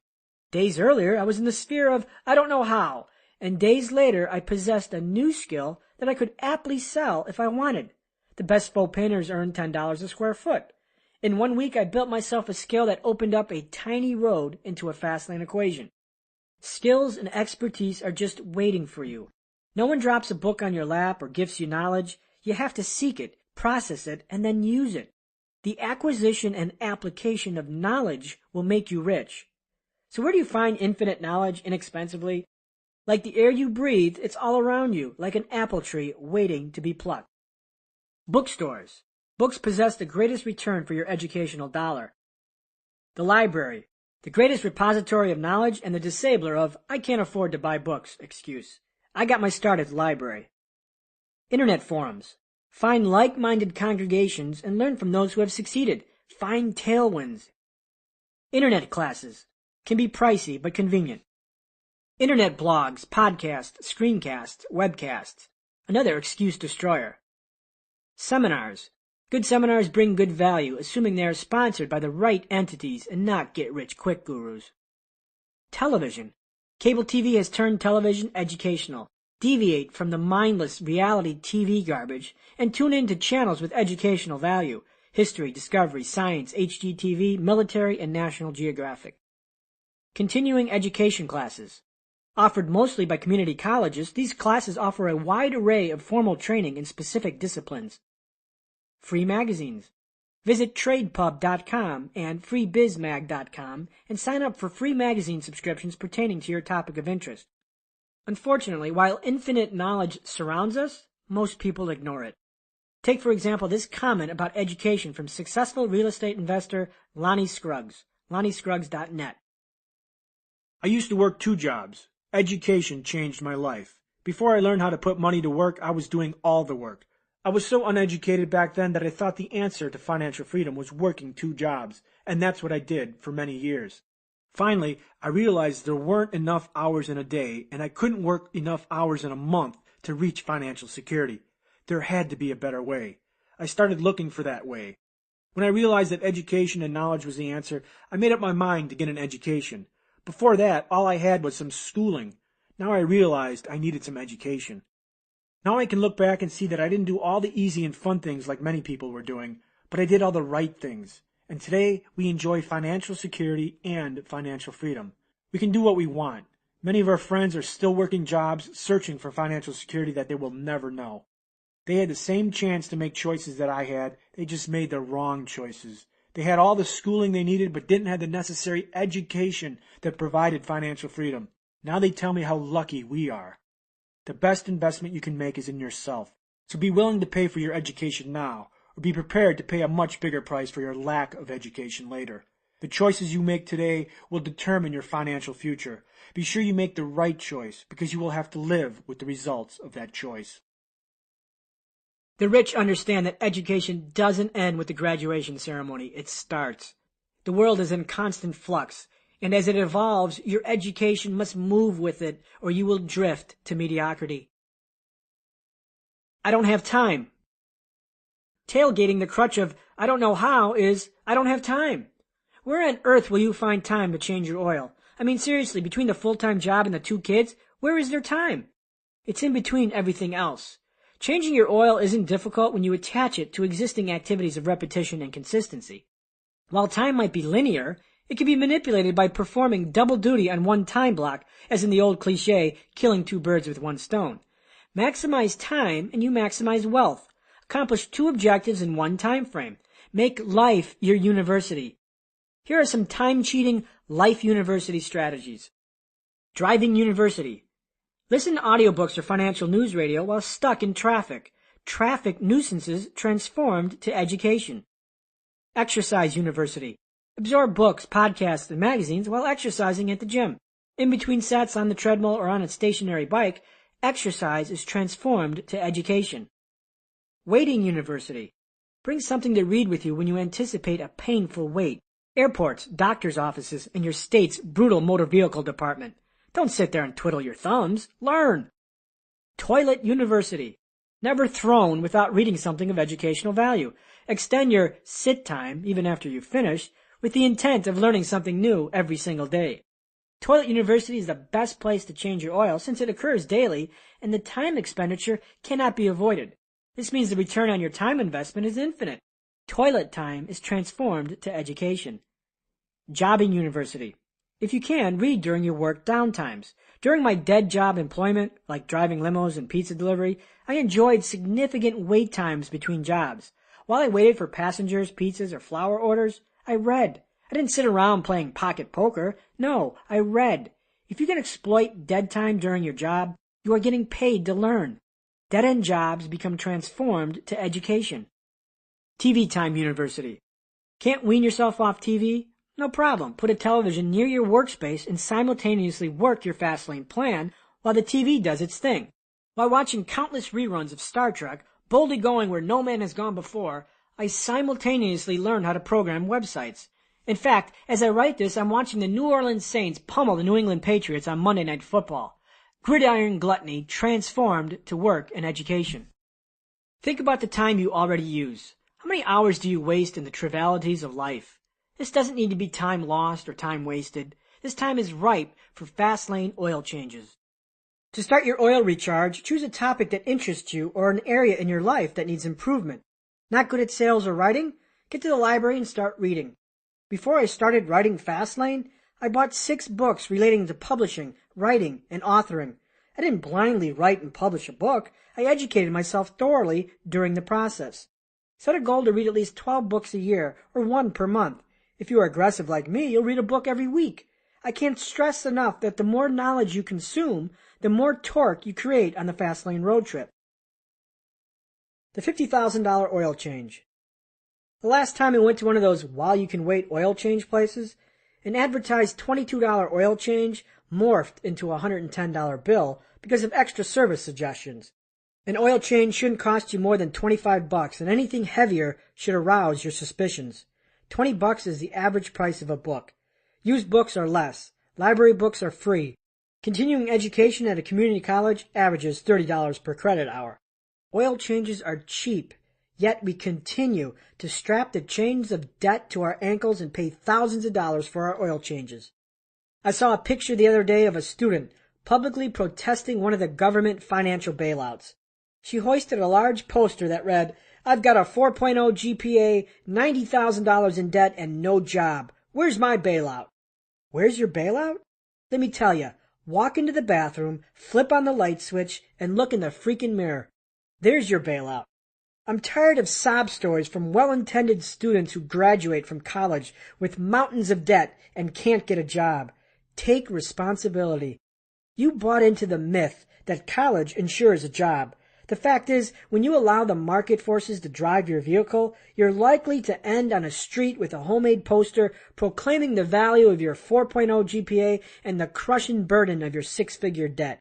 No one cares. You're in debt because you borrowed. You're in debt because you bought into the lie and relinquished control. You bought into the slow lane. Were you forced to take loans? You don't have a job because you voted for politicians who penalize producers and reward consumers. Face the facts. An expensive oil change that forces a lifetime of indentured time is stupid. Again, parasitic debt doesn't care about the source. It only wants to eat your free time, preferably seasoned with a little salt and pepper. The seminar fail. What idiot would pay $50,000 to attend a seminar? Many do. This is a common question at the Fastlane forum. So-and-so is offering a 3-day seminar on real estate investment for $50,000. Should I buy it? What? Are you smoking crack? Do you know what you're buying? Let me tell you. You're paying $50,000 for someone to explain a book that's found at the bookstore for $19. A $50,000 seminar is exploitation of what we producers know. People are lazy. People want it handed to them. People don't want to read and they don't want to connect the dots. They want it done for them. People want to be steered. They want someone to drive their vehicle. People want events, not process. And what better event is there than a $50,000 seminar? Now don't get me wrong, seminars can be great for education, but it has to be the right seminar, which is affordable and given by producers and experts, not by professional career public speakers. Most high-dollar seminars are well-orchestrated marketing machines tailored to extract every dollar from your wallet. Most cheap seminars are day-long upsells into a more expensive seminar. And those well-suited presenters, they suffer the typical paradox of practice, rich from public speaking to millions, but not rich from what they teach. A member of the Fastlane Forum reflected on her recent experience with a popular book guru. First, you won't be allowed to network. If you were allowed to network, then people would find out quicker that this seminar is just one giant sales pitch for a larger, more expensive seminar to the tune of $50,000. Second, you won't learn a damn thing except that you should have listened to your gut and not gone. There really is a sucker born every minute. Amazing people have nothing in the bank, but can come up with $50,000 just for the hope of something better. And finally, there's a segment in the seminar where they have you increase the balance on your credit cards because, after all, the rich make money and the poor earn it. So then everyone goes and increases their balances, and then guess what? They hit you with the purchase price of anywhere from $16,000 to $50,000, depending on how serious you are. Ridiculous? Apparently not, because people go rushing to the back of the room like cattle to slaughter, credit cards in hand. They leave with a nervous sense of self-satisfaction and a cute little sticker that says, "I invest in myself." A $50,000 oil change is as shocking as a $50,000 seminar. Good seminars are under $1,000 and are given by respectable experts, practitioners, and seminar firms. Good seminars are educational and don't come at the price of a brand new Cadillac. Bad seminars are hyped, high pressure, and exploitive. Bad seminars are about making money and not about helping you. So, how could you tell a good seminar from a bad one? The first tip-off is price. Anything unreasonable is a warning sign that the provider is more interested in making money than your education. The second is price again. Be wary of free. Free usually means 8 minutes of education and 8 hours of upsell to a higher price seminar. Thirdly, who is giving it? Is it a professional speaker or someone who actually practices what he or she teaches? Read the fine print. Johnny Guru strategies have made millions. And then the fine print says, Johnny Guru will not be in attendance. Huh? Would you allow an acting surrogate to perform surgery on you if the real surgeon wasn't available? Total fail. Chapter Summary, Fastlane Distinctions. Fastlaners start their education at graduation, if not before. A Fastlaner's education serves to advance their business system and their money tree, not to raise intrinsic value. Fastlaners aren't interested in being a cog in the wheel. They want to be the wheel. I don't know how is an excuse dismantled by discipline. Infinite knowledge is everywhere and it's free. What's missing is discipline to assimilate it. You can become an expert in any discipline not requiring physical skills. Educational recharges can occur within time blocks already allocated for other objectives. Organizers of expensive seminars take advantage of sidewalkers and disenfranchised slow laners by marketing empty promises as events. Chapter 28, Hit the Red Line. If things seem under control, you're just not going fast enough. Mario Andretti. Fastlane winners are forged at the red line. Winners are forged at the red line. What's the red line? The red line is pure, unadulterated commitment. Money trees, businesses, and systems aren't built overnight. It took Chuma years to construct his pyramid machine. Commitment is money tree, water, sun, fertilizer, and cultivation. I know commitment is a word likely to cause a riotous exodus. If you think the fast lane process is easy, stop now and go back to the slow lane, which isn't easy either. Remember, get rich easy is a lure with a hook. The creation of a vibrant business is like raising a child from birth to adulthood. Like a parent has to commit to their children, you must commit to your system and your business. It is at the red line where the limits of the car are tested, and that is where your limits will be tested. Are you interested or committed? Too many people saunter through life coasting in first gear and then wonder, how did I get here? Who doesn't want to worry about money? Unfortunately, it doesn't take any effort to be interested in wealth and financial security. Interest is kindergarten. It isn't enough, and those who have interest just live in first gear. To get out of first gear, you must first make a concerted effort and a lineage of good choices to exploit the power of the fast lane. There's a profound difference between interest and commitment. Interest reads a book. Commitment applies the book 50 times. Interest wants to start a business. Commitment files the LLC paperwork. Interest works on your business an hour a day, Monday through Friday, while commitment works on your business 7 days a week whenever time permits. Interest leases an expensive car, while commitment rides a bike and puts the money into your system. Interest is looking rich, while commitment is planning to be rich. Mark Zuckerberg, founder of Facebook, didn't build the most used social network just by being interested. He was committed. Interest is quitting after the 3rd failure, while commitment is continuing after the 100th. While I was building my company, my system, my surrogate, I was committed. I'd spend 12 hours a day for weeks perfecting and building my system. I'd forgo nights drinking with friends. I lived in a cramped studio apartment. I'd eat cheap pasta for lunch and dinner. I was ready to wash dishes for my plan. While my friends were more concerned with bragging rights for having the fastest car in a racing video game, I wanted financial freedom. I wanted a fast car in reality, not on a video game. My friends were committed to being winners in a fantasy world, while I was committed to being a winner in the real world. Fastlane winners are forged at the red line. Distance yourself from most people. How bad do you want it? How willing are you? Are you willing to sleep in your car for it? Are you willing to live in a tiny apartment while your friends own houses? Are you willing to forgo the nice BMW in favor of a rust bucket with 150,000 miles? Are you willing to wait tables at Maloney's Bar and Grill when your friends have cushy $50,000 a year jobs? How willing are you? Most people aren't willing, and it separates the winners from the losers. The idea of living in the rat race for 50 years has to be more painful than the idea of working your ass off to escape it. You can have mediocre comfort now or meteoric comfort later. The Fastlaner trades short-term comforts with the foreknowledge that extraordinary long-term comfort is to be gained. When it comes down to getting in the mud and getting dirty, most people will opt for smooth sailing of first gear and avoid the discomfort of the red line. The red line busts through roadblocks and hardens process. When Carnegie Mellon University professor Randy Pausch was diagnosed with terminal cancer, he blessed us with his last lecture. He said, "The brick walls are not there to keep us out. The brick walls are there to give us a chance to show how badly we want something.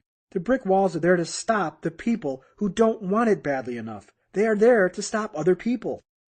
The last 2 words of the quote are other people. You want to be damn sure you aren't other people, because other people is synonymous with most people. Most people are consumers who are 2 paychecks from broke. Most people won't invest long hours into their business system while their friends are living it up on credit. Most people will allow friends and family to deflate their dreams with "that won't work" directives. Most people start excited and gush with exuberance, but give up at the first pothole or failure. Most people succumb to "I quit" and give up, not knowing that they are 1 or 2 plays away from a touchdown, the Fastlane exponential growth curve. Are we there yet? Wealth is a devious entity, and its elusiveness weeds out the weak. Your journey will follow a predictable path of excitement, questioning, commitment, and rebirth. Fastlane success requires an investment toll of time and effort. This is the toll that makes you special and keeps everyone else out. This red line effort cannot be bypassed nor outsourced. Prime your expectations for work and sacrifice. Know your destination, envision your dreams, ready your means, and know that you are simply paying the toll because you don't want to trade 5 for 2 for life. If you don't do the hard work that Fastlane opportunity demands, somebody else will. And if you aren't like everyone, you will discover something miraculous. You can live unlike everyone. Get your foot off the brakes. The sweat of success is failure, and I am soaking wet. If you've taken a step, spin, or aerobics class, you know the objective is to sweat, to get your heart rate up, to build. If you went to a cardio class and the instructor forbade sweating, it would negate its purpose. Hard work naturally produces sweat, and sweat becomes evidence to your effort. Unfortunately, this ludicrous analogy is the paradox you face if you fear failure and refuse to release the brakes. The sweat of success is failure. While you can't build cardiovascular endurance without sweating, you can't experience success without failure. Failure is simply a natural response to success. If you avoid failure, you will also avoid success. You can't drive the road to wealth with the brakes engaged. You have to take risks. You have to get uncomfortable. You have to get out there and fail. So what causes this fear of failure? Fear of failure is attributed to an overestimation worst-case consequence analysis. What is the absolute worst that could happen and the probability of it happening? You fail at business and you have to go back to work? Big deal. When you resist societal headwinds, you will sweat. Take calculated risks. Do so and things happen. You meet new people. New opportunities arise. Feedback pours in. Lucky breaks converge into your life. The act of doing does marvelous things. Yes, the fast lane is a risk. Failure is imminent. I learned how to code computers by trial and failure. I'd fail a code block hundreds of times before I found the right way to do something. My other failures ranged from moronic multi-level marketing programs to jewelry to direct marketing programs. Each time I brushed it off, reanalyzed, learned, adjusted, and tried again. I once heard a smart man learns from his mistakes. A wise man learns from the mistakes of others. You can learn from my failures. I didn't learn the fast lane overnight. I fought it by the light of failure. Fear of failure is normal, yet failure creates experience, and experience breeds wisdom. Fast lane risks can have lifelong returns. Bill Gates is a one-hit wonder. He built one company and made billions. One company was all it took. Some might say I'm a one-hit wonder. Great. I'd rather be a one-hit wonder than a no-hit wonder. One hit is all it takes, and you could be set up for life. You have a challenge. If you want to hit home runs, you got to get up to the plate and swing. Home runs or singles can't be hit sitting on your butt in the dugout or sitting on the couch eating pretzels while killing grunts on Halo 3. Get up to the plate and start swinging. Start striking out. After enough swings and acclimating yourself to the velocity of business, contact becomes easier. Take intelligent risks and skip the moronic ones. When it comes to risk analysis, there are two types of risk designated by best and worst case outcomes or consequences: intelligent risks and moronic risks. Flying to Las Vegas and gambling a month's salary at the craps table is a moronic risk. Driving a car on the freeway with faulty brakes is a moronic risk. When you take intelligent risks and avoid the moronic ones, you amplify your wealth trajectory through time. Intelligent risks have a limited downside, while their upside is unlimited. Moronic risks have a bottomless downside, while their upside is limited or short-term. Most moronic risks fall into the asymptomatic category. They simply aren't clearly defined, and it takes a little diligence to spot them. When I'm out racing on the streets of Phoenix in an 850 horsepower car, I'm engaged in an asymptomatic moronic risk. My upside is a short-term burst of adrenaline and a temporary ego boost. The downside is crashing and killing myself or someone else. The upside is limited and short. The downside is unlimited and long. Yes, it just seems so idiotic. Here's another moronic risk, and it took me this chapter to uncover it. I'm writing this book on a cloud computing application. That means I'm writing to an external source or an external server. I have not made copies of my work. If the cloud server fails, my work is gone. Yes, moronic risks come in all sizes and flavors, and this makes me the idiot of the day. Excuse me while I go back up my work. Okay, I'm back. Now let's talk about intelligent risks. When I invest $100,000 in an internet company, I'm engaging in an intelligent risk. When I sold my internet company, I reinvested part of the proceeds back into the company. I still own a very minor percentage, and it's completely passive.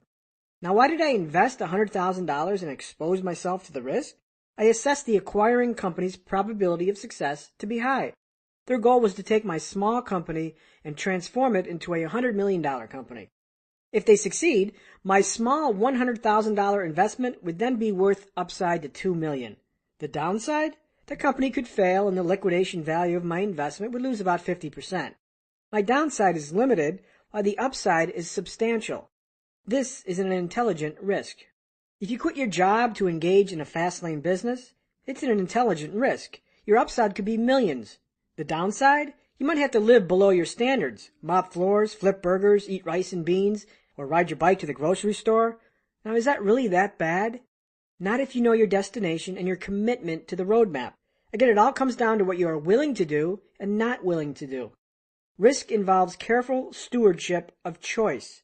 Minimize moronic risk and take advantage of intelligent risk. As for the failure, trust me, it is easier to live in regret of failure than in regret of never trying. Smack someday. What prevents people from hitting the red line?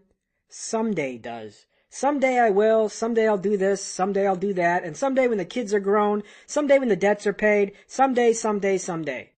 And yet, someday never comes. Someday is a distant horizon in the theater of your mind. Someday is dangerous and paralyzing. It traps you in the land of Nowheresville.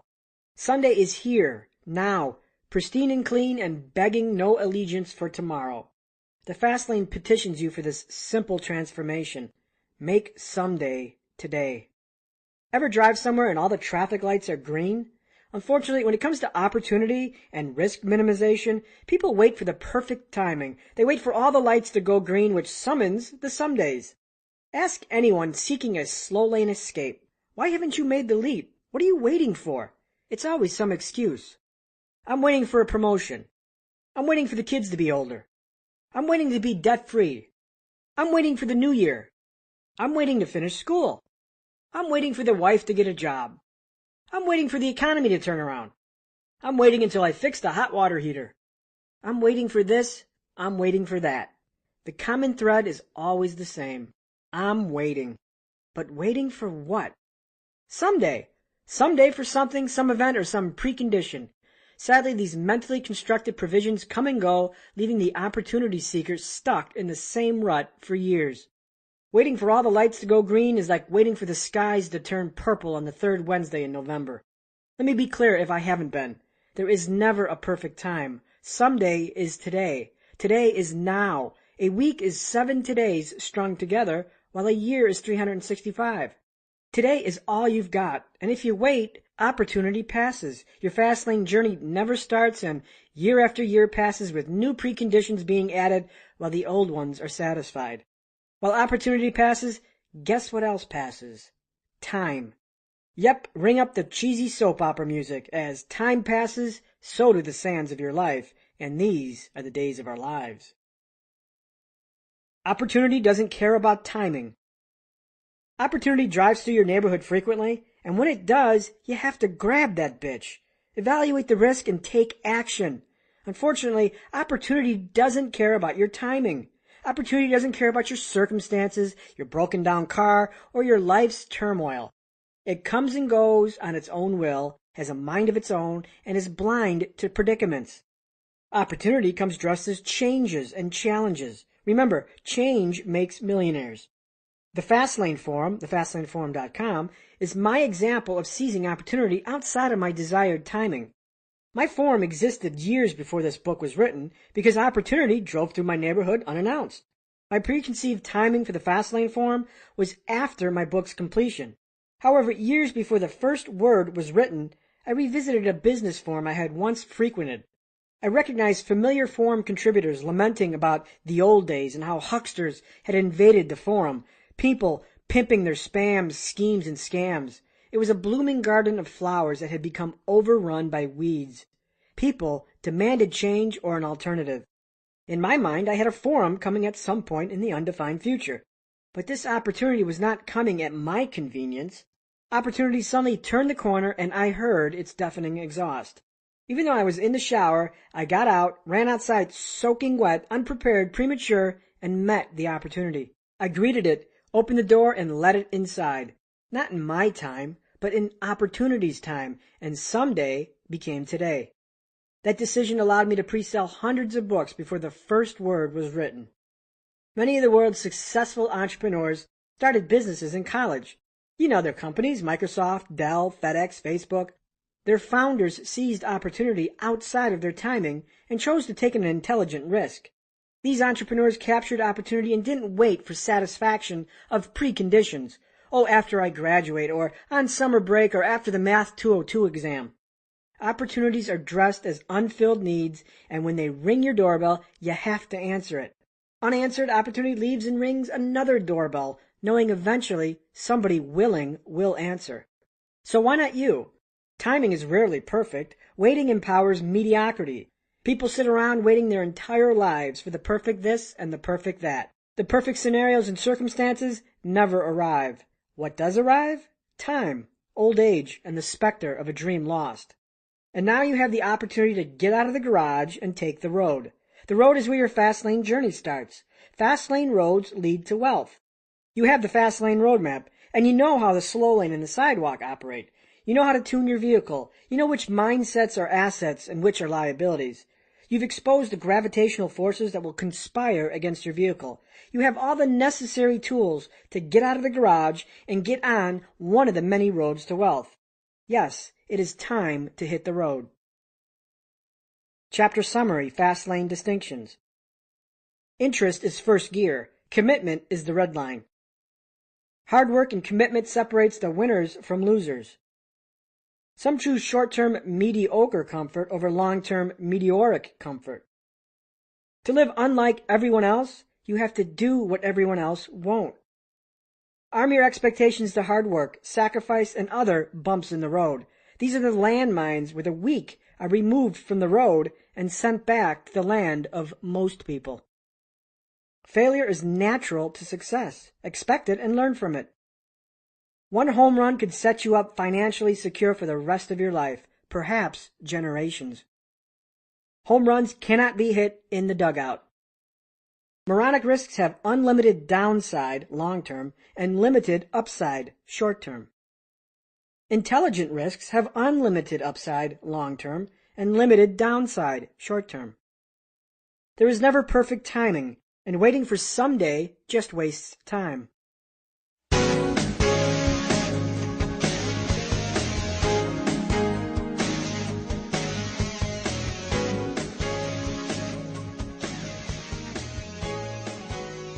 Part 7, The Roads to Wealth. Chapter 29, The Right Road Routes to Wealth. He who chooses the beginning of the road chooses the place it leads to. It is the means that determines the end. Henry Emerson Fosdick. Is your road to wealth a dead end? What is the road to wealth as it relates to your wealth journey? If you're a slow laner, your road is a job: doctor, lawyer, engineer, salesman, hairdresser, or pilot. If you're a fast laner, your road is a business: internet entrepreneur, real estate investor, author, inventor. Your road is your career or business path, and that road must route to wealth.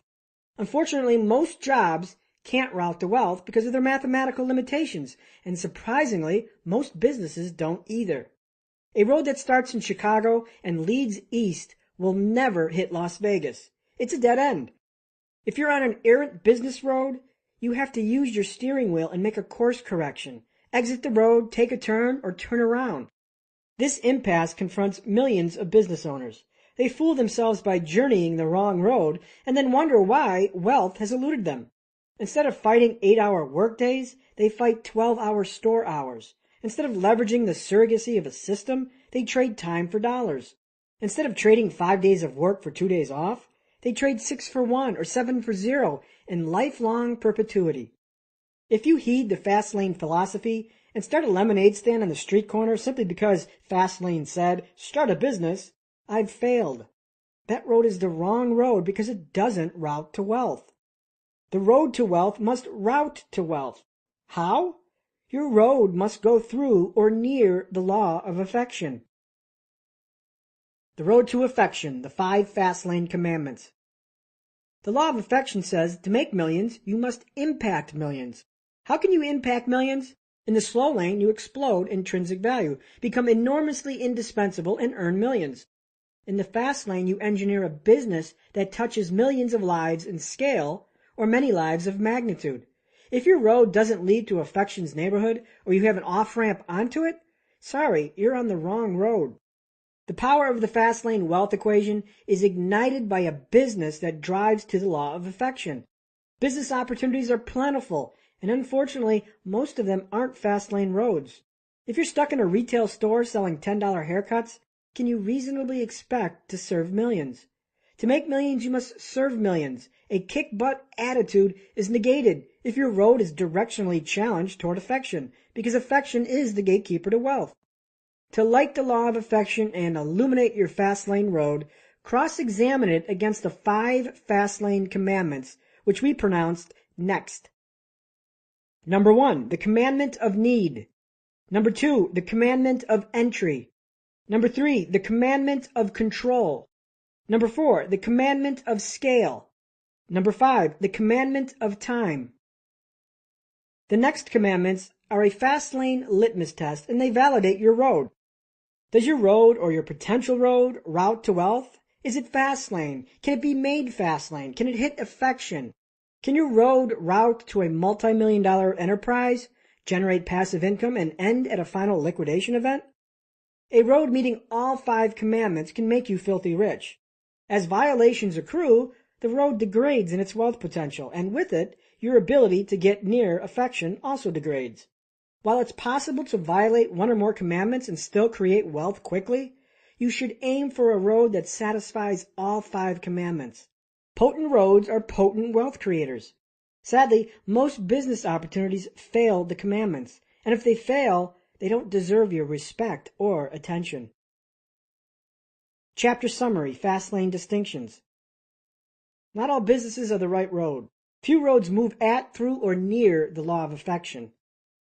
The best and the purest fast lanes satisfy the 5 Fastlane commandments: need, entry, control, scale, and time.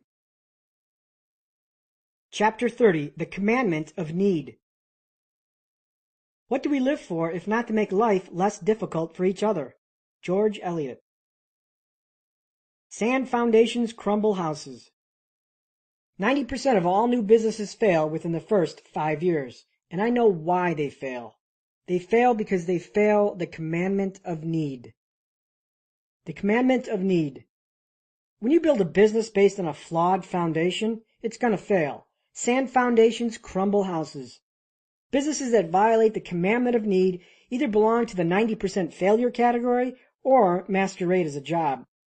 Gravity cannot be defied, and the winning premise of business is a simple yet often forgotten principle by most business owners. Businesses that solve needs win.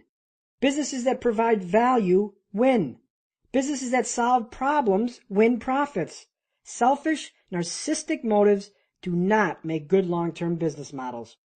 Now think about the purpose of business. Why do they exist? To satisfy your selfish desire to do what you love? To satisfy your craving for wealth and financial freedom? Seriously, no one cares about your desires, your dreams, your passions, and your whys and your reasons for wanting to be rich. No one cares that you want to own a Ferrari and prove your parents wrong. No one cares that corporate America wronged you. No one cares. Yes, the world is a selfish place, and nobody gives 2 craps about your motives to go fast lane. So what do people care about? People care about what can your business do for them? How will it help them? What's in it for them? Will it solve their problem? Make their life easier? Provide them with shelter? Save them money? Educate them? Make them feel something? Tell me, why on God's green earth should I give your business money? What value are you adding to my life? Reflect back to our producer-consumer dichotomy. Consumers are selfish. They demand to know, what's in it for me? To succeed as a producer, you have to surrender your own selfishness and address the selfishness of others. Stop chasing money. Chase needs. Never start a business just to make money. Stop chasing money and start chasing needs. Let me repeat that because it's probably the most important thing in this book. Stop thinking about business in terms of your selfish desires, whether it's money, dreams, or do what you love. Instead, chase needs, problems, pain points, service deficiencies, and emotions. Entrepreneurs fail because they create businesses based on selfish premises, and selfish premises don't yield profitable businesses. They lead directly into the 90% failure wastebasket. I need a new income stream. I'm an expert in blank, so I'll do that. I read a get-rich book and it says to start a business. Wrong, wrong, and wrong. Again, selfish, narcissistic premises are VIP invitations to violate the commandment of need. You and your business attract money when you stop being selfish and turn your business's focus from the needs of yourself to the needs of other people. Give first and take second. Needs come first, not money. Needs precede money. Engage the marketplace with your own selfish need, and my bet is placed on your failure. Joe was a martial arts expert, and he loved his craft. Following the advice of gurus, he set out to do what you love and opened up a martial arts studio. Within 10 months, his studio closed as he could no longer support his family on a $21,000 per year business profit. Before Joe started, he was destined for failure. He got into business based on a faulty entrepreneurial road paved with sand, a premise based on selfish needs and selfish desires. Oh, I'm an expert in martial arts and I love the art, therefore I should open a studio. The correct foundation is externally based on needs in the market, not on internal selfish needs. Instead of selfish motives, what should have Joe really been thinking? Is there a need in my neighborhood for a martial arts studio? What are the existing martial arts studios doing wrong that I could do better? What improved value do I offer the martial arts student? What assets do I bring to this community? Joe failed because there wasn't a genuine need in the marketplace, and his motives were selfish. Had Joe analyzed these questions foremost, his odds of driving a successful road would have dramatically improved. Several years ago, during the economic expansion, I noticed a standalone storefront being built in my mother's neighborhood of Chandler, Arizona, a white, middle-class suburb of Phoenix. As the building went up and the store tenant moved in, the heat of failure percolated. How did I know? This new store was a hip-hop apparel boutique. Now fasten your seatbelt because here comes failure. Why? The store violates the commandment of need. The neighborhood doesn't need a hip-hop store. The area isn't urban, there's no dance clubs nearby, and nothing looks remotely hip-hop. In fact, not 100 yards away there's an elder care retirement home. Is a 91-year-old grandpa the target market for hip-hop gear? The obvious problem here is selfishness. The owner is following his passions and his love for hip-hop music and culture. Maybe a life coach told him to do what you love. Whatever the motive, the need is internal and not externally based on the marketplace. I predicted the business would last a year. After 18 months, the business disappeared. The road was paved with sand because no need existed. Money chasers chase money, not needs. Frequently, I read a lot of posts from aspiring entrepreneurs with grandiose goals of making a fortune by starting a business. Hang out at any business forum and you will see the misdirected, selfish foundation poisoning the well. How can I make money starting a business? What business can I start with $200 and make $5,000 a month? What home-based business can I start? I have a friend who manufactures widgets. You think I can make money selling them? How can I make a good passive income? What's a good product to sell on eBay? What's the best business to start on a shoestring? If you sit around and ask yourself these types of questions, you'll likely end up in the failure category because these dialogues expose your preoccupation with money, not needs or value. You've got it backwards. I call these entrepreneurs money chasers. They hop from one business to the next, scalping and arbitraging market imbalances, rarely solving needs or creating momentum. Sometimes these selfish business owners use questionable business practices as customer needs are neglected and money is pursued with reckless abandon. Money chasers are consumers who haven't quite made the transition to producer. They want to be producers, but they selfishly think like consumers. For example, in the housing boom, money chasers became mortgage brokers and real estate agents. The burst of the bubble purged the industry clean of the excess. Now with foreclosures at an all-time high, loan modifiers are the newest money chasers. Every boom and bust brings forth the money chasers who are selfishly motivated to hop aboard a train of trends, but are in business solely to serve themselves. With plenty of selfish consumers to prey upon, money chasers survive and thrive until the next bust or they're exposed for fraud. In times of excess, scams, schemes, and rip-offs pervade because money chasers invade and imbalances are created. To attract money is to forget money. Want to make big bucks? Then start attracting money instead of chasing it. Money's like a mischievous cat. If you chase it around the neighborhood, it eludes you. It hides up a tree, behind the rose bush, or in the garden. However, if you ignore it and focus on what attracts the cat, it comes to you and sits right in your lap. Money isn't attracted to selfish people. It is attracted to businesses that solve problems. It's attracted to people who fill needs and add value, solve needs massively, and money massively attracts. The amount of money in your life is merely a reflection of the amount of value you have given to others. Ignore the symbiosis and money will ignore you. Successful businesses share one common trait: the satisfaction of consumer needs as reflected by sales in the marketplace. The marketplace and consumers, not you, determine if your business is viable. If you sell 10 million anything, 10 million people have voted that your product will help them or satisfy one of their needs. The only fast lane road that works is a road paved with cement, rock-hard needs, wants, and solutions, not sand. A rock-hard pavement gives you the unfair odds. Solve needs on a massive scale or in magnitude. It could be as fantastic as starting a software company like Bill Gates did, or something seemingly minute like putting a new spin on something old. If you own a website that services 10,000 people a day, you're making an impact. If you own a real estate company that provides housing to 1,000 people, you're making an impact. Make a freaking impact and start providing value. Let money come to you. Look outside the world, stop being selfish, and help your fellow humans solve their problems. In a world of selfishness, become unselfish. Need something more concrete? No problem. Make 1 million people achieve any of the following, and I guarantee you will be worth millions. Make them feel better. Help them solve a problem. Educate them. Make them look better, health, nutrition, clothing, or makeup. Give them security, housing, safety, health. Raise a positive emotion, love, happiness, laughter, self-confidence.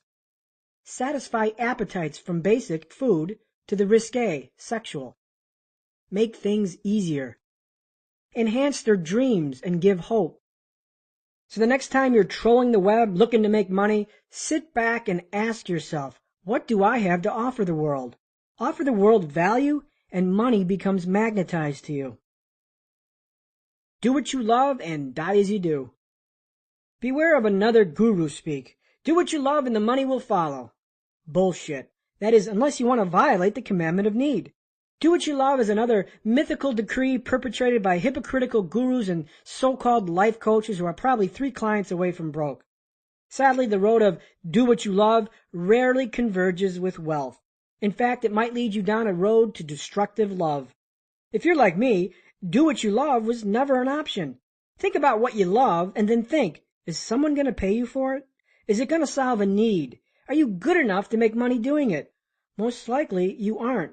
For do what you love to work, you need 2 things.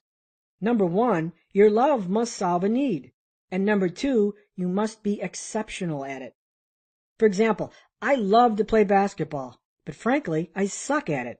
I can't parlay my love of basketball into a career. I also love to play piano, but again, I suck at it. I love many things, but I suck at them. If I wanted a career in any of these loves, I need unlimited time and money because no one would pay me a dime to do it. Who wants to endure that kind of ineptness? Consider this book. I love to write. This book represents a dream of doing what I love, and that dream was made possible by the fast lane. If I needed this book to pay for my mortgage, I'm not sure it would. I have no clue if this book will sell 10 copies or 10 million. Therefore, I can't rely on it. Doing what you love for money often isn't good enough because we aren't good enough. Additionally, so many people are doing what they love that the marketplace for that activity is so crowded and margins become depressed and heavy competition reigns. Authoring a book is a crowded space.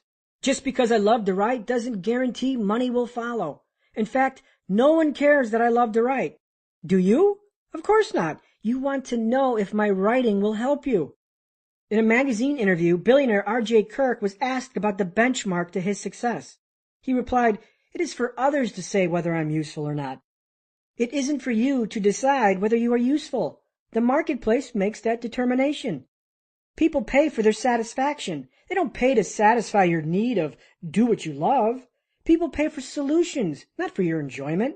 People pay for solved problems. People don't give a dirty dog butt about your love for whatever. If do what you love doesn't fill a need spectacularly, no one's going to pay for it. This book is possible because I didn't need the confirmation of money to authenticate my skill. If that sentence is not too complicated to understand, you get my point. Maybe I'm just not good enough. Regardless of sales, my book is a testament to do what I love, whether I'm good at it or not. The Fastlane allowed money to be removed from the equation. Now I don't need to get paid to do what I love, I just do it. In other words, money led do what you love, it didn't follow. Now how's that for irony? LeBron James gets paid to play basketball because he is good. One of the many destinations of the Fastlane is to remove the confirmation of money from your do-what-you-love activity. Fastlane success means I could play basketball 7 days a week. I could play video games all day. I don't need to get paid to do what I love because now I can do it for free.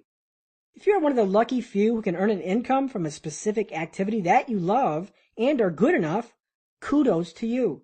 And congratulations, you may not even need a fast lane. A slow lane just might suffice. No worries. But for those of us who can't transform our loves into income, there are other alternatives paved by the fast lane. Doing what you love, fakes and derivatives. If you can't work a job or a business doing what you love, you're likely to fall into a trap. Your natural reaction is to make a deal with the devil, the slow lane. You trade your life away doing things you hate in exchange for doing things you love. You say, I'll do 5 days of work I hate so I can enjoy 2 weekend days doing something I love. Does this barter sound like rational thinking? For example, my friend Andy is a bank collections agent and hates his job. At beer time, I hear the complaints, the frustration, and the BS about the job. The Nazi-like micromanagement, the incompetent boss and his psychotic co-workers. He's on the firing line from all fronts. He numbs himself to this suffering 5 days a week. His salvation? His weekend. He pays do what you hate with a weekend of boating, which is his do what you love. Then other people negotiate with do what you love into an alternative or a derivative. For example, Jose loves automotive audio, so he opens a car stereo shop. Janice loves to sculpt and sells her work at the local gallery. Gary is an avid bodybuilder, so he becomes a personal trainer. There are 2 dangers to derivatives. Number 1, they don't make money fast, and number 2, they endanger the love. First, do what you love rarely creates money fast because more than likely not only are you doing what you love, but thousands of others love doing the same thing too. I mean, just turn into the first week auditions for American Idol for proof. The need is weak, and this saturates markets and makes profit margins shallow. At my gym, a personal trainer acquaintance told me he's struggling to make ends meet. When I asked why, he responded that personal training is so competitive that he can't charge a price worth his time. His service fees are deflationary, caused by an abundant supply of trainers, and when supply exceeds demand or need, prices move down. Not enough need, too much supply. So why is the field for personal trainers so saturated? Simple. People follow the espoused guru-esque advice without reflection on need. Do what you love. Unfortunately, if you love doing it, bet on thousands of others who also love doing it. When you do what you love, prepared to face stiff competition. Who enjoys higher margins, the personal trainer or the guy who starts a company to clean up crime scenes? The second danger of derivatives is that your love becomes vulnerable to contamination when you do it for money. If you are forced to do anything, even something you purport to love in exchange for a paycheck, that love is put in danger. Years ago, I took a job as a limo driver because I loved to drive. By the time the job ended, I hated to drive. After work, I'd stay home because I was so sick of driving. My love was contaminated. I once had a friend who created fantastic paintings as a hobby. When I asked her why she doesn't paint full-time for a living, her answer was simple. I paint when I am impassioned to paint. The few times when she painted for money, it stunted her artistic creativity because a different force fueled the motivation. Money, not emotion from the moment. Do what you love is left to professional athletes because they're at the pinnacle of their games. And yet, even after making millions, many of these athletes suffer the same fate. They lose their love of the game. Dancers lose their love of dance. Artists lose their love for art. Money and the demands of life cast a cloud over the love and darken it into a burden. While derivatives of do what you love might yield a figment of happiness, they operate in saturated marketplaces, and more importantly, they could jeopardize your natural love for the activity.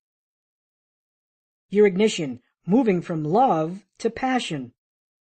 The motivational fuel for the fast lane is passion, not love. Passion gets you out of the garage and onto the road. If you have a passion for a specific goal, you will do anything for it. I had a passion for Lamborghinis, and I was willing to do anything for it.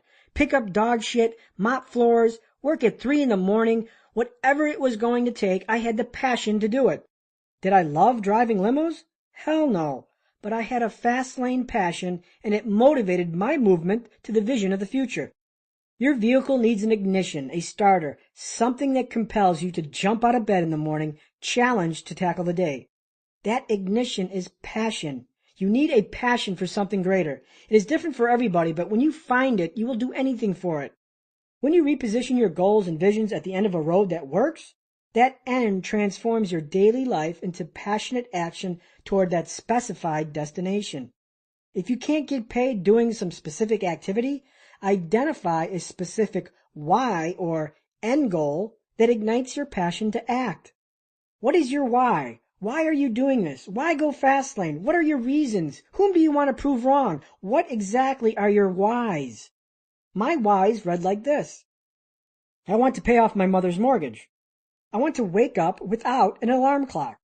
I want to write a book without the pressure of money. I want a big house on a mountainside with a pool. I want a Lamborghini. I want to make a difference. I want to prove him wrong. Passion beats do what you love because passion fuels motivation for something greater than yourself and is often generalized. When the focus is doing what you love, the focus becomes industry specific and you're likely to violate the commandment of need. Why are you starting this business? Because you love it or because there is a real market need for it? I repeat, passion for an end goal, a why, drives fast lane action. Mike Rowe, host of the cable show Dirty Jobs, profiled several owners of businesses who had less than lovable duties. From testing bovine manure to cleaning up pigeon goop, the owners were passionate. None of them loved what they did, but they had a passionate why and a very deep bank account. Competition was sparse because everyone else was chasing do what you love. A formidable why is all you need to turn your daily activities into passionate motivation. The get up in the morning metamorphosis to bust open a fast lane road. What are your whys, and are they strong enough to motivate you into process? Passion erases the suffering of work. When I was in startup mode with my business, I worked long hours. Was I suffering the toil of work? Nope, I enjoyed it because I had my whys and I was moving toward them. The journey hardened me, challenged me, and yes, it was even fun. I was passionate about what I wanted and I was going to get it. The fast lane isn't a destination, but a personal journey. Writing this book has been an enduring journey, and I admit I gave up 3 times. Why? After a year of writing and not finishing, my love for writing evaporated. My love became a hate. I was doing what I love, and suddenly that love faded because people started to expect a book. I confided to a friend. I quit. I no longer enjoy it, and I don't need to finish it. So how did I finish if my love for writing evaporated? I found my passion, which compelled me to finish. I love to see the dreams of others become reality. When a dead dream is given sudden life, I feel invigorated. Anytime I wanted to give up, I'd receive an email that applauded me. Your forum changed my life, or thank you, my life has really turned around. That is passionate currency that repositioned my writing effort into action. I went from love to suffering to passion. Get your road to converge with a fantastic dream. A road that doesn't converge with your dreams is a dead end. When you concede dreams, life withers. Reflect back to childhood when you heard, what do you want to be when you grow up? Underneath this question, what's it really asking? It's a probe to find the road to your dreams, and it usually is answered in a phantasmal vision. For me, I wanted to be an astronaut, blame Han Solo, a filmmaker, blame George Lucas, and an author, blame Isaac Asimov. So how about you? What is your outrageous, fantastic dream? And the real question of concern, is there any chance you are doing it or will be doing it? More than likely, you're not, because the slow lane has killed it. I asked my friend Rick this question. Guess what? He didn't answer the question with, I want to be a sales representative at Verizon Wireless. Nope. He answered with, I want to be a race car driver. So then why is Rick selling cell phones today? Is there any chance in hell he will actually become his dream, a race car driver? There isn't. The dream is dead and the road is derelict. Nonetheless, as Rick sticks to his job and waits for a promotion, he wonders, there's got to be more than this. And then there's Sarah. She didn't answer this question with, I want to be a shift manager at Taco Bell. Nope, she wanted to be an artist. But today, Sarah finds herself working the graveyard shift, mopping up floors in the dining room from slobs who have mistaken sour cream for finger paint. As she slams the mop head in the wringer, Sarah has a moment of disquiet. Is this what my life has become? The problem with these people is not their jobs. We've all had crappy, embarrassing jobs that we hate. The problem is their dead-end road that will never converge with a dream. Dreams are forsaken to pay the bills. Instead of a convergent road to dreams or a chance of a dream, their road goes to an inescapable hell. Life becomes suffering. There is nothing wrong with working at Verizon or Taco Bell. Heck, these jobs would have been promotions in comparison to the meaningless jobs I've held. But please, don't make these jobs your means to the end, your final road, because the end most likely will never come. You see, if your dream is dead, so is your passion. No passion numbs you to the greatest violinist in the world while he plays in the train depot. No passion leads to mediocrity in the land of everybody. If you're struggling for motivation, re-energize your dream and align it with a road capable of burning a trail to its reality. Dead dreams can't burn trails of passion. Passion fires your will to do what is necessary beyond what others can't. Fastlaners work unlike everyone else so they can live unlike everyone else. Take 4 years of hard work in exchange for 40 years of freedom. Unfortunately, most people take 40 years of hard work for 4 weeks of freedom, or however long their paid vacation lasts. Find your snow in the toilet. How do you find your passion? Passion comes from excitement or discontent. Take this story posted on the Fastlane forum. I grew up in a poor family and lived in a very old run-down barn that had half of it converted into a home. One of the worst times of the year was winter because our water pipes would freeze, and with it, our running water. The only way to flush the toilet was to bring snow into the barn, pack it into the water tank behind the toilet, and wait for it to melt. I saw that my mom had to put snow in the tank of the toilet bowl just for us to flush. The worst part that it had to be refilled every time someone used the toilet. I thought to myself, I never want to live like this again. What is your passion, your perennial snow in the toilet? Leslie Walburn is passionate about animals. Disillusioned by county-owned shelters that euthanize dogs, her dream is to own a no-kill dog rescue shelter. While she can do what she loves and get a job at a shelter, it doesn't bring her closer to her dreams, nor will a job help her amass the wealth needed to pursue the dream. Yes, dog shelters are expensive. Instead, Leslie allows her passion to fuel her motivation. She starts a Fastlane business, unrelated to animals, that eventually funds her dream. Her passion leads to a dream without the crucible of money. Reflect on a time when your life was turned upside down with excitement and or discontent. That is your passion. For me, excited passion was when I saw my first Lamborghini as a teenager, and I decided, one day I will own a Lamborghini. For me, discontented passion was watching my mother struggle in dead-end jobs trying to raise 3 kids without a husband. Both fueled my passion. I wanted a Lamborghini and I wanted to help ease the burden for my mother. Excitement, wants and desires, serves as passionate fuel, as does discontent, undesirable situations. Both allowed me to do what others wouldn't. And if you find yours too, you will too. Chapter Summary, Fastlane Distinctions. The Commandment of Need states that businesses that solve needs win. Needs can be pain points, service gaps, unsolved problems, or emotional disconnects. 90% of all new businesses fail because they are based on selfish internal needs, not external market needs.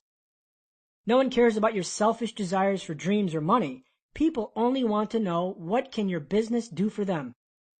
Money chasers haven't broken free from selfishness, and their businesses often follow their own selfish needs. People vote for your business with their money. Chase money and it will elude you. However, if you ignore it and focus on what attracts money, you will draw it to yourself. Help 1 million people and you will be a millionaire. For money to follow, do what you love, your love must solve a need and you must be exceptional at it. Do what you love sets the stage for crowded marketplaces with depressed margins. When you have the financial resources, you can do what you love and not get paid for it, nor do you have to be good at it. Slow laners feed do what you love and do what you hate. 5 days of hate for 2 days of love. Doing what you love for money can endanger your love. Passion for an end goal, a why, drives Fastlane success. Having a passionate why can transform work into joy. Doing what you love usually leads to the violation of the commandment of need. The right road for you is one that will converge with your dreams. Chapter 31. The Commandment of Entry. Our plans miscarry because they have no aim. When a man does not know what harbor he is making for, no wind is the right wind. Seneca. You can be the sheep or the sheep herder. It was 1994, and I was stuffed in a hot auditorium, tucked away in a chaotic mass of people, an ant submersed in an anthill. Months earlier, I had become involved in a network marketing company, and this was their monthly motivational meeting. The crowd was excited, anxious, and revved up. I wasn't. I looked around and saw a problem. I saw an army of drones clutching on to whatever was said, critical reasoning cast aside, and myself about to be indoctrinated. I didn't go easy. I asked questions. I was persistent, nosy, and curious about the road I was about to take. How much money are you making? I asked early and often. But like politicians, the answer was sideswiped and deflected to a default person in the organization. But I wasn't fooled. Okay, you've already told me that Bill Hansen is making $30,000 a month, but how much do you make? And you, and the other 3,000 people in this room? The fact is, few of them made any money at all. Why? They were stuck driving a congested road full of traffic that failed the commandment of entry. Crowded, jam roads move slowly, if at all. Commandment of entry. I failed network marketing 4 times because subconsciously I possessed the truth. The road was a violation of the commandment of entry. The commandment of entry states that as entry barriers to any business road fall or lessen, the effectiveness of that road declines while competition in that field subsequently strengthens. Higher entry barriers equate to stronger, more powerful roads with less competition and less need for exceptionality. Lower barrier entry businesses are weak roads because easy entry creates high competition and high traffic, all of which share the same pie. And where there is traffic, there is no movement. In other words, if getting into business is as simple as paying $200 for a distributor kit, there are no entry barriers, and the opportunity should be passed. If any Joe Blow napping behind Chan's Chinese restaurant in the alley next to the dumpster can start your business in minutes, it isn't a business you want to be doing. The world is littered with so-called businesses that have no entry barriers, and that is why they suck, and the people who follow them aren't rich. A decade ago, the big buzz was make millions on eBay. It didn't last long because this opportunity eventually violated the commandment of entry. If you could create a business on eBay in 10 minutes, guess what? So could millions of other people. And who made the millions? The early adopters, eBay and eBay's founders. They drove the fast lane and picked up millions of hitchhikers along the way. Few did well, while millions did not. The big buzz just months ago was internet blogging. Bloggers are making thousands. True, but nowadays the multimillionaire blogger is now the exception rather than the rule. Why? The opportunity has been beaten down by ease of entry, causing traffic, competition, and saturation. Saturation causes noise. Noise causes declining sales volumes. Declining sales volumes cause profit erosion. If anyone can start a business in 1 day or less doing what you do, you probably are violating the commandment of entry, and tough odds are ahead.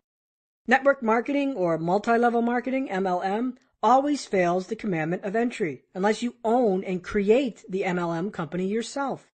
If you're in a room with 2,000 other people who do exactly what you do, you're fighting stiff odds. Who is the innovator, the leader, and the one standing on the cliff parting the Red Sea? The guy on the stage who founded the MLM company is the Fastlaner. And you?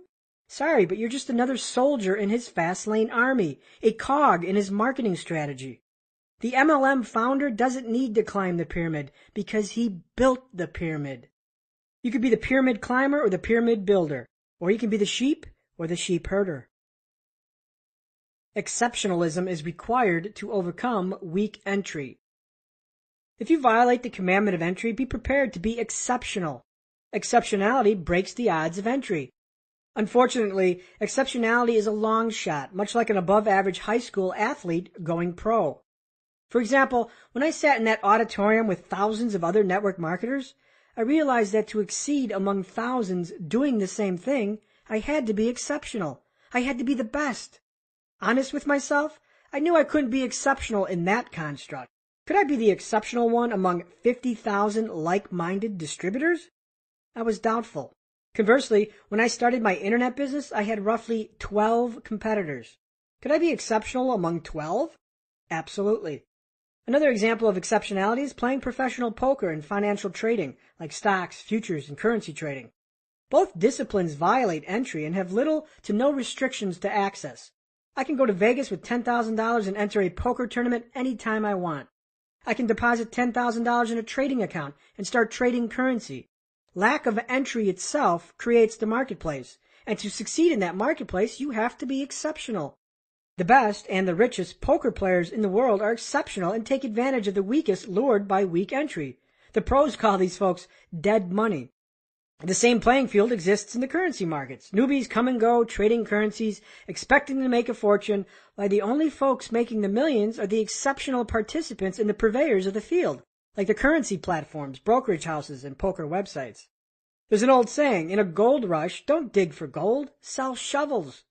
When it comes to entry, your industry and your business should not be available to everyone, because if it is, you must be prepared to be exceptional. And if you're exceptional, easy entry becomes not a liability, but an asset.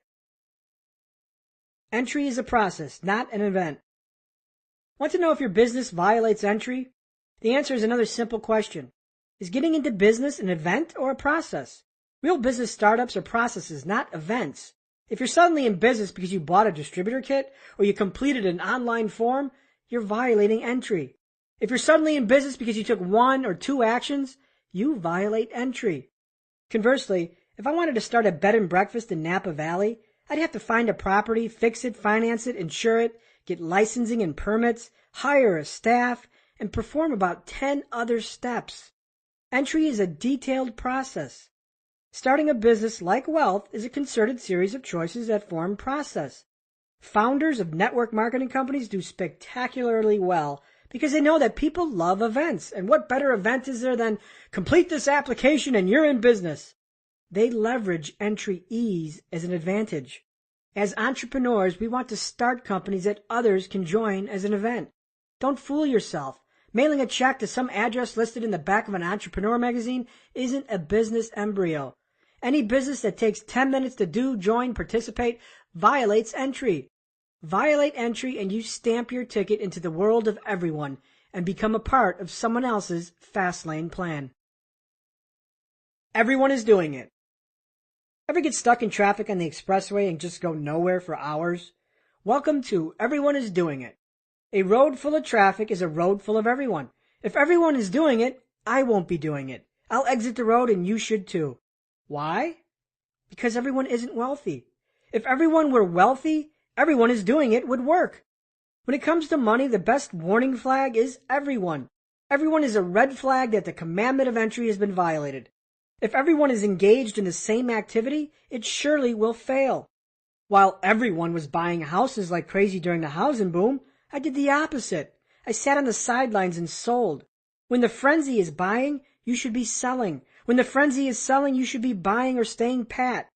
History is littered with everyone is doing it booms and busts. In the last decade alone, including the tech stock boom of the late 90s and the great oil price explosion, and more recently the housing bust that led to the worldwide financial meltdown, these are perfect examples of everyone is doing it. Everyone is doing it is a heavily trafficked road that moves slowly toward impending doom, like a herd of lambs heading for slaughter. The warning signs of everyone. In the late 90s, when tech stocks were skyrocketing, I lost money because I followed everyone. I learned. During the latest housing boom, I didn't buy a house. No, this time I sold 3 properties before the decline.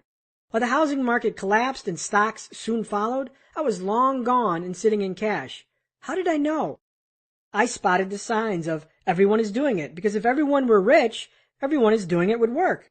While this logic might seem spurious, it has never failed me. How do I know when everyone is doing it? Simple. When there is irrational exuberance about any investment that pervades the team consumer, the general populace, that's when I know it's time to get out and stay out. When the plumber comes over to fix the toilet and raves about his 3 rental properties that have appreciated 15% in the last 3 months, it's time to get out and stay out. When your personal trainer friend raves about his internet stock portfolio that earned 40% in the last 2 months, it's time to get out and stay out. When your truck driving cousin calls you and asks you about investing in oil because it's $150 a barrel, it's time to get out and stay out. Dumb money, everyone, always shows up at the end of a boom. Who is dumb money? Consumers, money chasers.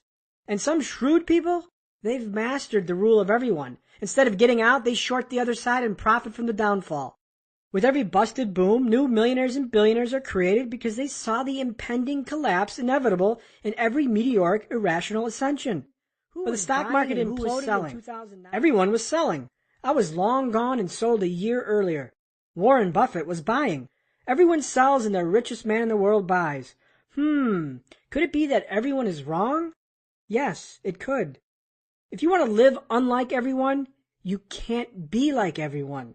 Don't confuse that with exceptionality. You have to lead the pack and have everyone follow.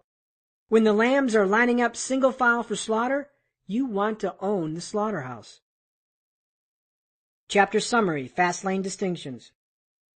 The Commandment of Entry states that as entry barriers fall, competition rises as the road weakens. Easy access roads carry more traffic. More traffic generates higher competition, and higher competition creates lower margins for the participants. Businesses with weak entry often lack control and operate in saturated marketplaces. Exceptionalism is required to overcome weak entry barriers. Access to a business road should be a process with a toll, not an event.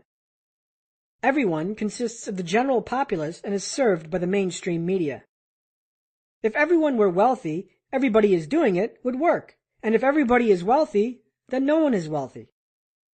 Everyone is doing it is a signal to overbought conditions and the entrance of dumb money. Chapter 32, The Commandment of Control. There is no dependence that can be sure but a dependence on oneself. John Gay. Demand the driver's seat. Yes or no, you're either driving the fast lane or you aren't. You're either in control of your financial plan or you aren't. There is no in-between. And if you're not driving, you're sitting in the passenger seat and someone else is in control. Envision your dream car, boat, or plane. Great. Now here are the keys. You get it for 1 hour, unencumbered. Would you grab those keys and take it for a joyride using every single minute? Or would you plop your butt down in the passenger seat and resign, you take control. I'll sit here in the passenger seat and hitchhike a ride. Senseless?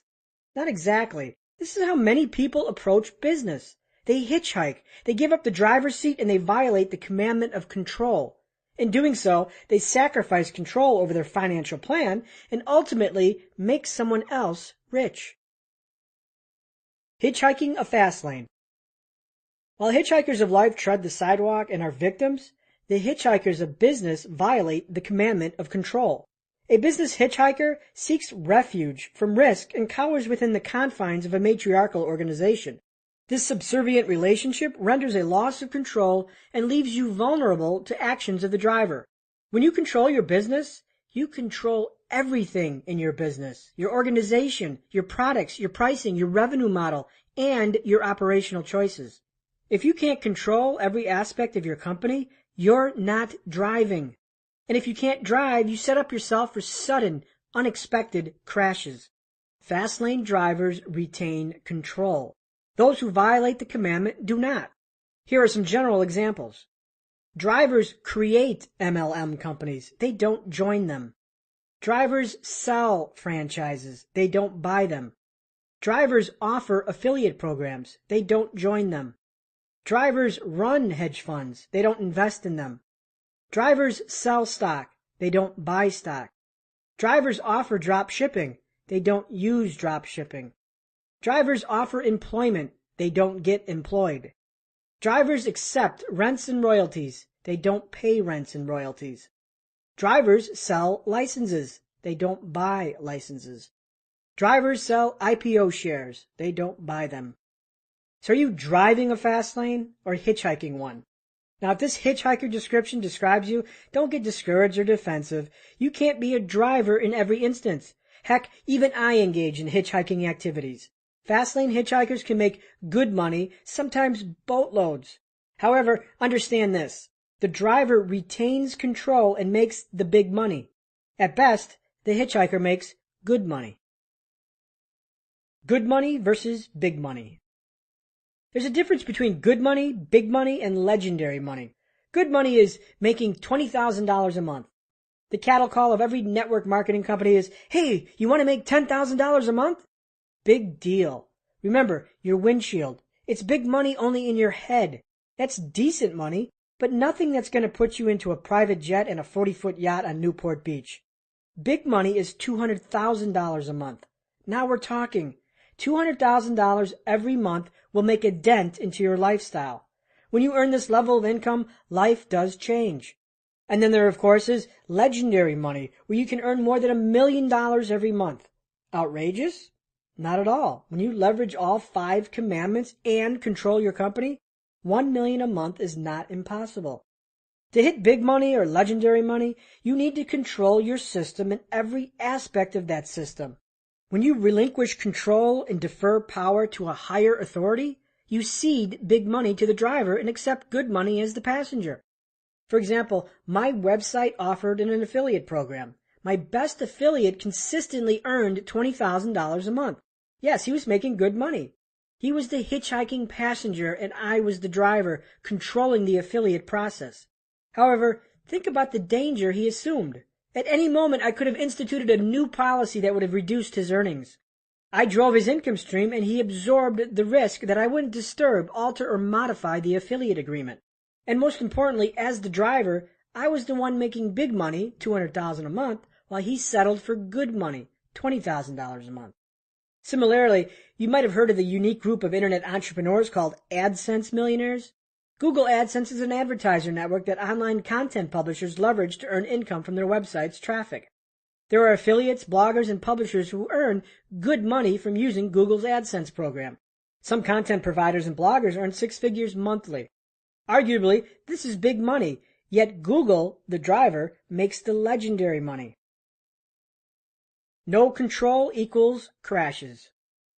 Think about the dangers of hitchhiking. You get into some stranger's car and you let them drive. Hitchhiking a fast lane is an incredible risk, especially when your family is the cargo. My experience has repeated itself for countless entrepreneurs who learned the hard way. Here's some background. My forum leverages the Google advertising network, which pays revenue for ad clicks that evolve from my forum. It's a hitchhiking relationship. Google is the driver and my forum is the passenger. A thread at my forum discussed an ebook marketing program.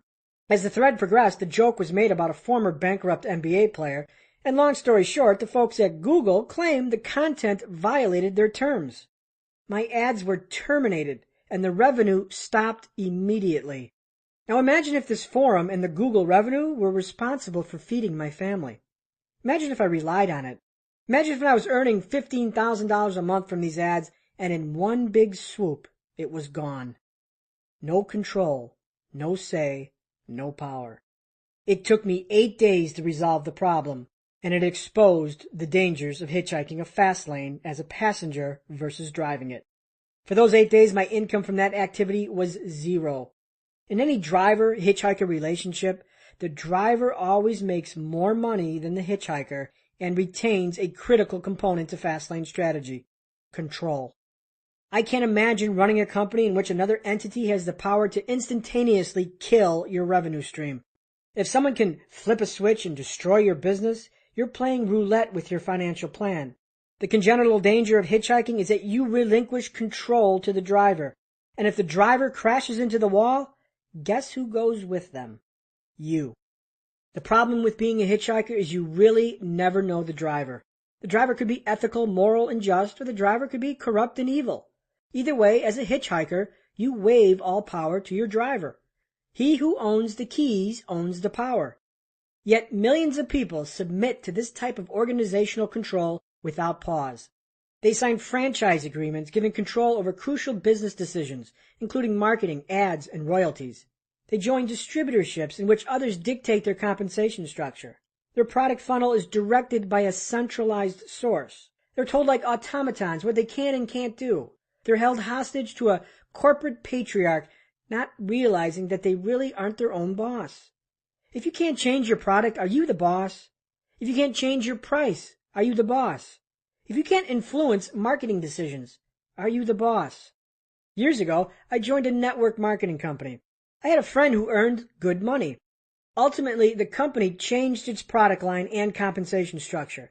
My friend's income stream was disrupted and eventually disappeared. The asset he created, his downline and cash flow stream, vaporized in a matter of months. My friend had no control, despite claiming that he owned his own business. His mistake was to violate the commandment of control. He never had the keys to his business, and his empire was nothing but a mirage founded on a false foundation governed by a political party in which he had no voice. When drivers make radical turns and change terms, you have no choice but to go with them. If it's the cliff of bankruptcy or criminal neglect, their sinking ship becomes yours. Do you really want to engage in a business relationship like this? Think shark, not guppy. If you lived in an aquarium, would you rather be the shark or the guppy? Sharks eat, guppies get eaten. Business is a fierce competition for the consumer's mind and their money. It's an expansive ocean where multiple species wage war over sustenance, money. In this oceanic game, you want to be at the top of the food chain, not at the bottom fighting your way up the top. Build corporate ladders, don't join them. Build pyramid organizations, don't join them. Think manufacture, not retail. To become a shark, you have to think like one. Sharks think big and guppies think small. As a shark, you have to drill down into your belief system and change your mindset. Think globally, not locally. Think to lead, not to follow. Think to innovate, not to copy. The transformation from guppy to shark starts with your thoughts as your focus moves from the few to the many. When you engage your fast lane road, be the shark and use the entire ocean as your playground. Ever watch a school of fish? Each fish doesn't act as a single unit. They act in unison as a collective. Unfortunately, most people can't see the danger of this analogy. They're just one fish immersed in a collective controlled by a force greater than themselves. And who is attracted to these schools of fish? The sharks. Be the shark, the predator, not the guppy. Be a driver, not a hitchhiker. Invest in your brand only. Whose money tree are you growing? Are you investing in your brand or in someone else's? Ever sit in traffic and spot a car plastered with decals and stickers of some company? From network marketing companies selling acai drinks to one of the largest makeup companies in the country, these decals are official decrees to the world from the driver. Yes, folks, I invest my life into someone else's brand. They're guppies in a shark-infested ocean. I recently had a middle-aged woman drive up to me in my gym's parking lot. She stopped and asked me about my Lamborghini and its vanity license plate. Then she opened a Pandora's box and asked, "Do you do any network marketing?" Before I unloaded, I glanced at the car she was driving. She drove a rusty old Hyundai that needed new tires and a paint job.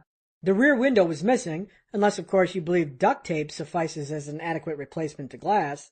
The side doors were plastered with decals and magnetized signs exclaiming the greatness of her network marketing company. Make a huge income from home. I wondered, how could she advertise, make a huge income from home, when obviously she isn't earning a huge income from home? I respectfully asked her why she invests in a business that she doesn't control. Why are you painting someone else's big picture when you should be painting your own? She smiled, raised her dream stealer defenses, and rejected my analysis.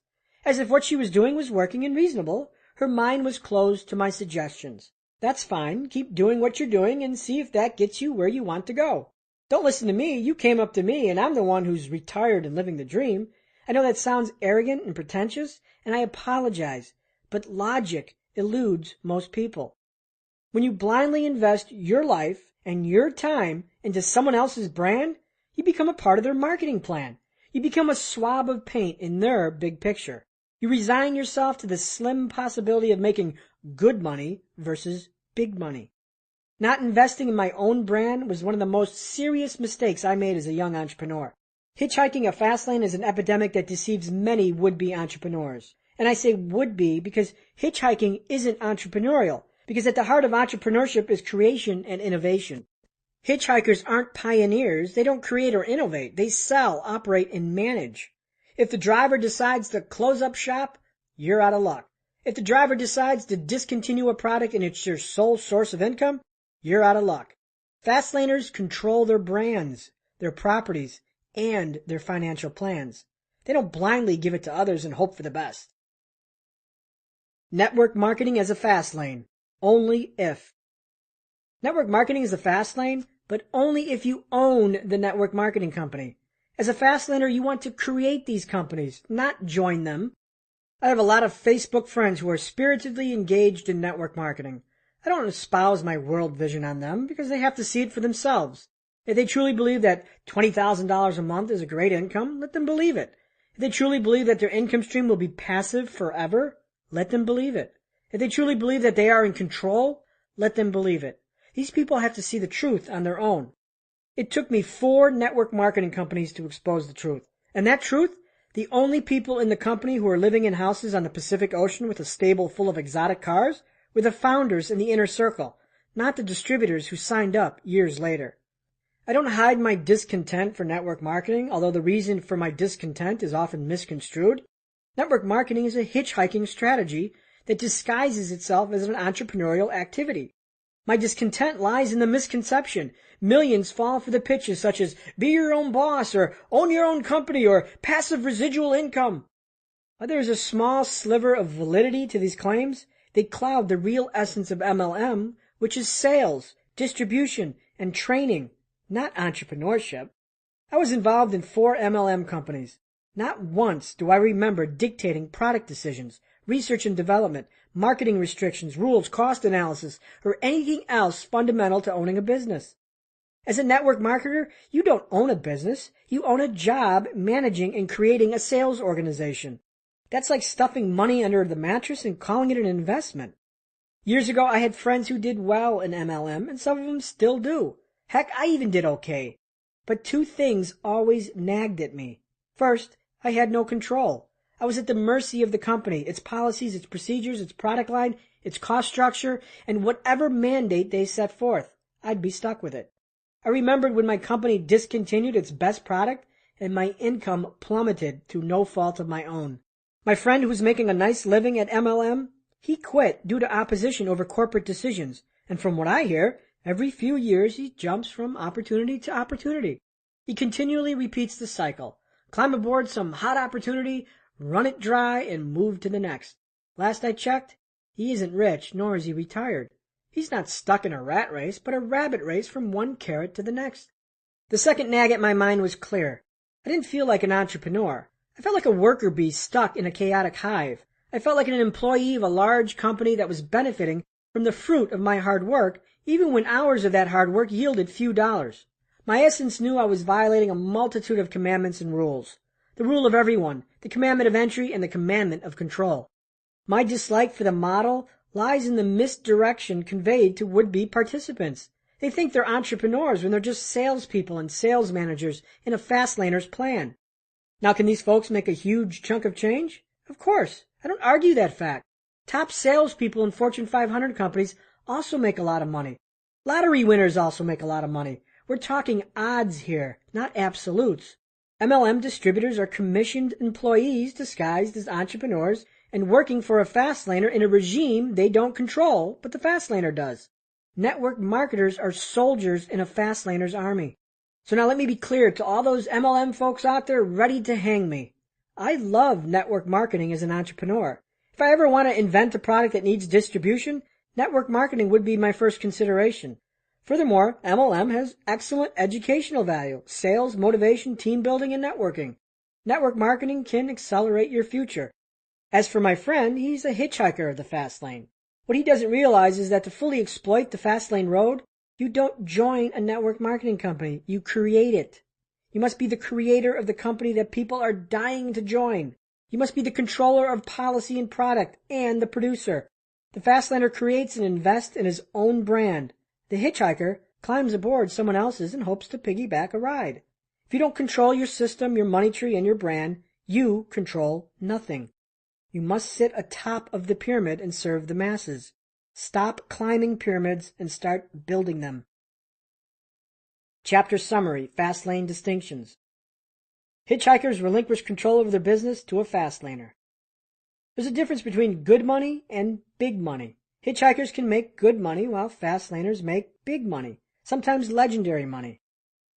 In a driver-hitchhiker relationship, the driver always retains control and the hitchhiker is at the mercy of the driver. Hitchhikers are a party to someone else's fastlane plan. Make the world your habitat of play in an organization you control. Network marketing has little to do with entrepreneurship, but more to do with sales, networking, training, and motivation. Network marketing fails both the commandments of control and entry, and sometimes need. Network marketers are soldiers in a fastlaner's army. Network marketing is a powerful distribution system. As a fastlaner, seek to own one, not join one. Chapter 33, The Commandment of Scale. In business, to be a success, you only have to be right once. Mark Cuban. Speed limit, 15 or 150. When your business road violates the commandment of scale, wealth acceleration is incarcerated within constricting speed limits. Drive any road with a speed limit of 15 and you aren't going to get anywhere fast. Scale is about leverage, and leverage is what gives the Fastlane wealth equation its power. The commandment of scale. Business leverage is like a playing field or a habitat of water. You can choose to inhabit the ocean or a pool at the local park. There are 6 business habitats. Local community, the pool. County city, the pond. Statewide, the lagoon. Regional, the lake. National, the sea. Worldwide, the ocean. Scale is difficult to find locally or in a pool that fits only a small number of people. Sure, it can be done, but it requires magnitude, and magnitude doesn't come cheap. If you own a tanning salon, your habitat is local. If you own an upscale restaurant, your habitat is the county or city. If you own an internet company, your habitat is worldwide. The larger the habitat, the greater the potential speed or leverage of your fast lane. Swing for home runs, not singles. Billionaire Mark Cuban recently wrote on his blog that it doesn't matter how many times you strike out in business because you only have to be right once, and that once can set you up for life. In other words, be in the business of home runs. Business is like baseball. Play on a field where you can hit home runs. Don't play on a field where they're prohibited.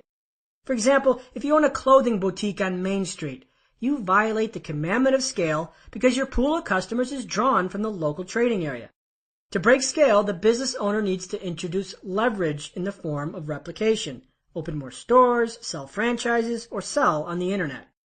Unfortunately, most entrepreneurs engage in singles-only businesses. Their playing field is stunted. Their road screams speed limit 15. The home run is impossible and their habitat shriveled. If you're a massage therapist, you won't awake one day and have 10,000 patrons outside your door. There simply is no leverage. And if you don't have leverage in the fast lane wealth equation, you don't have a chance. The commandment of scale is like a toll booth on the road to the law of affection. The fast lane wealth equation, disarmed. When you violate the commandment of scale, you disarm the fast lane wealth equation and demote its power to slow lane status. We call the fast lane wealth equation. Wealth equals net profit plus asset value. Asset value is predicated on net profit, which is predicated by unit profit multiplied by units sold. Net profit equals units sold times unit profit. If units sold has a ceiling, you handcuff your ability to create leverage. Without leverage, you can't create wealth exponentially. When you travel a business road incapable of scale, you render the fast lane wealth equation impotent. My favorite example is the guy who buys a popular sandwich franchise in his local neighborhood. This business violates the commandment of scale because the variables, units sold and unit profit, are implicitly limited. How many sandwiches can this guy humanly sell in one day? 50? 100? How many hours are in the day? 24? See the similarity? The objective of units sold is to have an upper limit greater than 100. How about 1,000?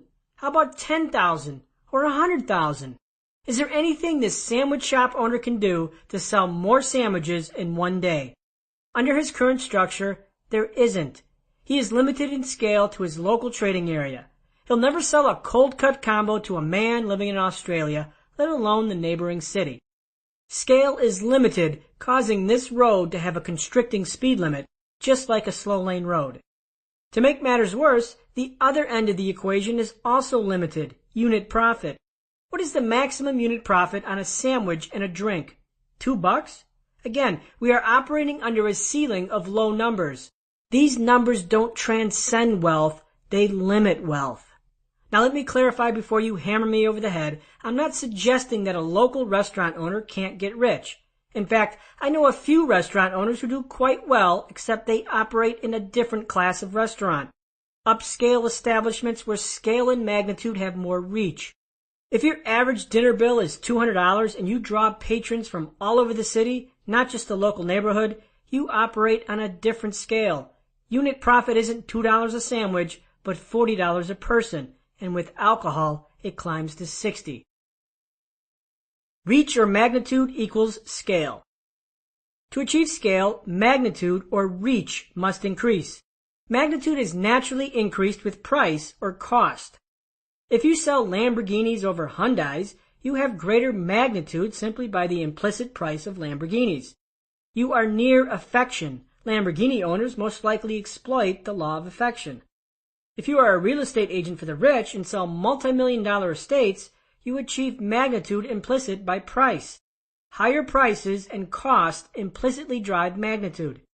If you successfully sell the most expensive apartment building in Manhattan, you have had an effect of magnitude and realize scale. If you are operating with magnitude, you are near or at affection. Reach, exclusive of magnitude, also achieves scale. Reach is massive numbers. The more people you reach, the greater scale potential. Who does your business serve? The local neighborhood or the world? The bigger your pool of play, the bigger your potential for wealth.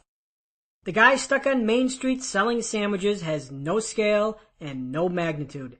Is there anything this guy can do to turn his $40,000 a year profit into $400,000? Nope. He's done before he even started. He didn't buy a franchise, he bought a job.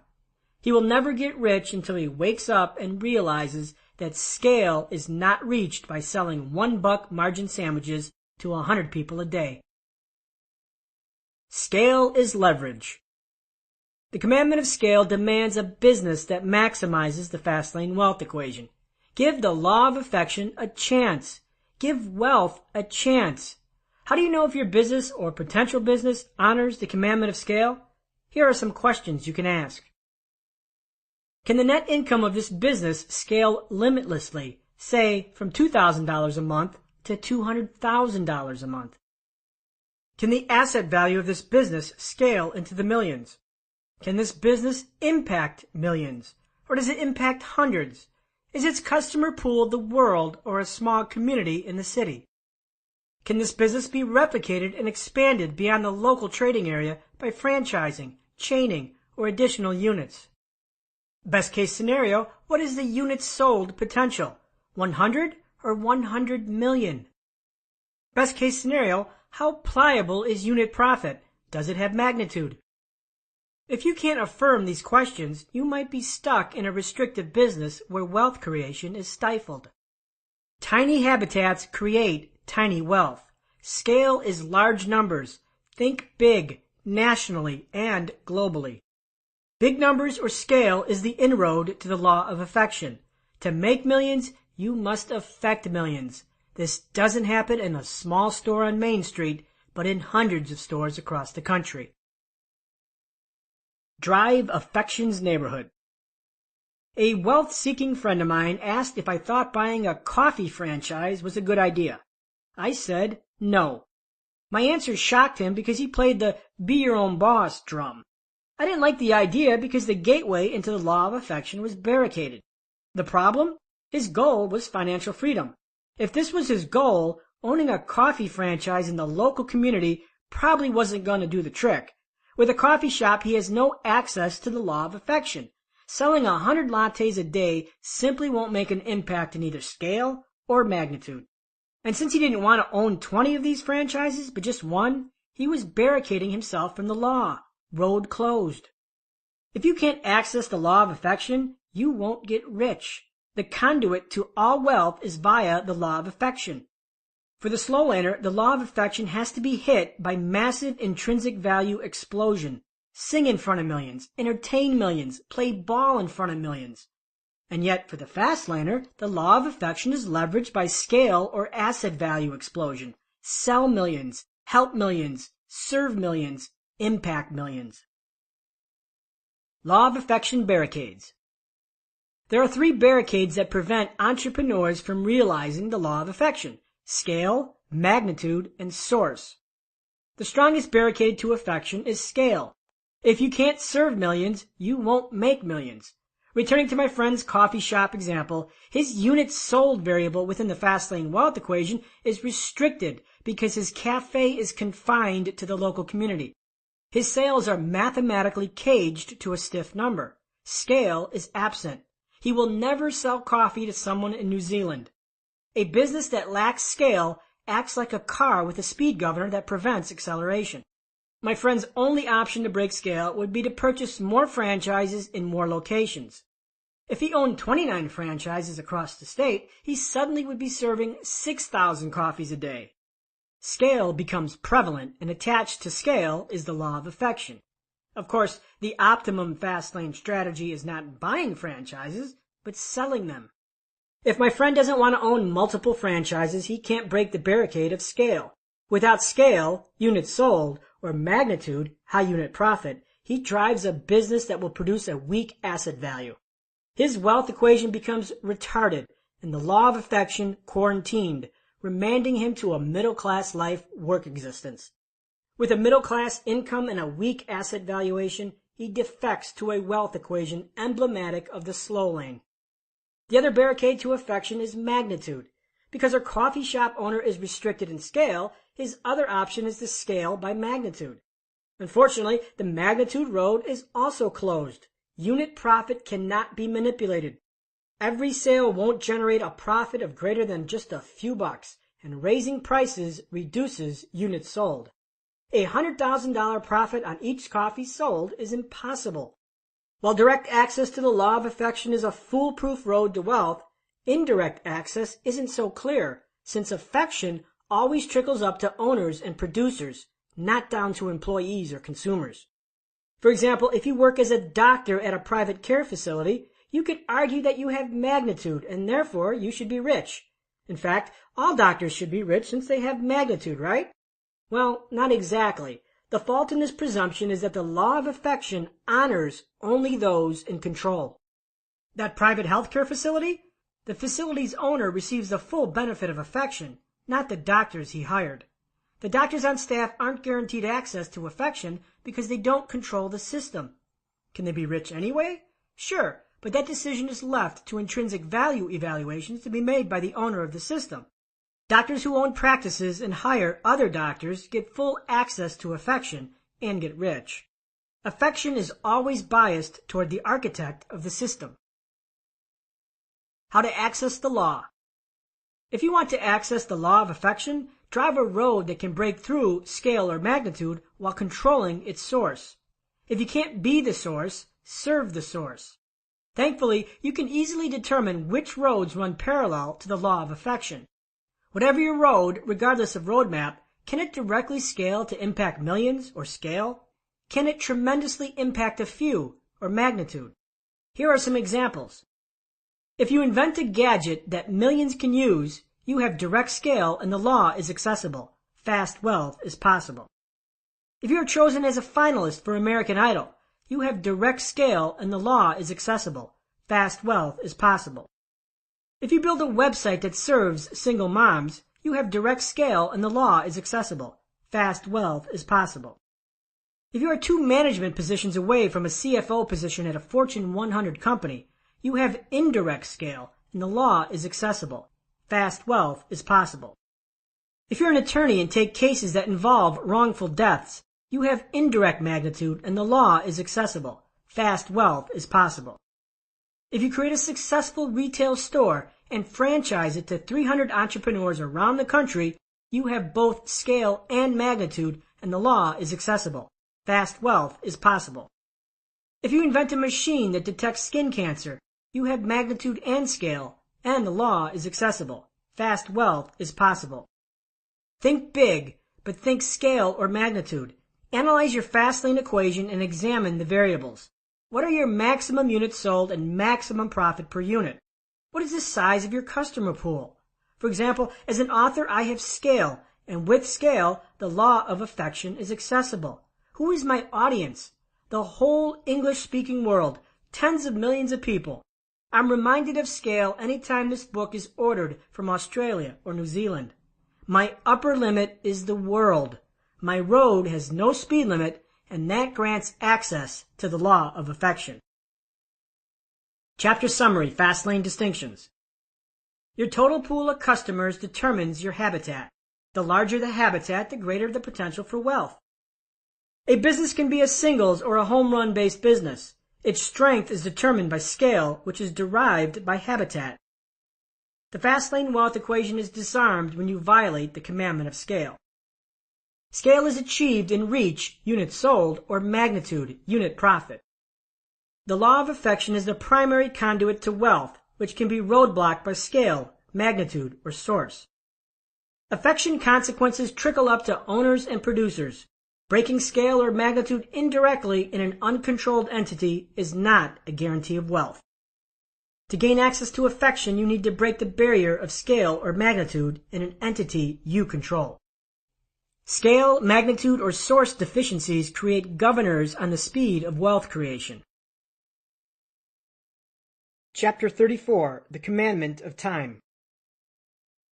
I am long on ideas but short on time. I expect to live only 100 years. Thomas Edison. Break the binds that tie. The final Fastlane commandment is the commandment of time. The commandment of time requires that your business detach from your time. Can your business substitute for you and blossom into a money tree? Passive income is a Fastlane objective, and that comes from the commandment of time. Remember this: owning a business doesn't guarantee wealth or detachment from time. Some business owners are married to their businesses because their businesses violate the commandment of time. The business ostensibly becomes a job and a lifelong prison sentence. While giving up your heart and soul for a business is perfectly normal in startup, growth, and maturation stage, it isn't a prescription I'd want to endure for 40 years. The commandment of time asks, can this business be automated and systemized to operate while I'm absent? Are the margins thick enough to hire human resource seedlings? Can my operation benefit from the introduction of a money tree seedling? How could I get this business to operate exclusive of my time? Jobs are time trades for income, and yes, so are some businesses. The goal of the Fastlane is a disconnection of your time from income, even if that income isn't millions. Would you rather work 10 hours a week and earn $60,000, or work 70 hours a week for $140,000? I'd take the former over the latter every time. Ashlyn Gardner loves the arts and literature. Following the prophetic advice of gurus, she sets off to do what she loves. She opens a coffee shop featuring art of local artisans and hosts weekly literature readings. Like a new love relationship, her new business starts with a bang and is the source of excitement and eagerness. However, after 2 years, her business normalizes and the luster fades into a hardship. Ashlyn realizes that she doesn't own her business. It owns her. She's up at 4 a.m. to open and has to be there at 8 p.m. to close. The 24/7 of the business is a perpetual nag. Employees come and go, and the good ones demand pay she can't afford. Her social life dies, and her boyfriend breaks up with her because she never has time. Her gym membership expires, and with it her weekly yoga class. Seeking to reclaim her time and her life, Ashlyn considers hiring a general manager. Unfortunately, hiring a GM would put her margins in the red. She won't work the business for free, and the cost of her life isn't worth the profit she makes. 3 years into the business, she closes up shop and looks to return to the ranks of employee over employer. Ashlyn didn't fail at business. Her coffee shop was successful and earned her a modest living. Where did she fail? She failed the commandment of time, and upon entering this business, like most business owners, didn't think through it past the excitement of the newness. A money tree that never grows. A successful business isn't fun and games, especially one that violates the commandment of time. Often people get into business with the wrong idea of what it will be like. Fueled by gurus and life coaches, many are misled, believing that be your own boss or do what you love is enough motivational fire to sprout success. These would-be business owners merge onto roads that might as well trail a path through the desert. And sorry, money trees don't grow in the desert. Think about Ashlyn and her quaint coffee shop. Was she her own boss? Sure, but it wasn't enough. Ashlyn's coffee shop didn't necessarily fail, but it failed her. She was motivated by her passion for art and literature. She was motivated to be her own boss. While such dispositions are healthy, it isn't enough to change a deficient road. As a Fastlaner, your road should be traveled with the intention to make it automated. You want passivity and a living money tree. When you fail the commandment of time, the failure is caused by one of two obstacles. They are: number one, you don't have access to the seeds because the road you started with is deficient. Number two, the seeds won't grow in infertile soil. If your business is based on one of the money tree seedlings, it should be capable of growing a money tree. Content systems, computer systems, software systems, distribution systems, and human resource systems are all seedlings to money trees. If your business isn't based upon one, can one be added to make it passive? For Ashlyn's coffee shop, she recognized she needed the seed to a money tree, human resources, in the form of a general manager. She couldn't justify the cost, and the seed was inaccessible. Her road started deficient and wouldn't grow a planted seed. Had she ignored her finances and hired a general manager anyway, hence planting the seed, she would have discovered later that it was infertile and incapable of harvesting a money tree. The problem with most business roads is that they are infertile breeding grounds for money trees simply because they fail the commandment of time. The seeds aren't accessible, and those seeds that are accessible won't take to the soil. Chapter Summary, Fastlane Distinctions. A business attached to your time is a job. A business that earns income exclusive of your time satisfies the commandment of time. To satisfy the commandment of time, start with a business that uses a money tree seedling, or introduce one. Chapter 35, Rapid Wealth, the Interstates. You can't live a perfect day without doing something for someone who will never be able to repay you. John Wooden. The Crossroads. If you want to get across the country, drive the fastest roads, not the slowest. Seems logical except when it comes to financial independence. Instead of driving the fastest roads, most people drive the slowest, and in some cases a road that won't even get them there. Starting a business is a big decision. Treat it with cursory interest, and your business resembles a hobby. And businesses that are run like hobbies pay like hobbies. Back in my mid-20s, I dabbled in a variety of businesses with no lasting success. It was the crossroads of my life, and my latest job flavor of the month was driving limousines. Sure, I took the job because I had bills to pay, but I had other motives. Infiltration. I thought I wanted to own a limousine company. Having never been involved in the limo business, I figured I'd get a job in the business and learn the ropes. After a year in the business, my opportunity, my crossroads, arrived. The owner of the limousine company put it up for sale and offered it to me for no money down. Here was my opportunity, a chance to own a limousine service. Except there was one problem.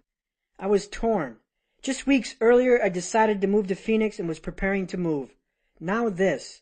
Should I stay? Also, after watching the current owner dredge the constant demands of the business for over a year, I realized something very important. I didn't enjoy it. The business was 24/7 with a lot of early mornings. Me? I'm one cranky bastard in the morning. So I was faced with a choice that could be either treasonous or accelerative. Was this a road I wanted to take? Did I want to pass on this great no money down opportunity and forgo Phoenix? What did I do? I compiled my weighted average decision matrix, WADM, to give me clarity. Yes, I really used the stuff in this book. Obviously, Phoenix won, and I didn't buy the limousine company. But what was in that decision matrix that helped me identify the right road and the right course of action? I knew the 5 Fastlane commandments and which roads of business had Fastlane purity, and I knew the odds of implementation of both. Fastlane purity, 5 commandments. Thou shalt not invest in a needless business. Thou shalt not trade time for money. Thou shalt not operate on a limited scale. Thou shalt not relinquish control.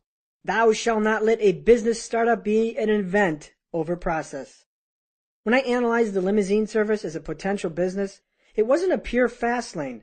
The operation had satisfied the control and entry criterion, but it didn't have scale. It served the northwest suburbs of Chicago. The operation didn't have time detachment.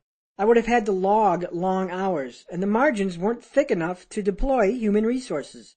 And it certainly didn't solve an unmet need. In Chicago, limo companies were a dime a dozen. To fast lane the business, it would have required a lot of time, effort, and money. Deep down, I knew I wanted to be involved in a business that was pure fast lane from the start, not one that needed to be molded. The purest fast lanes have the best wealth potential, and I knew it. When you grace the law of affection, money moves your way. What are the purest fast lane roads that possess super fast speeds? Which roads can tap into the law of affection and start fast lane?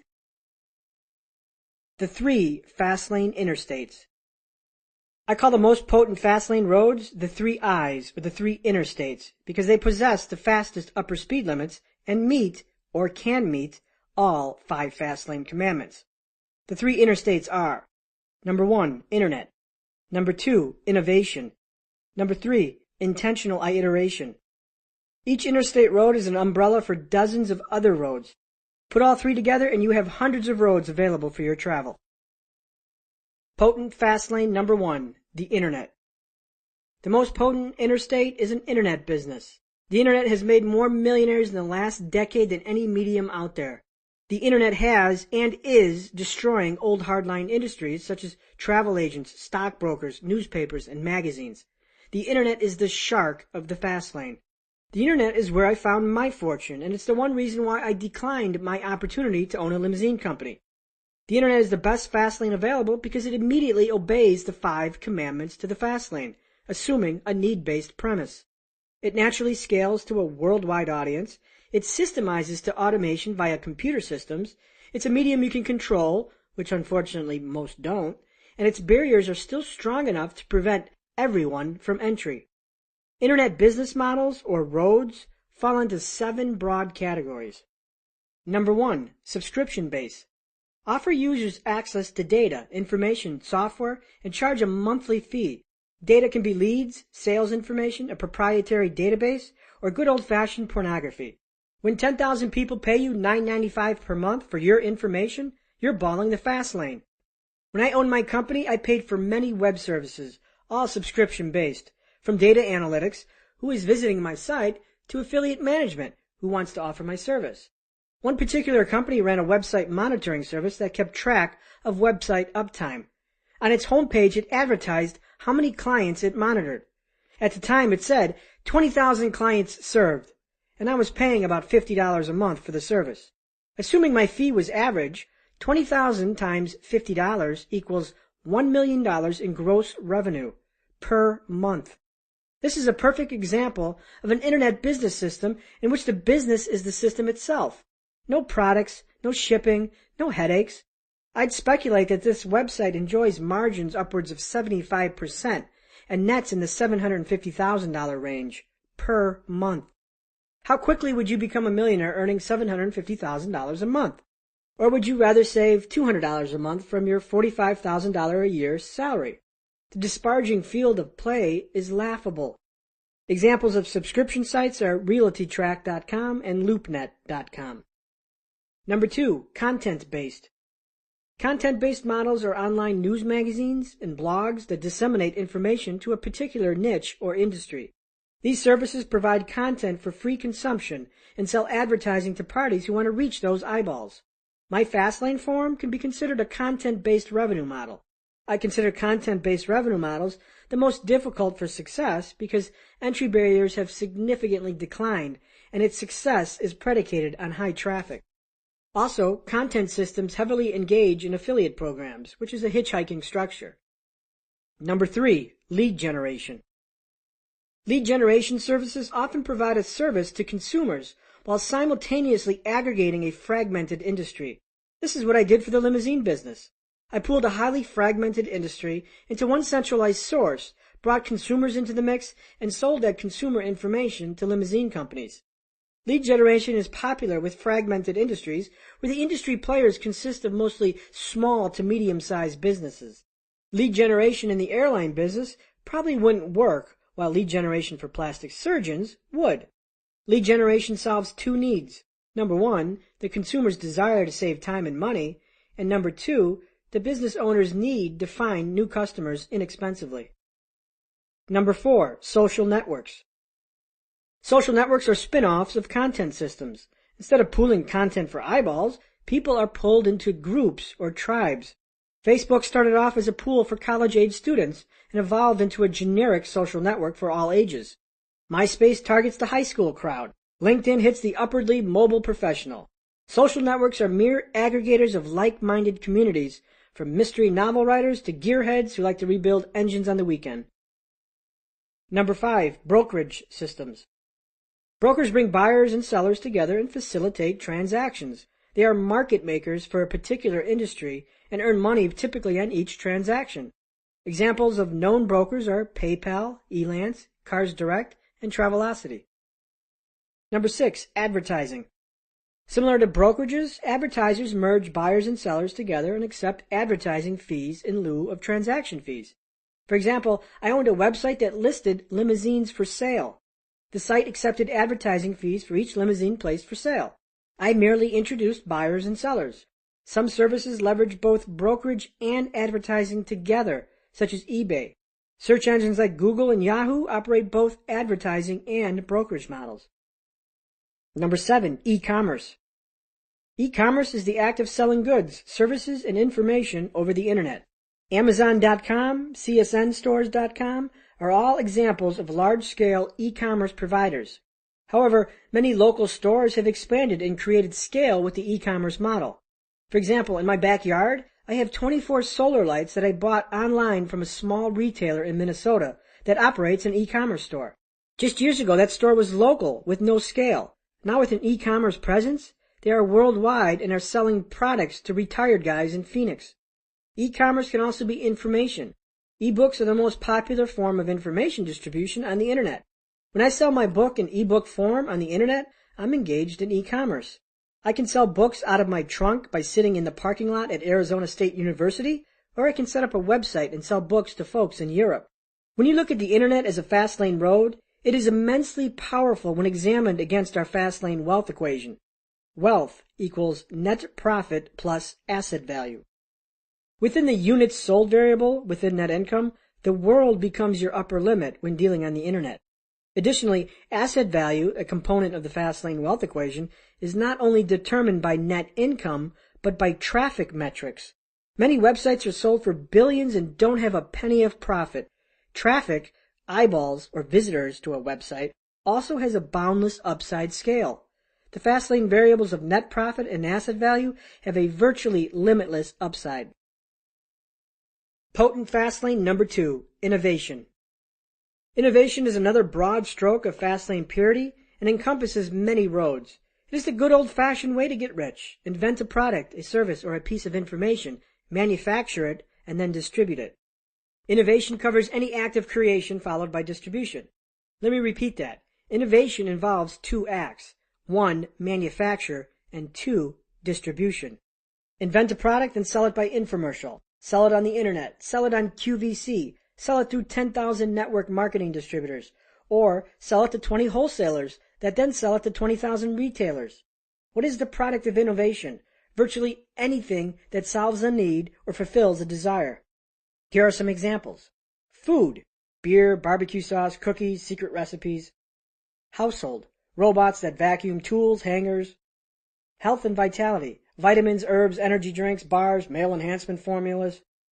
Information, books, magazines, subscription newsletters. Personal, clothing, purses, shoes, gloves, gowns. Automotive, accessories, add-ons, stick-ons. Inventing is still recognized as the default get-rich-quick method out there. And yes, it is alive and well. However, don't be fooled. Inventing really isn't about inventing the vehicle, the telephone, or the goofy Segway. The core activity of inventors is just taking something and improving it or modifying it. Take something old and stale and make it better. Take an underexposed product, make it your own, and reintroduce it to the world. Take something unconventional and make it conventional.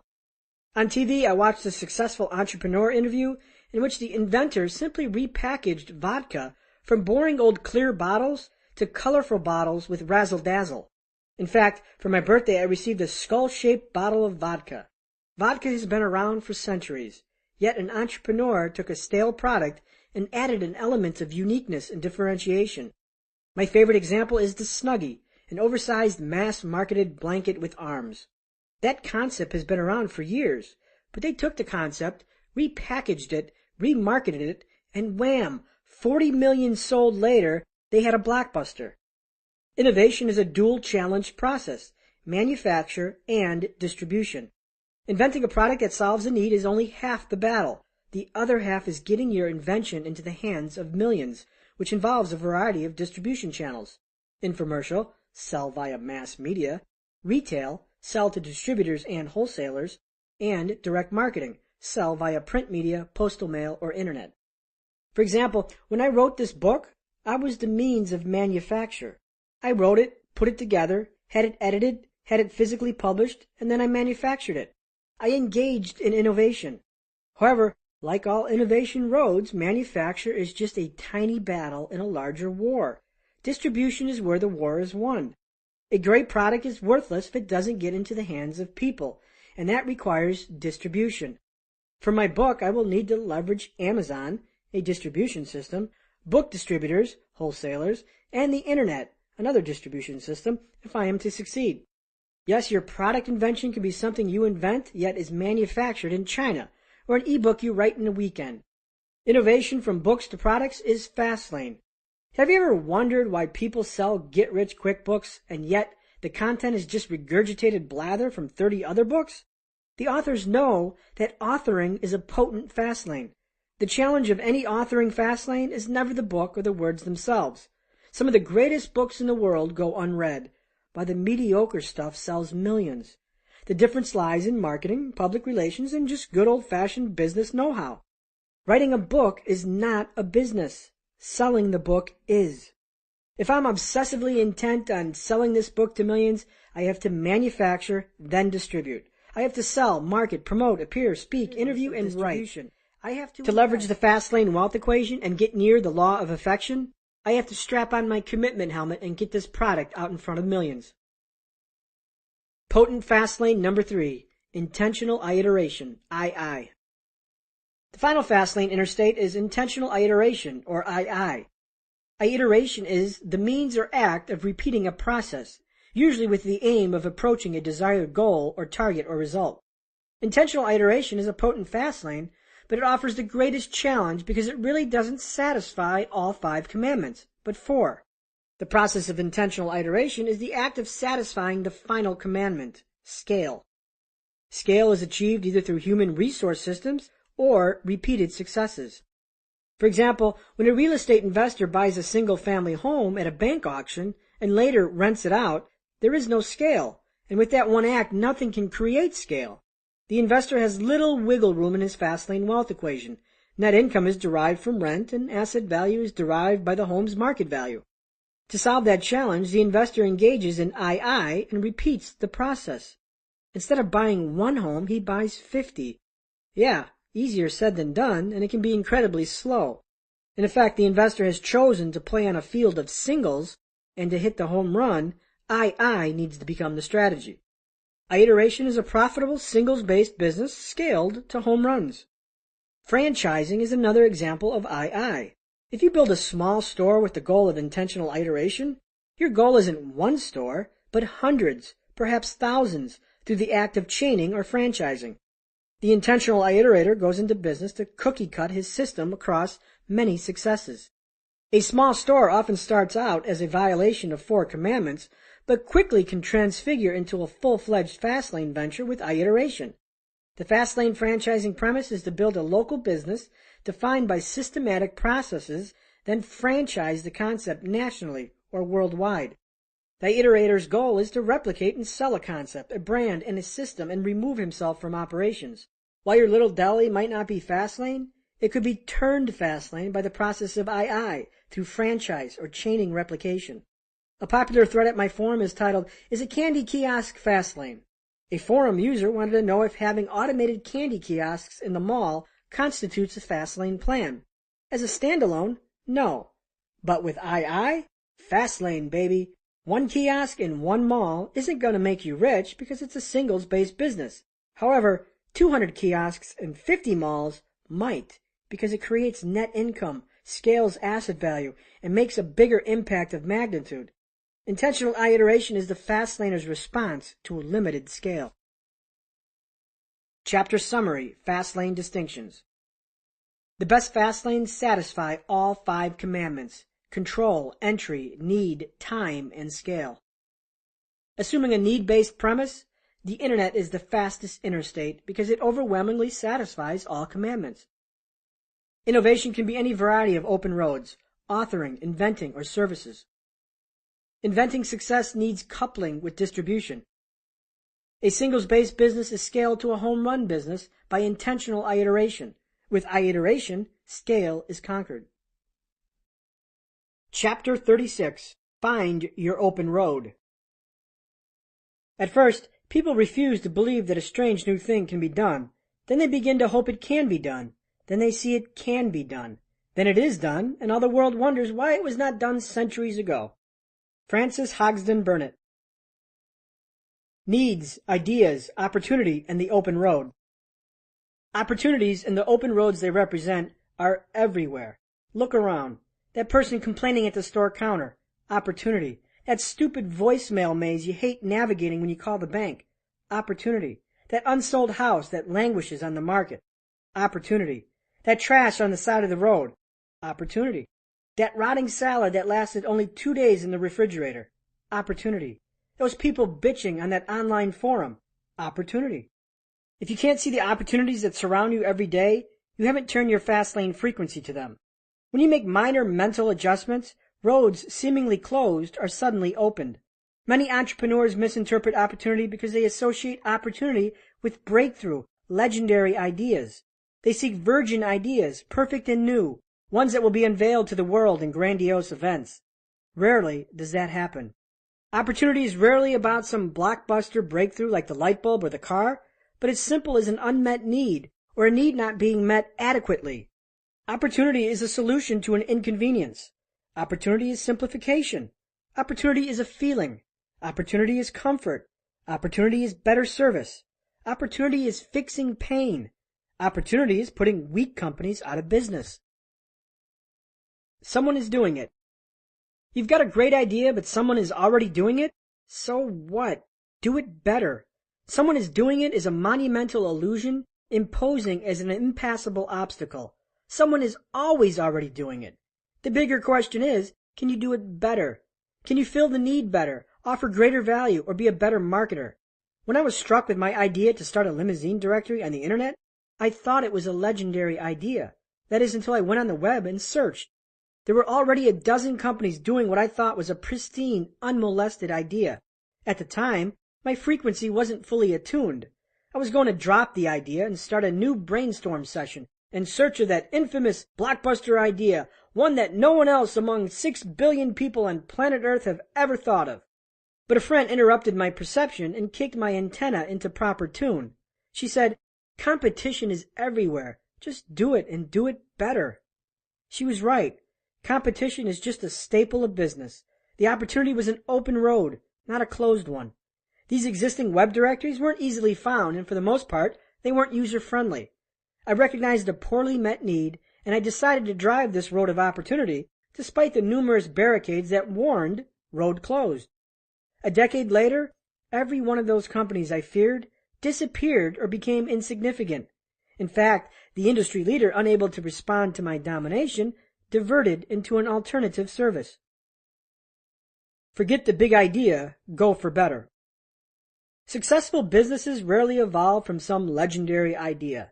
Nope. Successful entrepreneurs take existing concepts and make them better.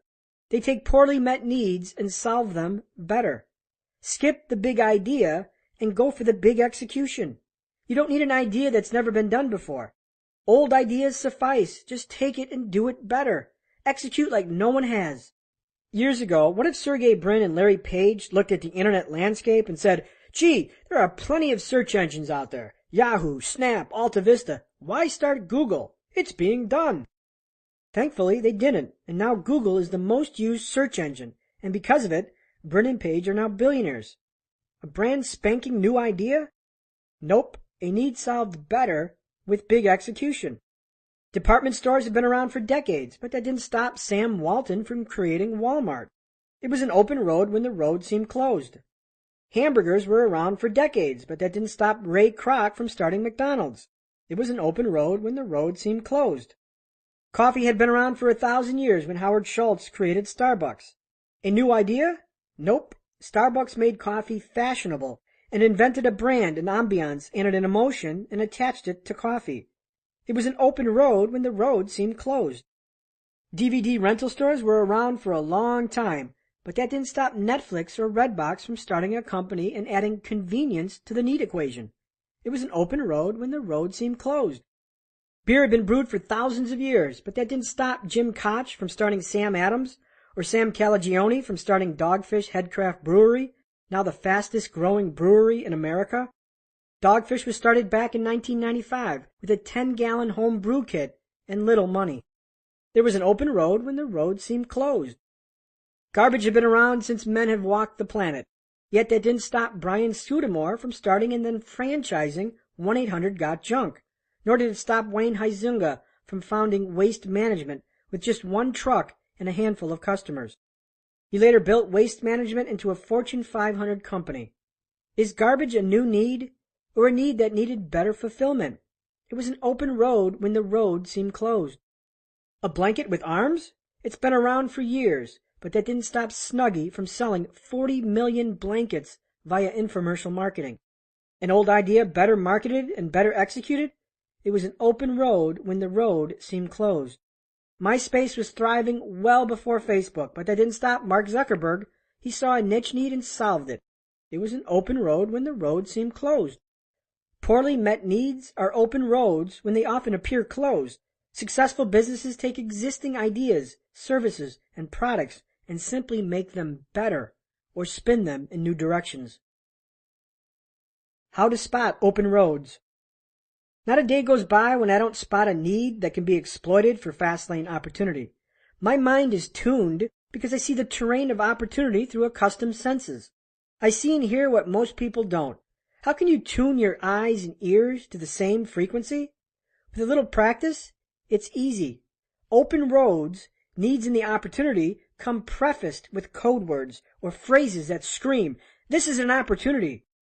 When you catch yourself or someone else in these words, you've just uncovered a possible opportunity. Here are the most common phrases. I hate. What do you hate? Solve the hate and there's your open road. I don't like. What don't you like? Remove the dislike and there's your open road. This frustrates me. What is frustrating? Remove the frustration and there's your open road. Why is this like this? I don't know. Why is it? Remove the why and there's your open road. Do I have to?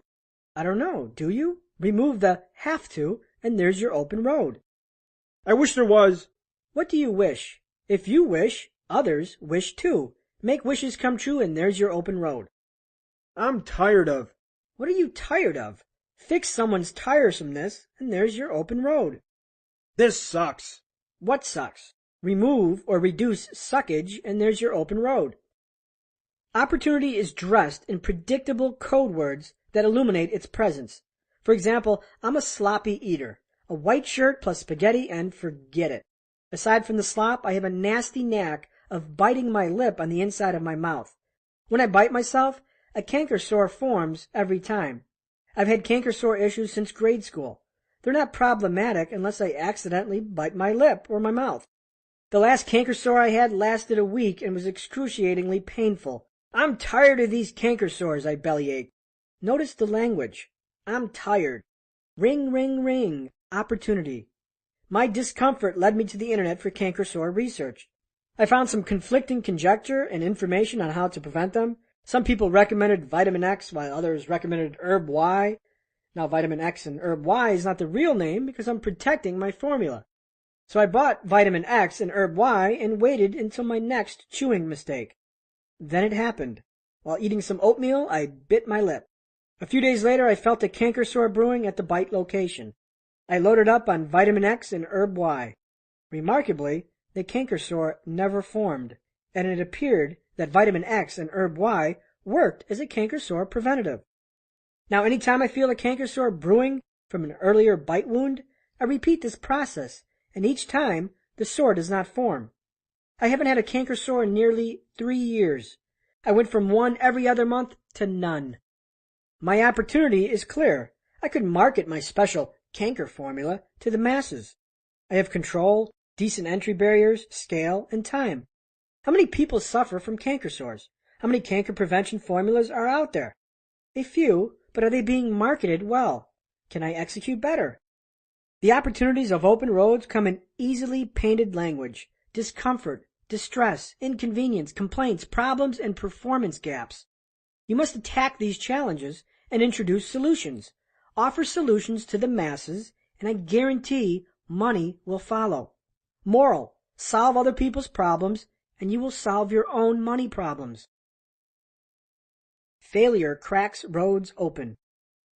Unfortunately, the least traveled fast lane roads are paved in failure, not smooth asphalt.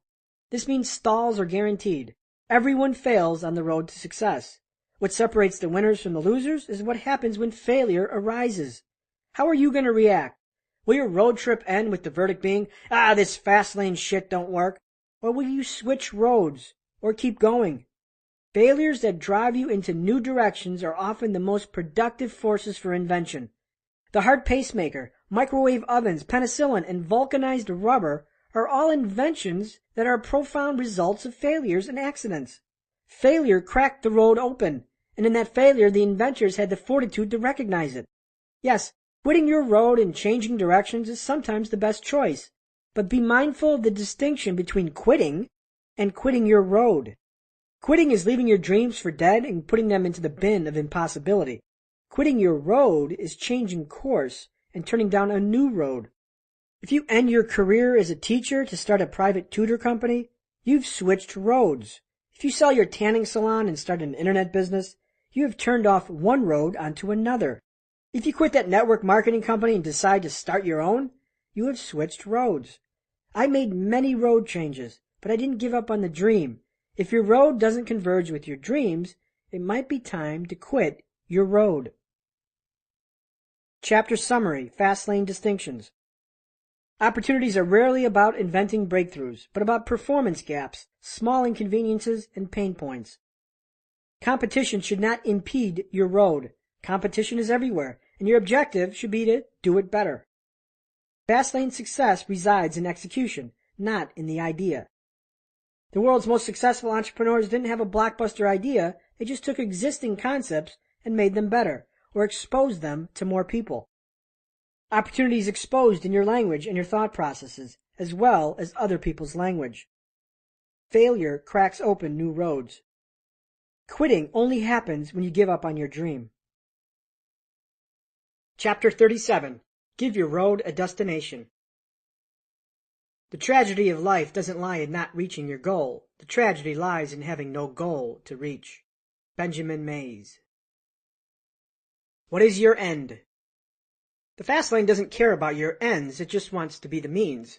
Expensive Italian cars and luxury estates might not be important for you. I get it. Maybe you're altruistic and want to live life modestly, spread the gospel, or contribute to charity and philanthropy. The end of the fast lane road trip is to crown your happiness with freedom. Freedom from financial encumbrances. Freedom to travel. Freedom from bosses, alarm clocks, 2-hour commutes. Freedom from bad ratios, 9 to 5, 5 for 2, 2 weeks every 52 weeks, and 8% over 40 years. And of course, freedom to enjoy the world as your playground. The price of freedom. Money. Freedom has a price, and that price is money. Big dreams, from materialistic Ferraris to altruistic non-profit foundations, cost money. You can't travel the world by swimming in the oceans. You have to pay your way, and if you think money is evil, you've already lost. On the Fastlane forum, a user posted this exchange that demonstrates how people want the fruit of the freedom tree, but lack the resolve to plant it. I sat around a campfire talking to some people. The subject of money came up. One of the guys told me how life is not all about money, and that money isn't even real, just a socially accepted mirage, and that he wants to be poor and not some corporate asshole. This guy tells me that he's left his life behind in order to find himself, so he's interning for free at this place in exchange for room and board. Things have been hard since he had to leave his 4-year-old son behind, but he needed to find himself. After all, life isn't all about money, and all he wants is a little house and a horse, like what the neighbors have down the hill. Everyone around the campfire is nodding and commending this guy for being so enlightened. First, I agree. Life is not all about money, it's about time. So why are you throwing away 40 hours a week in pursuit of housing, which isn't even money? Second, money doesn't change people, it just makes them more of what they already are. Third, that little house and horse down the hill are worth about $1.5 million. And most importantly, you abandon your son to find yourself? And you aren't making a dime in the process? Who is subsidizing your journey of enlightenment and the emotional and financial responsibility of your son you left behind? I've run into a series of people lately who hate money and everything having to do with money, but they still want the end result, free time and the ability to live their dream. I won't even get into how this conversation went when he introduced his politics. Suffice to say that we, not him, should pay for this guy to have a little house and a horse and someone else to raise his son. No matter how big or small, dreams have a price, and that price is money, responsibility, accountability, and commitment. Yes, it will cost you money, but exactly how much? Set your destination, 4 steps to starting. Your destination is the lifestyle you desire while having the freedom to enjoy it. There are 2 strategies to hit your destination. The first is the money system, in which you amass a lump sum large enough to earn monthly interest that will support your lifestyle needs. The second is a business system that spawns passive cash flow that supports your lifestyle and simultaneously funds your money system. To make this happen, you need targets. Specifically, how much money will you and your family need? What is the price for the freedom and the lifestyle you want? Find out with this 4-step process. Number 1, define the lifestyle and what you want. Number 2, assess the cost. How much are your dreams going to cost? Number 3, set the targets. Set the money system and the business income targets. Number 4, make it real. Fund it and open it. Step 1, define the lifestyle. Define the lifestyle you want and its associated costs. Do you want the big house or the nonprofit foundation? What exactly do you want?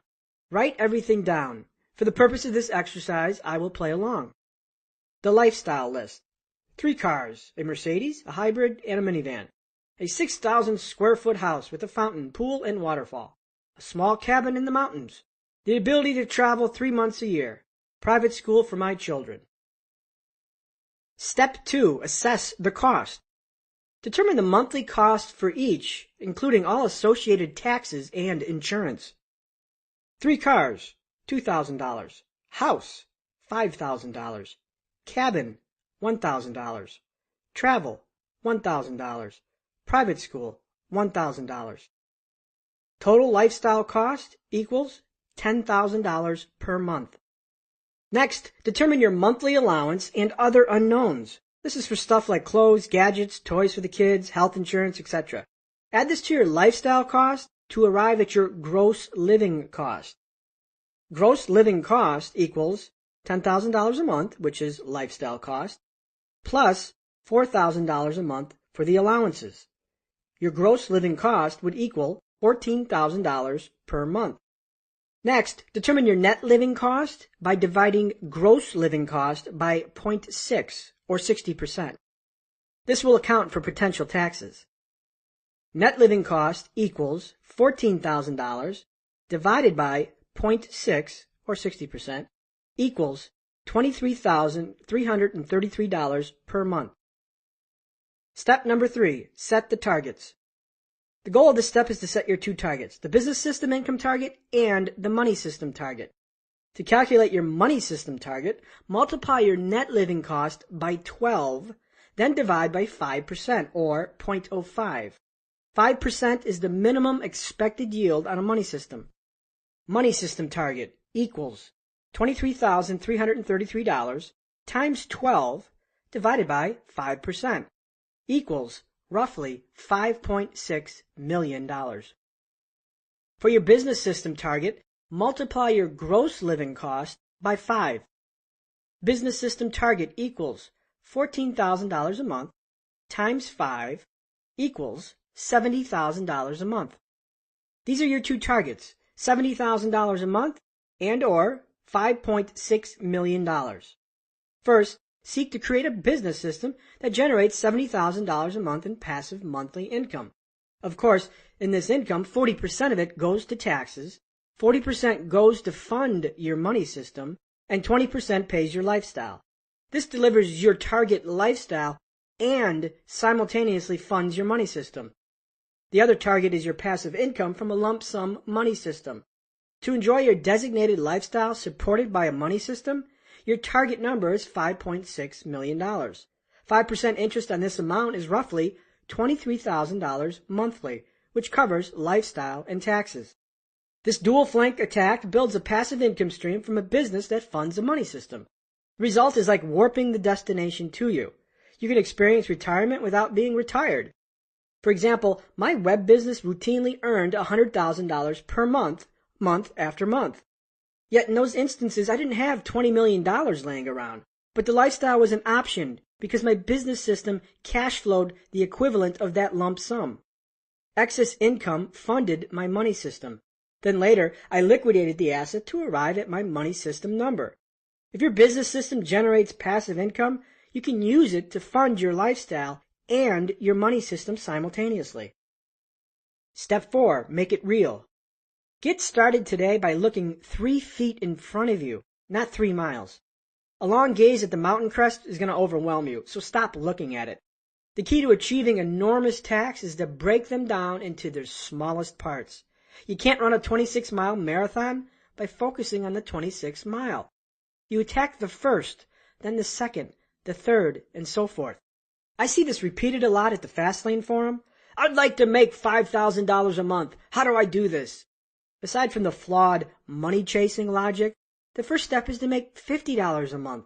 You can't make $5,000 per month until you learn how to make $50 a month. It's amazing how people love to skip the process and want events. To start your money system, find a quarter and drop it into a coffee can. Congratulations, you are 25 steps closer to your goal. No, I'm not kidding. Your goal isn't $5.6 million, but 560 million pennies.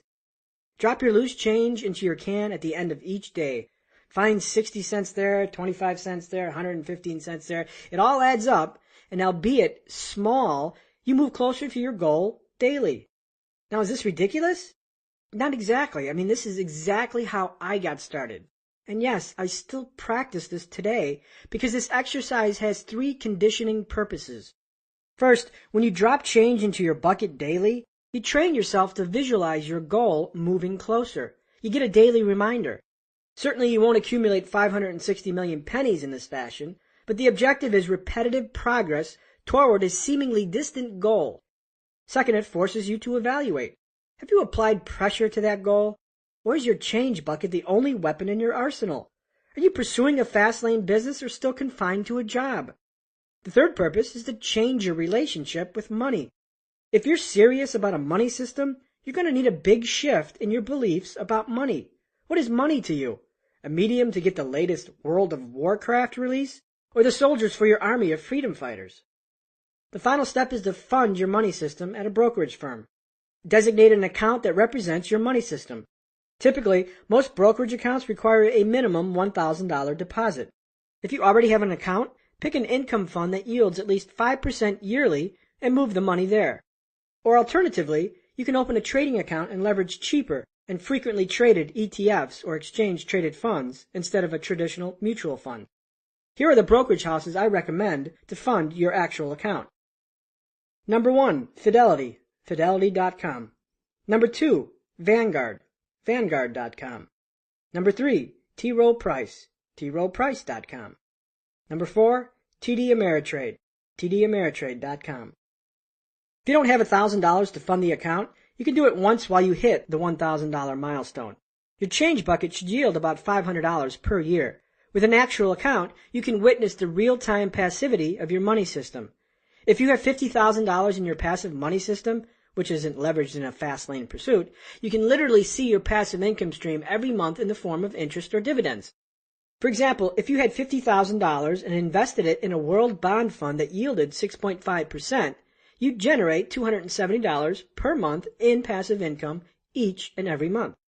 Now I reiterate, fast lane wealth is created by net income and asset value, not by the stock market or compound interest. Your fast lane business should fund this account, not savings from your paycheck. The rules of the road, financial literacy. After my sister turned 21, she bought her first car, a Nissan Pulsar. It was her first mistake in the world of finance and my first exposure to the world of financial illiteracy. My sister had trouble making the car payments, and when I asked to read her loan documents, I was floored. I investigated. I asked, "How did you buy this car? How did you negotiate?" She replied, "I told the dealer I wanted a payment for $399 per month." Her tragic mistake wasn't negotiating weakness, but financial illiteracy. The dealer gave her exactly what she requested, and by doing so, she got ripped off. She bought a car for thousands above sticker and borrowed at near illegal rates. The dealer gave my sister exactly what she wanted, a car payment at $399 per month, and all they did was fill in the blanks. Her loan was for 60 months, when it should have been at 48, and an interest rate of 18.8% when it should have been 9%. Ultimately, she'd paid twice the cost of the car because of one error, the error of being financially illiterate. Managing a money system demands financial literacy. You can't build a financial empire if you're ignorant of basic finance and economics. These disciplines are the building blocks to a financial empire, and without them, the sidewalk becomes a danger.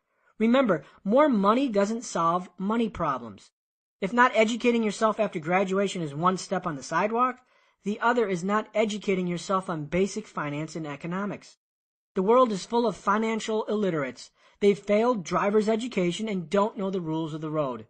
As kids, we aren't taught money management or basic financial discipline. We're abandoned in a financial jungle swarming with predators. Many perfectly intelligent people lack rudimentary knowledge of basic financial concepts. Financial concepts such as interest rates, taxable and non-taxable yields, amortization of mortgages, the balancing of a checkbook, basic percentage calculations, calculating return on investment, why stocks rise and fall, why a guaranteed 15% return on a bank CD is screaming scam, how stock options work, such as calls and puts, why insurance exists, how a mutual fund works, what bonds are and how they rise and fall, global currency. To successfully leverage a money system for passivity, you have to familiarize yourself with the financial instruments that fuel the money system. Do you know how to calculate simple interest, a return on investment? Do you know what happens to the price of a bond when interest rates go up? Can you figure out the difference between a tax-free yield and a taxable yield? These concepts harden your road to wealth. Financial illiterates can't manage money systems. To succeed on your road trip, you have to know the rules of the road and pass driver's education, basic finance, and economics. Live below your means. Slow lane? The first rule of financial literacy: live below your means. Yes, a pragmatic doctrine echoed from slow lane dogmaticians that is an affable replacement for its mathematical equivalent of keep expenses under your income. Earn $10 and don't spend 20. But is it fast lane relevant? Absolutely, with one distinction. Live below your means with the intent to expand your means. Live below your means is relevant at any income level. The key variable is the word means. If Bill earns $50,000 and Jack earns $1 million, who has the greater means? Who will live the extravagant lifestyle? Both might be living within their means, but Jack has a drastically different lifestyle. Remember, slow laners seek to minimize expenses, while fast laners seek to maximize income and asset values. You can live richly and still live below your means. But for fast laners, it's a bigger challenge because we get paid first, not last. Tax bills come long after the income is earned, and live below your means requires above-average discipline. A financial advisor doesn't fix illiteracy. I am my own financial advisor because I don't like losing control. Hiring a financial advisor might make sense to you aside from one caveat. Hiring a financial advisor doesn't fix illiteracy. Yes, just because you had salad for lunch doesn't mean you can eat donuts for dinner. If you hire a financial advisor, you need competency to assess his advisement. Is your advisor advising a bond in a rising interest rate environment? Is your advisor advising treasuries when they are overbought? Is your advisor advising an investment that seems too good to be true? You see, literacy gives you the power to evaluate your advisor's advice. In October 2009, actor Nicolas Cage, who reportedly earned more than $40 million in 2008, sued his former business manager for $20 million, accusing him of poor advisement and leading him down a path toward financial ruin. Cage contended that his manager exposed him to a basket of risky investments, resulting in catastrophic losses. In a countersuit filed later, Cage's former business manager blamed lavish spending on Cage's financial difficulties, not his advice. Whatever the truth, if you can't audit your advisor, you don't have control. If you can't critique good advice from bad, you don't have control. For those who hire financial planners, literacy is simply insurance. Financial advisors do not solve financial illiteracy, just as more money doesn't solve poor money management. Financial illiteracy exposes you to risk, and in the worst-case scenario, fraud. Bernard Madoff's investment fund defrauded thousands, and billions were lost. But what's more shocking is that the whole whistle was blown years before. You see, when you are financially illiterate, you are deaf. And when you are deaf, you can't hear the whistle. Chapter Summary, Fastlane Distinctions. The fast lane is the means to your end because dreams cost money. Conquer big goals by breaking them down to their smallest component. Daily saving reinforces your relationship with money. It is your passive system that buys freedom and another soldier added to your army. A money system isn't used to grow wealth, but to grow income. Growing wealth should be left to your fast lane road. You will struggle to build a financial empire if you are financially illiterate. Live below your means is relevant at any income level. For the fast laner, live below your means means to expand your means. A financial advisor doesn't solve financial illiteracy, and literacy is insurance. Financial illiteracy dilutes your control, especially when evaluating the advice of a financial advisor.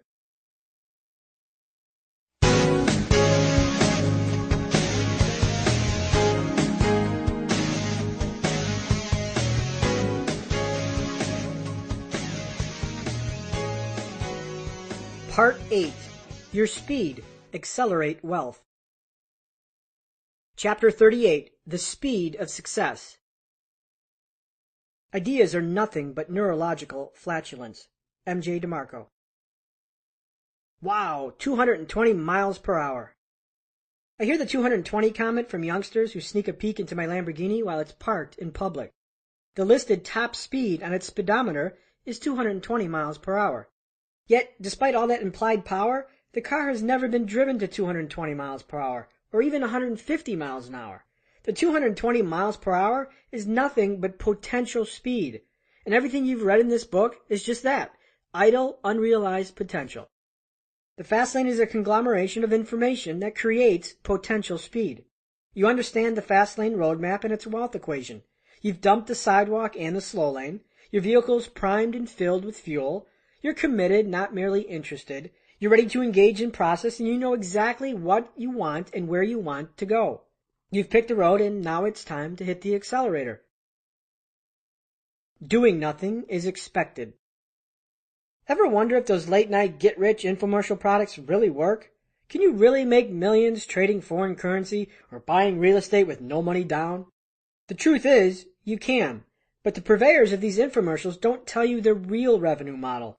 They make money on planned obsolescence.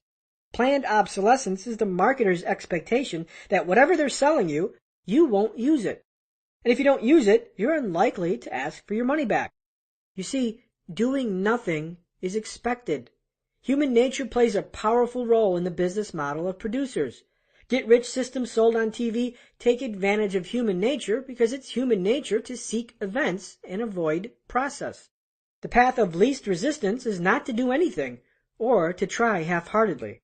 The fact is, most people, whether they agree with Fastlane strategy or not, will do nothing with the information.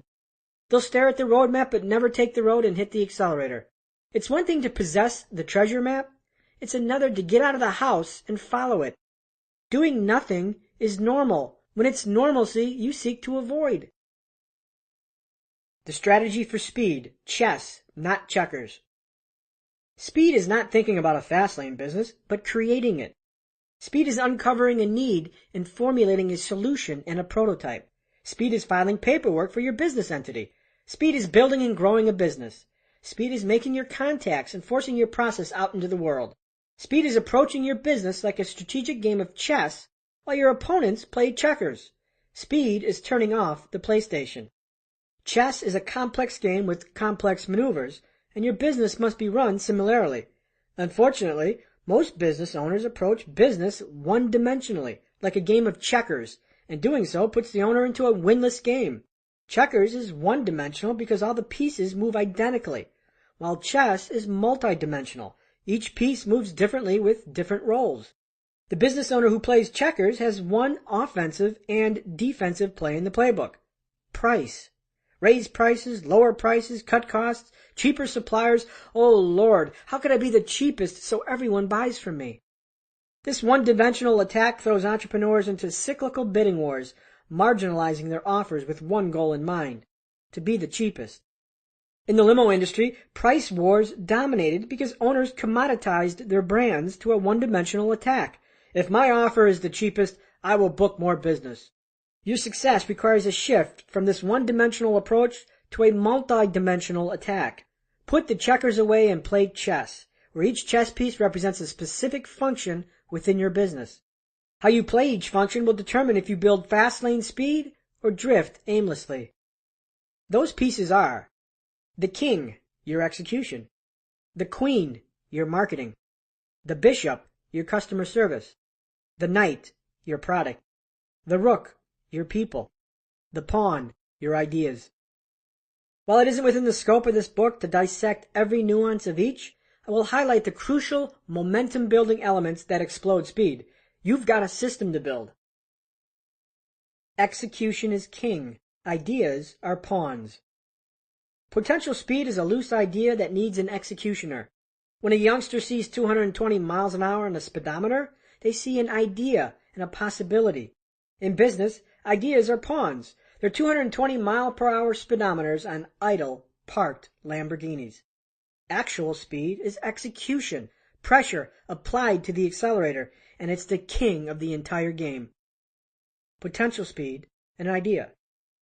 Actual speed, an idea accelerated and executed. An idea trapped in your brain is like a supercar trapped in the garage with a dead battery. It accomplishes nothing, and its purpose is untapped. Execution is taking that Lamborghini out of the garage and slamming the accelerator to the floor, with the wind giving you a temporary facelift. Execution is getting that idea out of your mind and onto the roads of possibility. Entrepreneurs struggle to differentiate between idea and execution. They think ideas are worth millions, when success is never about the idea, but about the execution. I had that idea. Oh yeah? Who cares? So did 1,000 other people. What separates you from them? They executed. You didn't, and you did nothing. Instead, you spent hours playing fantasy football. You spent the mornings sleeping. You spent 5 days at that job. You chose everything but that great idea. You see, ideas are nothing but a chemical reaction in your brain. It's an event that requires little effort. An idea actually is the event, while the execution is the process. Pierre Omidyar didn't start eBay in a flash of brilliance. No, he took that flash, the event, and transformed it into massive execution, the process. Execution is the great divider separating winners and losers from their ideas. If you want to retire 30 years early, you need a dominant, relentless king. Aloof and blasé kings lose games and don't win races. Ideas are worthless. Execution is priceless. Spend 10 minutes at my forum and you will discover that most entrepreneurs love ideas, but rarely discuss execution. In other words, they dabble with the pawns of the game. I have this great idea. Is anybody doing this? I can't disclose this idea because it will get stolen. Will you sign my non-disclosure agreement before I tell you my idea? No, I won't sign your NDA, nor do I care about your idea. In the world of wealth, ideas are worthless, yet treated like gold. I love how idea conjurers protect their ideas with great stewardship, careful to ensure they don't get into the hands of would-be thieves, not knowing that their ideas are already shared by hundreds of others. The owner of an idea is not he who imagines it, but he who executes it. According to entrepreneur Derek Sievers, ideas are just multipliers, while execution represents real money. Within our Fastlane chess game, ideas, pawns, are the potential speed, while execution, the king, is the pressure applied to the accelerator. This relationship demonstrates how the coupling of a great idea, potential speed and strong pawns, is worthless when attached to weak execution, no accelerator pressure, and a weak king. The pawn, or the idea, potential top speed, or the multiplier. Awful idea, 1 mph. Weak idea, 5 mph. So-so idea, 35 mph. Good idea, 65 mph. Great idea, 100 mph. Brilliant idea, 200 mph. The king, execution or accelerator pressure, actual money. No execution equals $1. Weak execution equals $1,000. So-so execution equals $10,000. Good execution equals $100,000. Great execution equals $1 million.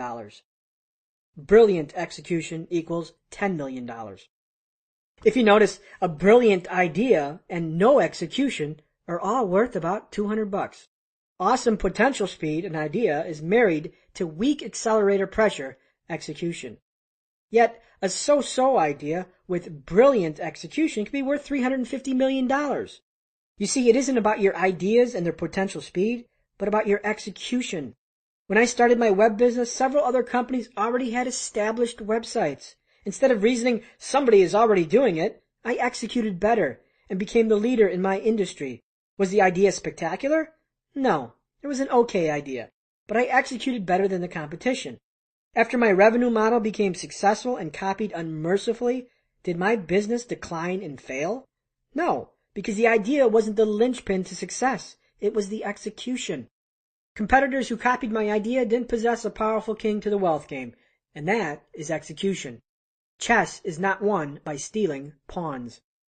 How did Facebook become the most popular social network when they weren't the owner of the original idea? Execution. Execution is taking that neurological flatulence that is an idea and making it smell like a rose. Seriously, think about what I've been saying throughout this whole book. Why is execution so difficult, while ideas are so routine? Once again, we return to our wealth dichotomy, event versus process. Execution takes process, effort, sacrifice, discipline, and persistence. Ideas are just events. If you need to travel 6 million miles and you move at 15 miles an hour, you will get there in 45 years. This represents the slow lane.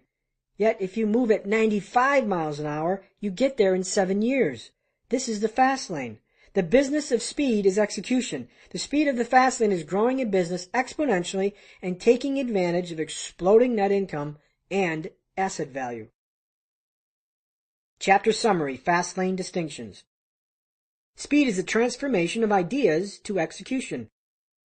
Most people let powerful information expire and become worthless. Successful fast lane businesses are run multidimensionally like a game of chess. One-dimensional businesses focus only on price. Execution divides winners and losers from their ideas. In business, execution is process. Ideas are events. Ideas are potential speed. Execution is actual speed. Others share your blockbuster idea. He who thinks the idea owns nothing. He who executes the idea owns everything. Real money and momentum is created when an idea, potential speed, is matched with execution, accelerator pressure. An idea is neurological flatulence. Execution makes it smell like a rose. Chapter 39. Burn the business plan, ignite execution. Having the world's best idea will do you no good unless you act on it. People who want milk shouldn't sit on a stool in the middle of a field in hopes that a cow will back up to them. Curtis Grant. The world reacts how it reacts. The world reacts how it reacts. If you think 1 + 1 = 2 and the world tells you it's 3, you have to let it be despite what your preconception tells you. When it comes to your ideas, your plans, and your business, you never know what works until you put it out to the world. In business, I call this putting it out into the box. Anytime I launched a new service or feature at my website, it was an experiment to see how the world reacted. And with each experiment, I'd be surprised. This new site design is going to be a blockbuster. And then wham! Hundreds of emails pour in from disgruntled visitors who want to string you up on an oak tree and castrate you. The ultimate judge and jury of ideas is the world and the marketplaces that serve them. If the world likes your offer, they vote by giving you their time, their thoughts, or their money. If they don't like your offer, they withhold their money and look elsewhere. And the really pissed off ones, they email you or write a blog post labeling you as an idiot. The tribe has spoken. My website needed a redesign, and I spent 6 weeks creating a new look.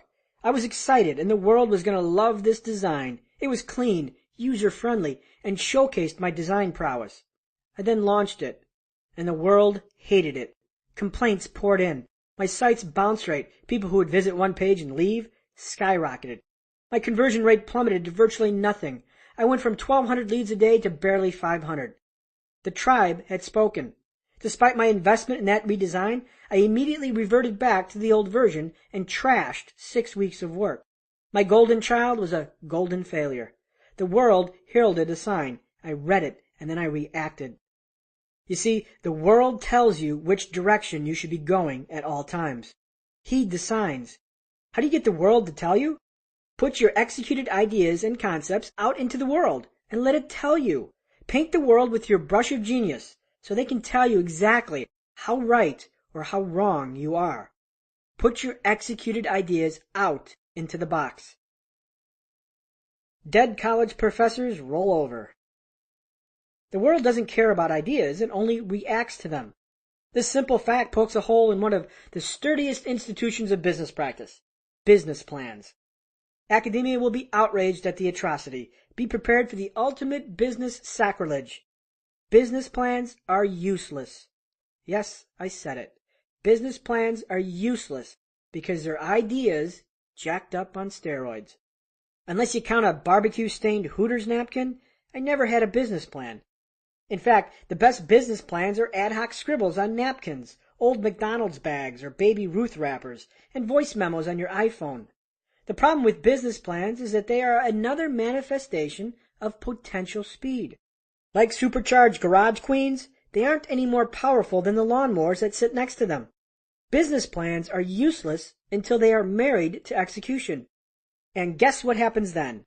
The moment you execute, the world will tell you just what I told you. Your business plan is useless.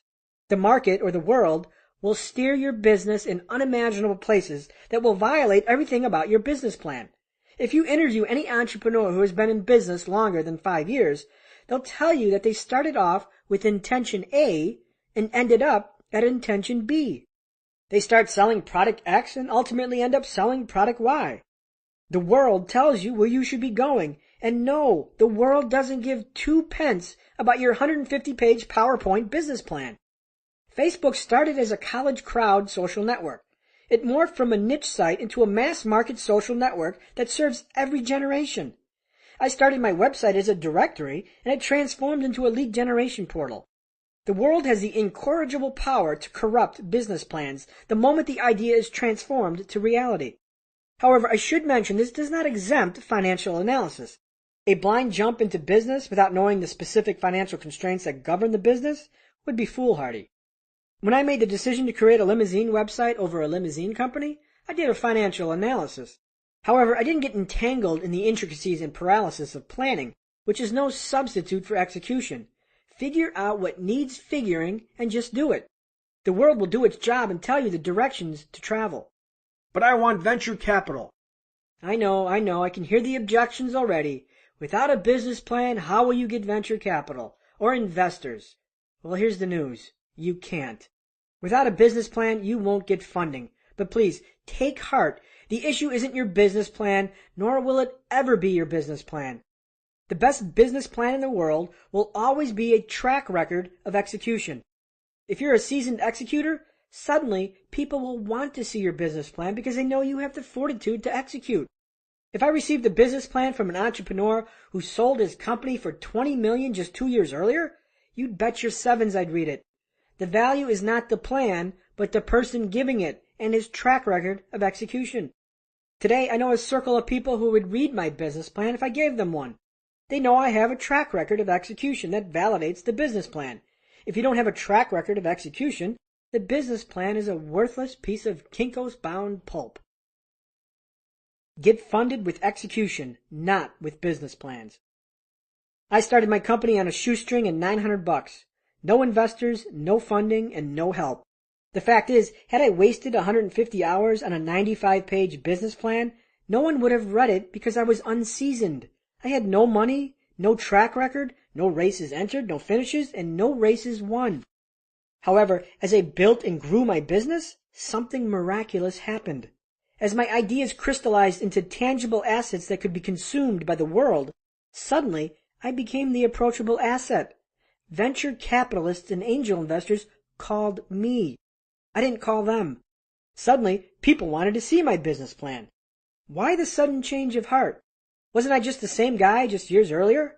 Sure, but instead of an idea on paper, I had a tangible concept that reflected execution. A common question on the Fastlane forum is, how can I get investors for my idea? It doesn't matter if the idea is an invention or a great new website. My answer is never what these people want to hear.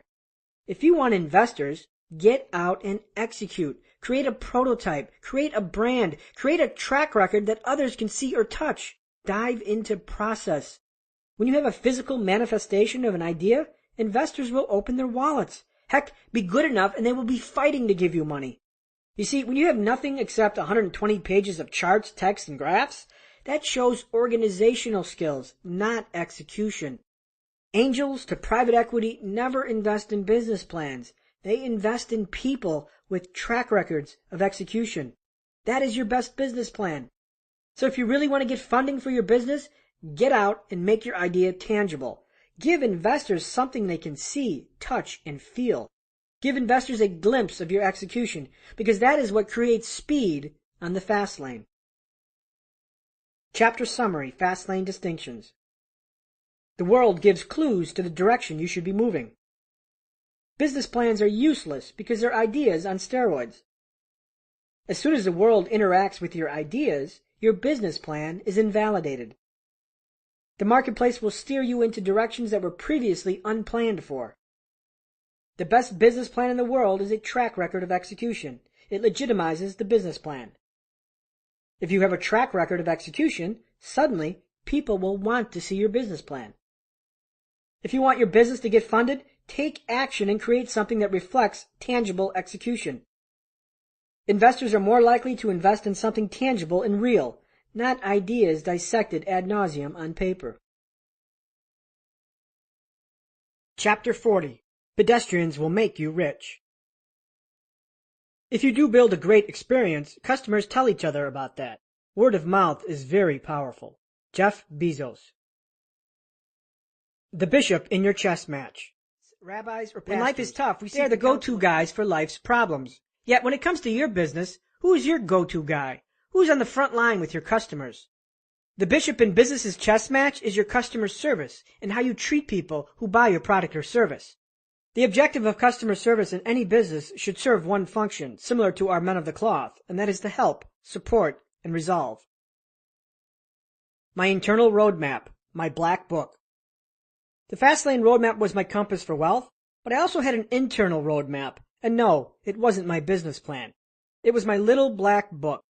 Nope, my black book wasn't a treasure trove of telephone numbers from female hotties, but a written record of all complaints, grievances, and issues my business experienced daily. This book has served as my guide for over a decade. When business owners hear a complaint, most of them ignore it. Most of them pass the buck to an employee and pray the issue goes away. Not in the fast lane. Complaints are a beautiful thing. They represent free feedback and expose unmet needs in your business. They represent the journey's road noise. I log my customers' complaints because they provided a kaleidoscope into the mind of my customers. One complaint meant there were 10 other people who felt the same way. When my black book accumulated similar complaints weekly, I had to evaluate the issue and take corrective action. Complaints are the world's whispers hinting the direction you should be moving. The 4 types of road noise. Complaints. When the world unleashes its opinion on your new website, product, or concept, what should you expect? What should be addressed and what should be ignored? There are 4 types of complaints. Number 1, complaints of change. Number 2, complaints of expectation. Number 3, complaints of void. And number 4, complaints of fraud. Complaints of change. Take anything that people love, change it, and you'll have a riot at the steps of your business. Remember when Coke changed its formula? Oh my God, how dare they! Remember when Fox canceled the feel-good drama Party of Five? Dear God, the world hates change, and it's a natural human behavior to resist it. Change endangers comfort, expectancy, and security. When I redesigned my website and hundreds of complaints poured in, I expected a certain degree of resistance. It's normal.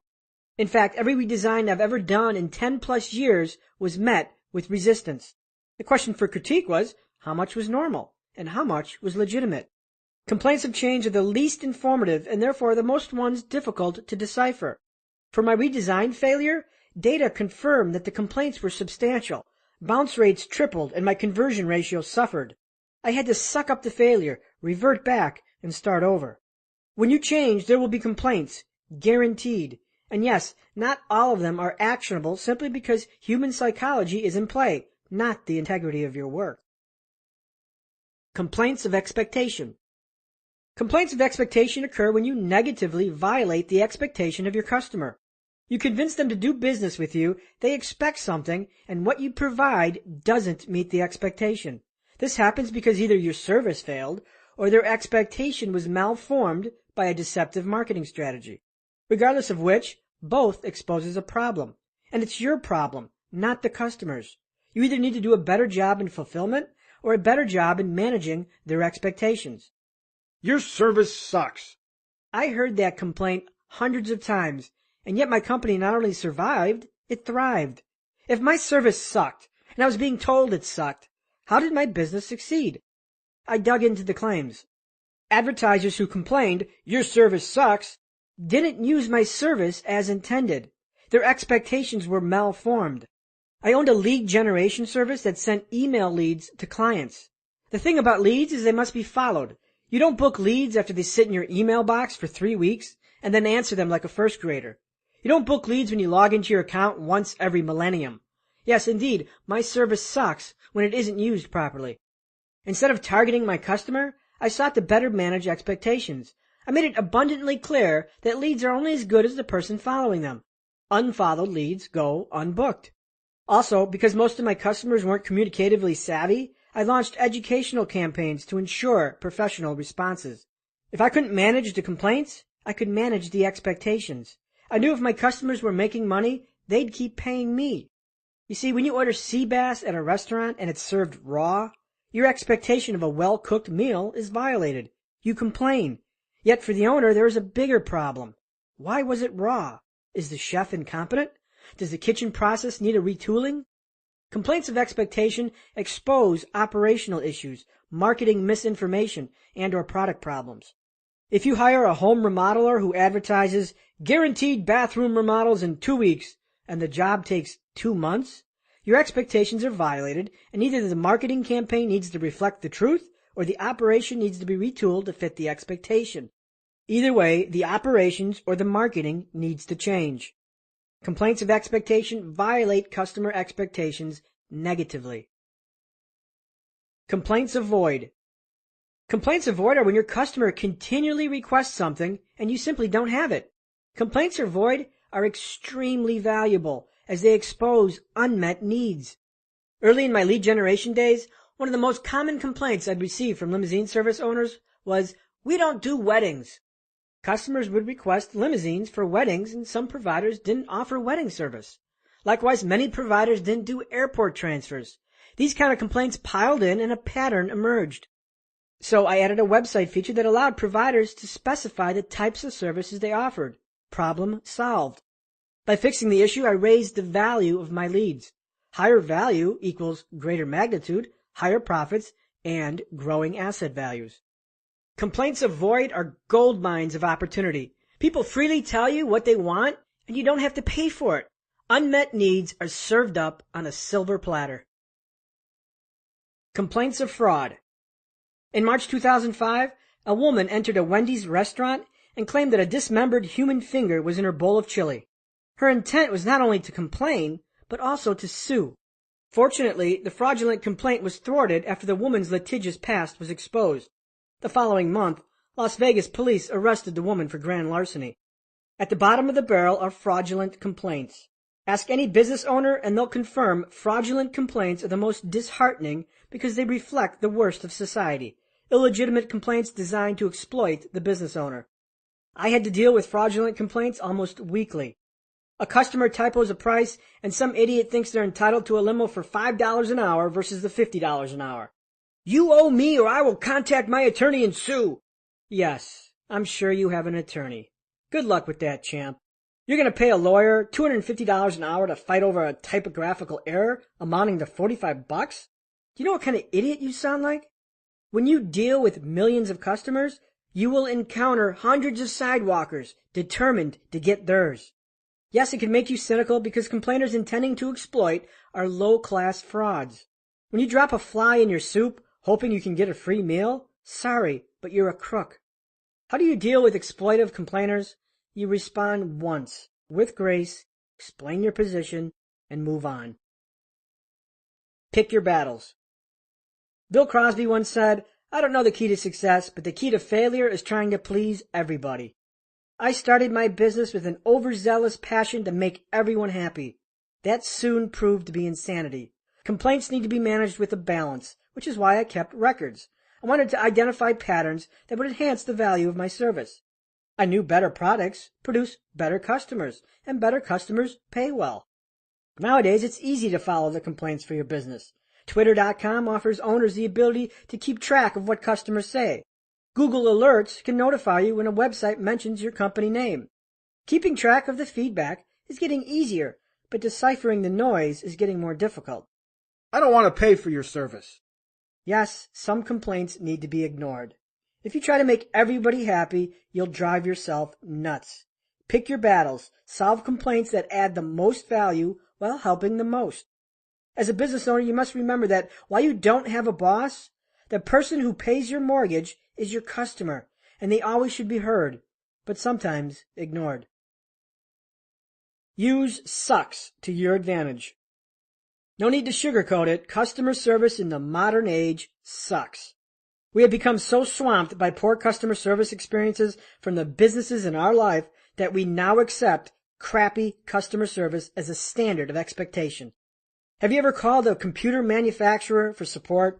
Or called your big national bank? Or called your health insurance provider? Sucks, sucks, and double sucks. Customer service today has become a lost art. Our expectation of service with businesses has become so pathetic that we become numb to expect nothing but disinterest. Down the block from my home, there's a strip mall with a corner restaurant that changes ownership every 6 months. Since I've lived in the neighborhood, 4 restaurants have opened and 4 have closed. While I can't comment on the first 3 failures, I can on the last. When I dined at the latest incarnation of the restaurant, the food was decent, but the service was deplorable. Drinks went unfilled. The silverware was dingy. The waitress was arrogant, as if our patronage was an inconvenience. After leaving, I thought, that place ain't gonna last. And sure enough, a few months later, the sign went up, for lease. While bad customer service is frustrating while playing our consumer role, It gives us entrepreneurs great opportunity. Where customer service lacks unearths great opportunity. You see, the beauty of expectation is that it works in reverse. While complaints of expectation are about violating of expectations negatively, customer service that sucks, SUCS, is about violating expectations positively. Exchange sucks, SUCKS, for sucks, SUCS. You can explode your business into the stratosphere by deploying a customer service strategy that exceeds expectations. I call it SUCS, SUCS, or Superior Unexpected Customer Service. We all expect a certain level of suckage when it comes to customer service. This is an advantage for fastlaners.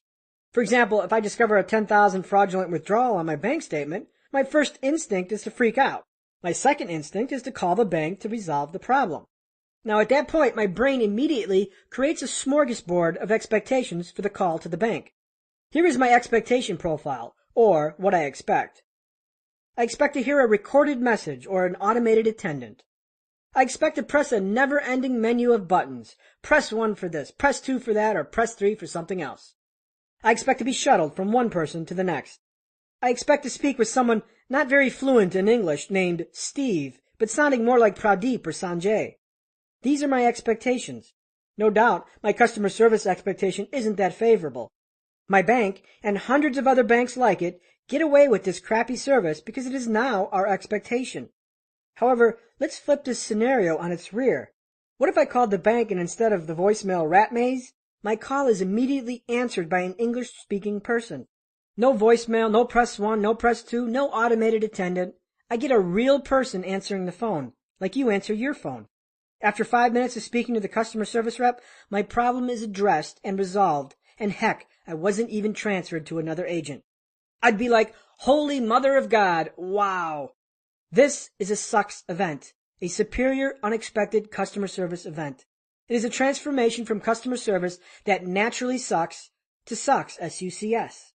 You see, when you violate your client's customer service expectation profile positively, you turn your customers into loyal, repeat buyers, and ultimately, disciples of your business. Leverage free human resource systems. One passive income system is human resource systems, good old-fashioned people. Except that employees aren't cheap, so human resource systems typically need management. Wouldn't it be great if you could deploy a human resource system for free?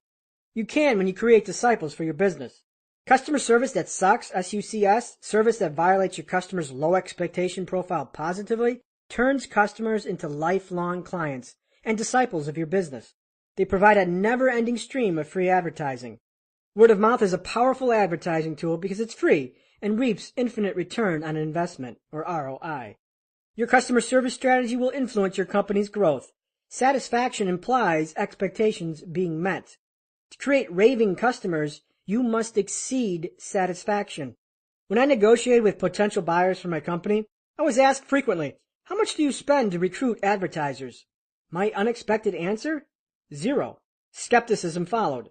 Sure, I did it the old-fashioned way when I started, prospecting, marketing, advertising, and cold calling, but after a while my advertiser acquisition cost disappeared because my advertisers did it for me, for free. When your clients love your business, they become disciples and advertise for you. They become unpaid human resource systems, evangelists who drop your name wherever necessary. How do you create disciples for your business? Provide customer service that sucks. Superior, unexpected customer service. When you send an email to a corporation, how long does it take to get a real human response? A day? A week? At my company, I answered my customers' emails within minutes, not hours, days, or weeks.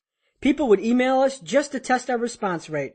I was in business to violate my customer's expectation profile, and it paid dividends. I followed this up with live customer service. A call to my company got a real person that worked for the real company. No press 1 or press 2. Support wasn't outsourced because I didn't want service outsourced. Customer discipleship grows businesses exponentially because human resource systems talk. For example, my web hosting provider is Liquid Web. First time I contacted Liquid Web for technical support, I submitted a ticket and my expectation profile formed. I speculated it'd be a day or two before I heard back. I was wrong.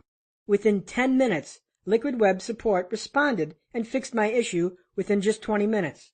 They provided customer service that sucks, S-U-C-S, and violated expectations. The result?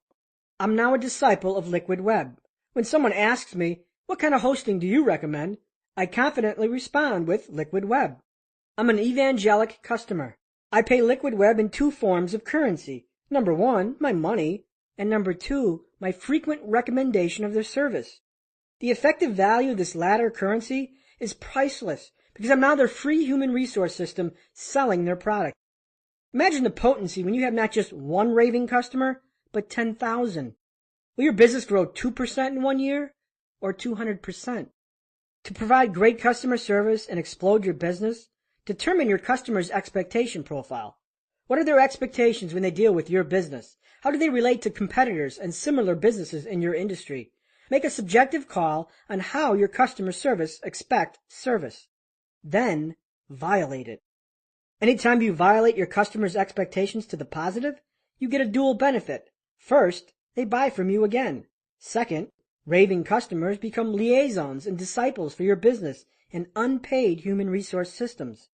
Both build speed, and speed builds wealth. Great customer service costs more to provide, but the benefits should outweigh the costs. If more money were spent on pleasing existing clients rather than trying to find new ones, the average business would survive longer than 5 years. Business owners who seek money first and needs last often spend their advertising wad on the pursuit of new customers who aren't familiar with their uninspired and sucky customer service. It becomes a constant battle, like emptying a leaky boat with a bucket. Replace the old, disgruntled customers with newer, oblivious ones. Violate customers' expectations. Create evangelists. Create human resource systems that will work for you for free. Attract money. Where are your loyalties? The greatest myth of business ownership is the old be your own boss. Owners who live by that mantra eventually find themselves bosses of nothing, dead, bankrupted businesses. Success in business comes from making your customer the boss and the number one stakeholder to your business. A stakeholder is defined as a person, group, or organization that has direct or indirect stake in an organization because it can affect or be affected by the organization's actions, objectives, and policies. Long-term business suicide occurs when you are your own selfish stakeholder and forsake your customer. Want to really know why customer service sucks? It's because business owners place their customers at the bottom of the stakeholder chain. Public companies are the worst offenders, as shareholders come first, Wall Street second, and executives third. Guess who sits at the bottom? You and I. My repeated and often preached motto to my employees was, the customer pays your paycheck, not me. Keep them happy. You see, my stakeholder wasn't my selfish desires for fast cars and big houses. It was my customer, because I knew they had the power. My loyalty was with my customer. Yes, I had a boss, and the boss had the keys to everything I selfishly wanted. Look big, act small. During Mr. Miller's gym class in my sophomore year of high school, I became aware of Mark Seagraves, except there was no such student. Mr. Miller had a knack for butchering the simplest of names. Henderson became Hankerson, Seagroves became Seagraves, and Rickson became Rakesh. No matter what your name was, Mr. Miller would shred it. I don't know if he was illiterate or just old. So fast forward more than a decade, and who is listed on my website as my chief technology officer? Mark Seagraves. Oh, and look who's my web developer, Gretchen Hankerson. Wow, so did I hire my friends from high school? No, I didn't, especially since their names were just mere illusions of the real people. None of these people worked for me. Yet if you visited my website's contact or about us page, they were listed as employees in high-profile positions, CTO, business development, or web producer. These people weren't employees, but it looked like my staff was big and growing. Now I admit, this started off as a harmless inside joke with my employees, but I eventually realized it had a benefit. It was making my product look big, dominating, well-funded, growing. Of course, I'm not sure if butchered names from a 1987 gym class serving as employee apparitions was ethical, but my purpose and intention was clear. I wanted to look big and act small. Setting up sucks, S-U-C-S. Big companies notoriously give poor service as a model of expectation. Meanwhile, small companies are known to give better service with a personal touch. My objective was to look like I had the power of a big company, yet give personal service as if I were a one-person operation. When you receive personal, exceptional service from a big company, you create sucks events and create loyal, evangelic customers. Anywhere customer service is expected to suck, you have a business opportunity. Looking big and acting small is a setup for sucks events.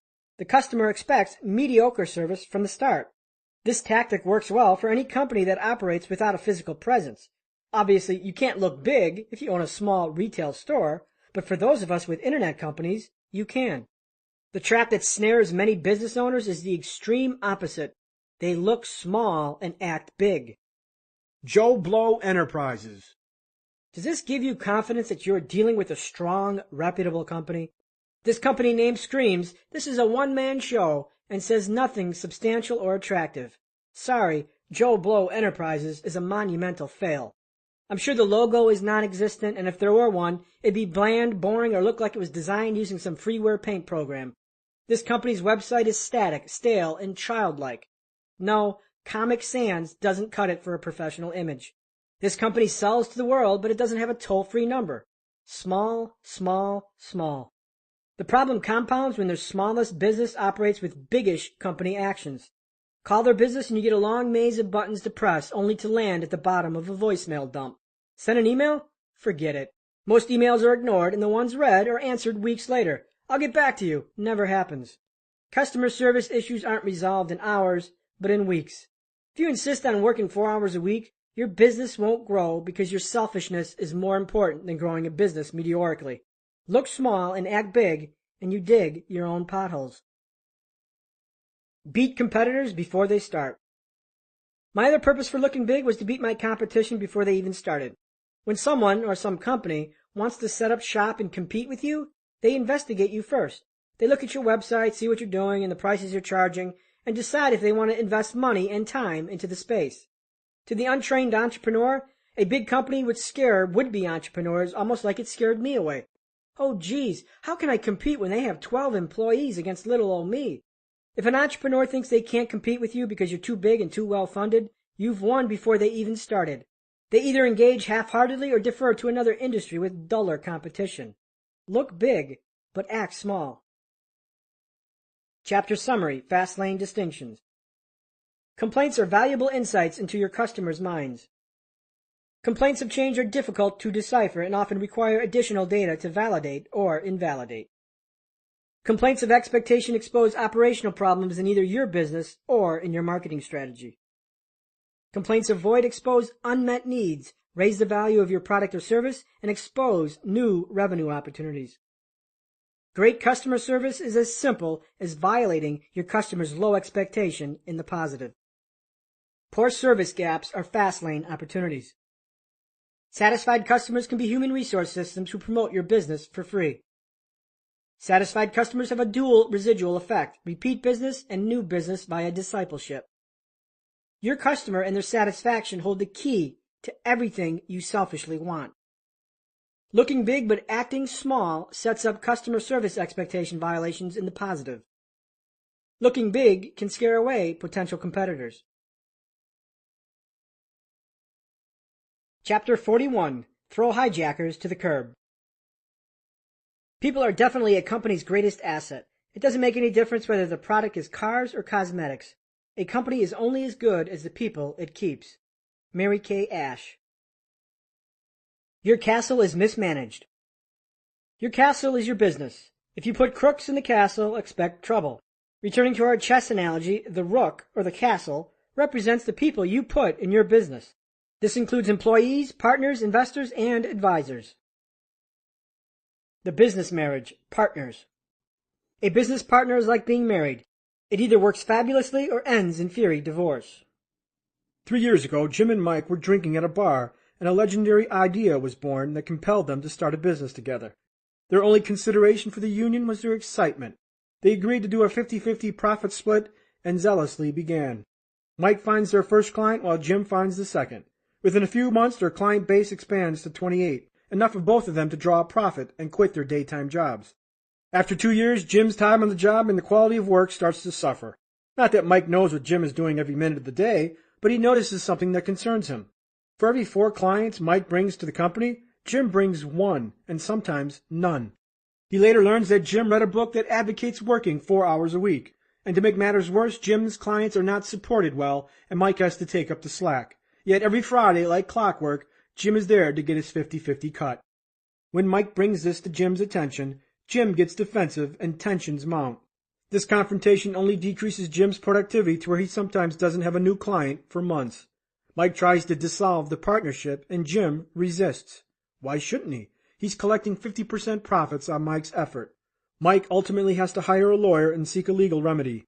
A few years later, the partnership is dissolved, and along with it, Mike and Jim's friendship. Partnerships are like marriages. After the love affair and the lust wears off, they must survive on character, synergy, and complementary attributes. My early entrepreneurial ventures were all partnerships and all miserable failures. Not that my partners were bad people, but our work ethics, values, and visions were not compatible. I remember one partner had a normal 9-to-5 job and was active in intramural sports. The business was number 4 or 5 on his priority list. The other partner was out working for other businesses, including ours. That left my business and me, which was priority numero uno. Do you see an issue here?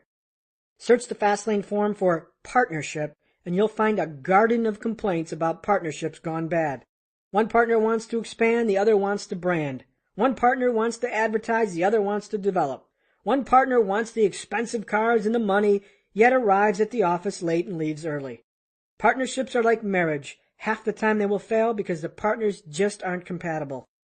They say you should partner with people who have complementary skills to you. That means if I'm a marketing guy, I should partner with a technical guy. If you're a sales and people guy, you should partner with an analytical guy. While this is a great starting point to find a partner, it's like marrying the first person you date simply because they had big boobs or look like Brad Pitt. Many other personality characteristics will make or break a partnership. Here are a few. Do you have the same work ethic? Will your partner skate while you burn the midnight oil? Do you have the same vision, or will they compete with each other? Do you want to grow slowly while your partner wants to own the world and do it fast? Do you want to sell franchises while your partner just wants one unit that will pay the bills? Do you trust this person with your life? Do you have the same personality type? The fact is, people engage in partnerships for the wrong reasons. Like people start businesses under false premises, not need-oriented, they also form partnerships under a similar false premise, diversification. The partners don't seek synergy, they seek diversification of risk, expense, and workload. Often, each partner looks to each other for the burden to bear, and when one bears more, resentment builds. Partnerships can work just like a lot of marriages work. Just make sure who you know you're getting engaged to. A 2-week honeymoon with your college roommate might not be enough courtship to determine compatibility. Would you marry someone after 2 weeks of dating? Get A+ A's. I've had many verbal negotiations with investors, and when the 90-page legalese document arrived on my desk, what was said and what was written were 2 different things. We discussed an amortized note at 10% over 5 years, so why does it say 5% over 10? Who exposed the incongruity buried in an avalanche of legal jargon? Not me, it was my attorney. Then there was a time when a simple omission on a business expense can cost you thousands of dollars in taxes. Who knows that a $38,000 interactive voice response system is depreciable when you think it's just some overpriced telephone system? An accountant. If I didn't have a good team of A's, accountants, and attorneys, I'd be poorer. And yes, these people aren't easy to find because they're like partners under contract, another group of individuals who have the keys to your castle. Don't be an idiot like me. Still green, I remember my first accountant, found right out of the yellow pages, not from referral, but blind hope. It didn't take long to see that she wasn't concerned with tax planning. No questions about my business or my concerns, just zeal to complete the forms and get it done. Additionally, most of her clients were slow laners who dabbled with W-2s and 401ks rather than corporations. Great pick, MJ. I needed someone with a Fastlane business mindset, and I committed to finding one. After interviewing and investigating a half-dozen accountants, I found one whose clients were primarily business owners. Be very careful with whom you trust with the keys to your castle. Remember Nicolas Cage. His manager allegedly drove him to the precipice of financial ruin. Investigate and interview. Get referrals from successful, established entrepreneurs. Treat your two A's like you would any partner because they have unfettered access to your castle, and those with the keys have the potential to steer you wrong. Would you like a chainsaw with your beer? When you blindly trust others to anything, business, financial investments, security, you're vulnerable to being conned. There's an old beer commercial in which a couple is driving down a dark country road and they spot a hitchhiker with a case of beer and a live chainsaw. The driver wants to pick up the hitchhiker because he advertises something he wants, the beer, but is blind to the chainsaw. Blind trust can be like picking up a hitchhiker on a dark, deserted road, hoping to tap into his case of beer, but not seeing the torture device behind his back. You must make your trust an asset to be earned by others. Let action speak louder than words. When you allow words to disarm your trust or BS meter, you become vulnerable to attack. When you pick up hitchhikers and salivate at their case of beer, you might be blindsided to their chainsaw. One of the worst employees I ever hired was a pathological liar who stole from me. Well, why on earth did I hire her? She disarmed me with words. During the interview process, she told me she sang in the church choir and was a religious woman. While I didn't ask anything pertaining to religion, she assumed that I assigned honesty to religion. Well, she was right, and it dismantled my defenses. I hired her without verification, and it took me several years to uncover the truth. Verify first, trust later. Former President Ronald Reagan once said, "Trust, but verify." When I hired the liar, I trusted, but didn't verify. It took several robberies, video cameras, and public record searches to uncover the truth. I verified too late, and it cost me. The most egregious cases of trust are our financial system. Bernard Madoff perpetrated the largest Ponzi scheme ever, and billions of dollars were lost. How does one man siphon billions from millions? Unverified trust. Thousands trusted Madoff and thousands failed to verify. Those who did verify didn't invest, and some even blew the whistle. We are a trusting people, and we want to believe the best. We want to believe in fairy tales and happily ever after. We want to believe that for 2 easy payments of $39.95, we can make millions investing in no money down real estate. When I started my entrepreneurial career fresh out of college, I trusted everyone. I bought all kinds of crazy schemes that promised me a road to wealth. What happens when you trust everyone? You get burned. You get lazy. You hire criminals. When you trust everyone, you engage in business opportunities that violate the commandment of control. You allow others to dictate your financial road trip. And when that happens, you crash and burn. There's only one person you can blindly trust in this world, and that is you. So, why am I so cynical? If you don't understand now, you will later. When you serve millions, you come in contact with millions. Only then will you understand the essence of the consumer-producer equation. Your eyes will be open to how many people will go the extra mile to screw you. There is no safe place from liars, con artists, thieves, and crooks. These people commiserate in the least likely of places. Your community church, that harmonic dating website, and at your posh country club. If I lose $10,000 on an investment that I meticulously investigated, I can deal with it. Easy come, easy go. Yet, if I have $10,000 stolen from me because I blindly trusted someone who I let into my vehicle, it's different. Today I trust no one, but give everyone the opportunity to prove trust. There's a lot of good people out there, and they do outnumber the bad by a wide margin. It just takes a mild effort to find them and keep them in your life. Just be careful who you pick up on the side of the road. Don't be tempted by a cold brew, but be blinded to the chainsaw. Fire reckless chauffeurs. Are inmates running the asylum? When you're not home, who runs the castle? Who chauffeurs your business? Providing great customer service is one thing. Getting employees to deliver it is another. When you shift your focus to the bottom line, often the front line is sacrificed. How much is that untrained $8 an hour front desk person with a bad attitude really costing you? To make customers disciples of your business, employees have to share your customer service philosophy. You can't let any employee ruin a multi-million-dollar investment. All the intangibles in the world can't change a poor customer service experience. After a 9-day stay in Las Vegas, I learned how robotic service is the ultimate of business liabilities, regardless of poshness. Most people vacation to Vegas to escape from coworkers, incompetent employees, dirty houses, traffic, and your typical menagerie of life's dramas. Vegas is supposed to be an escape. Compliments of my friend's company, which was participating in a convention, my Vegas stay started at the Rio Hotel. I never stayed at the Rio and normally wouldn't consider this hotel. The hotel was somewhat hoary and dated, the bed was stiff and the accommodations worn. Nonetheless, I found the staff very nice. The dealers were friendly and the casino staff was accommodating to our minor requests. I enjoyed my stay. After 3 days at the Rio, I transferred over to the Venetian Hotel, a hotel that my American Express concierge arranged. For those unfamiliar with the Venetian, it is a new hotel with opulent architecture, ornate columns and corbels, lavish chandeliers, and other affluent appointments that would make anyone feel like royalty. My stay at the Venetian was for 6 days. Unfortunately, after 6 days, I vow I will never return. Love the fancy Italian architecture, but their people suck. Our nightmare started on day 1 and continued every single day, marred by poor human experiences. Unresponsive housekeeping, unacceptable hold time to hotel services, failure to deliver promises, mechanized staff, overcharging, and overall a failure to provide an escape. There are 2 critical lessons in this experience. Number 1, a SUCS, S-U-C-S, customer service philosophy must be delivered by your employees. And number 2, spectacular product features can't overcome poor service. First, employees must deliver your customer service philosophy. Your people are ambassadors of your business, and they communicate your vision.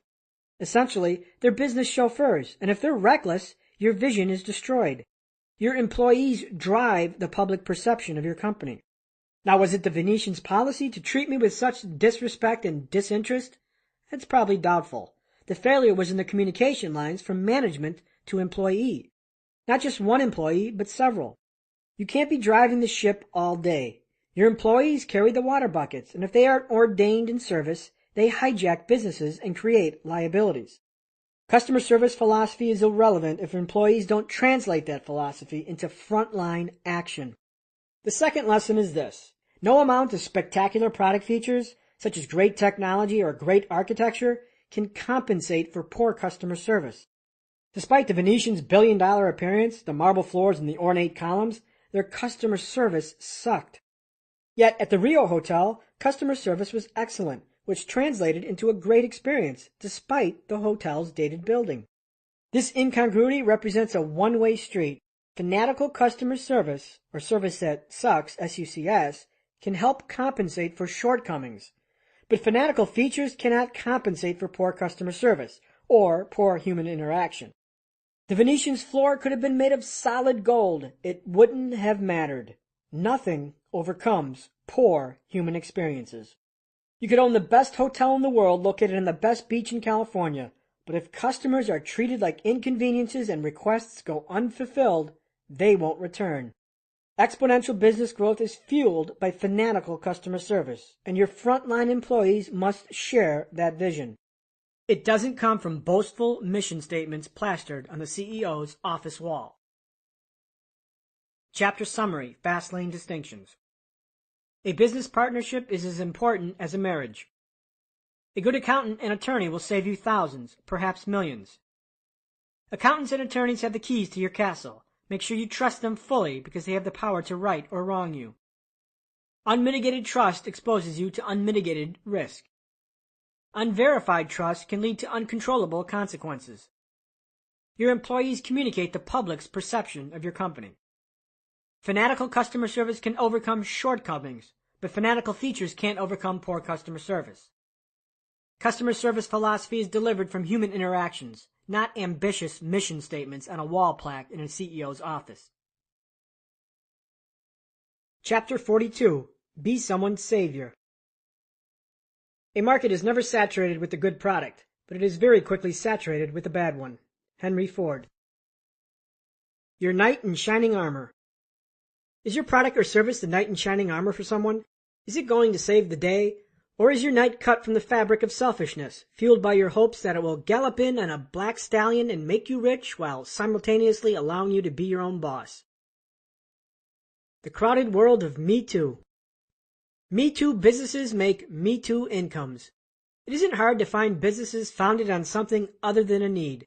They have no differentiation or uniqueness, and they sink into a crowded abyss of Me Too and make their business owners crazy once the illusion of be your own boss fades. Businesses founded on false premises will rocket to the bin of commoditization and force you to do the inevitable, to play checkers. So what is commoditization? Commoditization is a product or service that appears homogeneous among providers. For example, a service that has been heavily commoditized is air travel. Most people aren't loyal to any particular airline, they're loyal to the company with the best price. The product becomes commoditized. Another example is gas. I get gas at any 7 different gas stations because the product is commoditized. People tend to make buying decisions for commoditized goods and services based on one metric: price. If you don't, it's because the business has done a good job differentiating its product from the alternatives. If your product doesn't stand out in the crowd, it doesn't stand a chance, and you're forced into the strategy of cutting prices to stand out from the crowd. Get into business for the right reason. So why are you in business? Most likely for the wrong reason. A perfect example is the limo industry, where new companies recirculate like turnstiles at the train station. What compels someone to open a limousine business? Rarely because of need. Nope, people get into the business because they are fulfilling their own selfish need, because they just want to, just like I wanted to years ago. In fact, the limo business appears to be some sort of graduation from taxi driver. Did the market need a new limousine company? Was their intent to deliver a superior product that stands above the competition? Nope, the intent was selfish. I want to own a limo company, so I'm going to start one. This creates excess supply and weak demand. Too many limos running around and not enough customers. When supply exceeds demand, prices must drop. Suddenly, the product becomes commoditized. Your total disregard toward market needs leads down the road to commoditization, where you must sell your soul to the buyer who wants the cheapest price. Where does this insanity start? People start businesses they have no business starting. People start businesses doing what they love or doing what they know. A gentleman who owns a carpet cleaning business posted a similar story at the Fastlane forum. He wrote, "The problem is that although I provide incredible value for what I do, it is based on something that people don't want to buy. People will avoid cleaning their carpets for as long as physically possible. So in reality, I'm providing something that is of little value. Thus I can conclude that I need to change my business premise. So what values do I change my business premise to target? What do people value today? I think I'm in a business that is based upon a bad business premise." I feel bad for this man. Why is he in the carpet cleaning business? Because there was a genuine need? Or because he needed a job and wanted his own business? Regardless of the reason, he operates in an industry where the service is commoditized. Business owners fight over every customer while they earn fewer and fewer dollars for each. If he wants to grow, he has to cut his price. My response was that you can't change your business premise because you are already in business. The right business premise would have steered you clear of the industry or got you in the business to attack an unfilled need. When hundreds of people get into business solely because they know how or want to, and it is not based on need, you get put into the position you are in, price wars haggling over a few dollars. There is limited need or limited demand and too many providers or excess supply.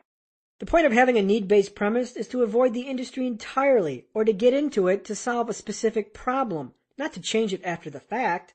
If your product isn't someone's night, standing out from the crowd and differentiating, it stands to be commoditized. Get your eyes off the competition's ass. Although my internet service was for consumers, my paying customers were small business owners. When you interact with hundreds of small business owners on a daily basis, you get a keen insight into how they approach business. I mistakenly assumed that all business owners thought like I did, when their predisposition was often the opposite. I learned fast that most business owners paid more attention to their competition than to their own business. Instead of minding their own business, they had their noses into everything else that everyone else was doing. When this happens, you neglect your own product and you become reactive instead of proactive. So are your eyes on the vehicle and the road ahead? Or are you rubbernecking at all the cars around you? Oh no, Excel Limousine dropped its hourly rate by $5. Mercy, call out the price police. Heavens, Godfrey Limousine is advertising its 2009 model limo when it's a 2003 model. I'm calling my attorney. If your eyes are glued to the competition's butt, guess what? Your eyes aren't on the road ahead. If you're following, you aren't leading, and if you aren't leading, you're not innovating. If company X does something and you react, you are being reactive, not proactive. Why aren't they following your lead? If your preoccupation is with every single thing your competition does, you're cheating your business and your customers. How to use your competition. Another dead professor moment. Forget about your competition 95% of the time. The other 5% should be used to exploit their weaknesses and differentiate your business. If you forget about the competition, you're forced to focus on your business, which is to innovate and win the hearts and minds of your customers. And when you feel needs and your army of customers grow, suddenly something miraculous happens. Everyone follows you. In my industry, I led the pack. I innovated and everyone followed me. If I instituted a new feature, my competition would add the same thing months later. I introduced a lead generation revenue model, and it was copied dozens of times. My eyes weren't affixed to everyone else because I was preoccupied with my own success and the satisfaction of my customers. On the rare occasions you peek in at your competition, do so for exploitation. Mind their weaknesses and differentiate your product. Uncover what you should be doing that they aren't. Find the need. Exploit their customer service gaffes. Is it impossible to receive good service? Do dissatisfied customers litter the web with their displeasure? When I launched my limousine directory, my competition consisted of existing websites and the traditional yellow pages. The weakness of both was risk. To advertise, you had to pay a big upfront fee regardless of benefit. So if you spent $5,000 and acquired one new customer, you just spent $5,000 for one client. Scary risk proposition, huh? I thought this was too risky for business owners, so I sought to solve it. For mature companies, competition often serves to exploit what you shouldn't be doing versus what you should be doing. My closest competitor was never known to answer their email. This gave me an advantage. If you're going to take your eye off the road and examine your competitors, expose their weaknesses. Exploited weaknesses are where brands are built. Differentiation is a defense to commoditization. What are they doing wrong? What inefficiency is there? Within the gray area of unsatisfied customers lies differentiation. The only alternative to boorish Me Too goods and services is differentiation, and that is accomplished by innovation and analyzing your competitors' weaknesses. In other words, force innovation. Chapter Summary, Fastlane Distinctions. Commoditization occurs when you get into business based on a false premise. I want to own a business, or I know how to do this, so I'll start a business doing it. If you're too busy copying or watching your competition, you're not innovating. Use your competition to exploit their weaknesses. Chapter 43. Build brands, not businesses. Everyone has an invisible sign hanging from their neck saying, "Make me feel important." Never forget that message when working with people. Mary Kay Ash. Queen Me, Marketing and Branding. In chess, lose your queen and you lose the game. In business, most entrepreneurs play the game without their captured queen. Have you ever bought a product from television and when you used it, it sucked and didn't perform as advertised? Then in dissatisfaction you tried to return it and got the runaround from a guy who sounded like he had a double-digit IQ? That is the power of marketing. Bad people, bad service, and bad product, but awesome marketing. If you have an okay product, a weak night, poor customer service, drunk bishops, and incompetent people, a castle full of idiots, you can survive with a powerful queen.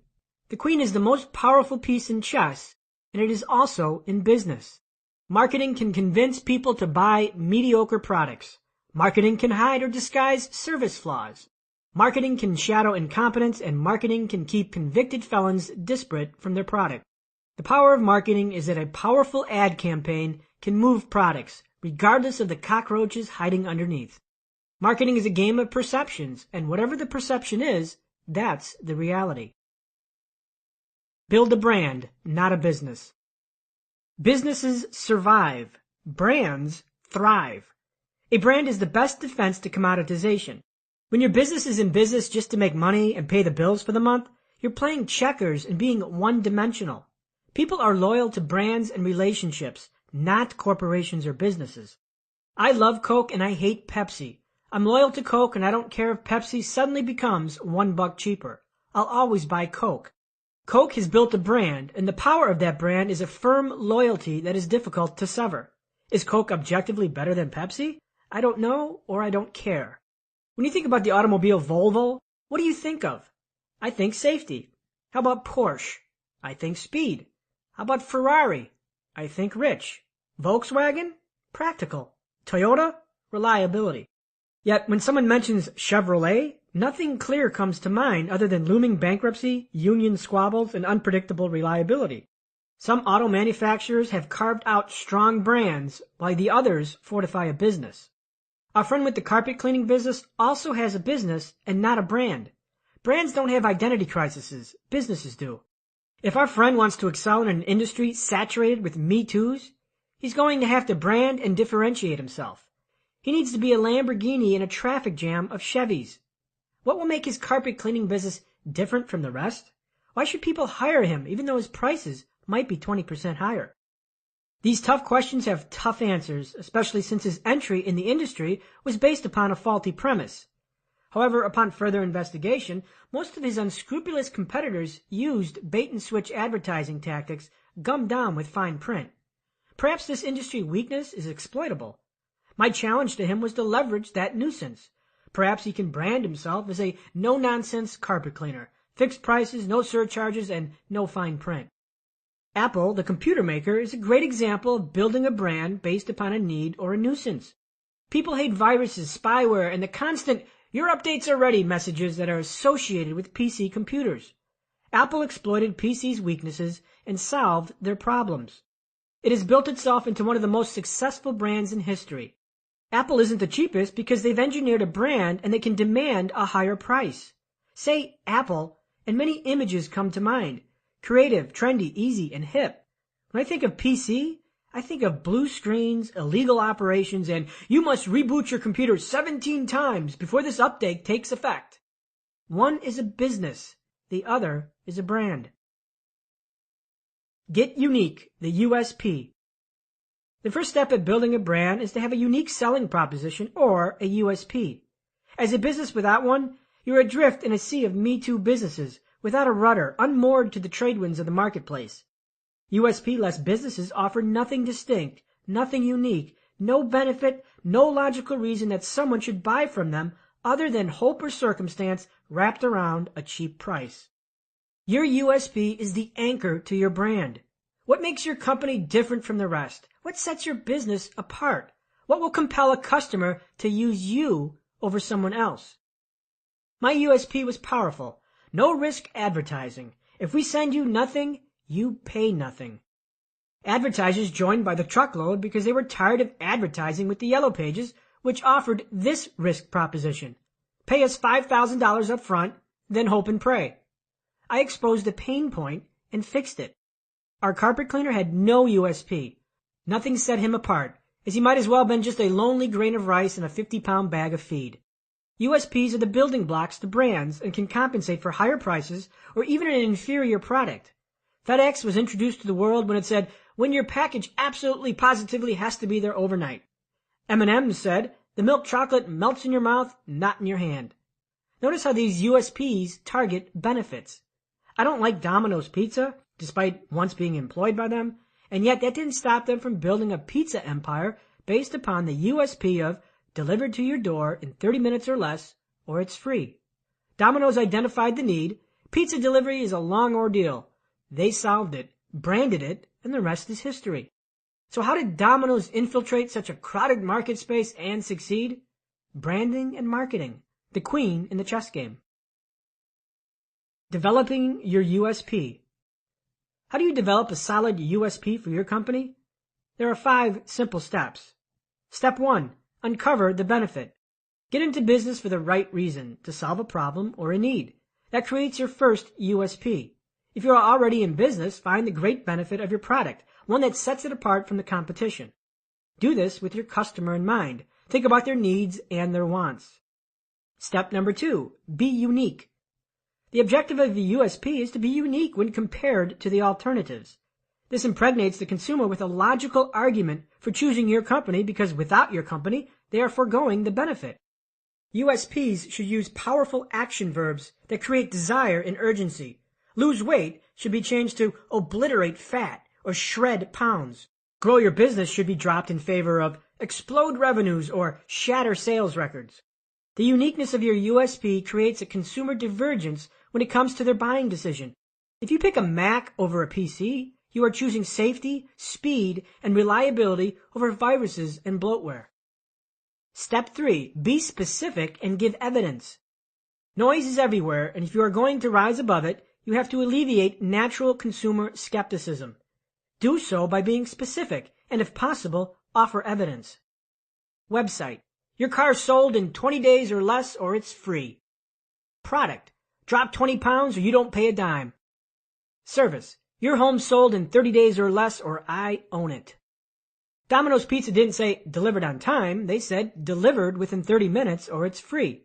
It was a specific action and evidence of that action. Your pizza is free if we don't perform. In my case, the onus was on me to send my advertisers leads. If I didn't get paid.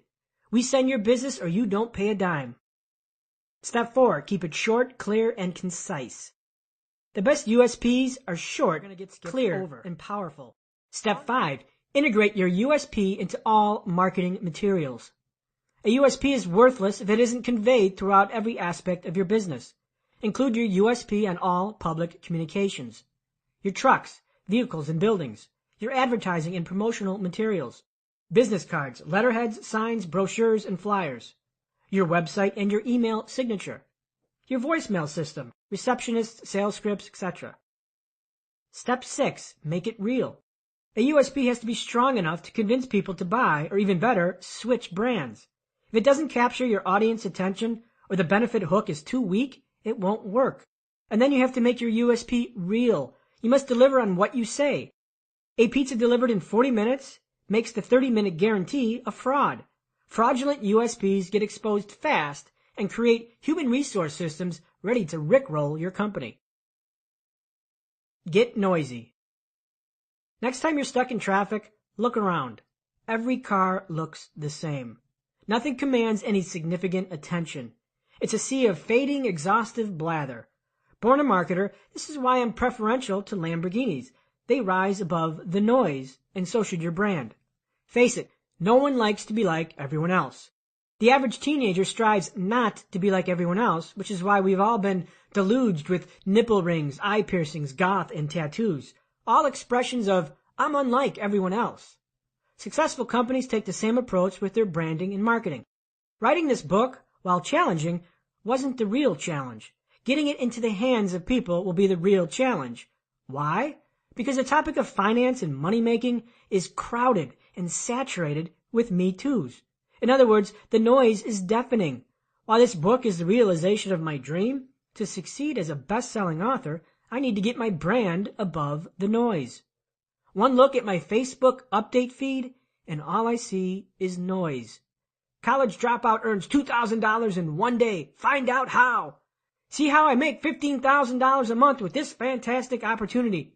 New startup with a forced matrix plan guarantees you a six-figure income. Check out this awesome affiliate program. I just made $300 today. Be your own boss.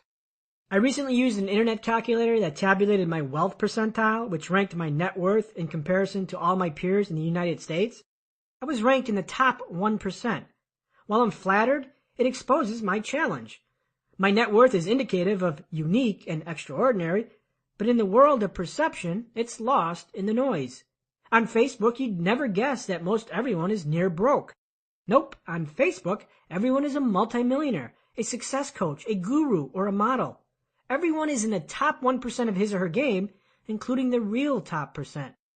You see, we're all marketers, and some of us are marketers of an illusion. What this does is creates an abundance of noise and makes it harder for the real purveyors to be heard. Your marketing efforts must rise above the noise. How to rise above the noise. There are 5 ways to get your message out above the noise. 1. Polarize. 2. Arouse emotions. 3. Be risque. 4. Encourage interaction. And 5. Be unconventional. Number 1. Polarize. Polarization probably isn't the best business strategy for a mass market brand, because polarization involves extreme viewpoints or messages. You don't want to piss off half your customer base. However, polarization works fabulously for websites in need of traffic or books in need of readers. Polarization works because it involves an extreme viewpoint, which forces people to either love you or hate you. Sarah Palin is polarizing. You either love her or want to toss her off the deck of a boat in the alligator-infested Everglades. Political pundits use polarization to sell books because readers will want to rally for a cause or furiously refute it. Websites that polarize attract visitors as people defend their cause while others attack it. If you're a rabid fan of the Chicago White Sox and start a website that viciously attacks the ineptness of the Chicago Cubs, you can expect a polarized audience, people who agree and concur, and people who will oppose and defend. This book itself can be classified as polarizing. Many people will castigate my viewpoints as extreme since it goes against conventional wisdom. Oh my God, he said that cutting coupons won't make me rich. He castigated my 401k. Opposition to normal will always be considered polarizing. Be risque. Sex sells, and it is the most used get above the noise technique. Sex is a powerful noise disruptor because sex never gets old. You can overuse it, but people will always respond to it because sex is always in style. In 2005, GoDaddy aired its first Super Bowl ad by using sex as a weapon to get above the noise. The now infamous GoDaddy Girl ads followed in subsequent years. I never thought the ads were that good, yet they got above the noise and got people's attention. The result? Increased sales, and GoDaddy's market share surged to 32% after 2006. I see the risque technique used on Facebook by social media marketers. One woman does a video lecture on marketing techniques in her bikini. When she does one of these, her bikini video receives 5 times the viewership and comments. Why do the bikini video lectures do so much better than the normal ones? Simple. Sex gets above the noise. Men see the woman's busty chest in the video preview and think, ooh, I gotta check that out. While women are curious, oh my God, who is doing a video in a bikini top? It is almost a mix of polarization and sex. Arouse emotion. Most consumer buying decisions are driven by emotions. You and I buy stuff because we want to feel something. I don't buy a Lamborghini to go from point A to point B. That's practicality. I buy to feel something. Pride, achievement, uniqueness, adrenaline, and fame. Another example of using emotions to move your audience comes from the nonprofit organization, the American Society for the Prevention of Cruelty for Animals. This organization was founded over a century ago, and I have never heard of it until recently. How did they break above the noise? They launched a powerful marketing campaign that unleashed emotions. Their commercials featured abused animals confined in cages with a tender, heartfelt soundtrack playing in the background.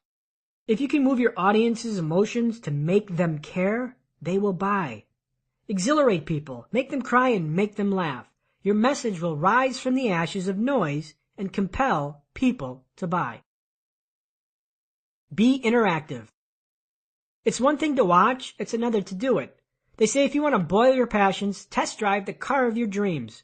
Interactivity increases response for anything. If you can taste it, feel it, or use it, you will be more likely to buy it. Interaction is like hearing your name. It's your favorite. On Facebook, the most popular applications are surveys and questionnaires because people love narcissism. My favorite movie is The Usual Suspects. I love pizza. I own a poodle. People love to talk about themselves, and if you entwine that into your marketing plan, you will improve the response to your product or service. For example, if I launch a survey, are you speeding the fast lane or stuck in the slow lane? Find out now. I'm engaging in an interactive campaign designed to get people involved and to talk about themselves. When your potential customers break down their personal barriers and expose pieces of themselves, they move closer to you as if there were a relationship. A relationship sells more than an anonymous corporate entity. Find out what happens next. Some corporations are using traditional media and the internet to foster interaction. I recently saw a commercial for an automobile manufacturer that filmed a story with a high-speed chase, except the story never concludes and we are left with, find out what happens next, visit the website. By teasing audiences with messages or stories that are incomplete, potential customers are forced to complete the story by visiting a website, and the website fosters interaction. The revolution of social media, blogs, and Web 2.0 is founded on interaction. You just don't want to read an article, you want to comment on it. Your 2 cents must be heard. Be unconventional. Convention breeds familiarity.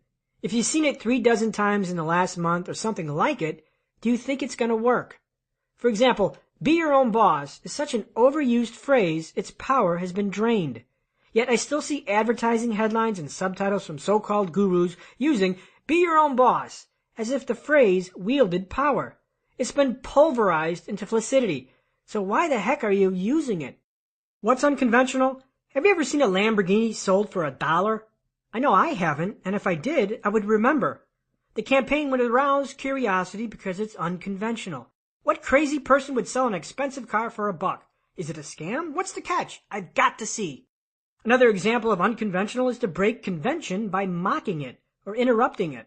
Remember the Energizer Bunny? It's still going and going. These commercials built a brand based on unconvention. The advertiser created a series of standard, boring marketing messages and shattered them with sudden interruptions of the Energizer Bunny. The marketer anticipated your familiarity with convention. Ugh, another boring commercial.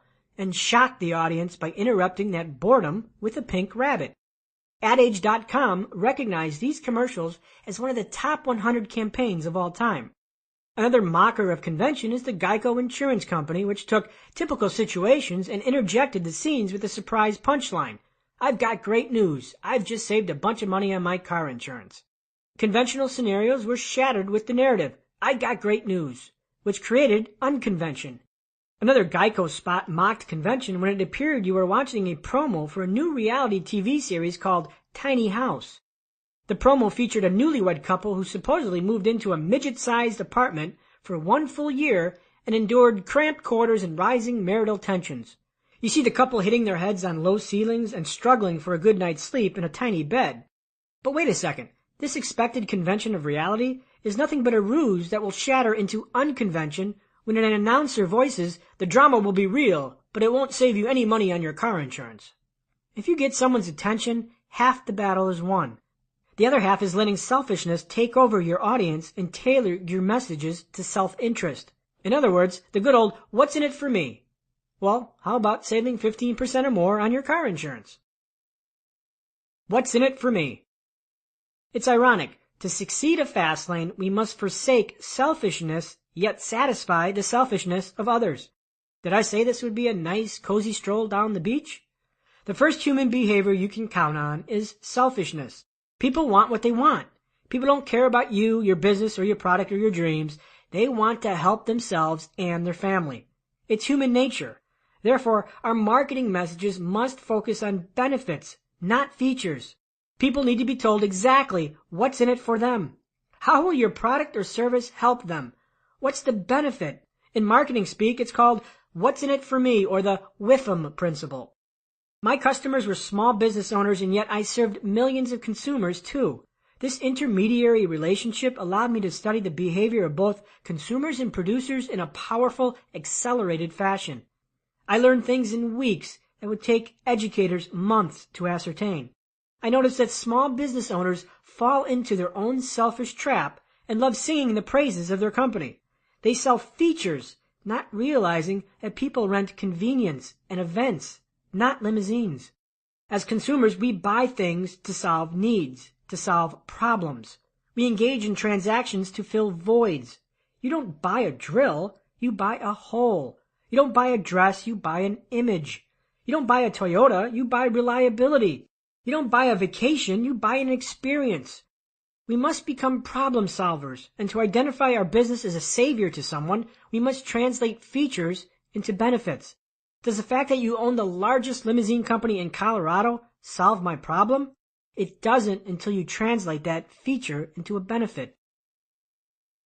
Translating features into benefits. If you want to sell anything, translate features to benefits.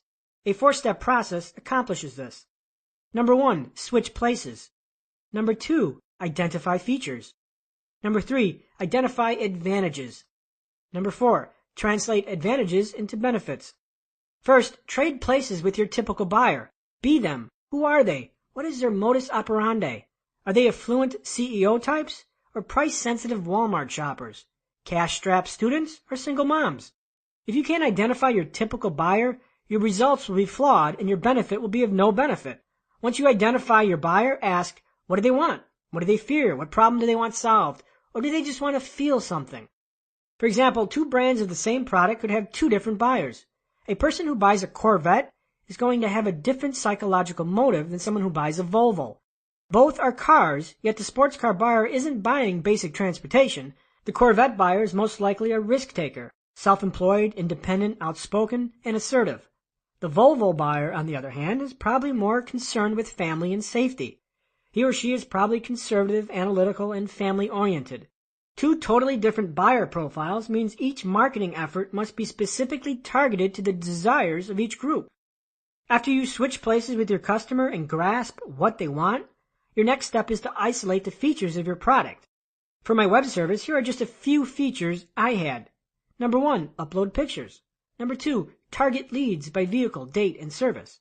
Number 3, schedule vehicles. While these features were great, it was my responsibility to translate them to benefits. What makes them so great? What advantages do they offer my client? After you isolate those features, translate those features into benefits or a specific result. Extrapolate forward the benefit of that certain feature. This is where you drive home why someone should buy from you versus the other guy. For my web service, the feature of upload pictures translated to quit wasting time with client meetings at garages. Upload photos of your fleet and show your clients to your product immediately. The target leads feature translated to target the clients you want right down to the day, service, and vehicle type. Schedule vehicles translated to maximize your fleet's road time and receive leads based on your vehicle availability. Each feature transcribed to a specific benefit that would compel my buyer to join. I didn't let them fill in the blanks, I filled in the blanks for them. Using price as a branding weapon. Price is like a paint job for your product or service. My first taste of paint and its implications came young. I wasn't much older than 6 or 7. Mom staged a 2-day garage sale and she permitted me to sell some toys and keep the money. One item I offered for sale was a football clock, a timekeeping monstrosity. I vividly remembered its sale price, $2.55. A steal, I reasoned. On the first day of the sale, my clock gathered many looks, but no sale. My young mind plotted. How could I get $2.55 for my clock? I didn't want to budge on my price, surely because $2.55 was the cost of some gadget I wanted to buy at the corner store. Then I had an idea. I grabbed the masking tape Mom used for labeling prices. I tore 4 small pieces of tape and stuck them above the current price. Then on the first piece of tape, I boldly wrote $5.55 and crossed it out. The next piece of tape, I wrote $4.50 and crossed it out. Then $3.95 and the next $2.95. Each piece of tape successively had a lower price, clearly crossed out so buyers could see the price reduction, leaving the same old price of $2.55. Now my clock was priced exactly the same, except it was presented differently. The taped higher prices, visibly slashed, conveyed 2 things. Number 1, a higher value, and number 2, a smoking deal. And guess what? The second person to look at the clock bought it. I succeeded at reframing price in the mind of my buyer. Of course, at 7 years old, I had no clue what marketing meant nor what I was doing. Yet this was my first exposure to marketing and the implication price has to value. Price conveys more than just cost. Price is a brand builder because price implies value. The more expensive your price, the higher its perceived value. The cheaper your price, the cheaper its perceived value. Price isn't simply a number that tells someone what something costs. It conveys value and worth. There's an old story I heard about how price equates to value. Cleaning his basement, a man found an old dresser and decided to give it away. He moved the dresser to the street corner and placed a sign on top of it, free. Shockingly, the dresser stood there all day and for several days thereafter. This confused the man because the dresser, albeit old, was in decent shape and just needed a quick wood stain for perfection. The man decided a new strategy was warranted. He went to the street corner and replaced the free sign with $50. Not an hour later, the dresser was stolen. Same objective, different pricing strategy. Unless price is your brand, Walmart, Southwest Airlines, don't let price steal your brand when it should be defining it. Price is more than just a competitive metric that slides up and down to sell goods faster. It also indirectly conveys the value of your product or service. I had multiple competitors who undercut me by 10%, sometimes 20%, yet I continued to prosper. If I wasn't the cheapest, so how did I do well? My service had better value, and I kept my price correlated to that value. My leads were better targeted. I had better joint venture partners. I had great support. I was running a brand while my competitors were running businesses. My artist friend who painted the most exquisite, beautiful paintings priced her work through her own limited price filter. She was a single mom struggling to pay the bills, living paycheck to paycheck. For her, $500 was an extraordinary amount, and because of that, she priced her works far below their true value. Her own corrupted vision of price distorted her earning power and degraded the perceived value of her work. I suggested to her a price increase. Take that $90 painting and make it $300 and see what happens. Sure enough, she sold just as much art at the higher price because price implies value and defines brands. Even in the slow lane, pricing can play a role in the form of the salary you're willing to take. For example, this was posted at the Fastlane forum. A company placed 2 ads for only one web programmer position in the paper. One listed the salary as $120K a year. The other ad listed it for $32K a year. The first higher-paying ad received only 4 responses. The second ad for much less pay got over 100 responses. Most people have a lack of confidence in themselves and their ability and are willing to settle for much less. Are you settling for less in business? Is your warped frame of value corrupting your unrealized potential? The right pricing strategy is crucial to brand building and marketing. The wrong price conveys the wrong meaning. For industries with heavy commoditization, price is crucial. A public relations consultant can charge 30% higher than their competitors, but a gas station can't. While I'm completely heterosexual, I have a fascination with designer purses because I admire their pricing strategy. How does a handbag sell for $4,000 when it probably cost them less than $100 to produce? Branding and marketing. Price is a part of the brand build. Price is one of the many ways to get into the consumer's head. To use price for your brand, you have to convince the consumer of value beyond the cost of its practicality. What makes you different from the rest? Why should someone pay you more? As a marketer, you have to drill down into your buyer's mind and get your brand differentiated. Own the consumer's mind and you own the consumer. Chapter Summary, Fastlane Distinctions. Marketing and branding, the queen, is the most powerful tool in your Fastlane toolbox. Businesses survive, brands thrive. Businesses have identity crises, brands don't. Identity crises force business owners into price commoditization. Unique selling propositions, or USPs, are the keys to your brand and differentiate your company from the rest. People have a natural disposition to be unique and unlike everyone else. To succeed in marketing, your messages have to break above the advertising clutter or noise. Polarization is a great above-the-noise tool if your product targets a polarized audience, usually politics, minority opinions, and even sports teams. Sex sells and always draws eyeballs. Consumers make buying decisions based on emotions before practicality. If you can arouse emotions in your audience, you'll be more likely to convince them to buy. People have a natural disposition to talk about themselves. If you can incorporate interaction into your campaigns, you'll have better success. To be unconventional means to first isolate and identify what is conventional, then doing the opposite, or interrupting that convention. Consumers are selfishly motivated. Always target your messages toward the predisposition of what's in it for me. Features are translated to benefits when you switch positions from producer to consumer, identify the feature's advantages, and extrapolate those advantages into a specific result. Price implicitly conveys value and worth. Don't allow your own perception of price direct your brand to mediocrity. Chapter 44. Choose monogamy over polygamy. No horse gets anywhere until it's harnessed. No steam or gas ever drives anything until it is confined. No Niagara is ever turned into light and power until it is tunneled. No life ever grows until it is focused, dedicated, disciplined. Harry Emerson Fosdick. Cheating spouses aren't good partners. As we near the end of our conversation, I must address the Fastlane's need for faithfulness. Monogamy. In college, my friend Marcus Tickell was quite the ambitious entrepreneur. And Marcus, if you're listening to this, I apologize for the call-out. But what the hell were you thinking? Marcus would get involved in a different business every week.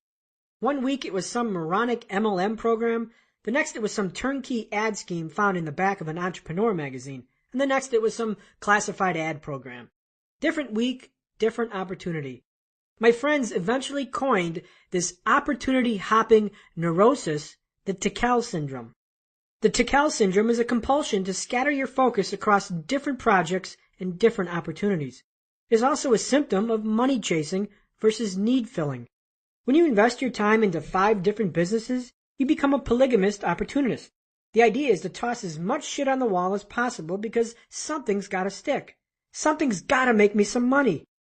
A scattered focus leads to scattered results. Instead of one business that thrives, the polygamist opportunist has 20 businesses that suck. 10 businesses earning $10,000 cumulatively are not better than one business that does it single-handedly. When you segregate your effort among assets, you build weak assets.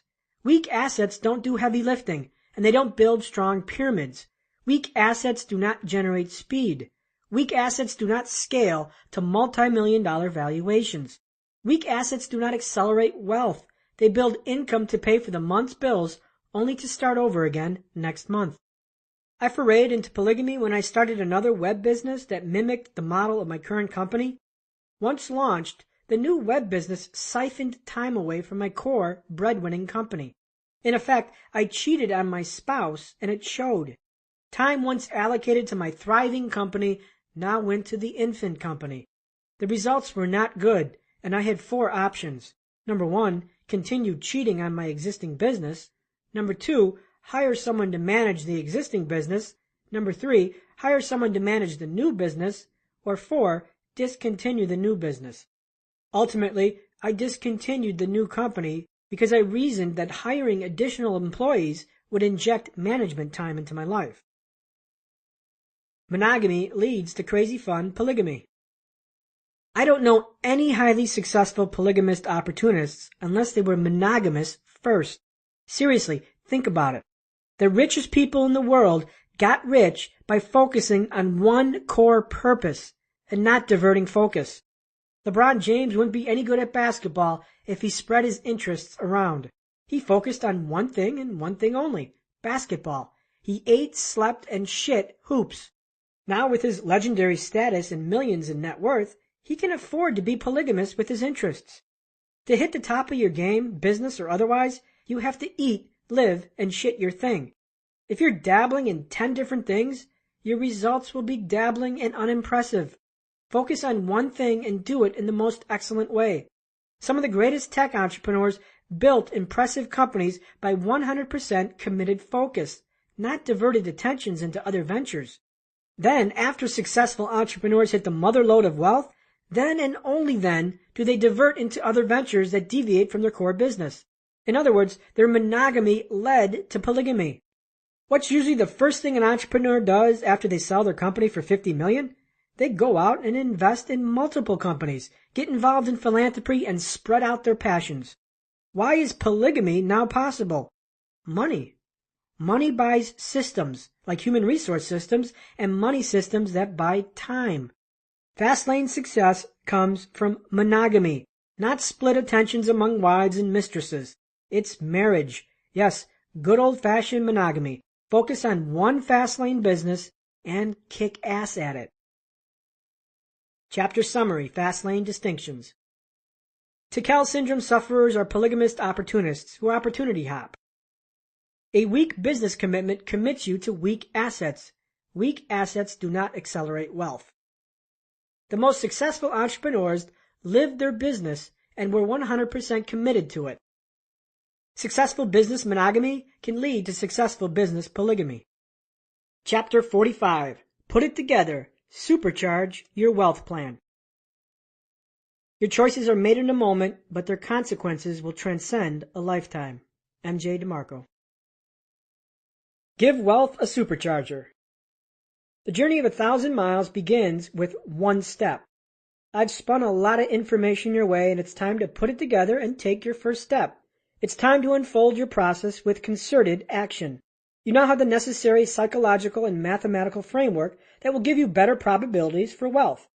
To start your Fastlane financial road trip, strap on the Fastlane Supercharger, which is an acronym for the Fastlane process. Number 1, formula, F in the Fastlane Supercharger.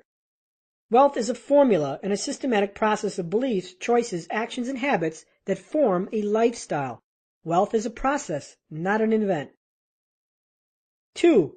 Admit, the A in Fastlane Supercharger. Admit that the preordained path to wealth, get rich slow, is fundamentally flawed because of uncontrollable limited leverage, weak mathematics predicated on time, wealth equals job plus markets. Admit that get rich quick exists. Admit that no plan is not a good plan. Admit that luck is the residue of engagement. Number 3, stop and swap, the S of Fastlane Supercharger. Stop following the wrong roadmaps. Stop doing what you've been doing. Stop selling your soul for a weekend. Stop thinking that 401ks and mutual funds will make you rich. Swap ineffective roadmaps for the Fastlane roadmap. Swap your allegiances from consumer to producer. Number 4, time, T in the Fastlane Supercharger. Time is the king asset of the Fastlane, specifically free time. Invest in activities that will grant free time. Avoid time thieves, such as parasitic debt that transfigures free time into indentured time. Invest time into a business system that can transform indentured time into free time. Make decisions with time as the key decision factor. Number 5, leverage, the L in the Fastlane Supercharger. Leverage controllable and unlimited mathematics to create wealth. There is no leverage within the slow lane wealth equation, an equation predicated on time, hourly pay, annual salary, annualized return, years invested. If you can't control the mathematics that predetermine your wealth, nor accelerate them into large numbers, you can't control your financial plan. Leverage is harnessed by a system that does the work for you. Number 6, assets and income, the A in the Fastlane Supercharger. Wealth is accelerated by exploding income and asset value via business that can be systemized and eventually sold in a liquidation event. Live below your means, but seek to expand your means by focusing on the income while simultaneously controlling expenses. Exponential growth of income and asset value, not slashing your expenses, creates millionaires. Number 7, number, the N in the Fastlane Supercharger. What's your number? How much money will you need to live a lifestyle of your choosing? Determine your number, break it down by the penny, and make it real today. Start saving your loose change, open a brokerage account, and put a chart on your office wall that continually monitors your number's progress. Make your dream lifestyle real by posting photos of that lifestyle at your workspace. For example, if you want a cabin on a mountain creek, find a picture of that vision and put it on your computer so you have to see it every day. Make your visions of the future real and force them into your psyche so you're constantly reminded. If your dream is a Ferrari, buy a die-cast Ferrari model and put it in your car or on your desk. Make those dreams real and inescapable. 8. Affection, the E in the Fastlane Supercharger. Grace affection, and you shall be graced with wealth. The law of affection states the more people whose lives you affect and in an environment you control, the more money you will make. Impact millions and you will make millions. When you solve needs on a massive scale, money flows into your life. Money reflects value. 9. Steer, the S in the Fastlane Supercharger. Life's steering wheel is choice. At some point you must commit to the Fastlane ideology, and that commitment forms your process. Wealth is not a choice of event, just like you cannot choose to lose 100 pounds and suddenly wake up 100 pounds lighter. How you steer determines whether the Fastlane is a lifestyle or a hobby. To enforce good decisions at the extremes, deploy worst-case consequence analysis, and the weighted average decision matrix.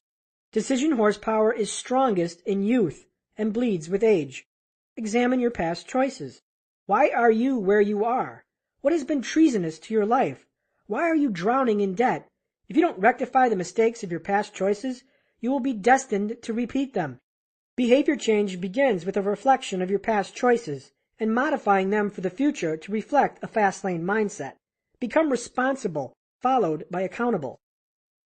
Number 10, uncouple. The you in the Fastlane supercharger.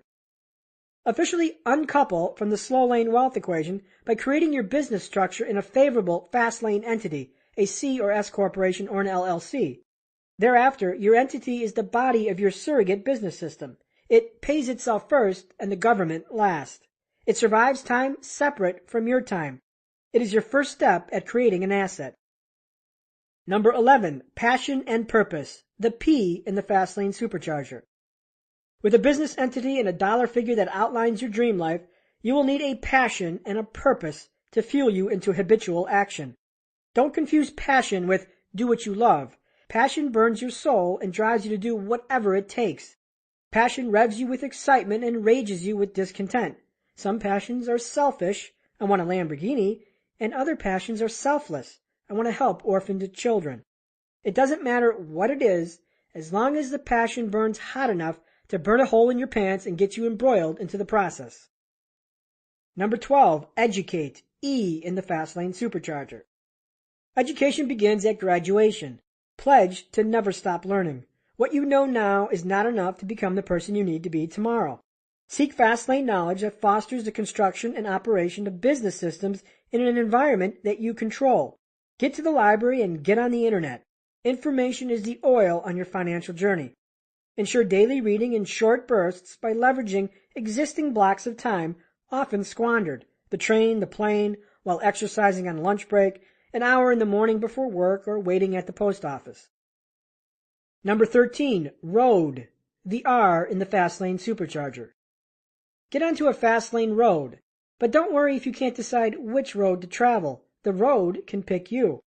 Train your mind to see needs and problems. Observe your thoughts and language because they expose unmet needs or needs being met poorly.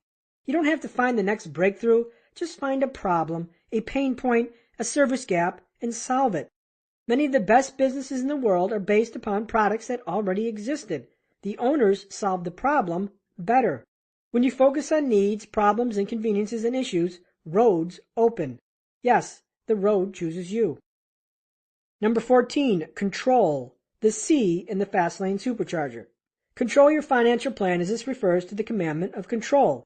Engage in an organization that you fully control, from pricing to marketing to operations. Fastlane entrepreneurs don't cede control over critical business functions to hierarchical control structures because they are the control structure. Swim as a shark, not as a guppy. Number 15, have. The H in the Fastlane supercharger. Have what others need and money will flow into your life. This reflects the commandment of need. You can't explode your income by chasing money. Stop chasing money because it eludes those who try. Instead, focus on what attracts money, and that is a business that solves needs. Money comes from providing value. Cast aside selfishness and seek to have what your fellow man wants. When you do, money flows into your life because money is attracted to those who have what others want, desire, crave, or need. Number 16, automate. The A in the Fastlane supercharger. Automate your business and honor the commandment of time. Get your time detached from your business. The best passive income money tree seedlings are money systems, rental systems, computer systems, content systems, distribution systems, and human resource systems. The key to automation in any business lies in these seedlings. 17. Replicate. The R in the Fastlane supercharger. Replicate your system and honor the commandment of scale. Get on a playing field where home runs can be hit. To make millions, you must impact millions. To impact millions, you must be on a field capable of affecting millions. Can your product, service, or process be replicated on a global scale to tap the law of affection? Number 18, grow. The G in the Fastlane supercharger. Grow your business by treating it multidimensionally. like a game of chess. Build a brand, not a business. Treat customers like your boss and reposition complaints to opportunities. Listen to the world as they offer the best directional clues. Resist commoditization. Differentiate yourself from the competition. Get above the noise. Focus on one business and one business only. 19. Exit. The E in the Fastlane Supercharger. Have an exit strategy. Full passivity accomplished by a money system is one Fastlane destination. Money systems are best funded by liquidation events of massive asset values. Know when it's time to liquidate your assets, transforming paper money into real money. Know when it's time to get off the horse and learn to ride a new one. Number 20. Retire, reward, or repeat. The R in the Fastlane Supercharger. After liquidating your asset, retire or repeat. Regardless of which, reward yourself for milestones met everywhere along the journey. Sell your first product? Celebrate. Go to dinner, buy a cigar, or drink a beer. Break $100,000 in net worth? Treat yourself to something nice. Book a joint venture deal? Celebrate with an indulgence. Go over $1 million? Take a nice vacation. Break $10 million? Buy a Lamborghini.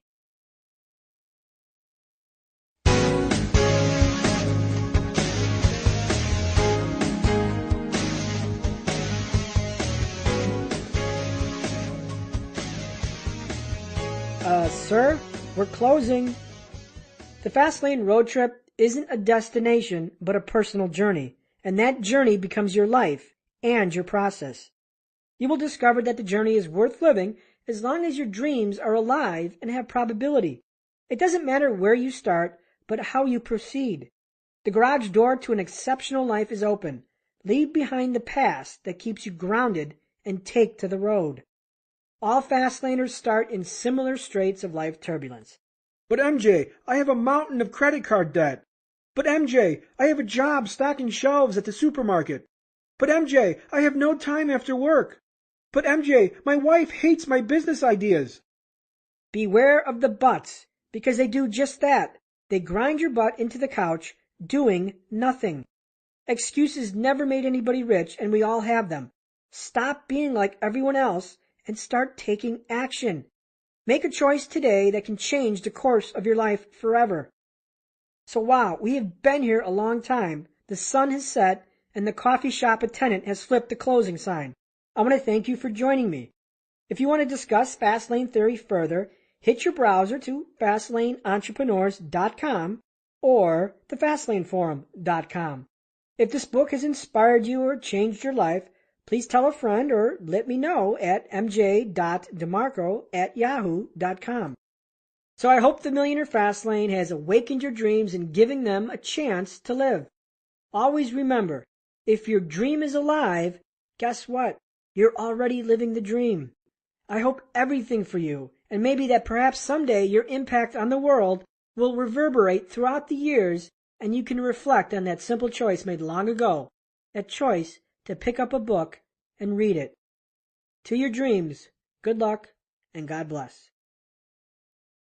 This has been the Millionaire Fastlane. Crack the code to wealth and live rich for a lifetime. Written and narrated by MJ DeMarco. Content copyright and production copyright 2012 by Viperian Corporation. Audible hopes you have enjoyed this program. The Millionaire Fastlane. Crack the code to wealth and live rich for a lifetime. Written and narrated by MJ DeMarco. Copyright 2012 by Viperian Publishing Corporation, Phoenix, Arizona. No part of this audiobook may be reproduced in any form by electronical or mechanical means, including information storage and retrieval systems, without written permission from the publisher. The information presented herein represents the view of the author as of the date of publication and is presented for informational purposes only. No part of this audio publication may be misconstrued as legal, accounting, or professional advice, and solely represents the opinion of the author. Due to the rate at which conditions change, the author reserves the right to change or alter his opinion based on new conditions. While every attempt has been made to verify the information in this book, Neither the author nor his affiliate partners assume any responsibility for errors, inaccuracies, or omissions. And now, we present to you the audiobook, The Millionaire Fastlane by MJ DeMarco.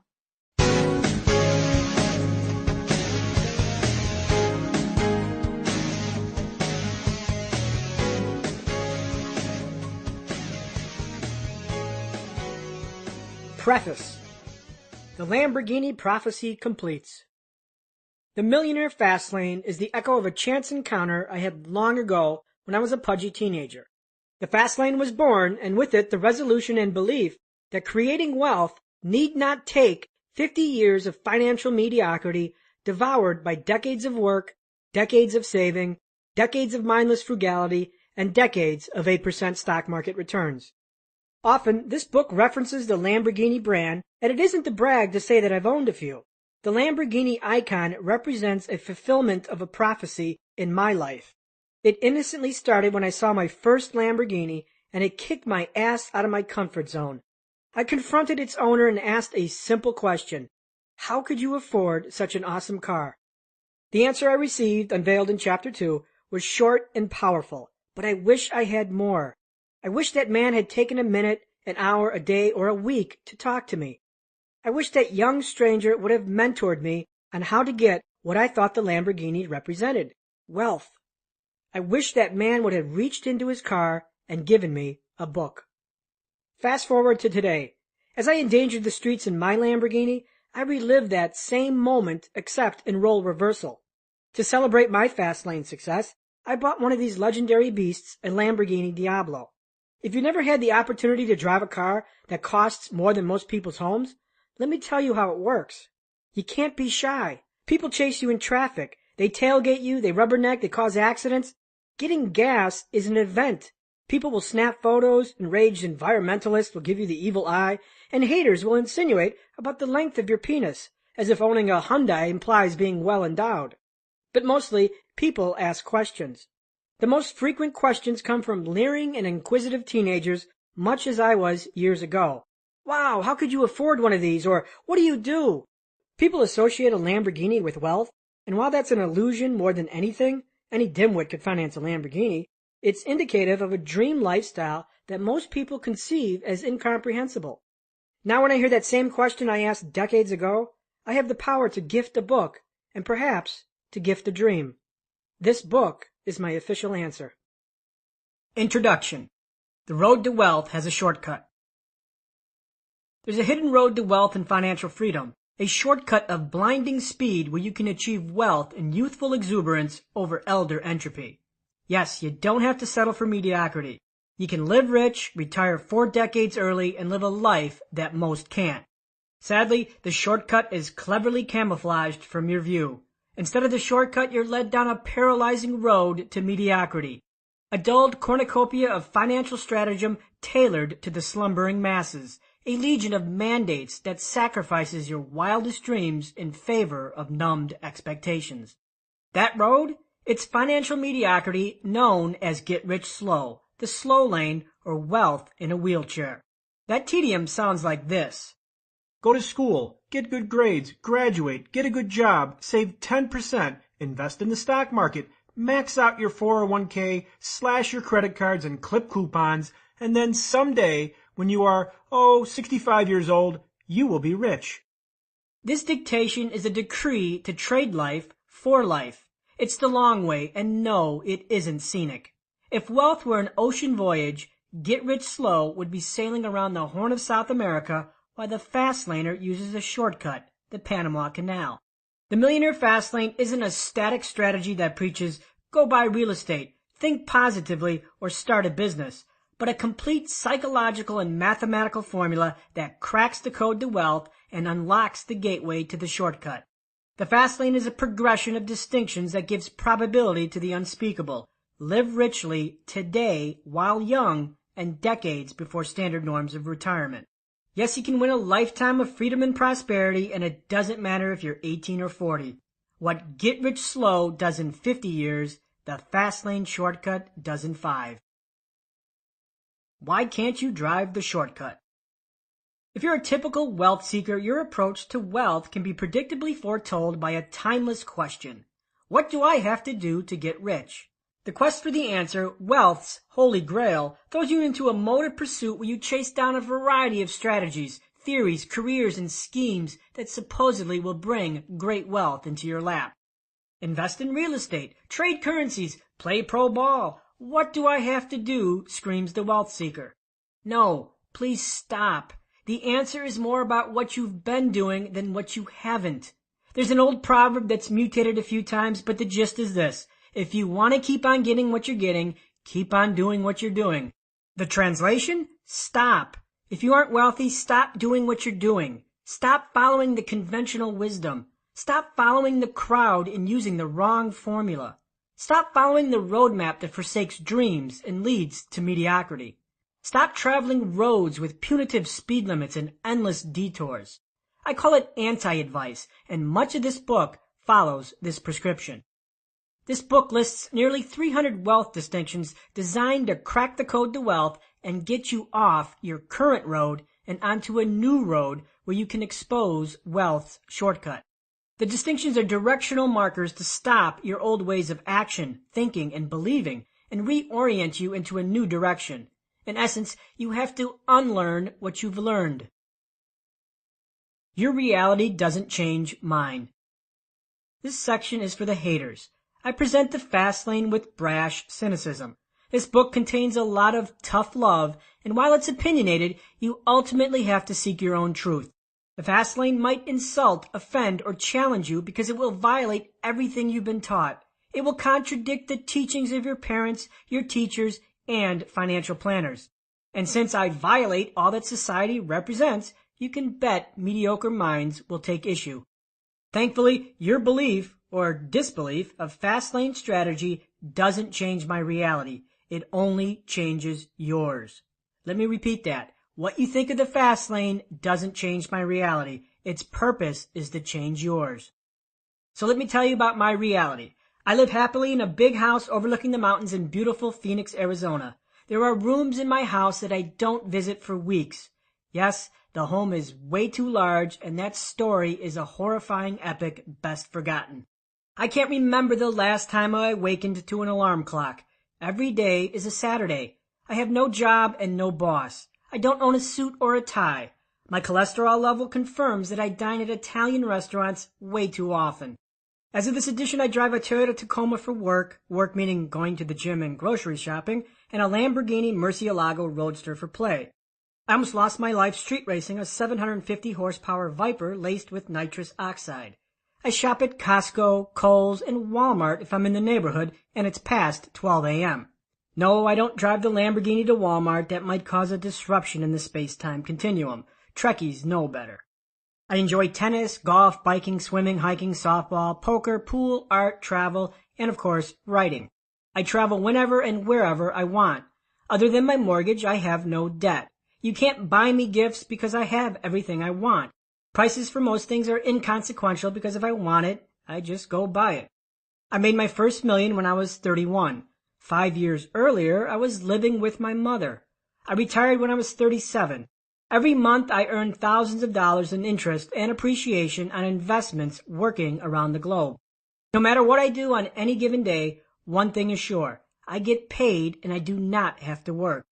I have financial freedom because I cracked wealth's code and escaped financial mediocrity. I'm a normal guy living an abnormal life. It's a fantasy land, but my reality, my normal, my deviation from ordinary where I can pursue my most implausible dreams in a life free of financial encumbrances. Had I chosen the preordained road, get rich slow, my dreams would be on life support, likely replaced with an alarm clock and a heavy morning commute. How about your dreams? Do they need resuscitation? Is your life on a road that converges with a dream, or is one? If your dreams have lost probability, it's possible Get Rich Slow has killed them. Get Rich Slow criminally asks you to barter your freedom for freedom. It's an insane trade and a dream destroyer. Alternatively, if you travel the right roads and leverage the right roadmap, you can resurrect your dreams to possibility. Yes, as a fast lane traveler, you can create wealth fast screw get rich slow and win a lifetime of prosperity, freedom, and dream fulfillment, just as I did. If this book hasn't found you early in life, don't worry. The Fast Lane doesn't care about your age, your job experience, your race, or your gender.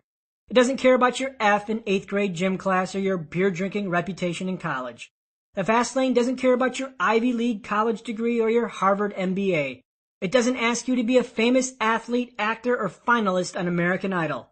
The Fast Lane is merciful on your past if you just unlock the gateway into its universe. Finally, at the risk of sounding like a late-night infomercial, let me clarify.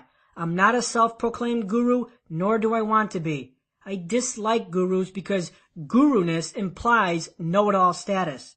Call me the anti-guru of Get Rich Slow. The Fast Lane is a lifetime school with no graduates. 20-plus years into this, and I humbly admit I have more to learn. Sorry, no 4-hour work week here. First, let's get something clear. This isn't a how-to book. I'm not going to tell you every nuance how I did it because how I did it isn't relevant. This book doesn't contain a list of websites that outline ways to outsource your life. Success is a journey, and it can't be outsourced to India in a 4-hour work week. The Millionaire Fastlane is like a yellow brick road paved in psychology and mathematics that puts the odds of massive wealth in your favor. During my Fastlane journey of discovery, I always sought the absolute infallible formula that would lead to wealth. What I found instead was ambiguity and subjective imperatives like be determined, or persistence pays, or it's not what you know but who. While these tidbits compiled part of the formula, they didn't guarantee wealth. A workable formula uses mathematical constructs and not ambiguous statements. Does wealth have a mathematical formula, a code that you can exploit to tilt the odds in your favor? Yes, it does, and the Fast Lane quantifies it. Now for the bad news. Many wealth seekers have false expectations about money books and think that some fairy guru will do the work. The road to wealth has no escort, and it's always under construction. No one drops millions on your lap. The road is yours to travel and yours alone. I can open the door, but I can't make you walk through it. All I can be is that creepy munchkin pointing off in the distance with a stern directive. Follow the yellow brick road. The Fast Lane is that road. Coffee with a Multimillionaire. I've approached this book conversationally as if you're my new friend and we're having coffee in a quaint neighborhood cafe. That means my intent is to educate you, not to upsell you into some expensive seminar, membership website, or some back-end marketing funnel. While I interact with you as if you're my new friend, let's face it, I don't have a clue who you are. I don't have intimate details about your past, your age, your biases, your spouse, or your education. Therefore, I need to make some general assumptions to ensure that our conversation seems personal to you. These are my assumptions. You look around your life and think, there's got to be more. You have big dreams, yet you're concerned that the road you're traveling will never converge with those dreams. You're college-bound, college-enrolled, or college-educated. You have a job you don't enjoy or isn't going to make you rich. You have little savings and carry a load of debt. You contribute regularly to a 401k. You see rich people and wonder, how did they do it? You bought a few get-rich-quick books and/or programs. You live in a free, democratic society where education and free choice are standards. Your parents subscribe to the old school. Go to college and get a good job. You don't have any physical talent. Your chances of becoming a professional athlete, singer, entertainer, or actor are zero. You are young and full of enthusiasm about the future, but unsure where to direct it. You're older and have been in the workforce for some time. After all these years, you don't have a lot to show for it and are tired of starting over. You put your heart and soul into a job only to be laid off due to bad economies or cutbacks. You've lost money in the stock market or traditional investments championed by mainstream financial gurus. If some of these assumptions reflect your situation, this book should have an impact. How this book is organized. At the conclusion of each chapter, there is a subsection titled Chapter Summary, Fastlane Distinctions, which chronicles the critical distinctions to Fastlane strategy. Don't ignore these. They're the building blocks to engineering your Fastlane. Additionally, the stories and examples in this book come from the Fastlane forum and other personal finance forums. While the stories are real and come from real people with real problems, I've changed the names and edited the dialogue for clarity. And finally, feel free to discuss Fastlane strategy with thousands of others at the Fastlane forum, thefastlaneforum.com. When the Fastlane changes your life, stop by and tell us how, or email me at mj.demarco@yahoo.com. It took me years to uncover and assemble the Fastlane strategies, learn them, use them, and ultimately make millions. Bored, retired, and yes, still young with hair, I give you the Millionaire Fastlane. Crack the code to wealth and live rich for a lifetime. Fasten your seatbelts, grab a $10 latte, and let's go on a road trip.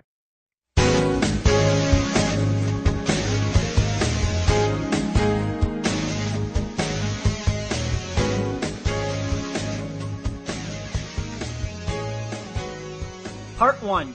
Wealth in a Wheelchair. Get rich slow is get rich old. Chapter 1. The Great Deception. Normal is not something to aspire to. It's something to get away from. Jodie Foster. The MTV Cribs episode that never happened. Host. Today we visit 22-year-old Big Daddy Who in his 8,000 square foot crib here on the beautiful Atlantic coastline, live from sunny Palm Beach, Florida. So, Big Daddy Who, tell us about your rides. Big Daddy Who. Yo, dog, we got the Ferrari F430 over there with the 22-inch rims. Got the sick Lamborghini Gallardo over there with the custom 10-speaker stereo. And for those nights I just want to chillax with the ladies, the Rolls-Royce Arnage does my due. Host. So, Big Daddy Who, how could you afford all these gorgeous rides? And this mansion on the beach? It must have all cost more than $20 million. Big Daddy Who. Yo, let me tell you, dog, Big Daddy Who got rich chillin' in mutual funds and poppin' fat money in my 401k down at my Wingo wireless job. Suddenly, you hear a record screech off the turntable. Absolute silence. As you can imagine, this scenario would never happen. Big Daddy's answer is preposterous and laughable. We're smart enough to know that wealthy 22-year-old kids don't get rich investing in mutual funds and stashing money in their 401ks from their job down at the cell phone store. We know that people who get rich young fall into a unique subset of society: pro athletes, rappers, actors, entertainers, and famous people. Those of us outside this demography are left with the traditional advice showered upon us by financial experts. That's called get rich slow, and it sounds a little something like this. Go to school, get good grades, graduate, get a good job, invest in the stock market, max out your 401k, cut up your credit cards, and clip coupons. And then someday, when you are, 65 years old or so, you will be rich. Get rich slow is a losing game. If you want to get rich and get rich slow is your strategy, I have bad news. It's a losing game with your time wagered as the gamble. Do you seriously think that the guy who lives in a palatial beach estate with the $500,000 supercar in the driveway got rich because he invested in mutual funds? Or clipped coupons from the local super saver? Of course we don't. So why do we give credence to this advice as a legitimate road that leads to wealth and financial freedom? Show me a 22-year-old who got rich investing in mutual funds. Show me the man who earned millions in 3 years by maximizing his 401k. Show me the young 20-something who got rich clipping coupons. Where are these people? They simply don't exist. They're fairy tales of impossibility. And yet we continue to trust the same old tired gang of financial media darlings who espouse these doctrines to wealth. Yes, sir, get a job, work 50 years, save, live mindlessly frugal, invest in the stock market, and soon your day of freedom will arrive at age 70. And if the stock market is kind and you're lucky, 60. Gee, doesn't this wealth in a wheelchair financial plan sound exciting? In today's tumultuous financial climate, I'm shocked people still believe these strategies even work. Wasn't it the recession that exposed get rich slow for the fraud it is? Oh, I get it. If you're employed for 40 years and avoid 40% market downturns, get rich slow works. Just sit back, work, and hope death don't meet you first, because golly gee, you're going to be the richest guy in the retirement home. The message of get rich slow is clear. Sacrifice your today, your dreams, and your life for a plan that pays dividends after most of your life has evaporated. Let me be blunt. If your road to wealth devours your adult active life and it is not guaranteed, that road sucks. A road to wealth codependent on Wall Street and anchored by time, with your life wagered as the gamble, is a dirty, rotten alley. Nonetheless, the preordained plan continues to wield power, recommended and enforced by a legion of hypocritical financial experts who aren't rich by their own advice, but by their own Millionaire Fastlane. The slow lane prognosticators know something they aren't telling you. What they teach doesn't work, but selling it does.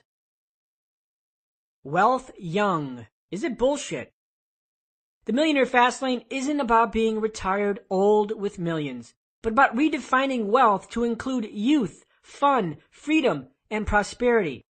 Take this comment posted on the Fastlane forum.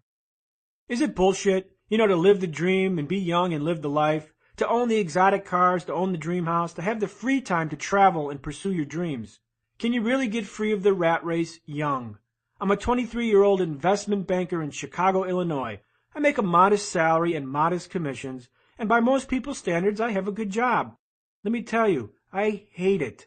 I cruise Chicago's downtown, and I see some guys living the life. Guys driving expensive exotic cars, and I think to myself, they're all 50 years old or older with gray hair. One of them once told me, kid, when you can finally afford a toy like this, you're almost too old to enjoy it.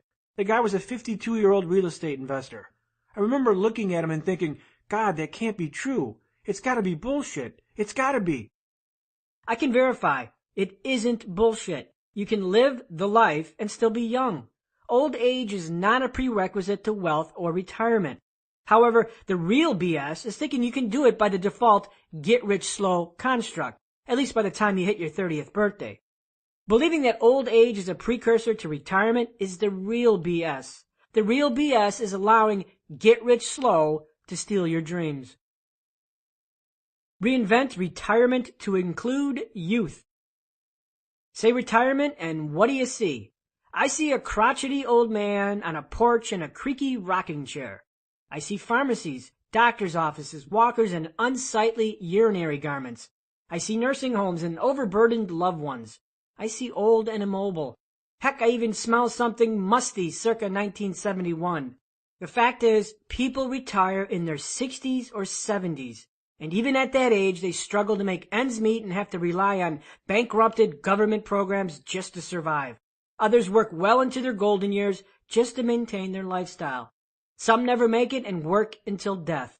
So how does this happen? Simple. Get rich slow takes a lifetime to travel, and its success is nefariously dependent on too many factors you cannot control. Invest 50 years into a job and miserly living, and then one day you can retire rich along your wheelchair and prescription pillbox. How uninspiring. Yet millions undertake the 50-year gamble, and those who succeed receive the reward of financial freedom with a stinking lump of turd. Old age. Gee, thanks, but don't worry, patronization rains from the heavens. These are the golden years. Who are they kidding? Golden to whom? If the journey devours 50 years of your life, is it worth it? A 50-year road to wealth isn't compelling, and because of it, few succeed, and those who do settle for financial freedom in life's twilight. The problem with accepted norms of retirement is what you do not see. You don't see youth, you don't see fun, and you don't see the realization of dreams. The golden years aren't golden at all, but a waiting room for death. If you want financial freedom before the Grim Reaper hits the on-deck circle, get rich slow is not the answer. If you want to retire young with health, vibrancy, and hair, you're going to need to ignore society's default get-rich-slow roadmap and the gurus spoon-feeding you the slop in the trough. There is another way. Chapter Summary, Fastlane Distinctions. Get-rich-slow demands a long life of gainful employment. Get rich slow is a losing game because it is codependent on Wall Street and anchored by your time. The real golden years of life are when you're young, sentient, and vibrant. Chapter 2. How I Screwed Get Rich Slow. The object of life is not to be on the side of the masses, but to escape finding oneself in the ranks of the insane. Marcus Aurelius. Exposing the get-rich-slow dream killer. As a teenager, I never gave myself a chance of becoming wealthy young. Wealth plus youth was an equation that didn't compute simply because I didn't have physical capabilities.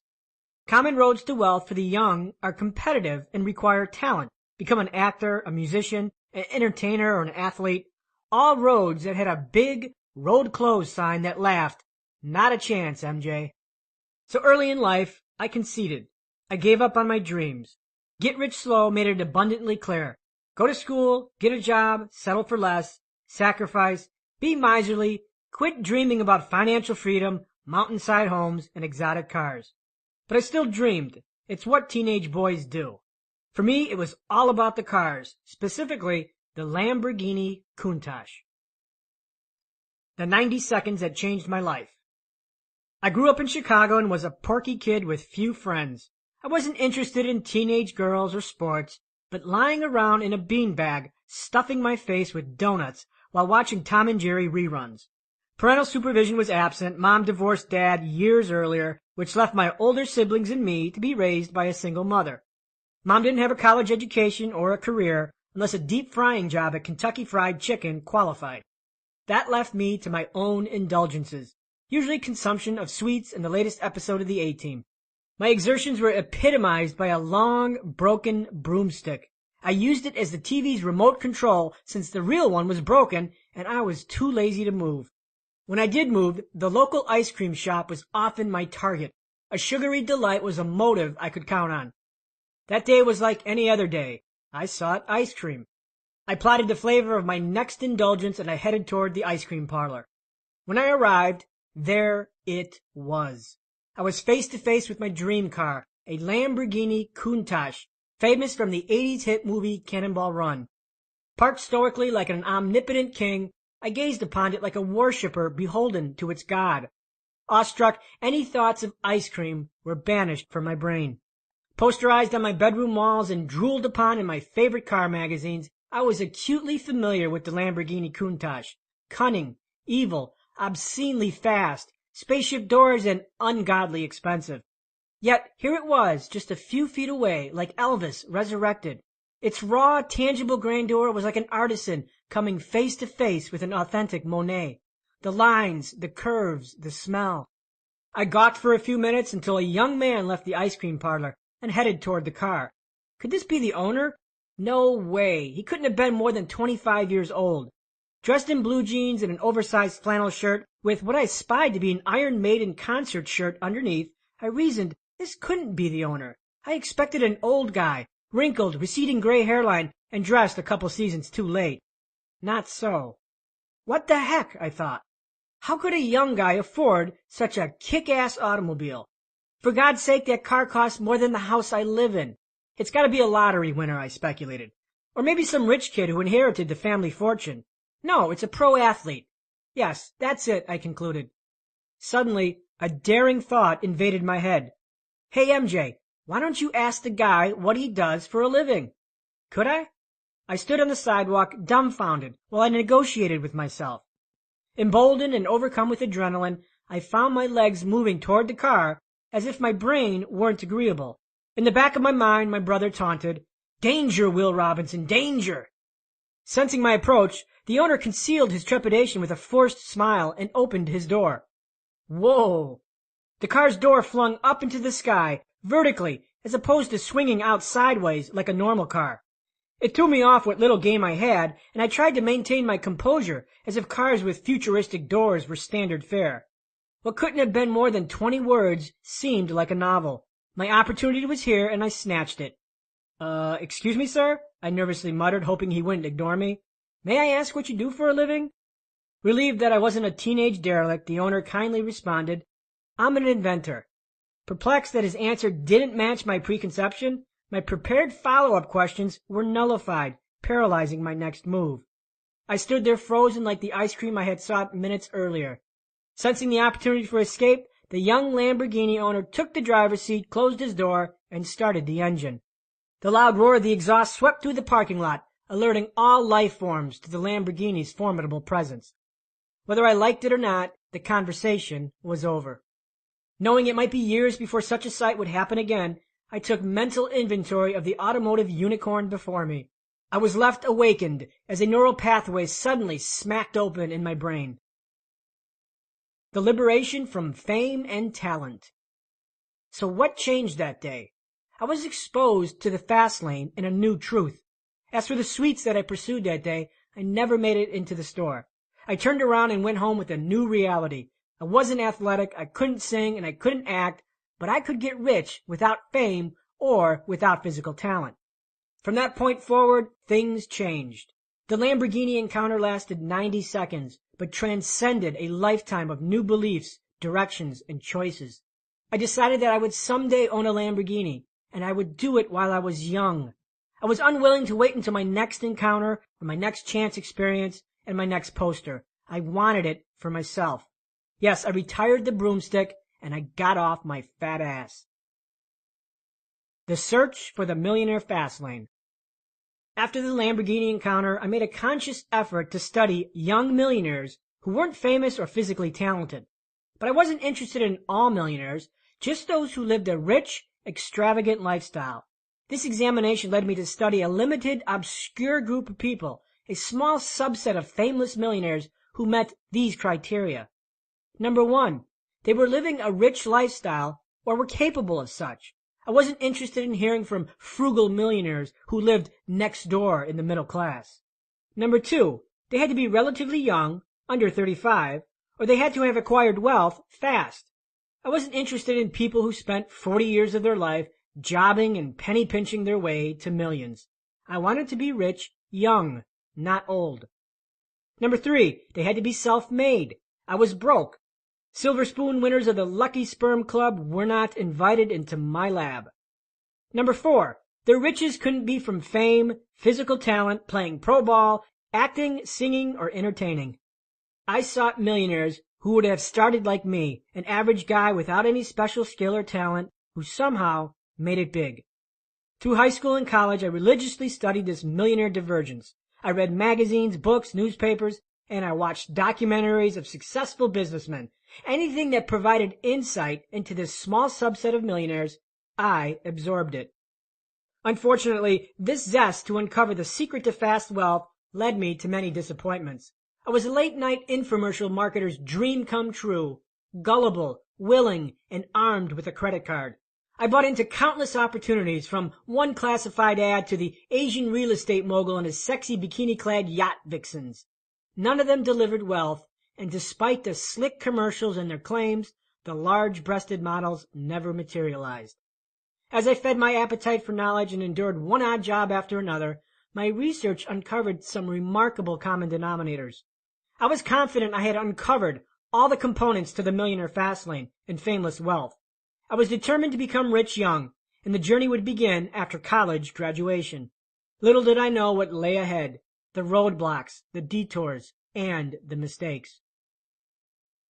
Resistance into mediocrity. I graduated from Northern Illinois University with 2 business degrees. College was a 5-year prenatal employee brainwashing, with graduation as the overrated climax. I viewed college as an indoctrination into corporate droneship, an unfulfilled marriage between me and a life of jobs, bosses, and being overworked and underpaid. My friends were hired for great jobs, and they bragged about it. I worked for Motorola. I got a job at Northwestern Insurance. Hertz Rental Cars hired me as a training manager. While I was happy for them, my friends bought into the slow lane lie. Me? Thanks, but no thanks. I sought to avoid the slow lane like a medieval plague. My idea was to find the fast lane, retire rich, and retire young. Roadblocks, detours, and depression. Despite the confidence, the next few years fell horribly short of my expectations. I lived with my mother as I bounced from one business venture to another. Success was absent. Every month was a different business. Vitamins, jewelry, some hot turnkey marketing program purchased from the back of a business magazine, or even some goofy long-distance network marketing gig. Despite the hard work, my record of failures grew, as did my mounting debts. Years passed and folly fermented as I was forced to take a series of Neanderthal jobs that crippled my ego. A busboy at a Chinese restaurant, a day laborer in the slums of Chicago, pizza delivery boy, flower delivery boy, dispatcher, limo driver, early morning newspaper delivery for the Chicago Tribune, Subway sandwich restaurant salesman, Sears stock clerk in the freaking drapery department no less, charity can collector, and house painter. The only thing worse than these shitty jobs and their pay? The hours. Most of them required a pre-dawn start. 3 a.m., 4 a.m. If any ungodly hour was involved, you could bet my job required it. 5 years of college and I graduated to live like a dairy farmer. Hell, money was so tight that I prostituted myself to an older woman to pay for my best friend's wedding gift. Yes, cougars preyed in the 90s too. Meanwhile, my friends progressed in their careers. They got their 4% yearly pay increases, they bought their Mustangs and Acuras and their 1,200 square foot townhouses. They appeared to be content and living the expectant life preordained by society. They were normal, and I wasn't. At 26 years old, I fell into a depression. My businesses were not self-sufficient, and neither was I. Seasonal depression gnawed at my fractured psyche. Chicago's rainy, dark, dreary weather made me crave the comfort of a warm bed and tasty pastries. Accomplishments were preceded by sunshine, so yes, I wasn't accomplishing much. Tired of high school dropout jobs, I struggled to get out of bed, and doubt became the daily affirmation. Physically, emotionally, and financially exhausted from failure, I knew my results weren't indicative of my true self. I knew the fast lane to wealth, but just could not get it executed. What was I doing wrong? What was holding me back? After all these years of research and education, complete with a closet full of magazines, books, and quick start videos, I was still no closer to wealth. I sat stalled on the sidewalk with the fast lane nowhere in sight. My depression sunk me into escapes, but instead of drugs, sex, or alcohol, I lost myself in books, and I kept studying the famous millionaires. If I couldn't be successful, I'd escape into the lives of those who were by absorbing the books of the rich, autobiographies of successful and other rags-to-riches tales. But it got worse. The people in my life gave up on me. My longtime girlfriend proclaimed, "You have no resolve." She had a safe and secure job with a rental car agency, and we'd argue because she worked long hours for chump change, a whopping $28,000 a year. Of course, she rightly retorted with the facts. You don't have a job, you make $27,000 less than me, and none of your businesses work. She was a smart cat. Our relationship ultimately ended as she found courtship with a corporate radio ad executive. And then there was my mother. For the first few years after college, she cut me slack. But then came the failures and the goofy jobs. I begged patience and pleaded that wealth creation for fast lane entrepreneurs operate under an exponential scale. Those who hold jobs operate under a linear scale. Unfortunately, it didn't matter how great my charts and diagrams were. Mom lost faith, and I didn't blame her. Landing a man on Mars showed more promise. Her directives would dull my drive. She'd shout, "Get a job, baby!" at least 20 times a week. Even today, I shudder. That phrase, shouted in that voice, could exterminate cockroaches in a post-apocalyptic world. There were days I wanted to pound my head into a vice and crush my ears into deafness. "Get a job, baby!" bore into my soul. It was a motherly decree that put the trial to an end with the jury's unanimous verdict. Failure with a vote of no confidence.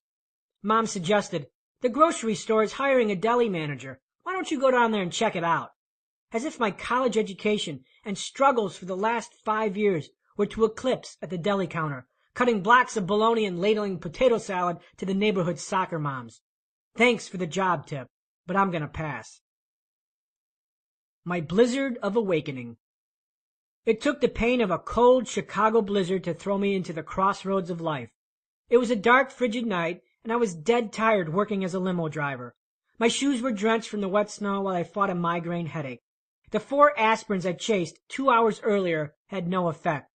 I wanted to get home, but I couldn't. I was stuck in a blizzard, and my usual routes were snowed in.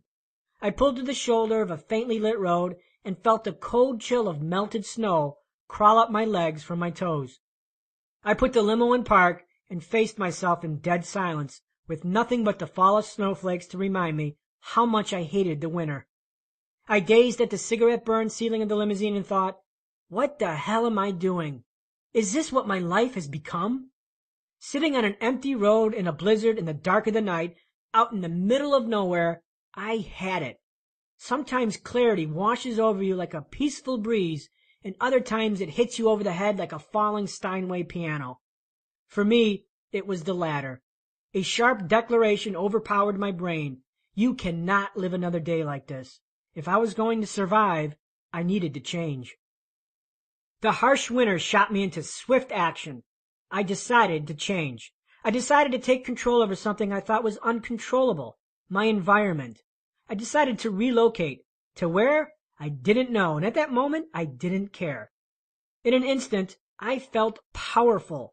The velocity of that choice infused my miserable existence with a hope and a small drip of happiness. My failures evaporated, and I felt reborn. Suddenly, a dead-end road converged with a dream. It just wasn't about the decision to move. It was about taking control and knowing that I had a choice. With this new power, I considered options that never dawned on me. I asked a simple question. If I could live anywhere in the country without restraint, where would I live? I thought about the things important to me, and I circled 5 cities on a map. The next month I moved, or I should say, escaped. The merge from slow lane to fast lane. I arrived in Phoenix with $900. No job, no friends, and no family. Just 330 days of sun and a burning desire to hit the fast lane. My possessions included an old mattress, a 10-year-old rusty Buick Skylark with no third gear, a few side businesses that made little cash, and several hundred books. Ground zero for my new life was a small studio apartment in central Phoenix that rented for $475 a month. I transformed my studio apartment into an office. No bedroom set, no furniture, just a mattress that invaded the kitchen. I slept with Pop-Tart crumbs, a side effect of laying a mattress next to the kitchen counter. I lived poor and without security, but I felt rich. I was in control of my life. One of the many businesses I created was a website. While driving that limo in Chicago, sometimes I'd sit idle for hours and had plenty of downtime to read books. I didn't waste that time. While I waited for clients at the airport or while they got obliterated at the local watering hole, I sat in the limo and read. And I read. And I studied everything from finance to internet programming to more autobiographies of the rich. That limo job did something special. It put me at the forefront of an unsolved need that needed a solution. One of my limo clients asked if I knew of any good limo companies in New York. I dropped the passenger off at the airport, but he left me with a seed of invention. If I lived in Chicago and I needed a limo in New York, where would I go to find it? I didn't have a New York Yellow Pages handy, and surely no one outside of New York did either. Faced with this question, I concluded that other travelers would have the same challenge. So I built a website that would naturally solve this problem. Now, the internet has no geographical limits, so this venture traveled to Phoenix with me well. But like my prior businesses, it didn't make a lot of money. However, now it was different. I was naked in a strange town with no money, no job, and no safety net. I had to focus. I aggressively marketed my website. I sent out emails, cold called, mailed letters. I learned search engine optimization, or SEO. Because I couldn't afford books, I visited the Phoenix Library daily and studied internet programming languages. I improved my website and learned about graphics and copywriting. Anything that could help me, I consumed. And then one day I had a breakthrough. I received a call from a company in Kansas that raved about my website service, and they wanted me to design their website. While my focus wasn't web design, I obliged for a price of $400. They thought the price was a steal, and within 24 hours, I had built the company its website. I was ecstatic. In 24 hours, I had most of the rent payment. Then coincidentally, not 24 hours later, I received another call from a company in New York asking for the same thing, a new website. I designed it for $600, and it took me just 2 days to complete. I had another rent payment. Now, I know this isn't a lot of money, but from poverty to $1,000 in 3 days felt like winning the $90 million Powerball. My first few months in Phoenix, I gained traction and survived on my own for the very first time in my life. No flower boy, no bus boy, no pizza delivery, no sponging off mom. I was purely self-employed. It was a momentous acceleration, a wind at my back that foreshadowed a directional change into a new universe of wealth generation. But something still wasn't right. Something was missing, and I knew it. Most of my income was attached to my website designs and not my website advertising business. My income was tied to my time, the construction of websites. More website jobs meant more time spent, and if I didn't work, my income would stop. In other words, my time was being sold off for money. A new wealth equation yields wealth acceleration. In the winter, a friend visited from Chicago. I showed him my web directory, and he was amazed at all the traffic my service received. I'd get limo price inquiries from around the world, every minute of the day. How much for a limo from Chicago to Park Ridge? How much from JFK to Manhattan? We'd scan my email inbox, and it would have 450 emails. 10 minutes would pass. I'd click refresh, and there would be another 30 emails. Emails were pouring in, several per minute. He suggested, "Dude, turn those emails somehow into money." He was right, but how? And how could it solve a legitimate need? He left me with this challenge, and I was intent to solve it. Days later, I created a risky, unproven solution, and I gave it a shot. What did I do? Well, instead of selling ad space, I decided to sell leads. There was a problem, though. This revenue model was new and groundbreaking. Additionally, I had to convince my customers that this method of business was beneficial to them, and I had no data to predict whether it could succeed. Remember, this was in the late 90s when lead generation in the web space was unfounded, at least until I went out and did it. Nonetheless, I took the risk and I implemented it. In the short term, I expected the change would kill my income, and it did. I predicted its success would take months, if it worked at all. My first month, the new system generated $473. Yikes. I built more websites to fill my income gap. The second month's revenues were $694. Third month, $970.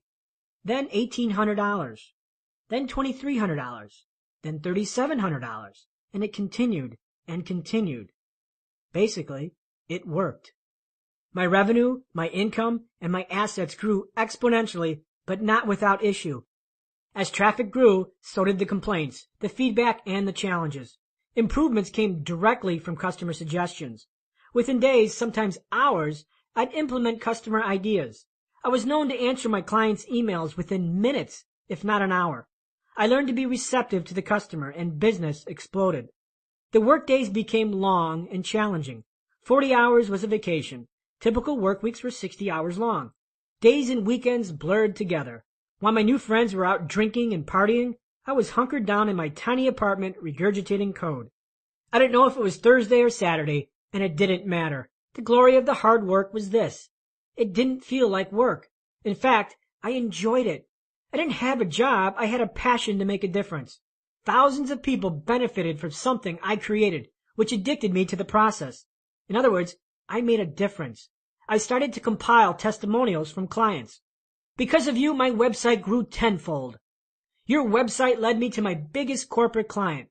Your company has been instrumental in growing my business. This feedback was wealth currency. I wasn't awash in riches quite yet, but I felt rich, and I was happy. My faked shortcut to wealth. In 2000, my telephone rang with a different type of inquiry. Technology startups called. They wanted to know if I would sell my business. In that year, the dot-com frenzy was in full force. Not a day went by without a tall tale about some dot-com millionaire who struck it rich by selling a tech company.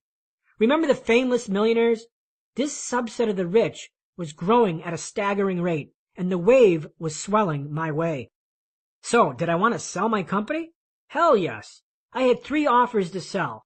Offer 1, $250,000. Offer 2, $550,000.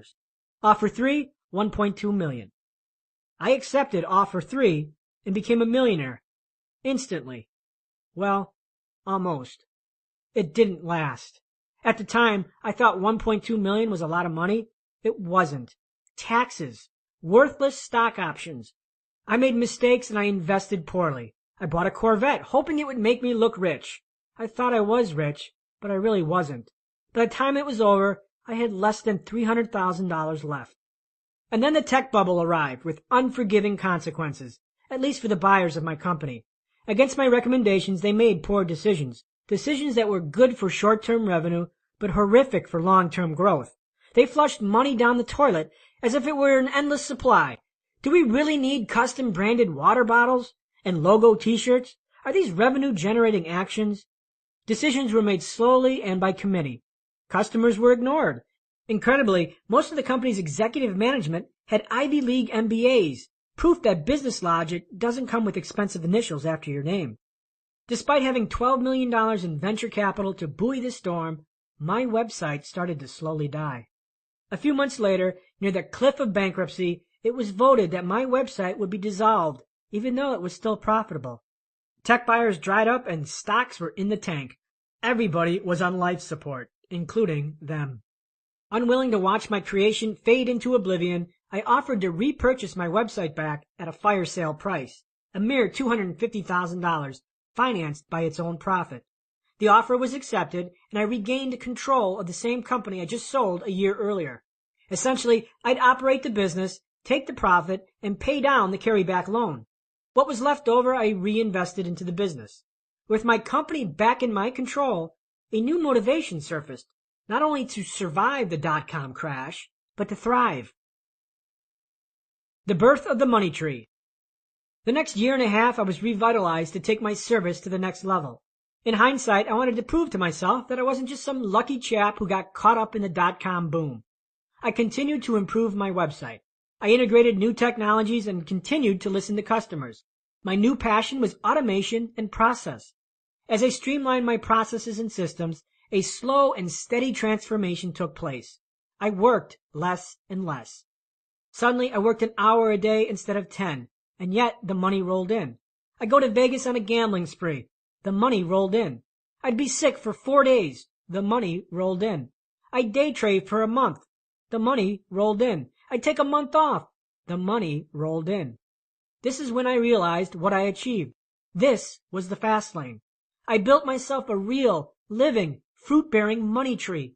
It was a flourishing money tree that made money 24 hours a day, 7 days a week, and it didn't require my life for the trade.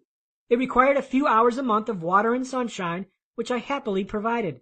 Outside of routine attention, this money tree grew, produced fruit, and gave me the freedom to do whatever I wanted.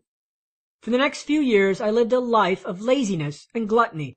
Sure, I worked a few hours a month, but mostly I worked out, I traveled, I played video games, I bought and raced a few fast cars, entertained myself with dating websites, went gambling several times a year. I was free because I had a money tree that surrogated for my time and yielded a bountiful monthly harvest. Since reclaiming my business, it has grown meteorically. Some months I'd profit more than $200,000. Yes, profit. A bad month was $100,000. I earned in 2 weeks what most people earn in an entire year. Wealth poured in, and I was flying low on the radar. No fame. So let me ask you this. If you earned $200,000 every month, how would your life change? What would you drive? Where would you live? What vacations would you take? What schools would your kids attend? Would debt be a noose around your neck? How fast would you become a millionaire? 4 months or 40 years? And would grabbing a $6 coffee at Starbucks be an issue? You see, when you generate this kind of income, millionaire status happens quickly. I was a multimillionaire by age 33. If I hadn't sold my business initially, I probably would have gotten there a little bit faster. But when you're eating cardboard noodles and someone comes around and passes $1.2 million in your face, not many would say, I'll pass. I purchased my first Lamborghini and completed the dream prophecy birthed in my teens. Today, that same question I asked so many years ago is now hurled my way almost weekly. And now I have an answer that I can give, and an answer I would have dreamed of hearing. In 2007, I decided to sell my company again. It was time to retire and think about my wildest dreams, things like this book and screenwriting. However, this time I entertained a variety of offers, ranging from $3.3 million to $7.9 million. After making millions over and over in a few short years, I accepted one of the full cash offers and repeated the fast lane process, but this time in just 10 minutes. That's how long it took to cash the 6 checks that amounted to millions. Chapter Summary, Fastlane Distinctions. Fame or physical talent is not a prerequisite to wealth. Fast wealth is created exponentially, not linearly. Change can happen in an instant.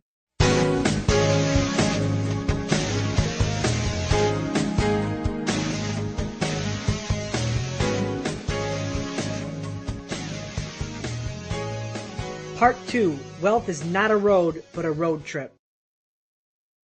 Chapter 3. The Road Trip to Wealth. The journey of 1,000 miles must begin with a single step. Lao Tzu. Wealth is a road trip. While in college, my friends and I embarked on a spring break road trip from Chicago to South Florida.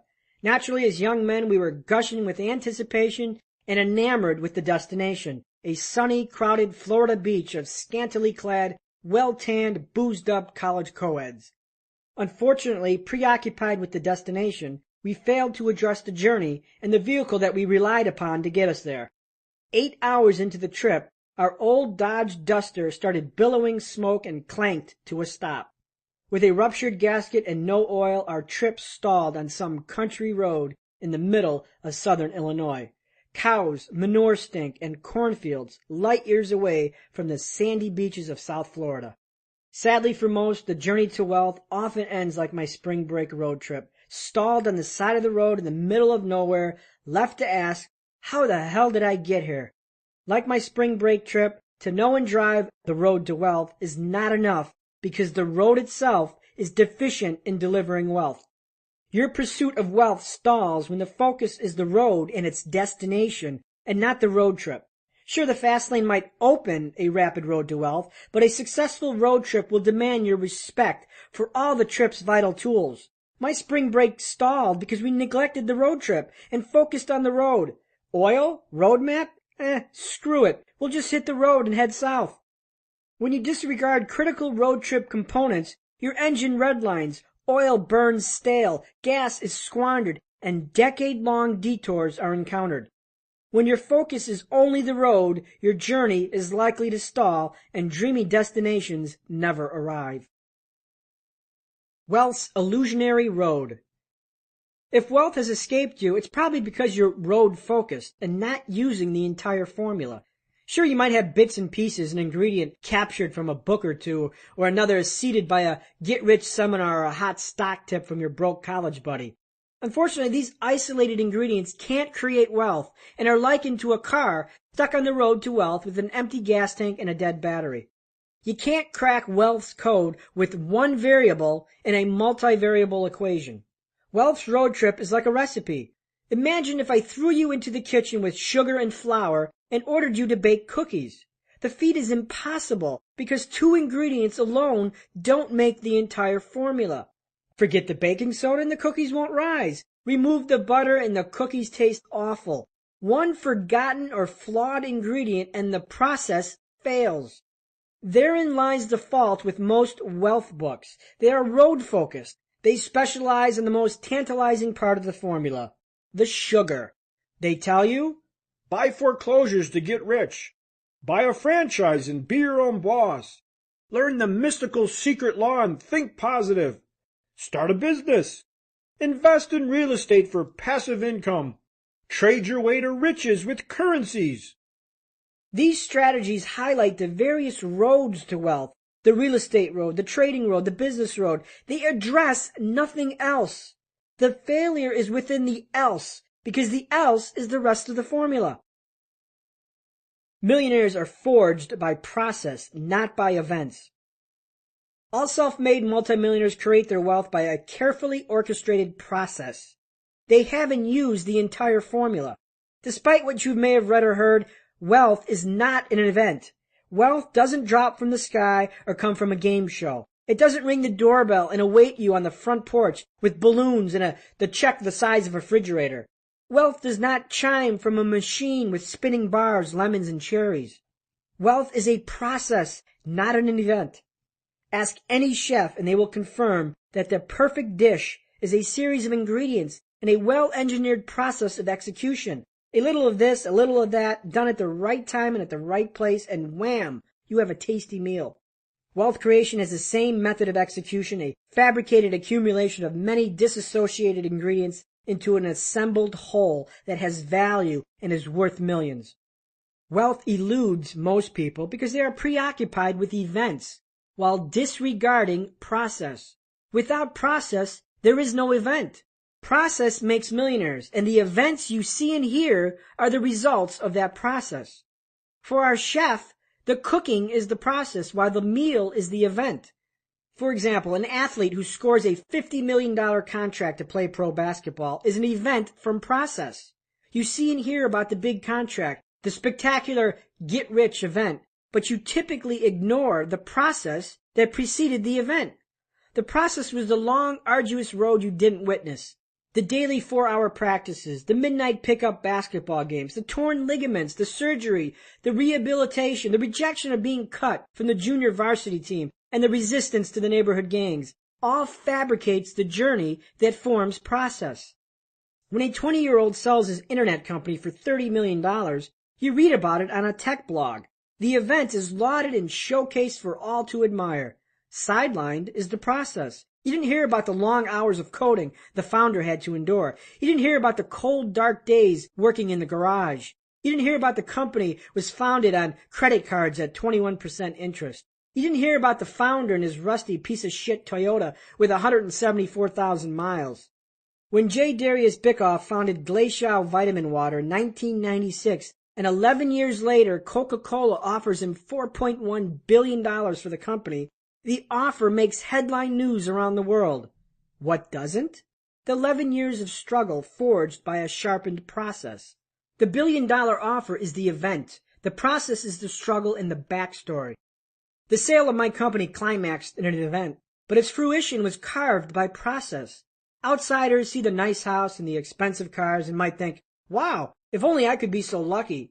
Such a belief is a mirage of event over process. All events of wealth are preceded by process, a backstory of trial, risk, hard work, and sacrifice. If you try to skip process, you'll never experience events. Unfortunately, as a media-driven, I want it now society, we spotlight and glorify the event, but usher the process behind the woodshed, carefully drying its sweat from the public cognition. However, if you search long and hard, you can always find the process buried in another story or in the trailing paragraphs that glorify the event. When you make your first million, it will be because of process and not some clandestine happenstance that just happened to waltz across your path. Process is the road trip to wealth. The destination shines as an event, but it's found by process. Yes, the elevator to success is out of order. You're going to need to climb the stairs. Wealth's road trip formula. The formula for wealth's road trip is like a long road trip across the country. Success demands your focused exercise into the journey and the tools of that journey, process, as opposed to the destination, event. There are 4 constituent ingredients that make up the winning formula. They are your roadmap, parts 3, 4, and 5. The compass for your trip, your roadmap, is the guiding force behind your actions. Your roadmap makes up your financial belief system and your preconceived convictions about wealth and money. There are 3 roadmaps that will chart your course to wealth. Number 1, the sidewalk. Number 2, the slow lane. Number 3, the fast lane. Much like a recipe, your roadmap will outline why, where, how, and what. Your vehicle, part 6. Your vehicle is you. No one can drive the journey but you. Your vehicle is a complicated system of oil, gas, an engine, a steering wheel, a windshield, horsepower, and an accelerator, all needing frequent tuning and maintenance to ensure peak efficiency during the trip. Your roads, part 7. Your roads are financial pathways that you elect to travel. For example, you can travel the job road, and within that road, you have limitless choices. You can be an engineer, a project manager, a physician, a plumber, or a truck driver. Then there are entrepreneurial roads. You can be a real estate investor, a retail store owner, a franchisor, an internet marketer, or an inventor. Just like a road trip across the country, roads are plentiful with millions of permutations. Your speed, part 8. Speed is the execution and your ability to go from idea to implementation. You could sit in a Ferrari on an empty straight road, but if you fail to hit the accelerator, you fail to move. Without speed, your roadmap has no direction. Your vehicle stands idle and your road mutates into a dead end. The road trip is paved with toll roads. Successful fast lane travelers are warriors who live and die on rough roads. Toll roads pave the road to wealth, and the toll can't be paid on easy street. For some of us, this is good news, because the toll weeds out the weak and escorts them to the land of normal. If you resist the toll, wealth will resist you. Unfortunately, some feel that wealth's toll can be paid by entitlements or certain prerequisites such as a functional family or good childhood, hard work versus smart work, educational accomplishments and credentials after your name, a stellar business plan, venture capital, being a certain sex, color, or age, wishing, dreaming, and thinking positively, knowing the right people in the right places, attending the right schools, being passionate or doing what you love. Nothing is further from the truth.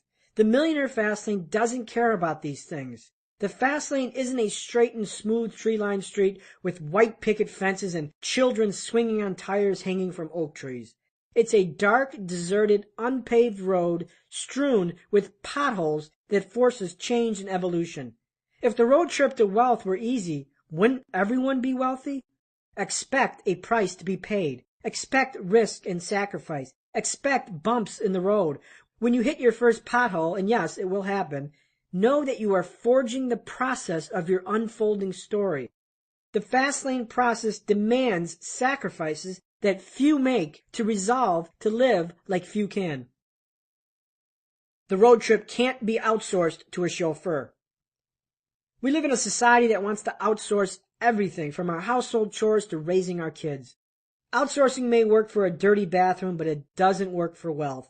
Wealth's road trip has no chauffeur, and the toll can't be outsourced to a virtual assistant in India. Had someone gifted a Lamborghini to me or any dream when I was 16 years old, I can guarantee you I wouldn't be where I am today. When someone grants you your desires without you having to exert any effort, you effectively handicap process. The person I needed to become would have been dwarfed because process would have been outsourced. There is no wisdom or personal growth gained on a journey that someone else does for you. The journey is yours. Chapter Summary, Fastlane Distinctions. Wealth is a formula, not an ingredient. Process makes millionaires. Events are byproducts of process. To seek a wealth chauffeur is to seek a surrogate for process. Process cannot be outsourced because process dawns wisdom, personal growth, strength, and events. Chapter 4, The Roadmaps to Wealth. If you don't know where you're going, any road will get you there. Lewis Carroll. The Compass for Wealth. If you don't know where you are going, how will you know when you get there? If your destination is undefined, undoubtedly you'll never arrive and likely end in a place you don't want to be. Wealth is found with a roadmap, not a dartboard. Self-made millionaires don't become millionaires by stumbling into money, just as financial failures don't become failures by stumbling into poorness. Both are the direct result of the financial roadmap chosen and the actions and beliefs that evolve from that roadmap. Your financial roadmap is definitive to process. It's the first tool for your road trip to wealth. Your current financial situation is a product of your existing roadmap, whether chosen or not. Your roadmap guides your actions, and the consequences of those actions have created your financial life. How your life unfolds is determined by your choices, and these choices originate from your belief systems, and those belief systems evolve from your predisposed roadmap. If you want to change your life, change your choices. To change your choices, you must change your belief system. Your belief system is defined by your roadmap. How do beliefs affect finances? Beliefs precede choices, which precede action. For example, if you believe rich people got rich investing in mutual funds, your actions will reflect that belief. If some financial guru tells you to cancel your credit cards because all debt is bad, you do it. If an author says $50 invested today will be worth $10 million in 40 years, and you believe it, your actions reflect that belief. Beliefs are powerful mechanisms that drive action, whether true or not. Our parents said Santa Claus was real, and we believed it. We left cookies, we looked out the window for the flying reindeer, and we wondered how he got his big butt down the chimney. We believe what we're taught until we gather evidence to the contrary. Your belief system acts like a roadmap, a compass that, if errant, could lead you to a lifetime of detours. Fictitious beliefs are lying roadmaps. They escort you down dead-end roads where wealth, next exit, never happens. The 3 financial roadmaps to wealth. Plotting your course to wealth and building your process starts with an examination of your current financial roadmap and the alternatives. There are 3 financial roadmaps: the sidewalk roadmap, the slow lane roadmap, and the fast lane roadmap. Within these 3 roadmaps lies a psychology, a belief system that dictates actions relative to each roadmap. More importantly, each roadmap operates within a universe governed by a mathematical wealth equation. Whatever roadmap you choose, your universe for wealth creation will abide by each map's respective wealth equation. Additionally, each roadmap is naturally predisposed toward a specific destination. Those predispositions are: the sidewalk is predisposed to poorness. The slow lane is predisposed to mediocrity. The fast lane is predisposed to wealth.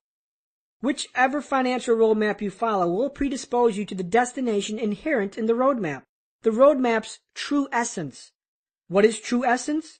If you play blackjack and win 15 consecutive hands, you violate the true essence of randomness. The natural state of randomness is not to deliver 15 wins in a row. When a wild African lion is tamed to perform in a Las Vegas magic act, the lion is trained to violate its true essence.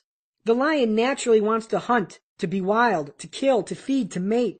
The lion wants to revert to its natural self, which is why some flamboyant magicians get their heads bitten off. You have to be special to bend the laws of true essence.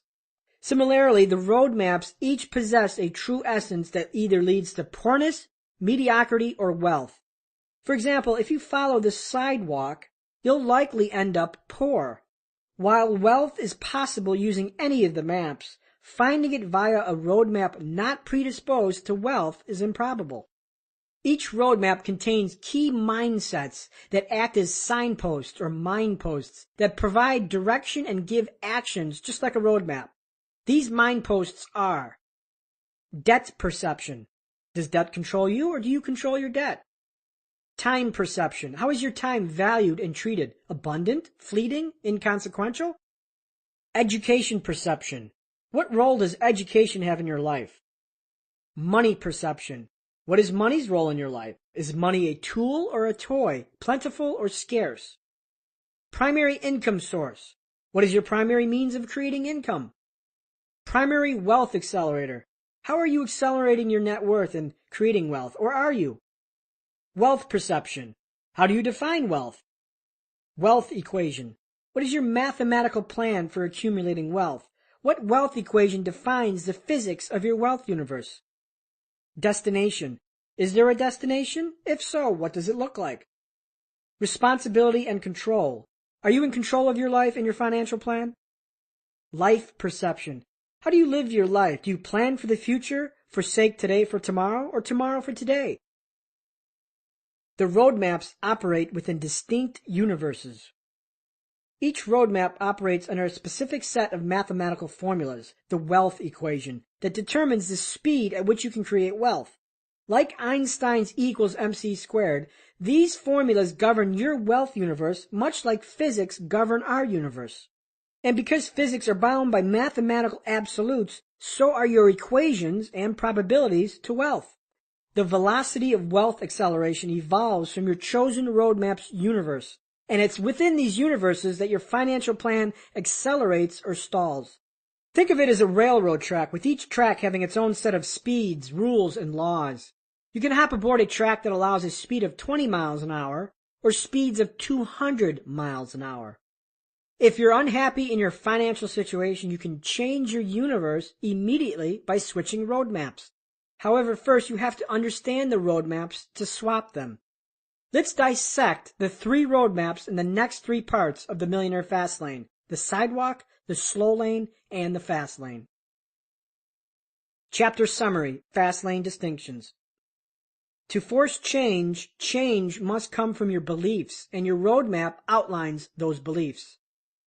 Each roadmap is governed by a wealth equation and predisposed to a financial destination: the sidewalk to poorness, the slow lane to mediocrity, and the fast lane to wealth.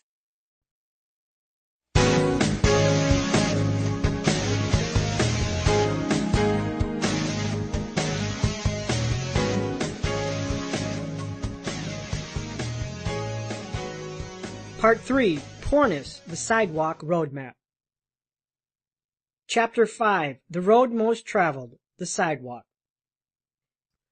When you're the first person whose beliefs are different from what everyone else believes, you're basically saying, I'm right and everyone else is wrong. That's a very unpleasant position to be in. It's at once exhilarating and at the same time an invitation to be attacked. Larry Ellison. The Sidewalk Roadmap. Most people are lifelong sidewalkers, followers of the sidewalk roadmap. The sidewalk is the plan most followed, a contract for a pleasurable today in lieu of a more secure tomorrow. A sidewalker exists in a state of one something from broke, one album failure from broke, one business deal from broke, one gig from broke, one layoff from broke.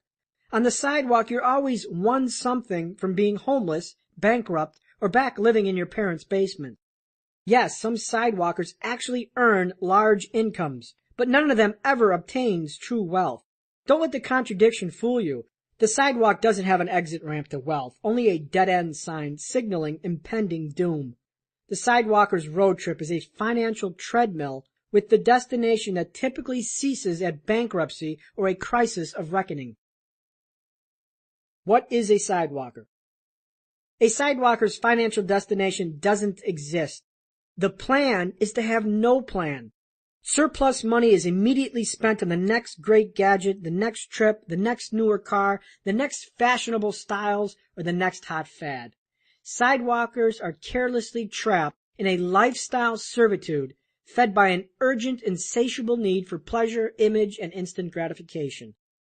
This perpetuates a cascading cycle that spins faster every month, increasing the velocity of the burden, forever enslaving the sidewalker to their job or their business. The sidewalk is the road most traveled because it's the path of least resistance. Its siren song is instant gratification, and money is a hot potato that's quickly exchanged for the latest fix of the day. Want to witness how sidewalkers live and think? Watch the television show Judge Judy for a few hours. Daughters suing moms for $100, people denying responsibility, consequence ignorance, people wanting rent for free. Seriously, the show should be renamed Life from the Sidewalk. The mind posts of a sidewalker. The sidewalker's roadmap contains behavioral characteristics that drive the sidewalker's actions. These mindsets are signposts or mind posts that guide the sidewalker through life. Debt perception. Credit allows me to buy things now. Credit cards, consolidation loans, car payments, these supplement my income and help me enjoy life today. If I want it now, I'm going to get it now. Time perception. Time is abundant and I spend like there's no tomorrow. Heck, I could be dead in 2 weeks and you can't take it with you. Education perception. I finished school when I graduated. Hooray! Money perception. If you got it, flaunt it. Why save for a rainy day? I spend every dime I earn and most of my bills are paid on time. Isn't that being fiscally responsible? Primary income source. Whatever gig pays the most is what I will do. I chase the money, baby. It's all about the Benjamins. Primary wealth accelerator. Net worth? I hit the casino, I buy lottery tickets, and I have an active lawsuit against an insurance company. Doesn't that count? Wealth perception. He who dies with the most toys wins. Wealth equation. My formula for wealth is wealth equals income plus debt. Destination. What destination? I live for today and I can't be bothered about tomorrow. Responsibility and control. Everything bad happens to me. The man is keeping me down. I am a victim. It's someone else's fault. Life perception. Live today to hell with tomorrow. Life is too short to plan out any further than 30 days. You can't take it with you. You're only young once. Besides, I'll hit it big someday. The disturbing sidewalking facts. While these hypothetical mind posts and their commentary might sound ridiculous, they aren't. Just look at the data. Read the reports. According to the U.S. Census Bureau study conducted in 2000, before the technology implosion of 2001 and the financial crisis in 2008, here are the disturbing facts. A person under the age of 55 is 57% likely to have zero net worth or negative net worth. An estimated 62% of all households in the U.S. have less than $100,000 in net worth. 89% of all under 35 households have a net worth less than $100,000. A person in the 35 to 44 age range has a median net worth of $13,000, excluding home equity. A person in the age range 45 to 54 has a median net worth of $23,000, excluding home equity. In a 2007 Census Bureau survey, 61% of all people who earned income earned less than $35,000 a year. This data unmasks the ugliness behind the Botox injections and the luxury German sedans. Sidewalkers are the majority. An estimated 60% of adults live their lives on the sidewalk. Yes, the world is full of financial illusionists. Once the recent financial crises are factored in, the latest figures will devolve into chilling depths. I estimate 85% of American families will have zero or negative net worth. But you can bet they have 650 cable channels streaming into their 5 flat-screen HD TVs. If you're older than 35 and you have less than $13,000 in net worth, let me be blunt. What you're doing isn't working. You need a new roadmap. The standard sidewalker, income poor. Income poor sidewalkers are the mainstream populace and reflect the lower to middle class.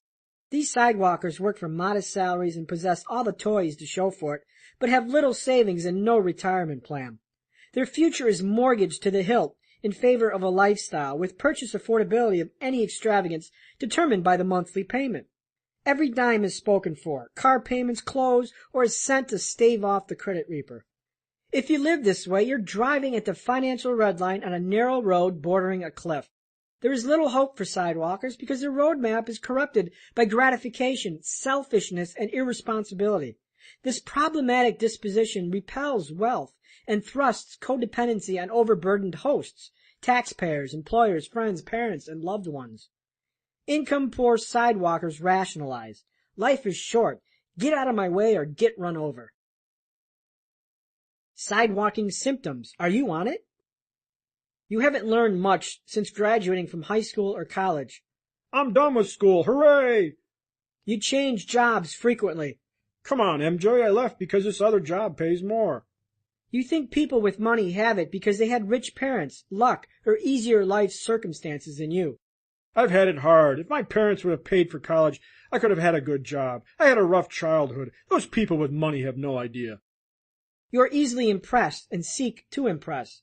I love designer purses, German cars, Italian clothes, and purebred dogs. I work hard for my money, and I deserve it. You have poor credit. I pay my obligations most of the time. It's just that I can't always pay on time because of situations outside of my control. Besides, the banks and utility companies are big, rich companies. They're the enemy. You put faith into politicians and government to change the system instead of focusing on how to change yourself. A bigger government is the solution. More regulation, more programs, and more services. The government should serve the people. Rich people should pay more in taxes for their good fortune. They can afford it, and I can't. You view pawn shops, payday loan stores, and credit cards as a means of supplemental income. Groceries can't wait until the next paycheck. My family has to eat. Besides, there's a sale on crab legs for only $18 a pound. You have filed for bankruptcy at least once. It wasn't my fault. I overextended myself, and I didn't expect to lose my job. I didn't expect a recession. I don't feel bad about bankruptcy because it wipes my slate clean, and I can start over fresh. Hey, I'm already pre-approved for another credit card. You live paycheck to paycheck. Wait, doesn't everyone? You don't alert a business when they give you incorrect change in your favor. Are you crazy? If a business makes a money mistake, I'm keeping it. It's not my fault their employees screwed up. You have a negative net worth and little, if no, savings. What's the point? You only make 1% on a savings account anyways. And look at all those people who invested in the stock market. Suckers! At least if I spend every dime, I can't lose it. You have no car insurance, no health insurance, and you have unprotected sex with uncommitted partners. What can I say? I'm a risk taker. I know that insurance and birth control are important. It's just not a priority. You regularly gamble at the casino or buy lottery tickets. You gotta play to win, right? I mean, forget the odds. This time it's different. I just feel it. You immerse yourself in alternate realities, including websites, celebrity gossip blogs, television, sports, video games, and soap operas. I just love American Idol. Lost, Survival, and The People's Court. Monday through Friday, 6 p.m. to 10 p.m. I know exactly where I'm gonna be. You've lost money on get-rich schemes. There's gotta be an easy way to wealth. If I just buy this program, DVD series, late-night infomercial product, I'll have the secret. Get rich easy. It's out there. Your family cringes when you ask for money, or you quit asking because you know a lecture follows. Geez, it's just $500. My parents should take care of me until I die. Don't they see how hard I have it? I mean, look at this apartment. The granite countertops need to be replaced. Can you identify a behavioral pattern? These mindsets are indicative to the sidewalk. Hopefully you're not feeling angry or defensive, because that might indicate your beliefs are bred from the sidewalk roadmap. The sidewalk's gravitational pull, poorness. A recession is a bump in the road. How many people have lost their homes due to the current economic crisis? Their savings, their jobs, or their 401ks. The sidewalk offers no protection because you're naked and you can't absorb the hits. If you're hit by traffic, you're roadkill. If you want to be unshakable on your financial road trip, you have to get tough and strap on a bulletproof vest and have a plan that transcends years, not days. A life on the sidewalk naturally pulls you to poorness. Because the sidewalk is always about the short term, it never works for the long term. Your future becomes a mortgage for a pleasant present. Unfortunately, any bump in the road causes the loans of the sidewalk to be called in. A recession, a job loss, an interest rate hike, a mortgage reset. Living on the sidewalk can literally end in living on the sidewalk. If you ask any derailed sidewalker what spun his financial life out of control, he will quickly blame some external factor. Oh, I was laid off. My car broke down. I had no health insurance when I broke my foot. The judge ordered a 20% increase in alimony. When you rev your financial engine at the red line, you're guaranteed to burn out. And then ironically, your pleasant todays turn into horrible tomorrows. More work, more debt, and more stress. I don't know your age, but let's be honest and ask the uncomfortable question. Can you seriously expect to retire on $13,000 in net worth? Or $113,000? Is it rational to think you can live off your home equity refinance? Have you thought about beyond next week's paycheck? At what threshold do you realize that it's time to shift gears and reevaluate? Is there a threshold? Why would something that you've been doing for 5, 10, 20 years suddenly start working? Yes, insanity is doing the same things repeatedly and expecting different results. The sidewalk is not a road to wealth unless your strategy is casinos, lottery tickets, or some poison your spouse insurance scheme. Government aid, Social Security, charity, and my parents will soon die and leave me a fortune inheritance is not a financial plan. If you don't want to work at Kmart until you're 75 years old, or you don't want to retire under a bridge in a cardboard box, you have to have a plan. Should life grant you another 50 years, what the heck is your plan? The first step to escape the sidewalk is recognizing that you might be on it, and then replace it with something that works. Money doesn't solve money problems. Newsflash, the sidewalk is money blind. It doesn't care about how much money you make. You can't medicate poor money management with more money. Yes, you can look filthy rich and still be riding the sidewalk dirty. Sidewalkers come from all walks of life, even those with the visual embodiments of wealth. They own businesses, they work high-paying careers like medicine or law, or they live as successful actors or musicians and earn big incomes. The common denominator remains consistent. There is no plan, no savings, spend more than you earn, and trade a secure tomorrow for a living large lifestyle of today. A sidewalker's wealth equation is determined by income plus debt determined by available credit. Wealth equals income plus debt. Sidewalkers create their lifestyle in direct proportion to their income and supplement that lifestyle with extensive use of debt. All sidewalkers stress about paying their mortgage or rent, paying the utility bills, meeting the minimum payments on their credit cards. It's just what happens when there is no thought given past the happy hour past payday. The affluent sidewalker, income rich. When an income-rich sidewalker goes broke, it makes big news. Have you ever wondered how a rich rapper can go broke 3 years after his last album? Or why a famous actor needs to file bankruptcy a few years removed from the public spotlight? How does one transform an $80 million NBA contract into the oblivion of bankruptcy? I'll tell you, the sidewalk, where wealth equals income plus debt. You don't have to look hard to find an income-rich sidewalker. These are people who look rich, but in reality are one paycheck, one album, or one movie failure from broke. They make large incomes with every dime spent on the next lavish accoutrement. Their lifestyle is accelerated by a big income and a big credit line.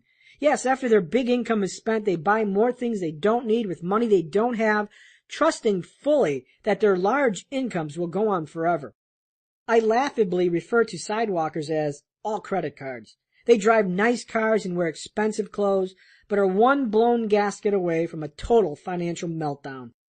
A member of the Fastlane forum, thefastlaneforum.com, posted this slice of sidewalking overheard from a friend who works at a lending agency.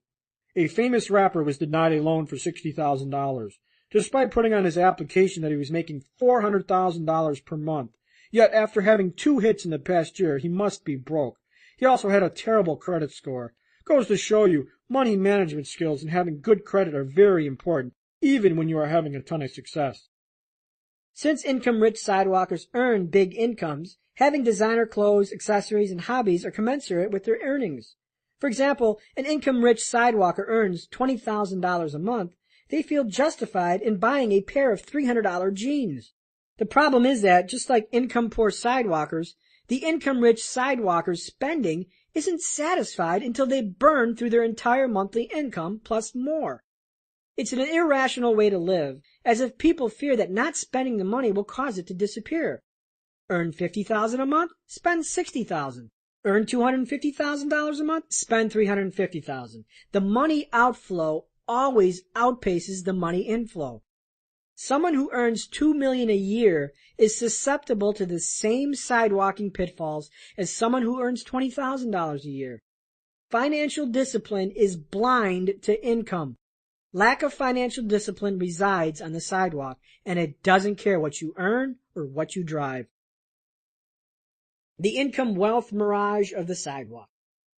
Notice how both income-poor and income-rich sidewalkers share the same problems but different scenery. The reason is more money is not a solution to poor financial management. Poor money management is like gambling at a casino because over time, the house always wins. Tossing more money at the deficiency is like trying to plug a hole in the dam with more water. More money doesn't buy financial discipline, and those lacking financial discipline misuse money to delay the inevitable. If you can't live on $40,000 a year, you won't be able to live on $400,000 a year. While you might fret about your $900 mortgage payment, the income-rich sidewalker frets about his $9,000 mortgage payment. The fretting is alike, the problems are the same, only the amounts differ. Only a mindset change regarding money is a solution to money problems. To change your mindset, you must change your roadmap. Get off the sidewalk and stop equating wealth to income and debt. Chapter Summary, Fastlane Distinctions. A first-class ticket to the sidewalk is to have no financial plan. The sidewalk's natural gravitational pull is poorness, both in time and money. You cannot solve poor financial management with more money. You can be income rich and still ride the sidewalk dirty. If wealth is defined by income and debt, wealth is an illusion because it is more vulnerable to potholes, detours, and bumps in the road. When the income disappears, so does the illusion of wealth. poor financial management is like gambling. The house eventually wins. Chapter 6. Has your wealth been toxified? Wealth is the ability to fully experience life. Henry David Thoreau. Society's toxification of wealth. The lure of the sidewalk evolves from society's poisonous and toxic corruption of wealth. Society has resolutely declared wealth's definition for you. Wealth is a chauffeur-driven Rolls-Royce, chartered jets, exotic trips to the South Pacific, a mansion on the Bay, and a penthouse in Las Vegas. Society says wealth is 6-carat diamond earrings, Aston Martins, and watches that cost more than most people's homes. Society says wealth is an indecent proposal to buy a romp in the sack with Demi Moore for $1 million based on the argument that the night will come and go, but the money will last a lifetime. So how am I doing? Sound like wealth? Ask 10 people, what is wealth? And you'll hear 10 different answers. Your wealth might be symbolized by a Lamborghini like it was for me, or it might be a farm on 70 acres in Montana and a stable full of racehorses. If you think like most, wealth is instinctually defined by lavish luxury lifestyles. Society has us conditioned to believe that wealth is an absolute construct perfected by material possessions. In fact, I've had to tailor the hook of this book to society's definition of wealth over the real definition. Why the misdirection? Well, like Pavlov's dogs, you've been trained to respond to it. You see, society has done a fabulous job of defining wealth for you, and unfortunately, they again have misled you. But don't worry, if you want luxury, the Fastlane can deliver. The Wealth Trinity. What is wealth? Wealth isn't as ambiguous as it may seem. The happiest moments in my life were when I felt true wealth. And guess what? It wasn't the day I bought my first Lamborghini. It wasn't the day I moved into a big house on the mountain or sold my company for millions. Wealth is not authored by material possessions, money, or stuff, but what I call the 3 fundamental F's: family, relationships, fitness, health, and freedom, choice. Within this wealth trinity is where you will find true wealth, and yes, happiness. Wealth is strong, spirited familial relationships with people. Not just your family, but with people, your community, your God, and your friends. At the end of the iconic movie, It's a Wonderful Life, we're given the final lesson. Remember, no man is a failure who has friends. This reflects on the importance of having your life shared with friends, family, and loved ones. Wealth is making a difference. Wealth is community and impacting the lives of others. Wealth cannot be experienced alone in a vacuum. Believe me, the richest moments of my life occurred when I was surrounded by a family of friends and loved ones. Second, wealth is fitness, health, vibrancy, passion, and boundless energy. If you don't have health, you lack wealth. Ask any terminally ill person what they value. Ask any cancer survivor how they suddenly feel reborn, and happiness is displaced from stuff to people and experiences. There is no price on health and vibrancy. And finally, wealth is freedom and choice. Freedom to live how you want to live, what, when, and where. Freedom from bosses, alarm clocks, and the pressures of money.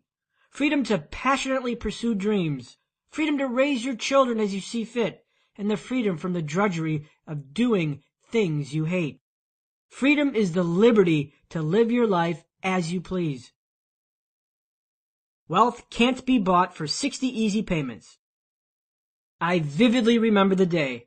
After I sold my company in 2000, my attorney handed me my first installment payment, a check for $250,000. Yippee! $250,000! I'm rich! I made it! I mistakenly gleamed. And now it was time to announce it to the world.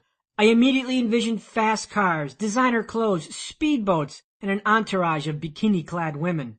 I thought I was wealthy, and I was going to flaunt it. Unfortunately, that fantasy was miles from reality. Yet, I tried. I bought a candy apple red Corvette convertible. Sports car? Check. Designer clothes from Nordstrom? Check. I researched buying a speedboat until the internet crash interrupted my orgasmic vision. I invested my newfound wealth in tech stocks and lost thousands of dollars. Within months, more than half of my wealth evaporated, and after a conversation with my accountant, another third was soon to be parted with, thanks to taxes. Ironically, in my attempt to look wealthy, real wealth slid further away. With no job, no business, no income, and only a small sum of money, I couldn't support my life forever, nor the wealthy lifestyle I envisioned for someone rich. I wasn't rich at all. The illusion of wealth, looking rich. In pop culture, master illusionists of wealth are called 30K millionaires. If you've never heard this phrase, it characterizes someone who maintains an image of a millionaire, yet they have no net worth. These folks aren't very hard to find. They drive entry-level BMWs with custom chrome rims. They wear fancy designer clothes with gothic cursive lettering from some faux French guy, and they congregate in the VIP section of the club ordering bottle service, all, of course, on credit. These folks broadcast like dashing debutantes with an extraordinary A-game, but behind all the flashing cash, they're miserable magicians of the sidewalk. The problem with looking wealthy versus being wealthy is that the former is easy while the latter is not. Easy credit and long-term monthly financing options, make no payments for 1 year, are all tempting conduits to help you purchase the illusion of wealth. Society has led you to believe that wealth can be bought at a mall, at a car dealership, or on an infomercial. Like my initial spending spree when I cashed my first check, these appearances of wealth are supposed announcements to the world, I'm rich. But are you? When you finance an $80,000 Mercedes-Benz over 6 years because that's all you could afford, that isn't wealth, but impersonation of wealth. You're fooling yourself, and it's a fast lane detour. But don't jump the bandwagon just yet. This isn't a sermon about how you can't spend money on pricey German sedans. Not at all. Wealth isn't embodied in a car, but in the freedom to know that you can buy it. Freedom to walk into the dealership, know your price, pay cash, and drive away. For a gift, I bought my brother a brand new Lexus. It was the easiest transaction I ever did. I researched the car and determined the price I wanted to pay. I walked into the dealership with a cashier's check, and I told the salesman, I have a cashier's check for $44,000, and I want to buy that car. I need a simple yes or no. 20 minutes later, I owned a Lexus. This is wealth, not an impersonation of wealth. When I drive to the gym, I pass a dilapidated apartment complex near the expressway. In the parking lot, I always see the same car parked, a shiny black Cadillac Escalade with 22-inch chrome rims. Do you see the stupidity? You live in a crappy apartment, but you drive a $60,000 car with $10,000 rims. Do I see monitors in those headrests and hear a 24-speaker stereo? Geez, 90 grand of image and $2 of common sense. Wouldn't it be smarter if you focused on owning a nice house in a nice neighborhood instead of leasing the tightest car in the Marbella Gardens apartment complex? Priorities. Some want to look rich, while others want to be rich. Faux wealth destroys real wealth. Faux wealth is the illusion of wealth without having it. It believes society's definition of wealth. It's not realizing that the pursuit of faux wealth does something terribly destructive. It destroys real wealth. And as the chasm between real wealth and faux wealth expands, expectations are violated and misery creeps in. Like a Chinese finger cuff, the more you try to look rich, the tighter the grip of poorness becomes. Wealth cannot be purchased at a Mercedes dealership, but the destruction of your freedom can. Lost in wealth's translation is freedom. People flaunt the icons of wealth, but do not have freedom. And when you don't have freedom, it assiduously gnaws at the other true wealth elements, health and relationships. Take this example. Henry Sucarato buys his dream house in the Baltimore suburbs for $1.8 million. As a pharmaceutical representative for one of the leading drug makers, Henry's career is on the fast track. His big home has everything he wants, including a pool, horse stables, and an impressive 5-car garage. The purchase gives Henry a feeling of, I've made it, for about 8 weeks. Corporate politics and job cuts invade Henry's career, forcing him to work longer hours. He assumes other territories once covered by recently laid-off workers. Henry commutes 2 hours daily and is mandated to cover the entire eastern seaboard. He's either on the road, in a plane, or sleeping. The long hours have disturbing clarity. Henry rarely lives at his dream house, and when he does, he spends it sleeping or recharging from the hustle of the work week. His relationship with his wife and his kids suffers. His health declines as the stress of responsibility mounts. Henry comes to a moment of truth. I'm not living my dream, but my dream is living me. Feeling trapped to the lifestyle illusion, Henry continues to work, believing the ideology that wealth has its price. Notice how the destruction of freedom attacks the other sibling wealth components. Unaffordable material possessions have consequences to our health and relationships. The irony of looking wealthy is that it is an enemy to real wealth. It destroys freedom, it destroys health, and it destroys relationships. Foremost, the Millionaire Fastlane addresses the freedom portion of the wealth trinity, because freedom offers protection to health and relationships. Only you can define your freedom and how you prefer to live. If you want the freedom to fly private jets, well, that's it. If you want the freedom to live a minimalist lifestyle, then that's it. Everybody's freedom is different. Within your personal definition, you will find a big piece of your wealth puzzle, as opposed to society's version, which leads directly to sidewalking purgatory. Chapter Summary, Fastlane Distinctions. Wealth is authored by strong familial relationships, fitness and health, and freedom, not by material possessions. Unaffordable material possessions are destructive to the wealth trinity.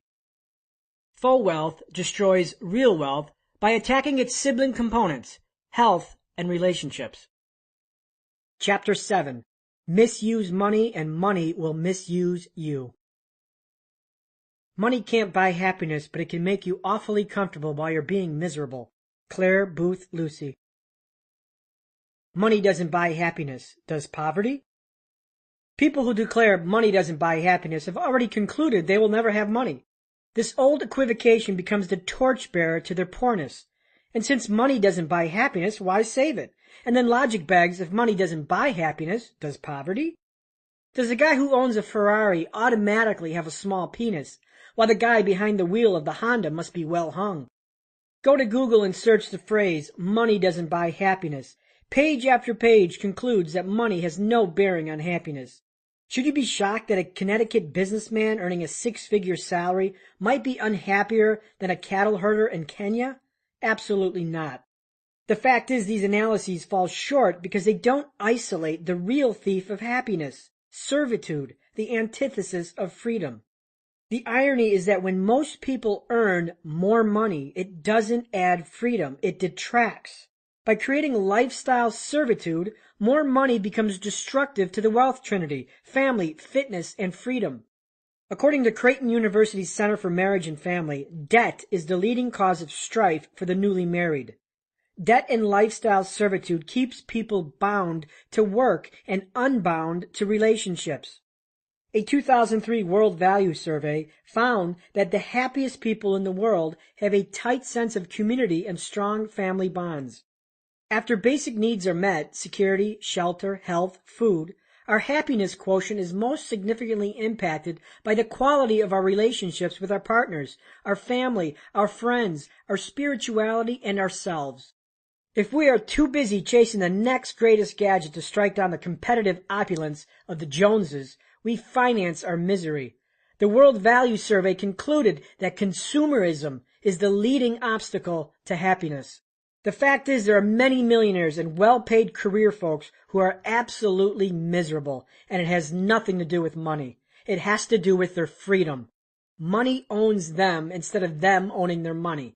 The well-salaried workaholic who is never home to strengthen the relationship with his wife and kids is likely to be less happier than the poor farmer in Thailand who spends half his day tending to his fields and the other half with his family. In 2009, the popular American talk show host David Letterman went public with an extortion plot by a producer from another CBS show. The man who perpetrated the alleged $2 million blackmail scam reportedly earned $214,000 a year. Yet the man claimed to be in severe financial ruin, partly due to spousal alimony payments of nearly $6,000 a month. Was this extortionist trying to blackmail a celebrity because he wanted to, quote, buy happiness? What was his real motive? I contend that he was trying to buy freedom because his debts kept him contained in servitude. Would 2 million have made a difference? Perhaps in the short term, but not in the long term, because his relationship with money was already corrupted. A source close to the investigation said he just didn't want to work anymore. In other words, he craved freedom. Normalcy is the rat race, a modern-day slavery. Why am I wealthy versus the guy stuck in morning traffic driving to work? I have freedom. I wake up and do what I want. I pursue dreams. I write this book without worrying about how many will sell. I hop a plane to Vegas for 2 weeks without worrying about jobs, bosses, or unpaid electric bills. Freedom is fantastic. Yet my lifestyle is not normal. Like wealth, society, through its get-rich-slow mandates, have defined normal for you. Normal is waking at 6 a.m. in the morning, fighting traffic, and working 8 hours. Normal is to slave at a job Monday through Friday, save 10%, and repeat for 50 years. Normal is to buy everything on credit. Normal is to believe the illusion that the stock market will make you rich. Normal is to believe that a faster car and a bigger house will make you happy. You're conditioned to accept normal based on society's already corrupted definition of wealth. And because of it, normal itself is corrupted. Normal is a modern-day slavery. I'm amazed that most people perilously operate one crisis away from financial ruin. We've become a nation of undisciplined spenders and consumers. We have become a nation where unfettered spending and material extravagance write our obituaries in the ink of stress. If you're held hostage to your lifestyle, you aren't wealthy because you lack freedom. The proper use of money. Money doesn't buy happiness when it's misused. Instead of money buying freedom, it buys bondage. Wealth and happiness are interchangeable, but only if your definition of wealth hasn't been corrupted by society's definition.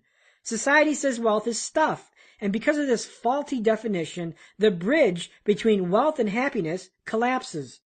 When you don't feel wealthy, you're likely to try to conjure that feeling. You buy icons of wealth to feel wealthy. You crave feelings, respect, and acceptance. And what are these feelings supposed to do for you? You expect deliverance into happiness. And that's the bait. We equate the corrupted definition of wealth with happiness. And when it doesn't deliver, expectations are violated, and unhappiness is the consequence. Used properly, money buys freedom, and freedom is one parcel in the wealth trinity. Freedom buys choices. The fact is there are plenty of poor people who live richer than their overworked upper-middle-class counterparts because the latter lack freedom, they lack solid relationships, and they lack health, all destructive effects of working a hated job 5 days a week for 50 years. Money secures one agent of the wealth formula, freedom, which is a powerful guardian to wealth's sibling ingredients, health and relationships. For example, money buys the freedom to watch your kids grow up. Money buys the freedom to pursue your craziest dreams. Money buys the freedom to make a difference in the world. Money buys the freedom to build and strengthen relationships. Money buys the freedom to do what you love with financial validation removed from the equation. Are any of the above likely to make you happy? I bet they will. They certainly won't make you unhappy. Lifestyle servitude, the trap of the sidewalk. Sidewalkers are embroiled in lifestyle servitude, where life is forced into a rat race, a constant tug-of-war between lifestyle extravagances and work, a self-perpetuating merry-go-round of work for income and income for lifestyle and lifestyle for work. Wherever there's lifestyle servitude, there's a systematic erosion of freedom. Number 1, work creates income. Number 2, income creates lifestyle, debt, cars, boats, designer clothes. Number 3, lifestyle, debt, forces more work. 4, repeat the process. I learned about lifestyle servitude in my early 20s. After college graduation, I took a hellacious job as a construction laborer in Chicago and fought city traffic daily. The pay was more than I had ever earned at my young age, and with my increase in income, I felt wealthy. So what did I do? I elevated my lifestyle and financed the illusion of wealth. I bought my first sports car, a Mitsubishi 3000 GT. It didn't take long for me to realize that my dream car wasn't an icon of wealth, but a parasite that fed on my freedom. I hated my job. It was stressful, and it drained my energy, leaving my entrepreneurial dreams tethered. I couldn't quit. I had responsibilities, car payments, gas, and insurance. Because of my obligations to stuff, I sentenced myself to imprisonment in a job I loathed. Yet this type of servitude is normal. We're taught to strive for the latest and greatest regardless of consequence. It leaves us indentured for years, condemning us to lifestyle imprisonment. And the more stuff you buy that you can't afford, the longer your jail sentence becomes. If you think you can afford it, you can't. Think about the last time you bought a pack of gum. Did you fret over the price? Did you ask, can I afford this? Probably not. You bought the gum and it's done. The purchase had no impact on your lifestyle or your future choices. To a rich man who walks into a dealership and buys a 6-figure Bentley without thought, the acts are the same. Affordability is when you do not have to think about it. If you have to think about affordability, you can't afford it because affordability carries conditions and consequences. If you buy a boat and resort to mental gymnastics over affordability, you cannot afford it. Sure, you can assuage affordability and make outlandish arguments, often starting with, I can afford it as long as I get that promotion. My mortgage doesn't adjust. My stock portfolio makes another 10% this month. My sales forecasts are double. My wife finds a job. I cancel my health insurance. This self-talk is a warning that you can't afford it. Affordability doesn't come with strings attached. You can bluff yourself, but you cannot bluff the consequences. So how do you know if you can afford it? If you pay cash and your lifestyle doesn't change, regardless of future circumstances, you can afford it. In other words, if you buy a boat, pay cash, and are not affected by unexpected bumps in the road, you can afford it. Would you regret a gum purchase if you lost your job a week later? Or if your sales forecast was slashed by 50%? Nope, it wouldn't make a difference. This is how affordability is measured against your level of wealth. To overcome wealth impersonation, know what you can and can't afford. There's nothing wrong with buying boats and Lamborghinis if you can truly afford them. There's a time and place to indulge. The Millionaire Fastlane is designed to bring you to that place. The bait of lifestyle servitude. The siren call of lifestyle servitude is the false prophet of feel-good, instant gratification, and immediate pleasure. Wouldn't it be nice if everything that felt good were good? Chocolate, that supersized fast food combo meal, sunbathing, smoking. Unfortunately, short-term feel-good is often long-term bad. Instant gratification is a populist plague, and its predominant side effects are easily spotted: debt and obesity. Most Americans are fat because the easiest and cheapest instant gratification comes from food. When you plop your butt on the recliner and maul through a can of Pringles, you choose pleasure now in lieu of pain later. If you live with your parents and you finance a $45,000 Mustang over 72 months based on a $31,000 a year bartender's wage, you let instant gratification win and lifestyle servitude ensues. Wealth, like health, isn't easy and it's cut from the same fabric. Their processes are identical. They require discipline, sacrifice, persistence, commitment, and yes, delayed gratification. If you can't immunize yourself from the temptations of instant gratification, you will be hard-pressed to find success in either health or wealth. Both demand a lifestyle shift from short-term thinking, instant gratification, to long-term thinking, delayed gratification. This is the only defense to lifestyle servitude. Look for the hook. Instant gratification is the bait and lifestyle servitude is the hook. The advertising industry is on a great fishing expedition and their goal is to hook you. Their juicy bait? That shiny new car, the bigger house, the designer clothes, the got-to-have-it-now product. Every day you are bombarded with instant gratification's bait. You can't survive life without this product. Buy now and life will be so much easier. You are not a success until you own one of these. Imagine how envious the neighbors will be when you buy this. These messages share one commonality. You're their prey and the peddlers don't care if you can afford it or not. Defend yourself by exposing the hook beneath the bait, the bucket of bondage, which is lifestyle servitude. When instant gratification entices you to bite the bait, you become a casualty of the hook, lifestyle servitude. Instead of you owning your stuff owns you. Know wealth's enemies and what actions invite those enemies into your life. Wait until you can truly afford your lifestyle luxuries. And in the fast lane, that day can come sooner rather than later. Chapter summary, fast lane distinctions. Money doesn't buy happiness because money is used for consumer pursuits destructive to freedom. Anything destructive to freedom is destructive to the wealth trinity. Money, properly used, can buy freedom, which can lead to happiness.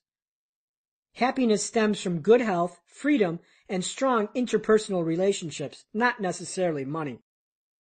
Lifestyle servitude steals freedom, and what steals freedom steals wealth. If you think you can afford it, you can't. The consequence of instant gratification is the destruction of freedom, health, and choice. Chapter 8. Lucky bastards play the game. I'm a great believer in luck, and I find the harder I work, the more I have of it. Thomas Jefferson. Psst, want to get lucky? I once overheard someone call me a lucky bastard. What a sad, delusional, sidewalking belief. I'm not lucky. I'm a player of the game. While Mr. Lucky Bastard Hater uttered that under his breath and sat his ass in the dugout, I was at the plate taking swings. Joe is a sidewalker and believes luck is required to get rich. He spends his days working construction and his evenings commenting on gossip blogs, playing video games, and watching TV. He has given up on his dreams of financial independence based on his ideas of luck. I'm just not a lucky guy, he laments. Joe's brother Bill also has a job in construction, except Bill spends his evenings surfing the internet, researching the newest practices of inventing and engineering. Bill's dream is to be an inventor and has created 4 prototypes of inventions in various fields. Bill also spends his vacation time at trade shows and marketing seminars. While Joe is killing ogres and wizards in the latest Dungeon of Doom, Bill is out of the box of nothingness and exposing himself and his inventions to the world. Who's going to get lucky? Self-made millions arise from self-made luck. Mark Cuban, billionaire entrepreneur and owner of the Dallas Mavericks NBA team, told a telling tale of luck in regards to his success. Mark recalls the struggles of his early successes before his big sale to Yahoo for $5.9 billion. In each story, Mark remembers how people attributed his success to luck. Lucky to sell his first company, Micro Solutions, lucky to make money trading in the technology boom, and lucky to sell his first company to Yahoo for a few billion. Notice how events are quickly reasoned to be luck, and process is swept underneath the rug. Cuban understands the dichotomy that most don't. Process creates events that others see as luck.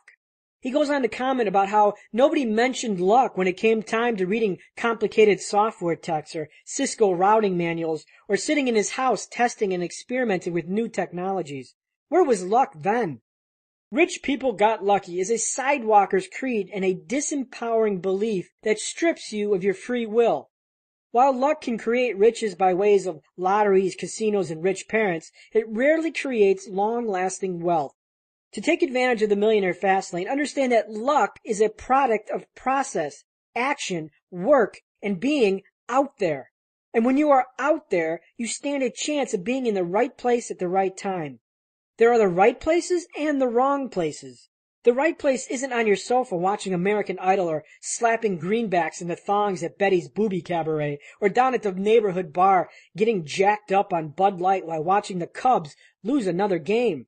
If you want to be at the right place at the right time, you indeed have to be at the right place. And the right place knows which places are the wrong places. If you aren't off the sidewalk taking action and engaging in process, you will never realize luck. Luck is always perceived to be a matter of event. You win a sweepstakes or you find a 200-year-old painting in the attic worth millions. Again, more falsities. Like wealth, luck is not an event, but an after effect of process. Luck is the residue of process. Sidewalkers love events, but they hate process. It's only natural for sidewalkers to assume wealth is luck because they believe wealth isn't an event. A member of the Fastlane forum recently posted that Bill Gates got lucky. I had to disagree. Luck didn't create Windows. Luck didn't create a company. Luck didn't create repetitive, concerted action toward a specified purpose. When you consistently act and bombard the world with your efforts interacting with the waves of others, stuff happens. And that stuff? Sidewalkers interpret it as luck, when it is nothing more than action engaged with better probabilities. Luck occurs when probability moves from impossible to likely. For our two brothers in construction, who's going to get lucky? His brother who exposed his inventions to the world bends probability in his favor. His lazy brother does not. Force your process out into the world and you can defy the odds of being in the right place at the right time. When I think of luck, I think about poker players. Mistakenly, their craft is construed as luck, while career poker players will affirm it isn't luck, but systematic analytics and player psychology. The best poker players in the world are superior statisticians and interpreters of human behavior. Does luck play a role? Sure, but the role is minor, while player skill siphons the majority's bankroll. To tell a great poker player, you're lucky, is to hurl an insult. Likewise, to ascribe luck to a self-made millionaire's success is to perform the same insult. To realize luck, engage in processes where better probabilities exist. Luck is introduced when you play. When life is played to win, luck will show its face. Unfortunately, sidewalkers assign luck to events of faith, luck not engaged by process.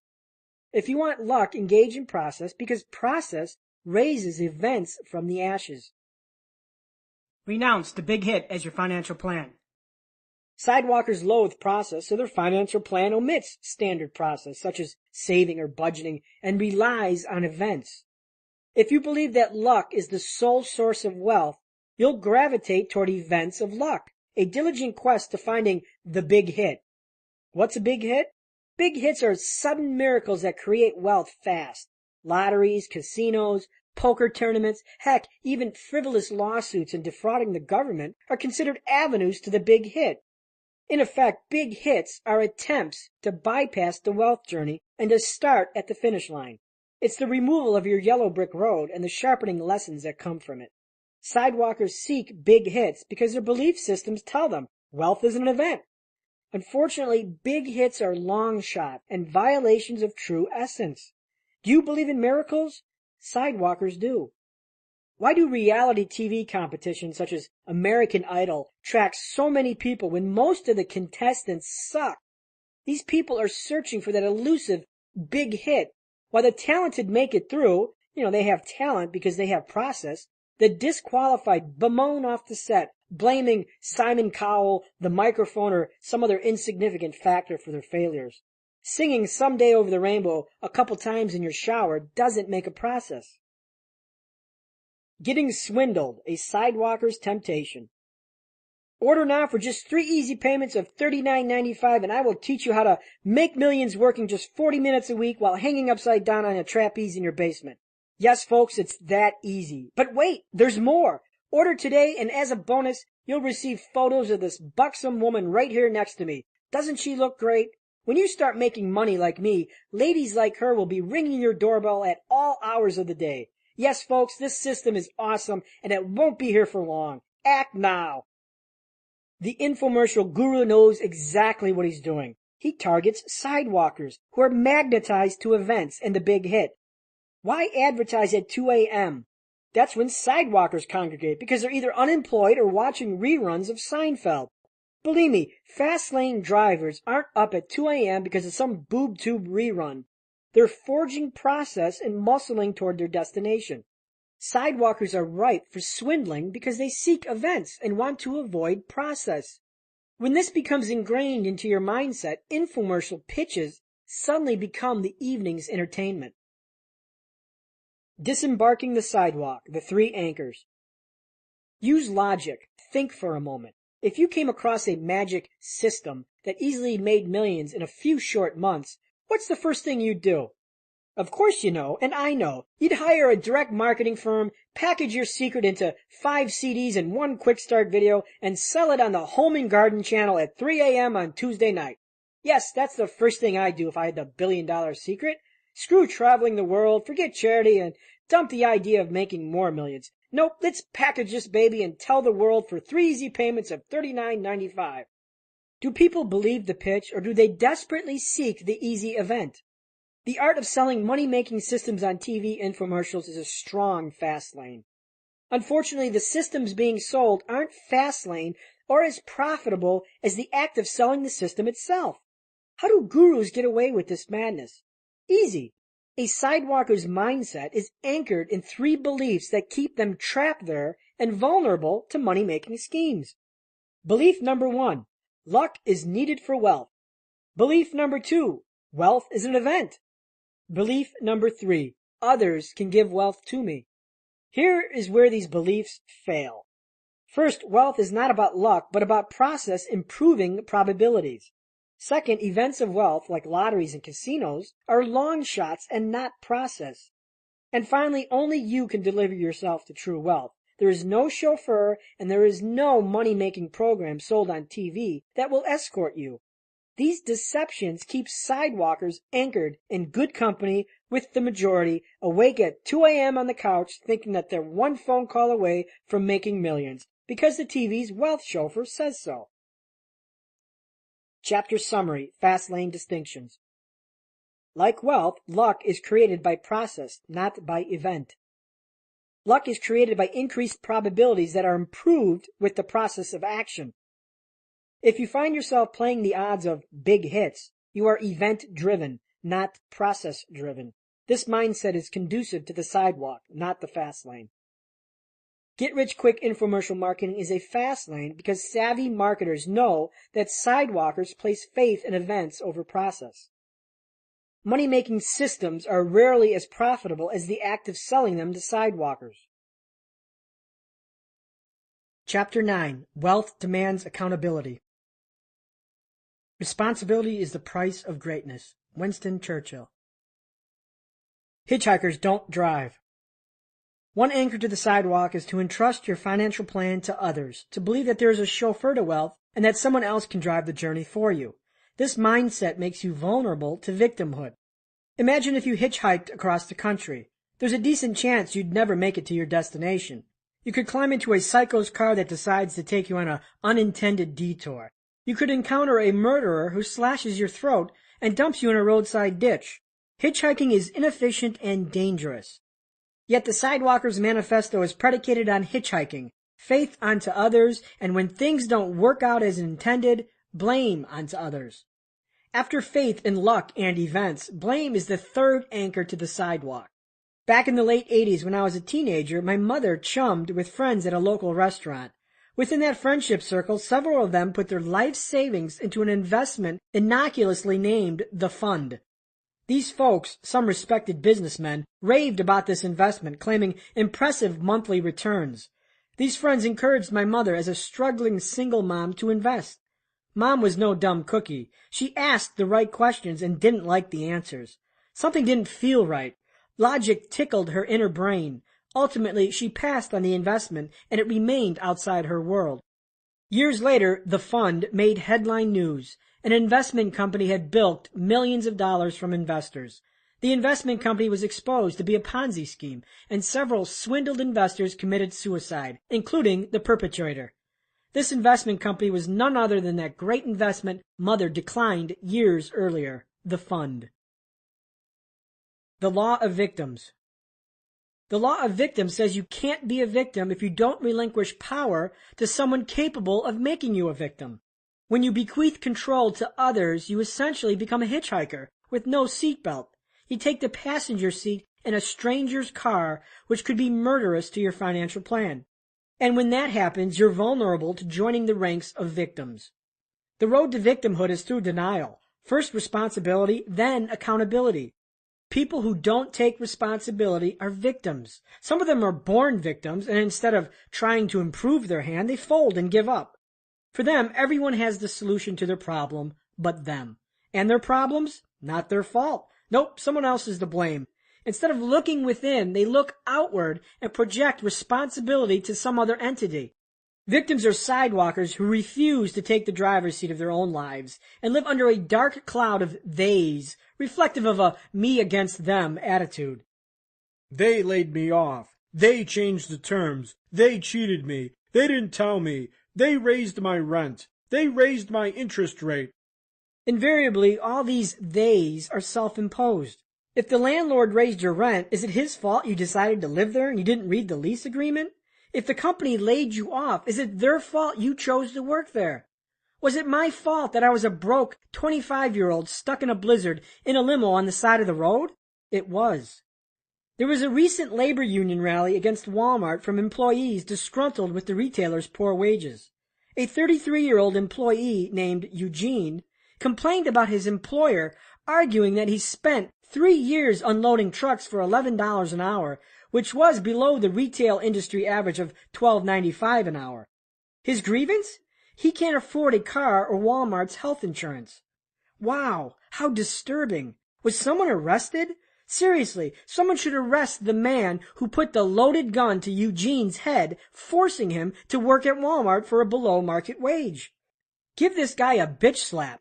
No one forced him to work at Walmart. He works there because he chose to work there. Hey, Eugene, if you're tired of making $11 an hour, raise your value to society. Get your ass over to the library. Walmart can't offer low wages if they don't have an endless supply of victims like you. You see, when a financial advisor promises you 14% guaranteed income from a bank certificate of deposit, and you later discover that he scammed you, it's your fault. You didn't do the diligence. You didn't investigate. You ignored the tickle of logic in your brain. You are a victim of your own malfeasance. The politics of hitchhiking. Sidewalking hitchhikers are a major constituency in all countries. These people seek the easy life, yet want someone else to pay for it. They're lifetime hitchhikers. They believe the government or some other entity should do more for them. They're victims of the system. They're victims of life because life dealt them a bad hand. They vote for whatever politician promises them the world at no cost. Free healthcare, free education, free gas, free mortgages. Wow, give me a ballot. John F. Kennedy's "Ask not what your country can do for you, but what can you do for your country" has maligned into "What can my country do for me?"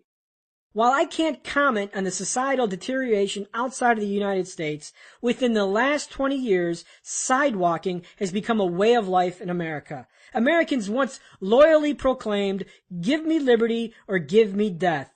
Now we just say, "Give me." As I write this, the economy is in a tailspin. The housing market crashed, lending dried up, and millions have lost their savings. How did we get here? It isn't complicated. We relied on others to make financial decisions for us. We ignored the fine print. We didn't read the contract. We didn't read the legislation. We made government an insurance policy. As a society, history is doomed to repeat itself if we continue to repeat the same behavior. I'm a minor participant in the recession. Sure, my home declined in value, but that's okay because I don't use my home as a wealth tool. Yet the gurus say your home is your greatest investment. Baloney. When the markets crashed, I didn't lose a lot of money because the markets weren't my wealth acceleration vehicle. The fast lane is about control, and if you live like a sidewalking hitchhiker, you have no control. On a public forum in August 2005, I predicted the forthcoming housing bust and outlined my theory with 7 reasons why I thought so. As it turns out, I was correct, and that truth crystallized because I chose to make financial decisions for myself. I didn't rely on the pontificators at CNBC who rappishly declared, housing was safe. I didn't rely on the mainstream media. I didn't rely on others. I relied on me. I was driving, not hitchhiking. And the beauty of driving is something that escapes most people. Responsibility. Wealth demands responsibility, followed by accountability.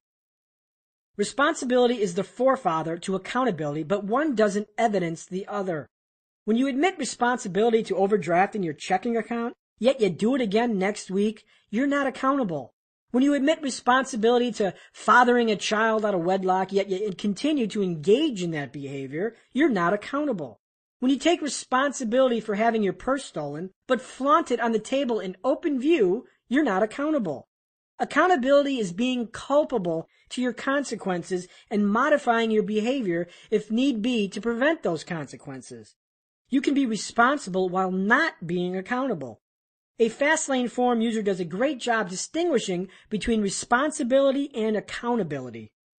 What kills me is when people make the same piss-poor choices multiple times, but then claim to be responsible. It's easy to be responsible when responsible just means walking away. I've seen single parents who pledge to be responsible for the wild oats they've sown, only to occasionally send a check in the mail. I've seen people walk away from homes claiming to be responsible for their actions, only to buy another home they can't afford. I've seen people being responsible for the actions of their drinking and driving, caused only to do it again. I'm sick and tired of people being responsible. I want people to be accountable. People need to think before they act, own their choices before they make them. I am okay with people making mistakes, but freaking own that you made a mistake and learn from it. That's what true accountability and responsibility is all about. A friend of mine recently had her identity stolen. As we dined at a restaurant, she bellyached about the nightmarish ordeal. Determined to find the cause of her problem, I stopped her contempt midstream and asked a few questions. I wondered, was she being a victim or not being accountable? I asked, how did you get your identity stolen? My purse was stolen in Mexico. How did that happen? I probed. I was at a restaurant and someone swiped it. Oh? Was your purse laid out wide open on the table like it is now? She glanced at her purse and got my point. As we dined, her purse sat on the tabletop in open view of everyone. Any thief could easily snatch her purse and run. She looked at me, scoffed, and then grabbed her purse and secured it to her lap. A victim? Or not holding herself accountable? Her problem was caused by a bad choice, the choice not to safeguard her purse. And even after this costly lesson, she still didn't understand the power of being accountable. If she were accountable to the error, her purse wouldn't lie exposed on the table as a beacon of opportunity to thieves, but safe in her lap.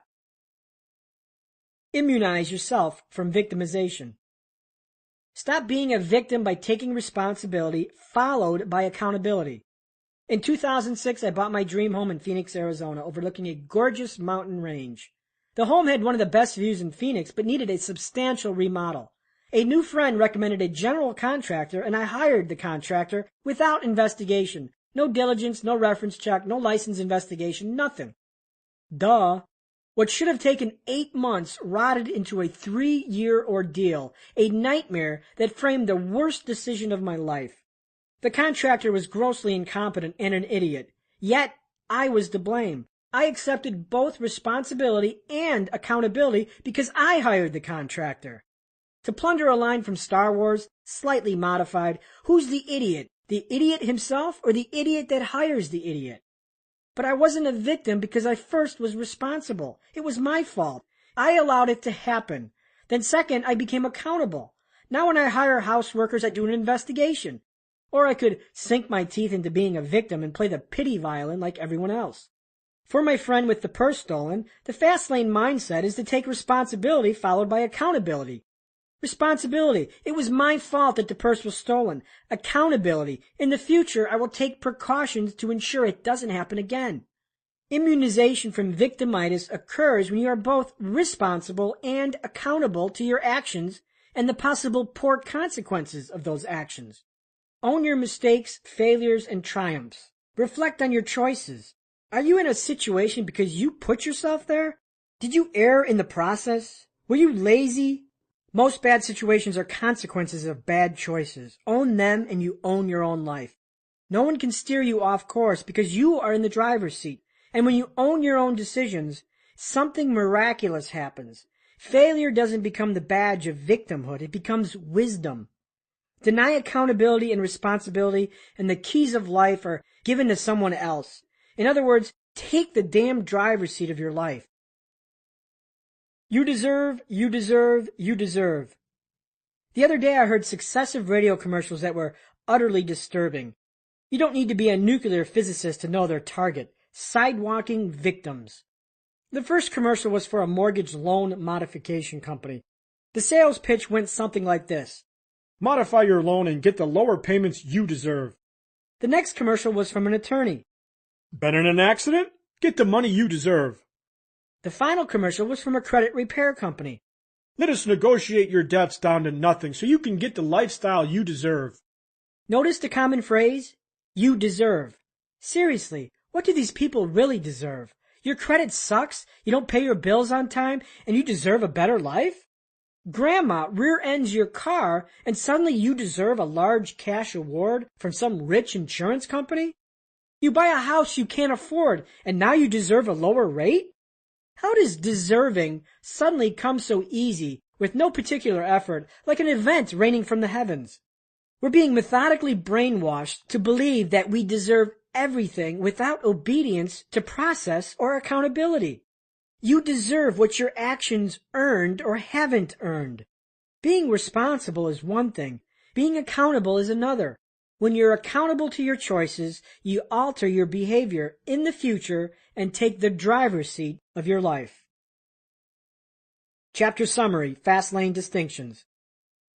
Hitchhikers assign control over their financial plan to others, which effectively introduces the probabilities to victimhood. The law of victims. You can't be a victim if you don't relinquish power to someone capable of making you a victim. Responsibility owns your choices. Taking responsibility is the first step to taking the driver's seat of your life. Accountability is the final.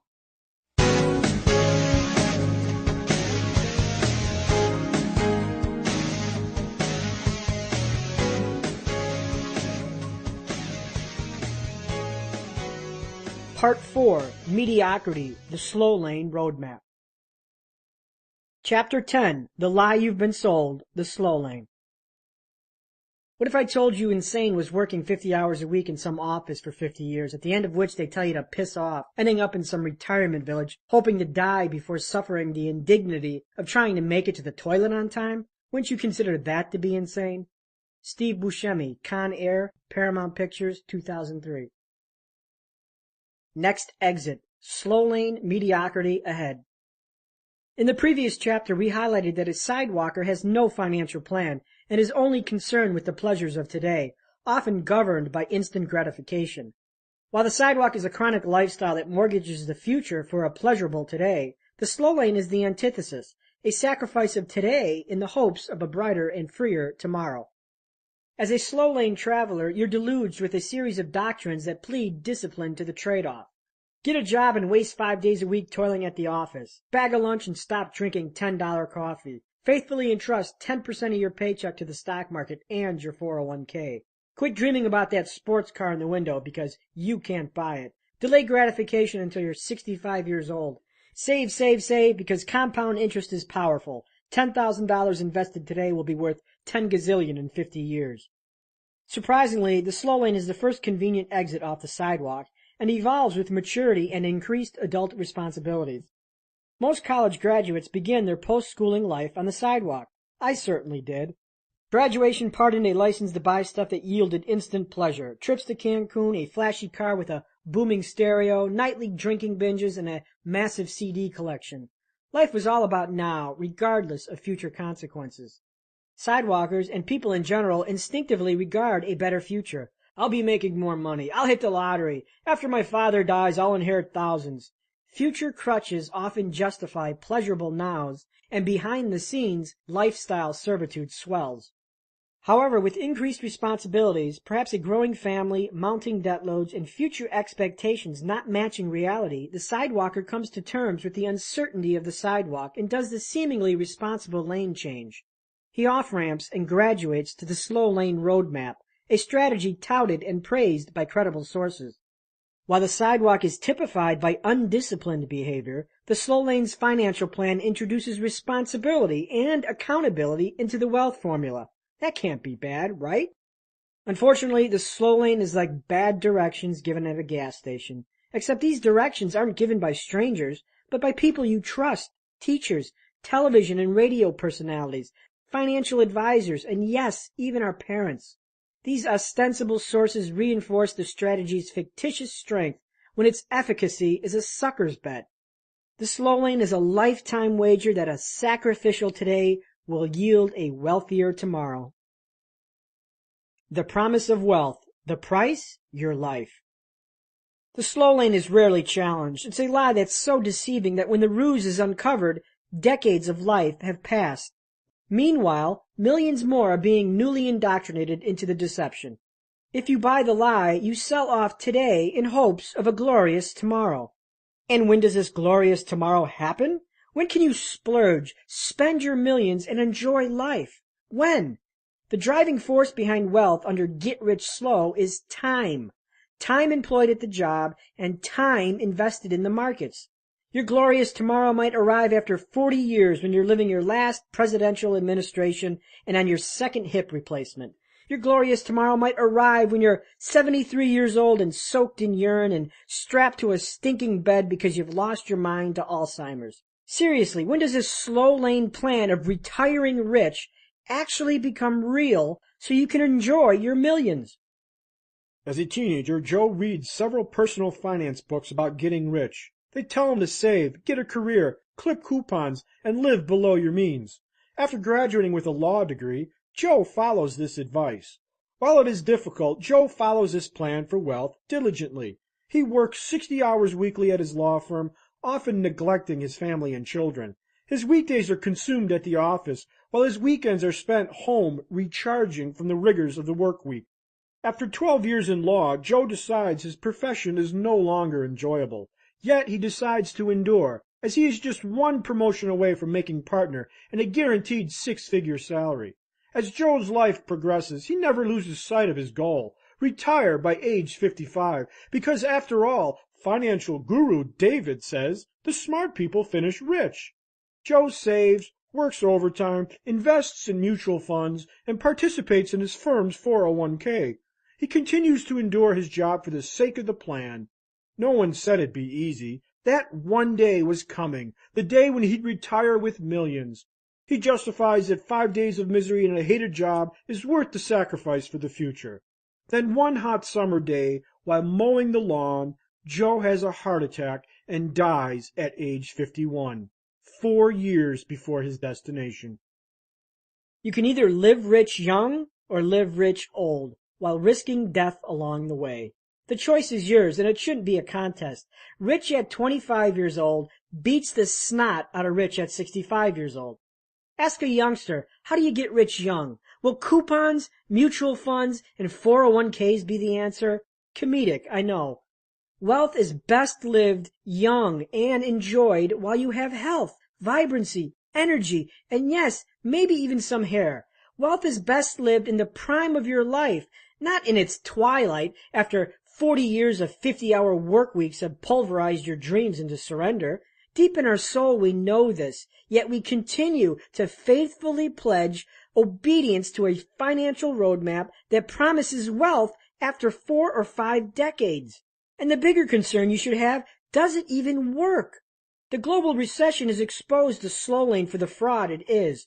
With no job, the plan fails. When the stock market loses 50% of your savings, the plan fails. When a housing crisis erases 40% of your illiquid net worth in 1 year, the plan fails.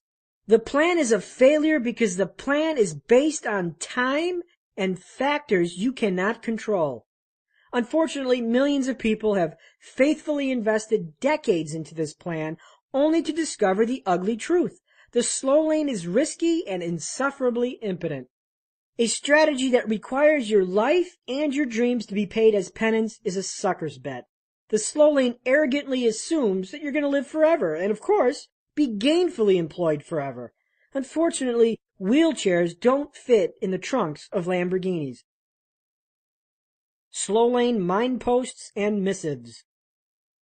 Over time, the slow laner collects and espouses a series of mind posts reinforced by credible sources. Mom and Dad say, go to college, graduate, and get a job.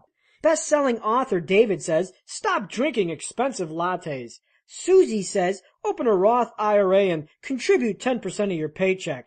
Ramsey says, snowball that debt. All these missives formulate the slow laner's mind posts, a journey to wealth that consumes a lifetime. The mind post. Debt perception. Debt is evil. It must be religiously attacked, even if that means working overtime for life. Time perception. My time is abundant, and I will gladly trade my time for more money. The more hours I can work, the more I can pay off my debt and save money for retirement at age 65. Education perception. Education is important because it helps me earn a bigger salary. Money perception. Money is scarce, and every dime and dollar must be accounted for, budgeted, and perilously saved. If I want to retire by 65 with millions, I have to ensure I don't squander my hard-earned money. Primary income source. My job is my sole source of income. Primary wealth accelerator. Compound interest is powerful because $10 invested today will be worth $300,000 in 50 years. Oh yes, and don't forget about mutual funds, home appreciation, and my employer's 401k. Wealth perception. Work, save, invest. Work, save, invest. Repeat for 40 years until retirement age. 65 years old, or if I'm lucky and the markets return 12%, maybe 55. Wealth equation. Wealth equals job plus market investments. Destination. A comfortable retirement in my twilight years. Responsibility and control. It's my responsibility to provide for my family, although for that plan to work, I have to rely on others, including my employer, my financial advisor, the government, and a good economy. Life perception. Settle for less, give up on big dreams, save, live frugal, don't take unnecessary risks, and one day I will retire with millions. So how do you know if you're being sold the slow lane? The following lists the primary ammunition indigenous to the slow lane roadmap. Slow lane weapons. Go to school. Get good grades. Graduate. Pay yourself first. Overtime. Corporate ladder. Save X percentage of your paycheck. Contribute to your 401k. Invest in mutual funds. Buy and hold. Paychecks, pensions, benefits. Diversify. Raise your insurance deductibles. The stock market. Say no to expensive lattes. Be frugal. Get out of debt. Clip coupons. Cancel your credit cards. Dollar cost averaging. Get an advanced degree. Pay off your house early.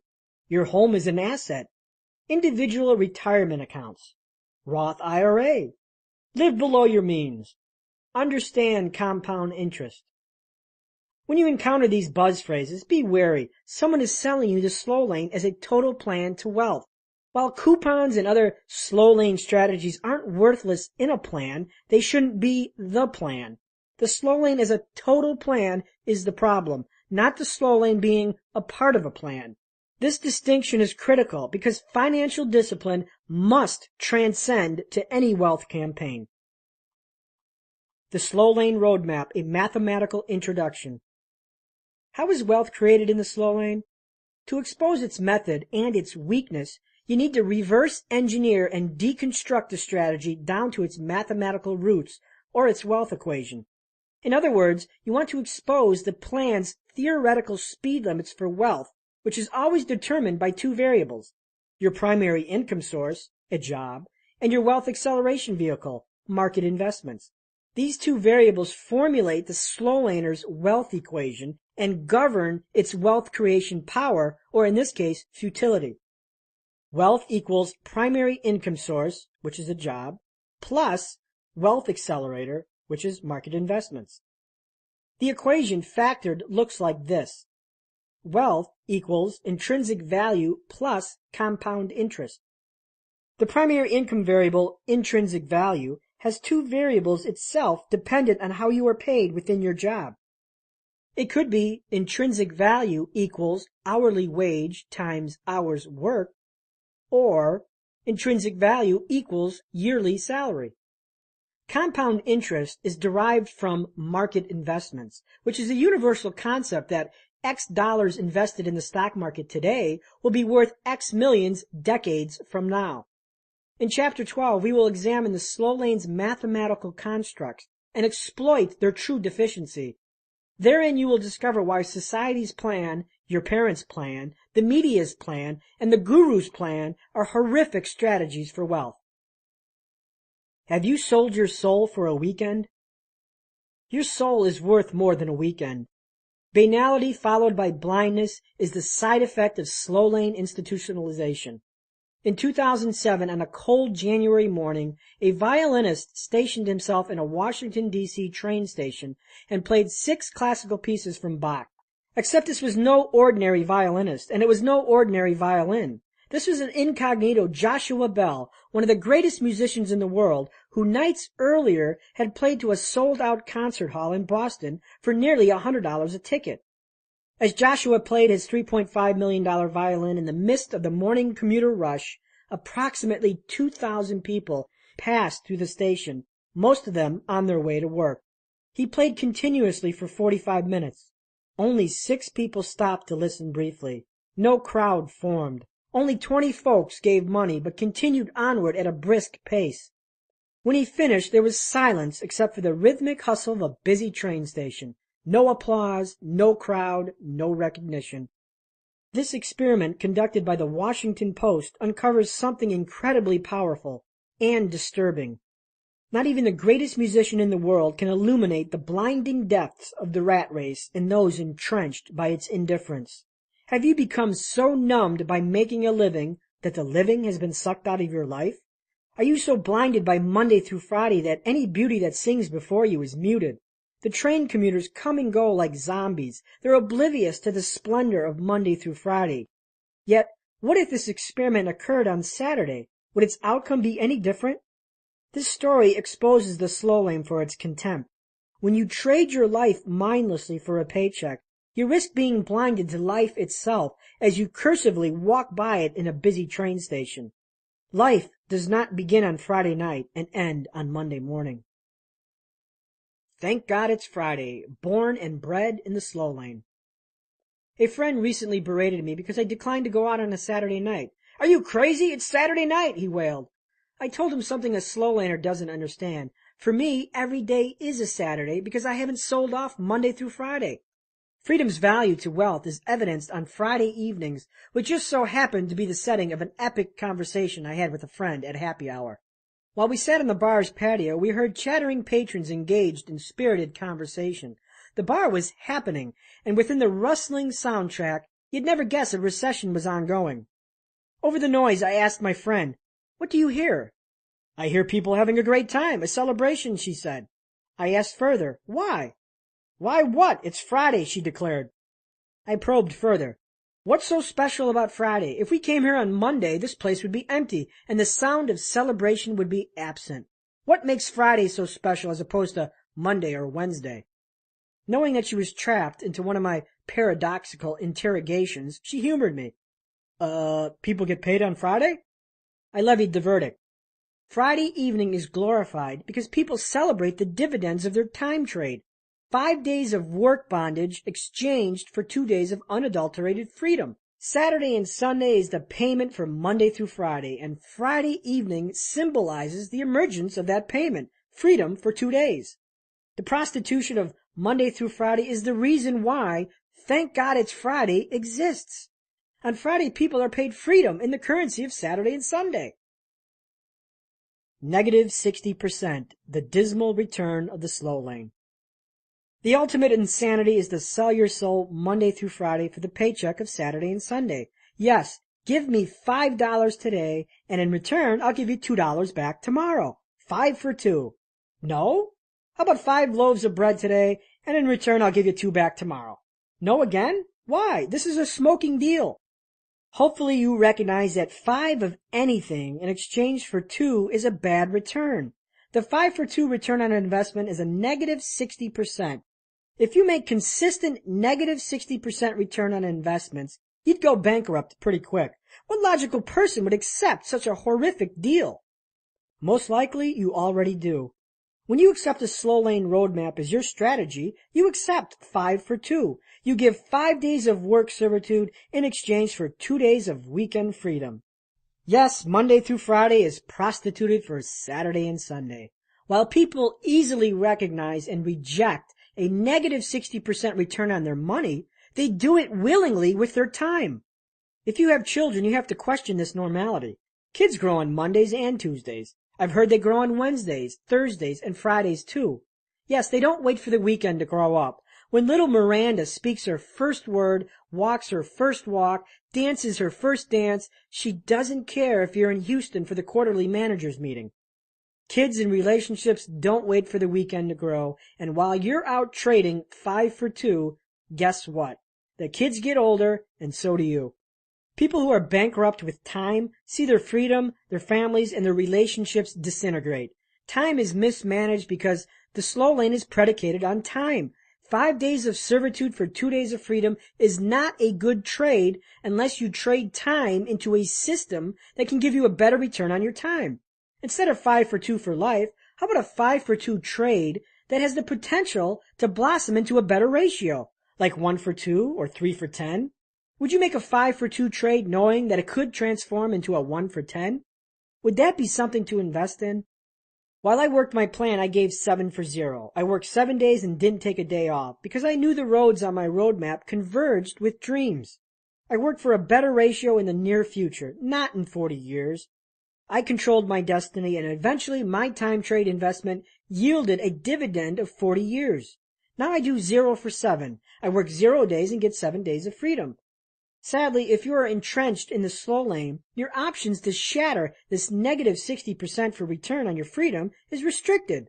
Remember, wealth is defined by freedom, and if you require proof, look no further than Friday night when people celebrate freedom as the slow lane dictatorship takes a weekend furlough. Normal is condemnation to mediocrity. Revolutionary Road, the 2008 movie starring Leonardo DiCaprio and Kate Winslet, does an excellent job portraying the slow lane's death grip. A young couple find themselves living in suburbia, going through the motions of life.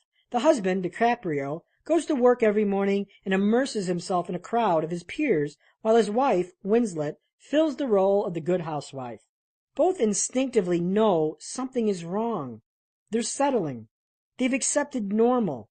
They've forsaken their dreams for the insane plan of everyone. Throughout the movie, we witness their attempts to escape, and with perilous consequences. The problem is, we've been brainwashed to accept the slow lane roadmap as normal. The defective roadmap gains traction early in life and is sanctified as the commoner's only probable means to wealth.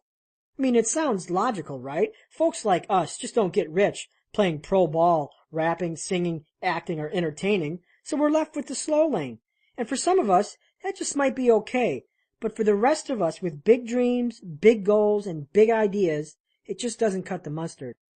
Here's a slow lane story pulled from the pages of the Fastlane forum.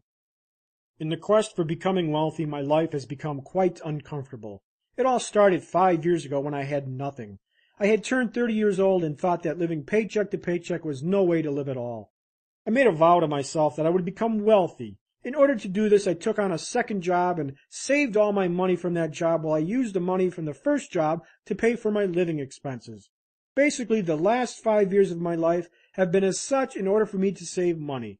Living and paying relatively cheap rent for an 8x13 room, using public transportation and a motorcycle for transportation, working almost every day with no days off during the week, rarely eating out, never buying toys or nice things for myself or my wife, almost never going out and having a good time.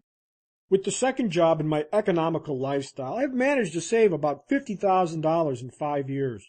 It would have been more, but I lost a good $30,000 when I invested right before the Dow hit its peak in October 2007. I reached a breaking point. 5 years is a long time to live in a room no bigger than a jail cell. The jobs are mind-numbing. I feel like my life is a prison. I have a good lifestyle for saving money, but at the expense of my mental sanity and happiness as a human being. I just feel like I can't live like